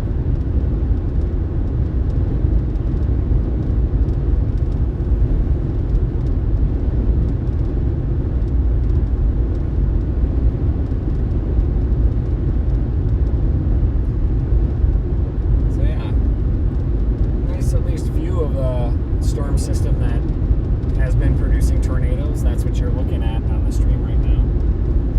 That is northwest Iowa, closing in on the border of Minnesota. That has been warned several times. It's produced several tornadoes, Head confirmed west on US 20 West. throughout the day.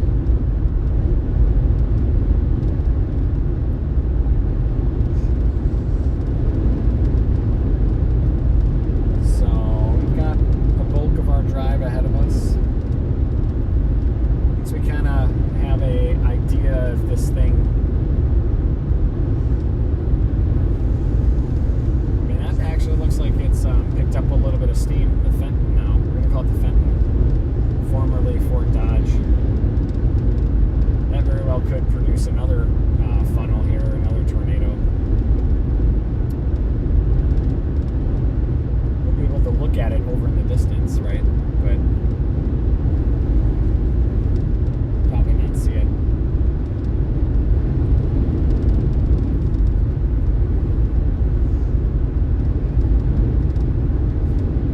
Coming up on 35 here, Williams, Iowa.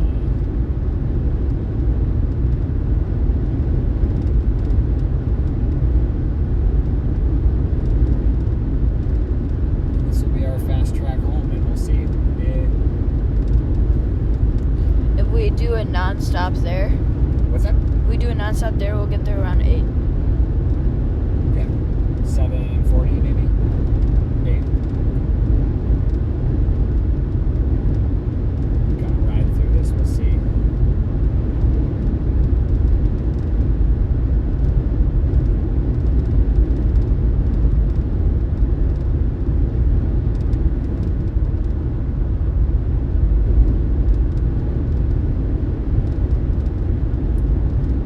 Beautiful blue skies.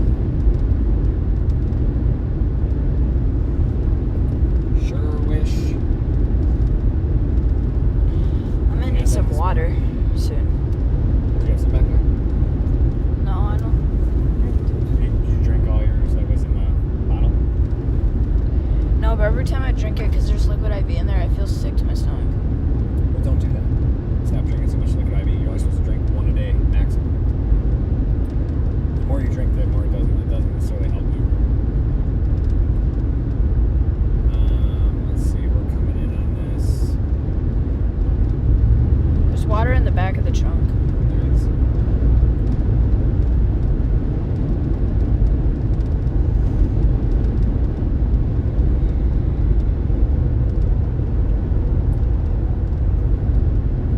Well, here's our turn up here.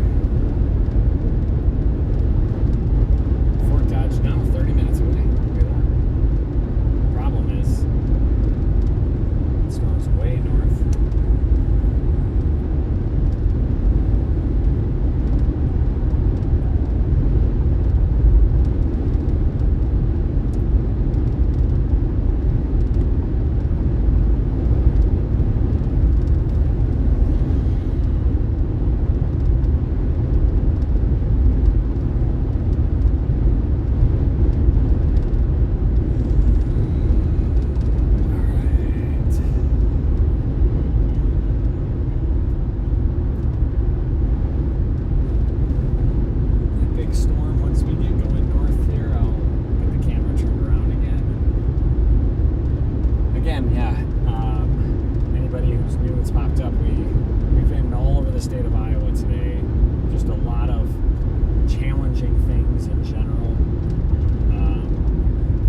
That we just left, which we had to leave really to get home, is now producing several tornadoes. It would have been the area we would have wanted to stay. We knew that timing was going to be closer to 6 p.m. and right now 5. It's definitely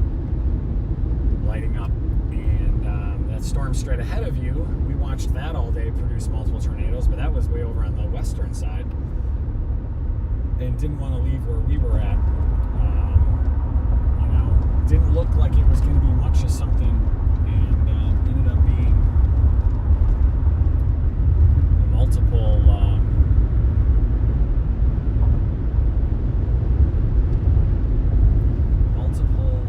producer. So yeah, just an interesting day all around. So we're headed north now. Give you a nice little view there just to watch that guy. But yeah, today was set up, if you kind of look, when they talk about, the potential for severe weather, and they're starting to forecast severe weather, all those kind of things, right? A lot of different technical terms, but at the end of the day, we got to get moisture to rise. We got to get that updraft. We got to get that going, and today, sometimes when you have too much potential for that, it just produces storms, but it never kind of holds back enough to build sort of that bigger potential energy or that instability. And you just kind of chew up everything. Are we going to another storm? Yes and no. We are. It is right on 35 on the road we're on right now, straight north of us. We may be able to get a glimpse of it. It has been slowly fading, weakening. It's a solid, maybe a solid 35 minutes ahead of us. The storm that you're looking at is not the same one. That one is tornado warned right now, but would cause us about 2 to 3 hours out of our way, and it's hard to say. I'm expecting all of these storms, once they reach the Minnesota border, and they're all just going straight north. Once they get to the border, to start to fizzle out and weaken. They just, we've got, unless some other things change here, where this other rain moves out of the way and we have some crazy heating that goes on for the next couple of hours before we lose the sun. I just think a couple of those storms aren't going to have the energy that they need to sustain. So it's definitely not worth going towards the one on the west that you're looking at. For us, we got to get back. We're going to try to hit one that's straight ahead of us. And that one's still decent in size. It hasn't been warned yet. Was showing some promise, but that's hard for the day. If I had a whole nother day and another night, we'd be near Davenport, southeast Iowa. That is producing multiple storms that are producing tornadoes. So that's tough. Does that come through? Krogies. The what?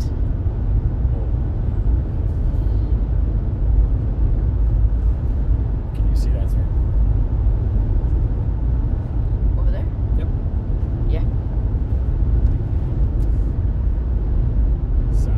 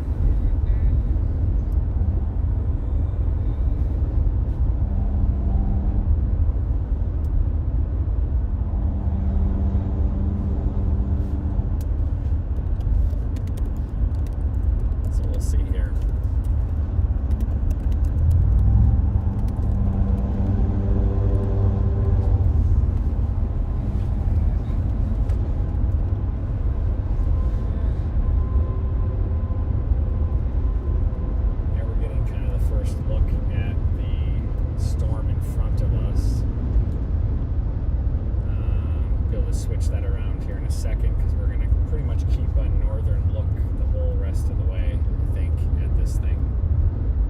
So we'll come back around again. Again, much smaller, but again, heavy rain with that, hail it's showing. Could it gain some strength? I don't know, possibility. Iowa.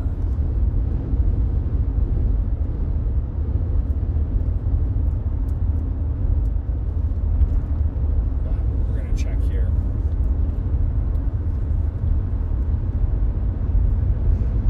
What a nice day in general. Some pockets of very, what would feel like very, from the day we started with versus the day that it is now, these would all be, very isolated storms. We started the day very scattered, right? Very linear. Been just kind of a messy storm system. And now we've got these the last few remaining cells, the one straight ahead that you can see, that's the one we're coming up hot on. Again, not warned at all. Whereas the one that we were looking over to our west, northwest, that one is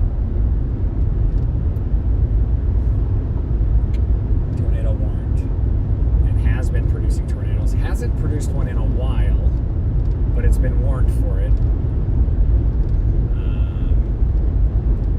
So as you can see, the storm ahead of us isn't like, it isn't insignificant, but I just don't think it has enough fuel ahead of it to grow. And it's going to start weakening here pretty good.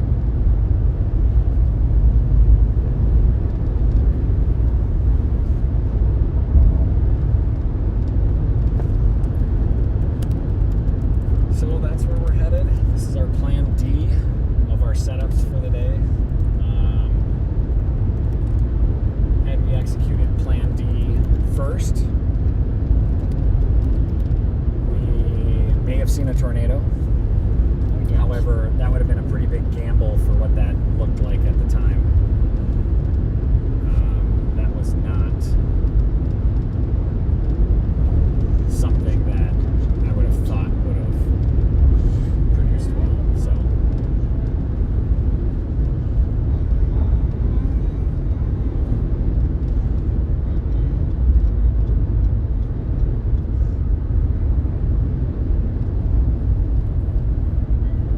So continuing on the last leg of our journey.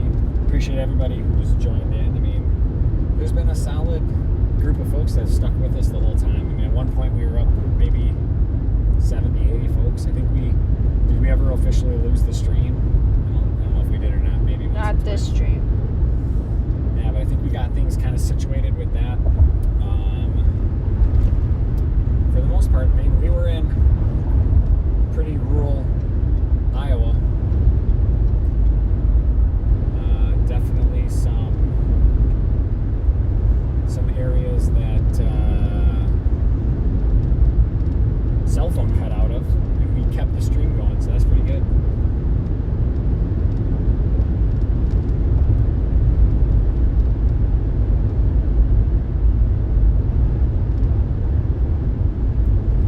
So looking forward to doing more of these this summer, especially in Minnesota for anybody who's based there. That should be fun.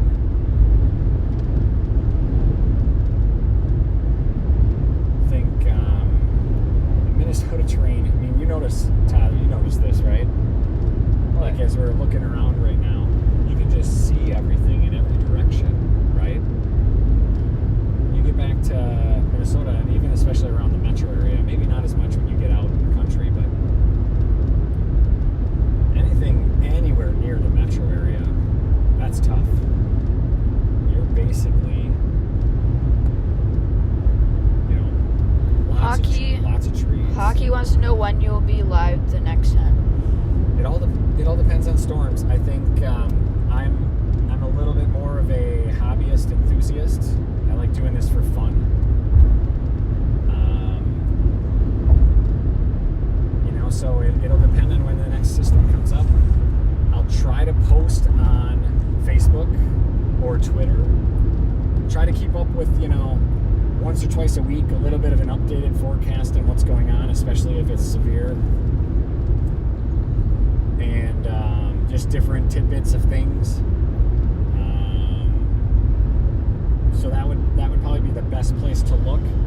If I am planning a day to be on live, and I know a day in advance, I will post, a YouTube upcoming live event on YouTube, and that might be the way to go there. And I'm pretty committed to keeping the YouTube thing ad-free. I don't think that's not really where I'm planning to go with this whole thing, so plan to keep that all free for folks who want to sit in and keep us company while we're out having a good time. And I had a good time with you, Tyler. I did too. Yeah, I was bumming around, seeing different things. I thought yesterday was kind of fun. We went to the continental center of the United States and got out in like 45, 50 mile per hour winds. That was Could crazy. barely stand up just to get a picture, a selfie, and get back in the truck. That was fun. How many different gas station bathrooms we got to see?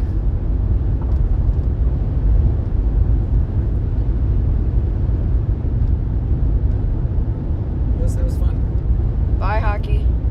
Hockey taking off? Hockey taking off. Oh, appreciate it. He says my name is Maximum LaForge. Oh, love it. We've got a Max in our family too, so Maximum, Max, love it. I'd say this chase does not get categorized as a Maximum, Maximus, Max, anything close to that.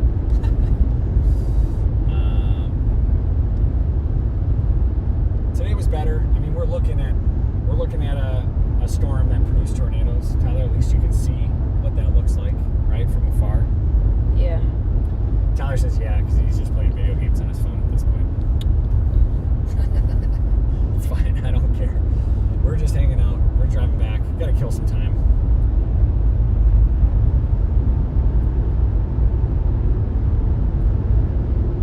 Making our way. Making my way down. Let me see here. Yeah, that's ways over there. It'll take us a while to get to that. It's gonna take us a while to get up to this one too. And you look at this thing, and it's pretty much fizzled now. Sitting over Albert Lee, Minnesota.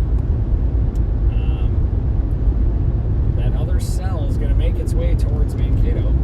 So, again, I would find it very unlikely that thing maintains its strength more than, some showers as it crosses the border. Just everything kind of falls off at that point. But again, this storm, you can just tell it's kind of structure's just falling apart a little bit.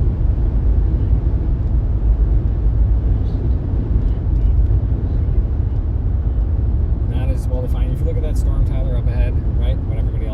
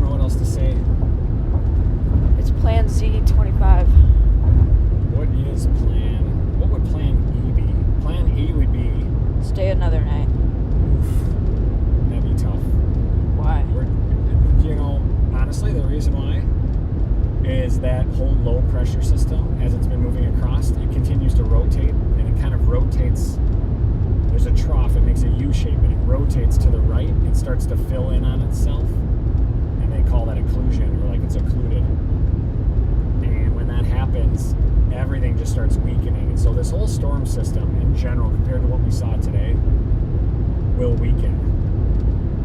It's possible something else could come in that could re-strengthen. I don't recall seeing much of that. This is going to pretty much progress over the Great Lakes. You know, it doesn't mean that there's not, you know, a potential for a tornado here or there or whatever, but overall the system's going to lower, so it wouldn't be a system that I would want to stay out, you know, for. I'd rather save that and wait. Save that day and wait for something new.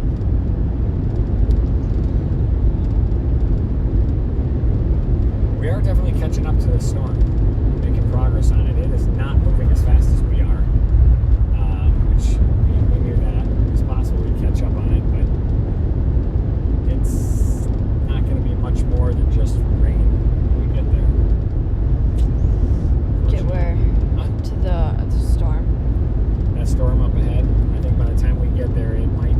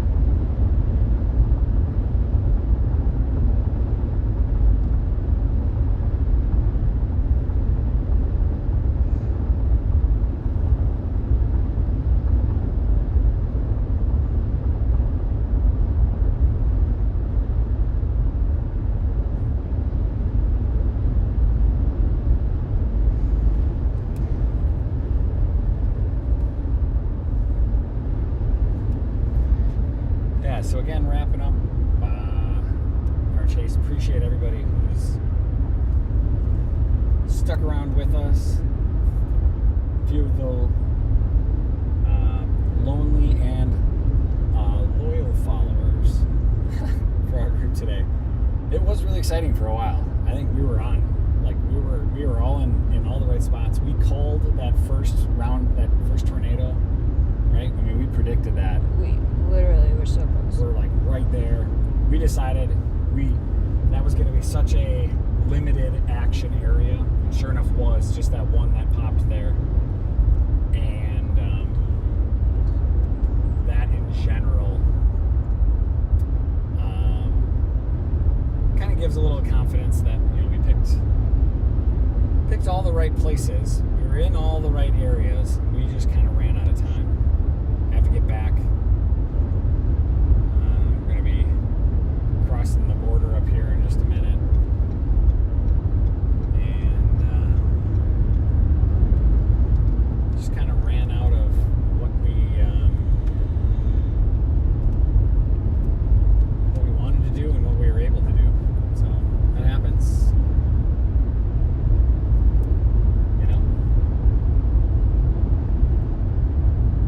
We'll get them next time. Tyler, I'm not letting you down. Although your brother may want to be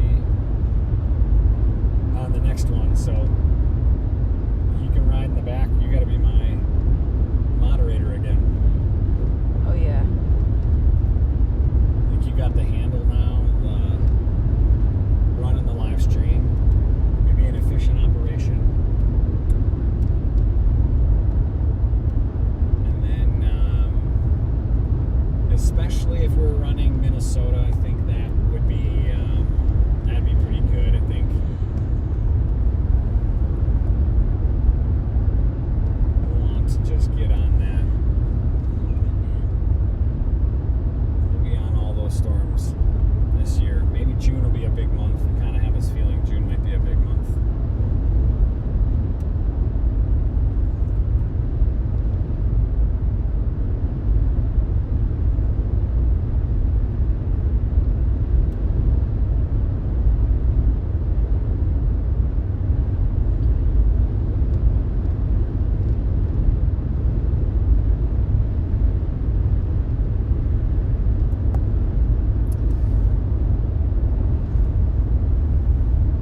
Yeah, closing up on this.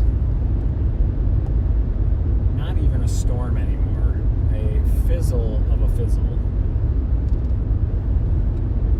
Not even holding shape anymore, really.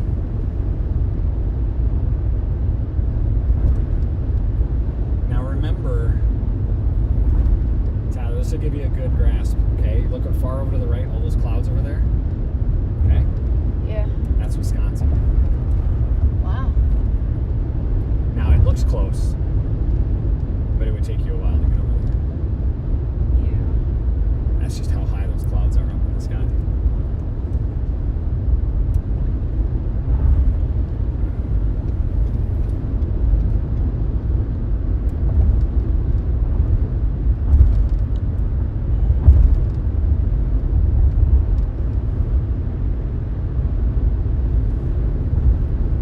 Tyler, what's the forecast look like for the rest of this evening in Minnesota? Look at Minneapolis forecast. Um,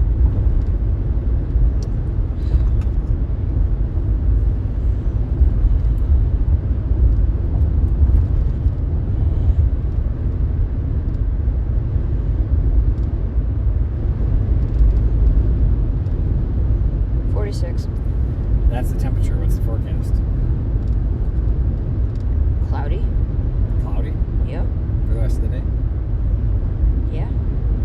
And rainy. Rainy. Is it going to rain tonight? Probably. Probably. There you have it. The full forecast from Tyler. Yeah. Cloudy and rainy. That's what it said. It said cloudy and rainy. I'm just saying. Use more words. Use more words.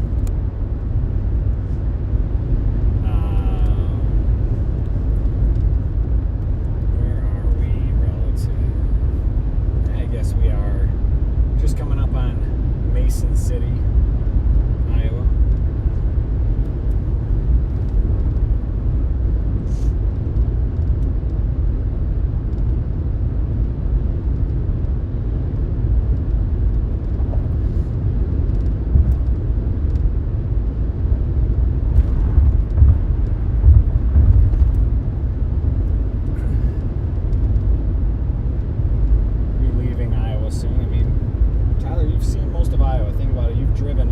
All of Iowa. The only place we haven't been on this trip is really just a little bit of the northwest corner and then down to Davenport. I guess up by Dubuque too. But you've seen pretty much the whole middle of Iowa.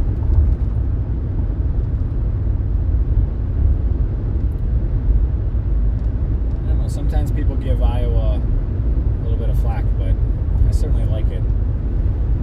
People are nice everywhere we went. Wasn't everybody nice everywhere? Everywhere. Very Midwest. Nebraska, Kansas, Iowa for sure. Just salt of the earth people.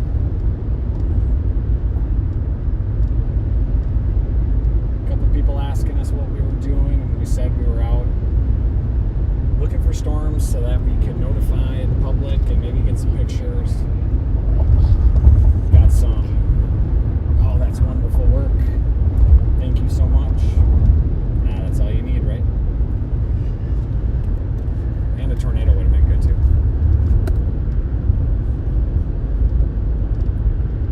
There's these great roads. Do you remember these great roads that we had on the way down here? Holy smokes. Oh. It was terrible coming down here. We have like 4 people just... 4 people hanging out. 2 of us, that makes 6. 2 of us. There's 2 of us. Oh. I think, like I said earlier, we're pretty realistic about where we're at. Kind of knew. Didn't want to hype it up and have disappointment. It was going to be supposed to be a really good day, and it just didn't happen. Both days. Well, that was different. I mean, we knew yesterday was going to be tough. We just tried.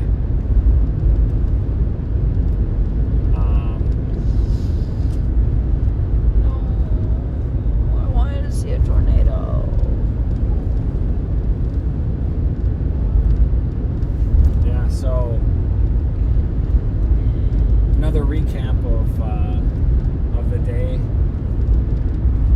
We spent the night. We left yesterday, central Kansas and southern Nebraska. Made our way to Omaha and spent the night in Omaha. Just about by the time we got to Lincoln, just crazy lightning, right? Insane lightning. But in any case, spent the night in Omaha. Rained all night. Nothing too severe. Rained all night. Woke up.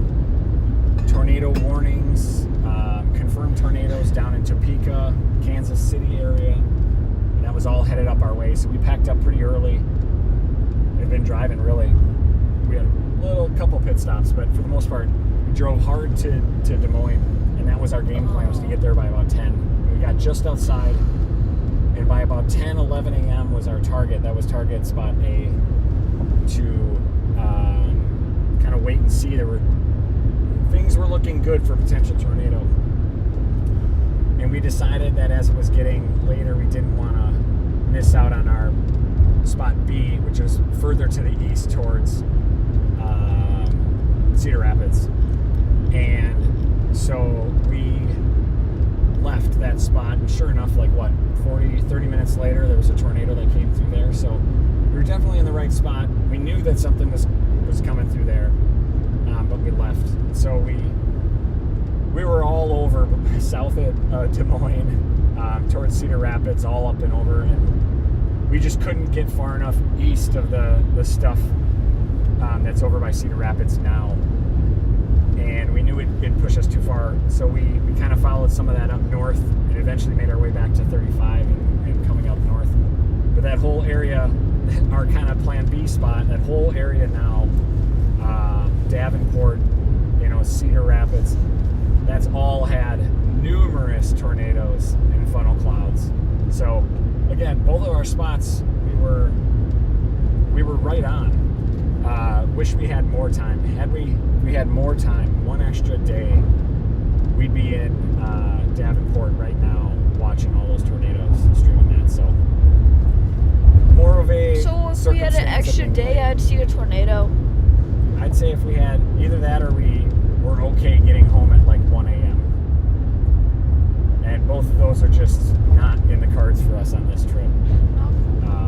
Now again, we could have left home, near Minneapolis and drove down, and we could have left at 7, 8 in the morning from Minneapolis and been down here and had the same chase day and now driving back. We've been gone for 12 hours. So in the future, we don't have to go all the way down to Oklahoma either. So all in all, a more eventful day. We were definitely, our research put us in the right places at the right times. Things were slower to develop, and part of that was because we didn't see very discrete, isolated storms. It was much more scattered, and that scattered, those systems just chewed up all of the good air that we wanted, the good, moist, warm air. And so, kind of, if we were planning a surprise party, it wasted the surprise, is kind of the way I would say that. So, kind of unfortunate. The lightning last night was worth it. We're now driving up Mason City.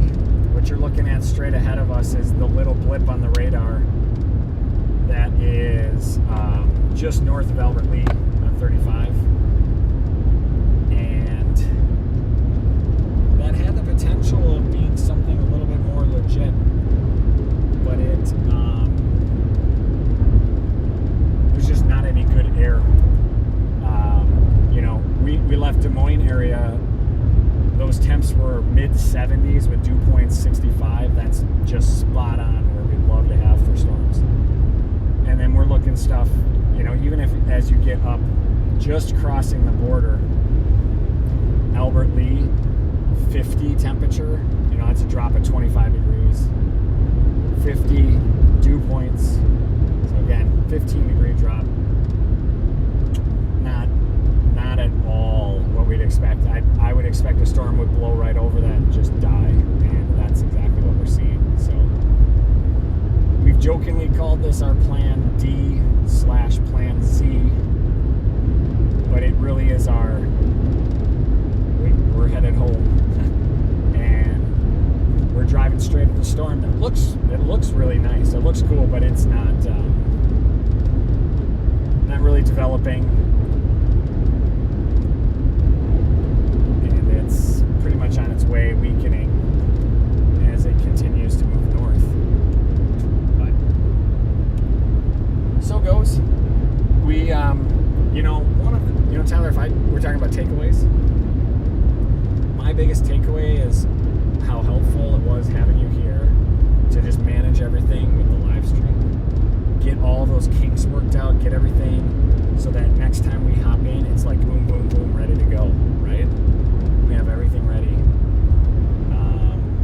I think that'll be a huge help the next time around, and so I appreciate that. We didn't get to see a tornado. You don't always do that. Again, what we did see was pretty cool. Yeah. Got to see some very interesting middle of Iowa, middle of Kansas gas stations. It was overall pretty, just a good little trip. Just to get out, get away, all that kind of stuff, right?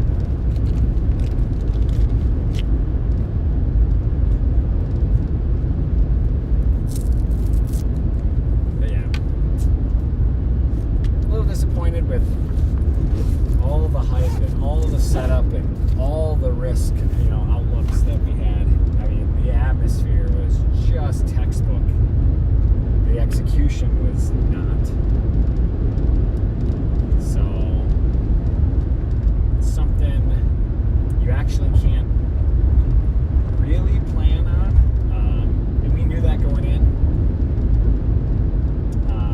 so much that the setup was conditional. It was good. It's that we had just too many storms early in the day. Not enough cloud clearing. Like what we're seeing right now, if we had this at 11 or 12, I bet more areas would have blown up. I think it would have been great. So, just unfortunate on the execution that happens. I'm not discouraged. Don't be discouraged, Tyler. I am not. We got to talk to some fellow chasers last night. That was nice. They kind of did the same thing we did today. Lots of folks were in Iowa. I mean, there were hundreds of folks. They were everywhere, but I would say the vast majority of folks are putting a 0 on the scoreboard.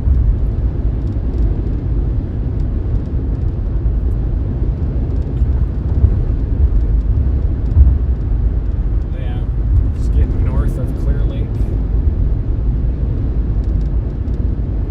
You can see that system ahead of us. Again, probably looks a bit more impressive than it actually is.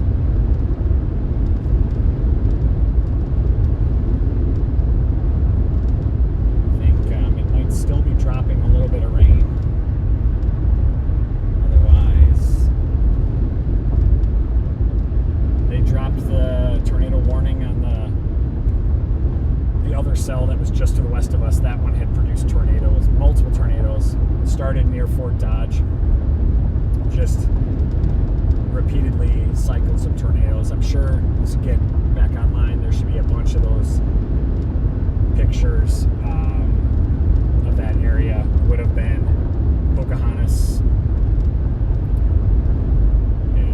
Fort Dodge, that area of Iowa. I think it left a trail of 4 or 5 different confirmed on that. That now has also fizzled as it's crossing the border.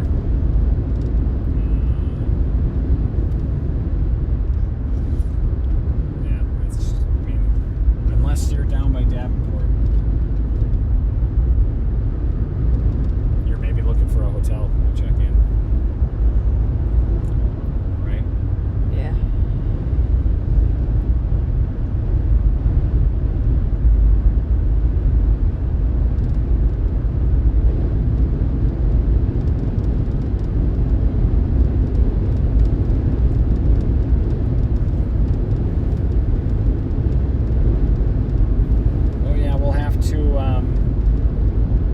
Keep an eye out here for kind of the next wave of storms. If it's not too far, maybe we'll be in the car. If it's down towards the plains or too far southeast, Dixie Alley, that might be a little out of reach for us for the next couple of weeks. But we are planning a trip end of May before Memorial Day, which should be peak tornado alley, and then coming back to what might be a busy June in Minnesota. We'll see. TBD. We shall see.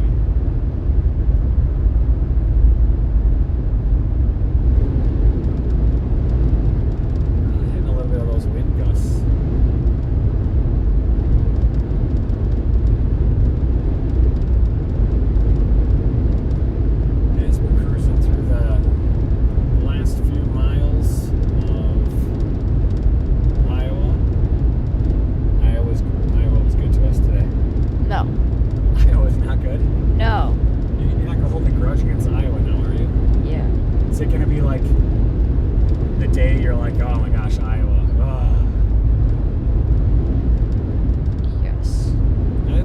Consensus when you talk to like some of the full-time crew of people that chase. You did, I didn't.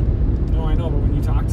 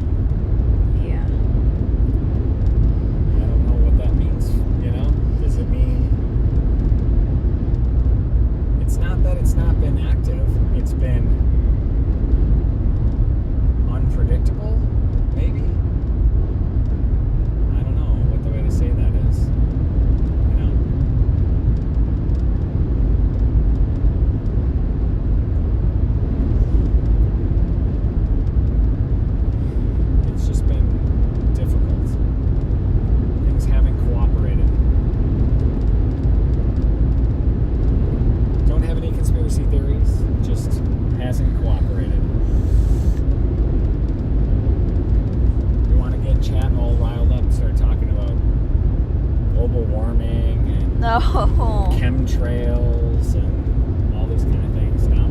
I just think it's like flipping a coin. Each time it's odds are 50%.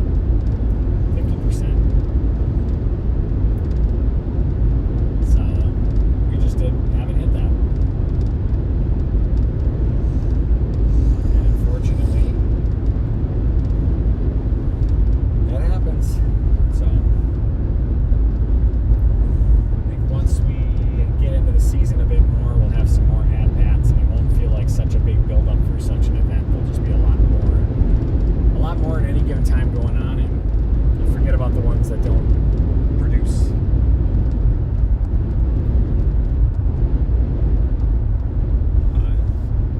Now you can see, Tyler, we're moving in under the base of that system that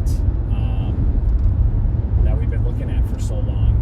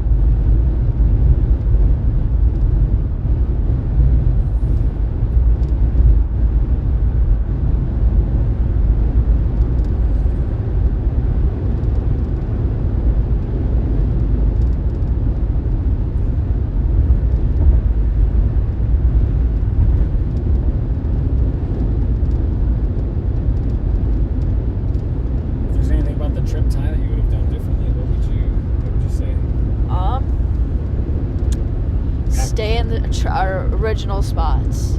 So always stick with plan A? Yes. Well, that would have been terrible yesterday. What about today? We just had a tornado. Today, maybe. We'd have stuck with plan A. Once that tornado was there, maybe we would have gone to chase it. We'd have followed it all the way back up home. And you know what? We'd be just south of Mankato right now. All right, that's noted. Look how low these clouds are. Like, I can almost reach up and touch them. All right, so stick with plan A. That's fine. That's good feedback. No problem. Anything else?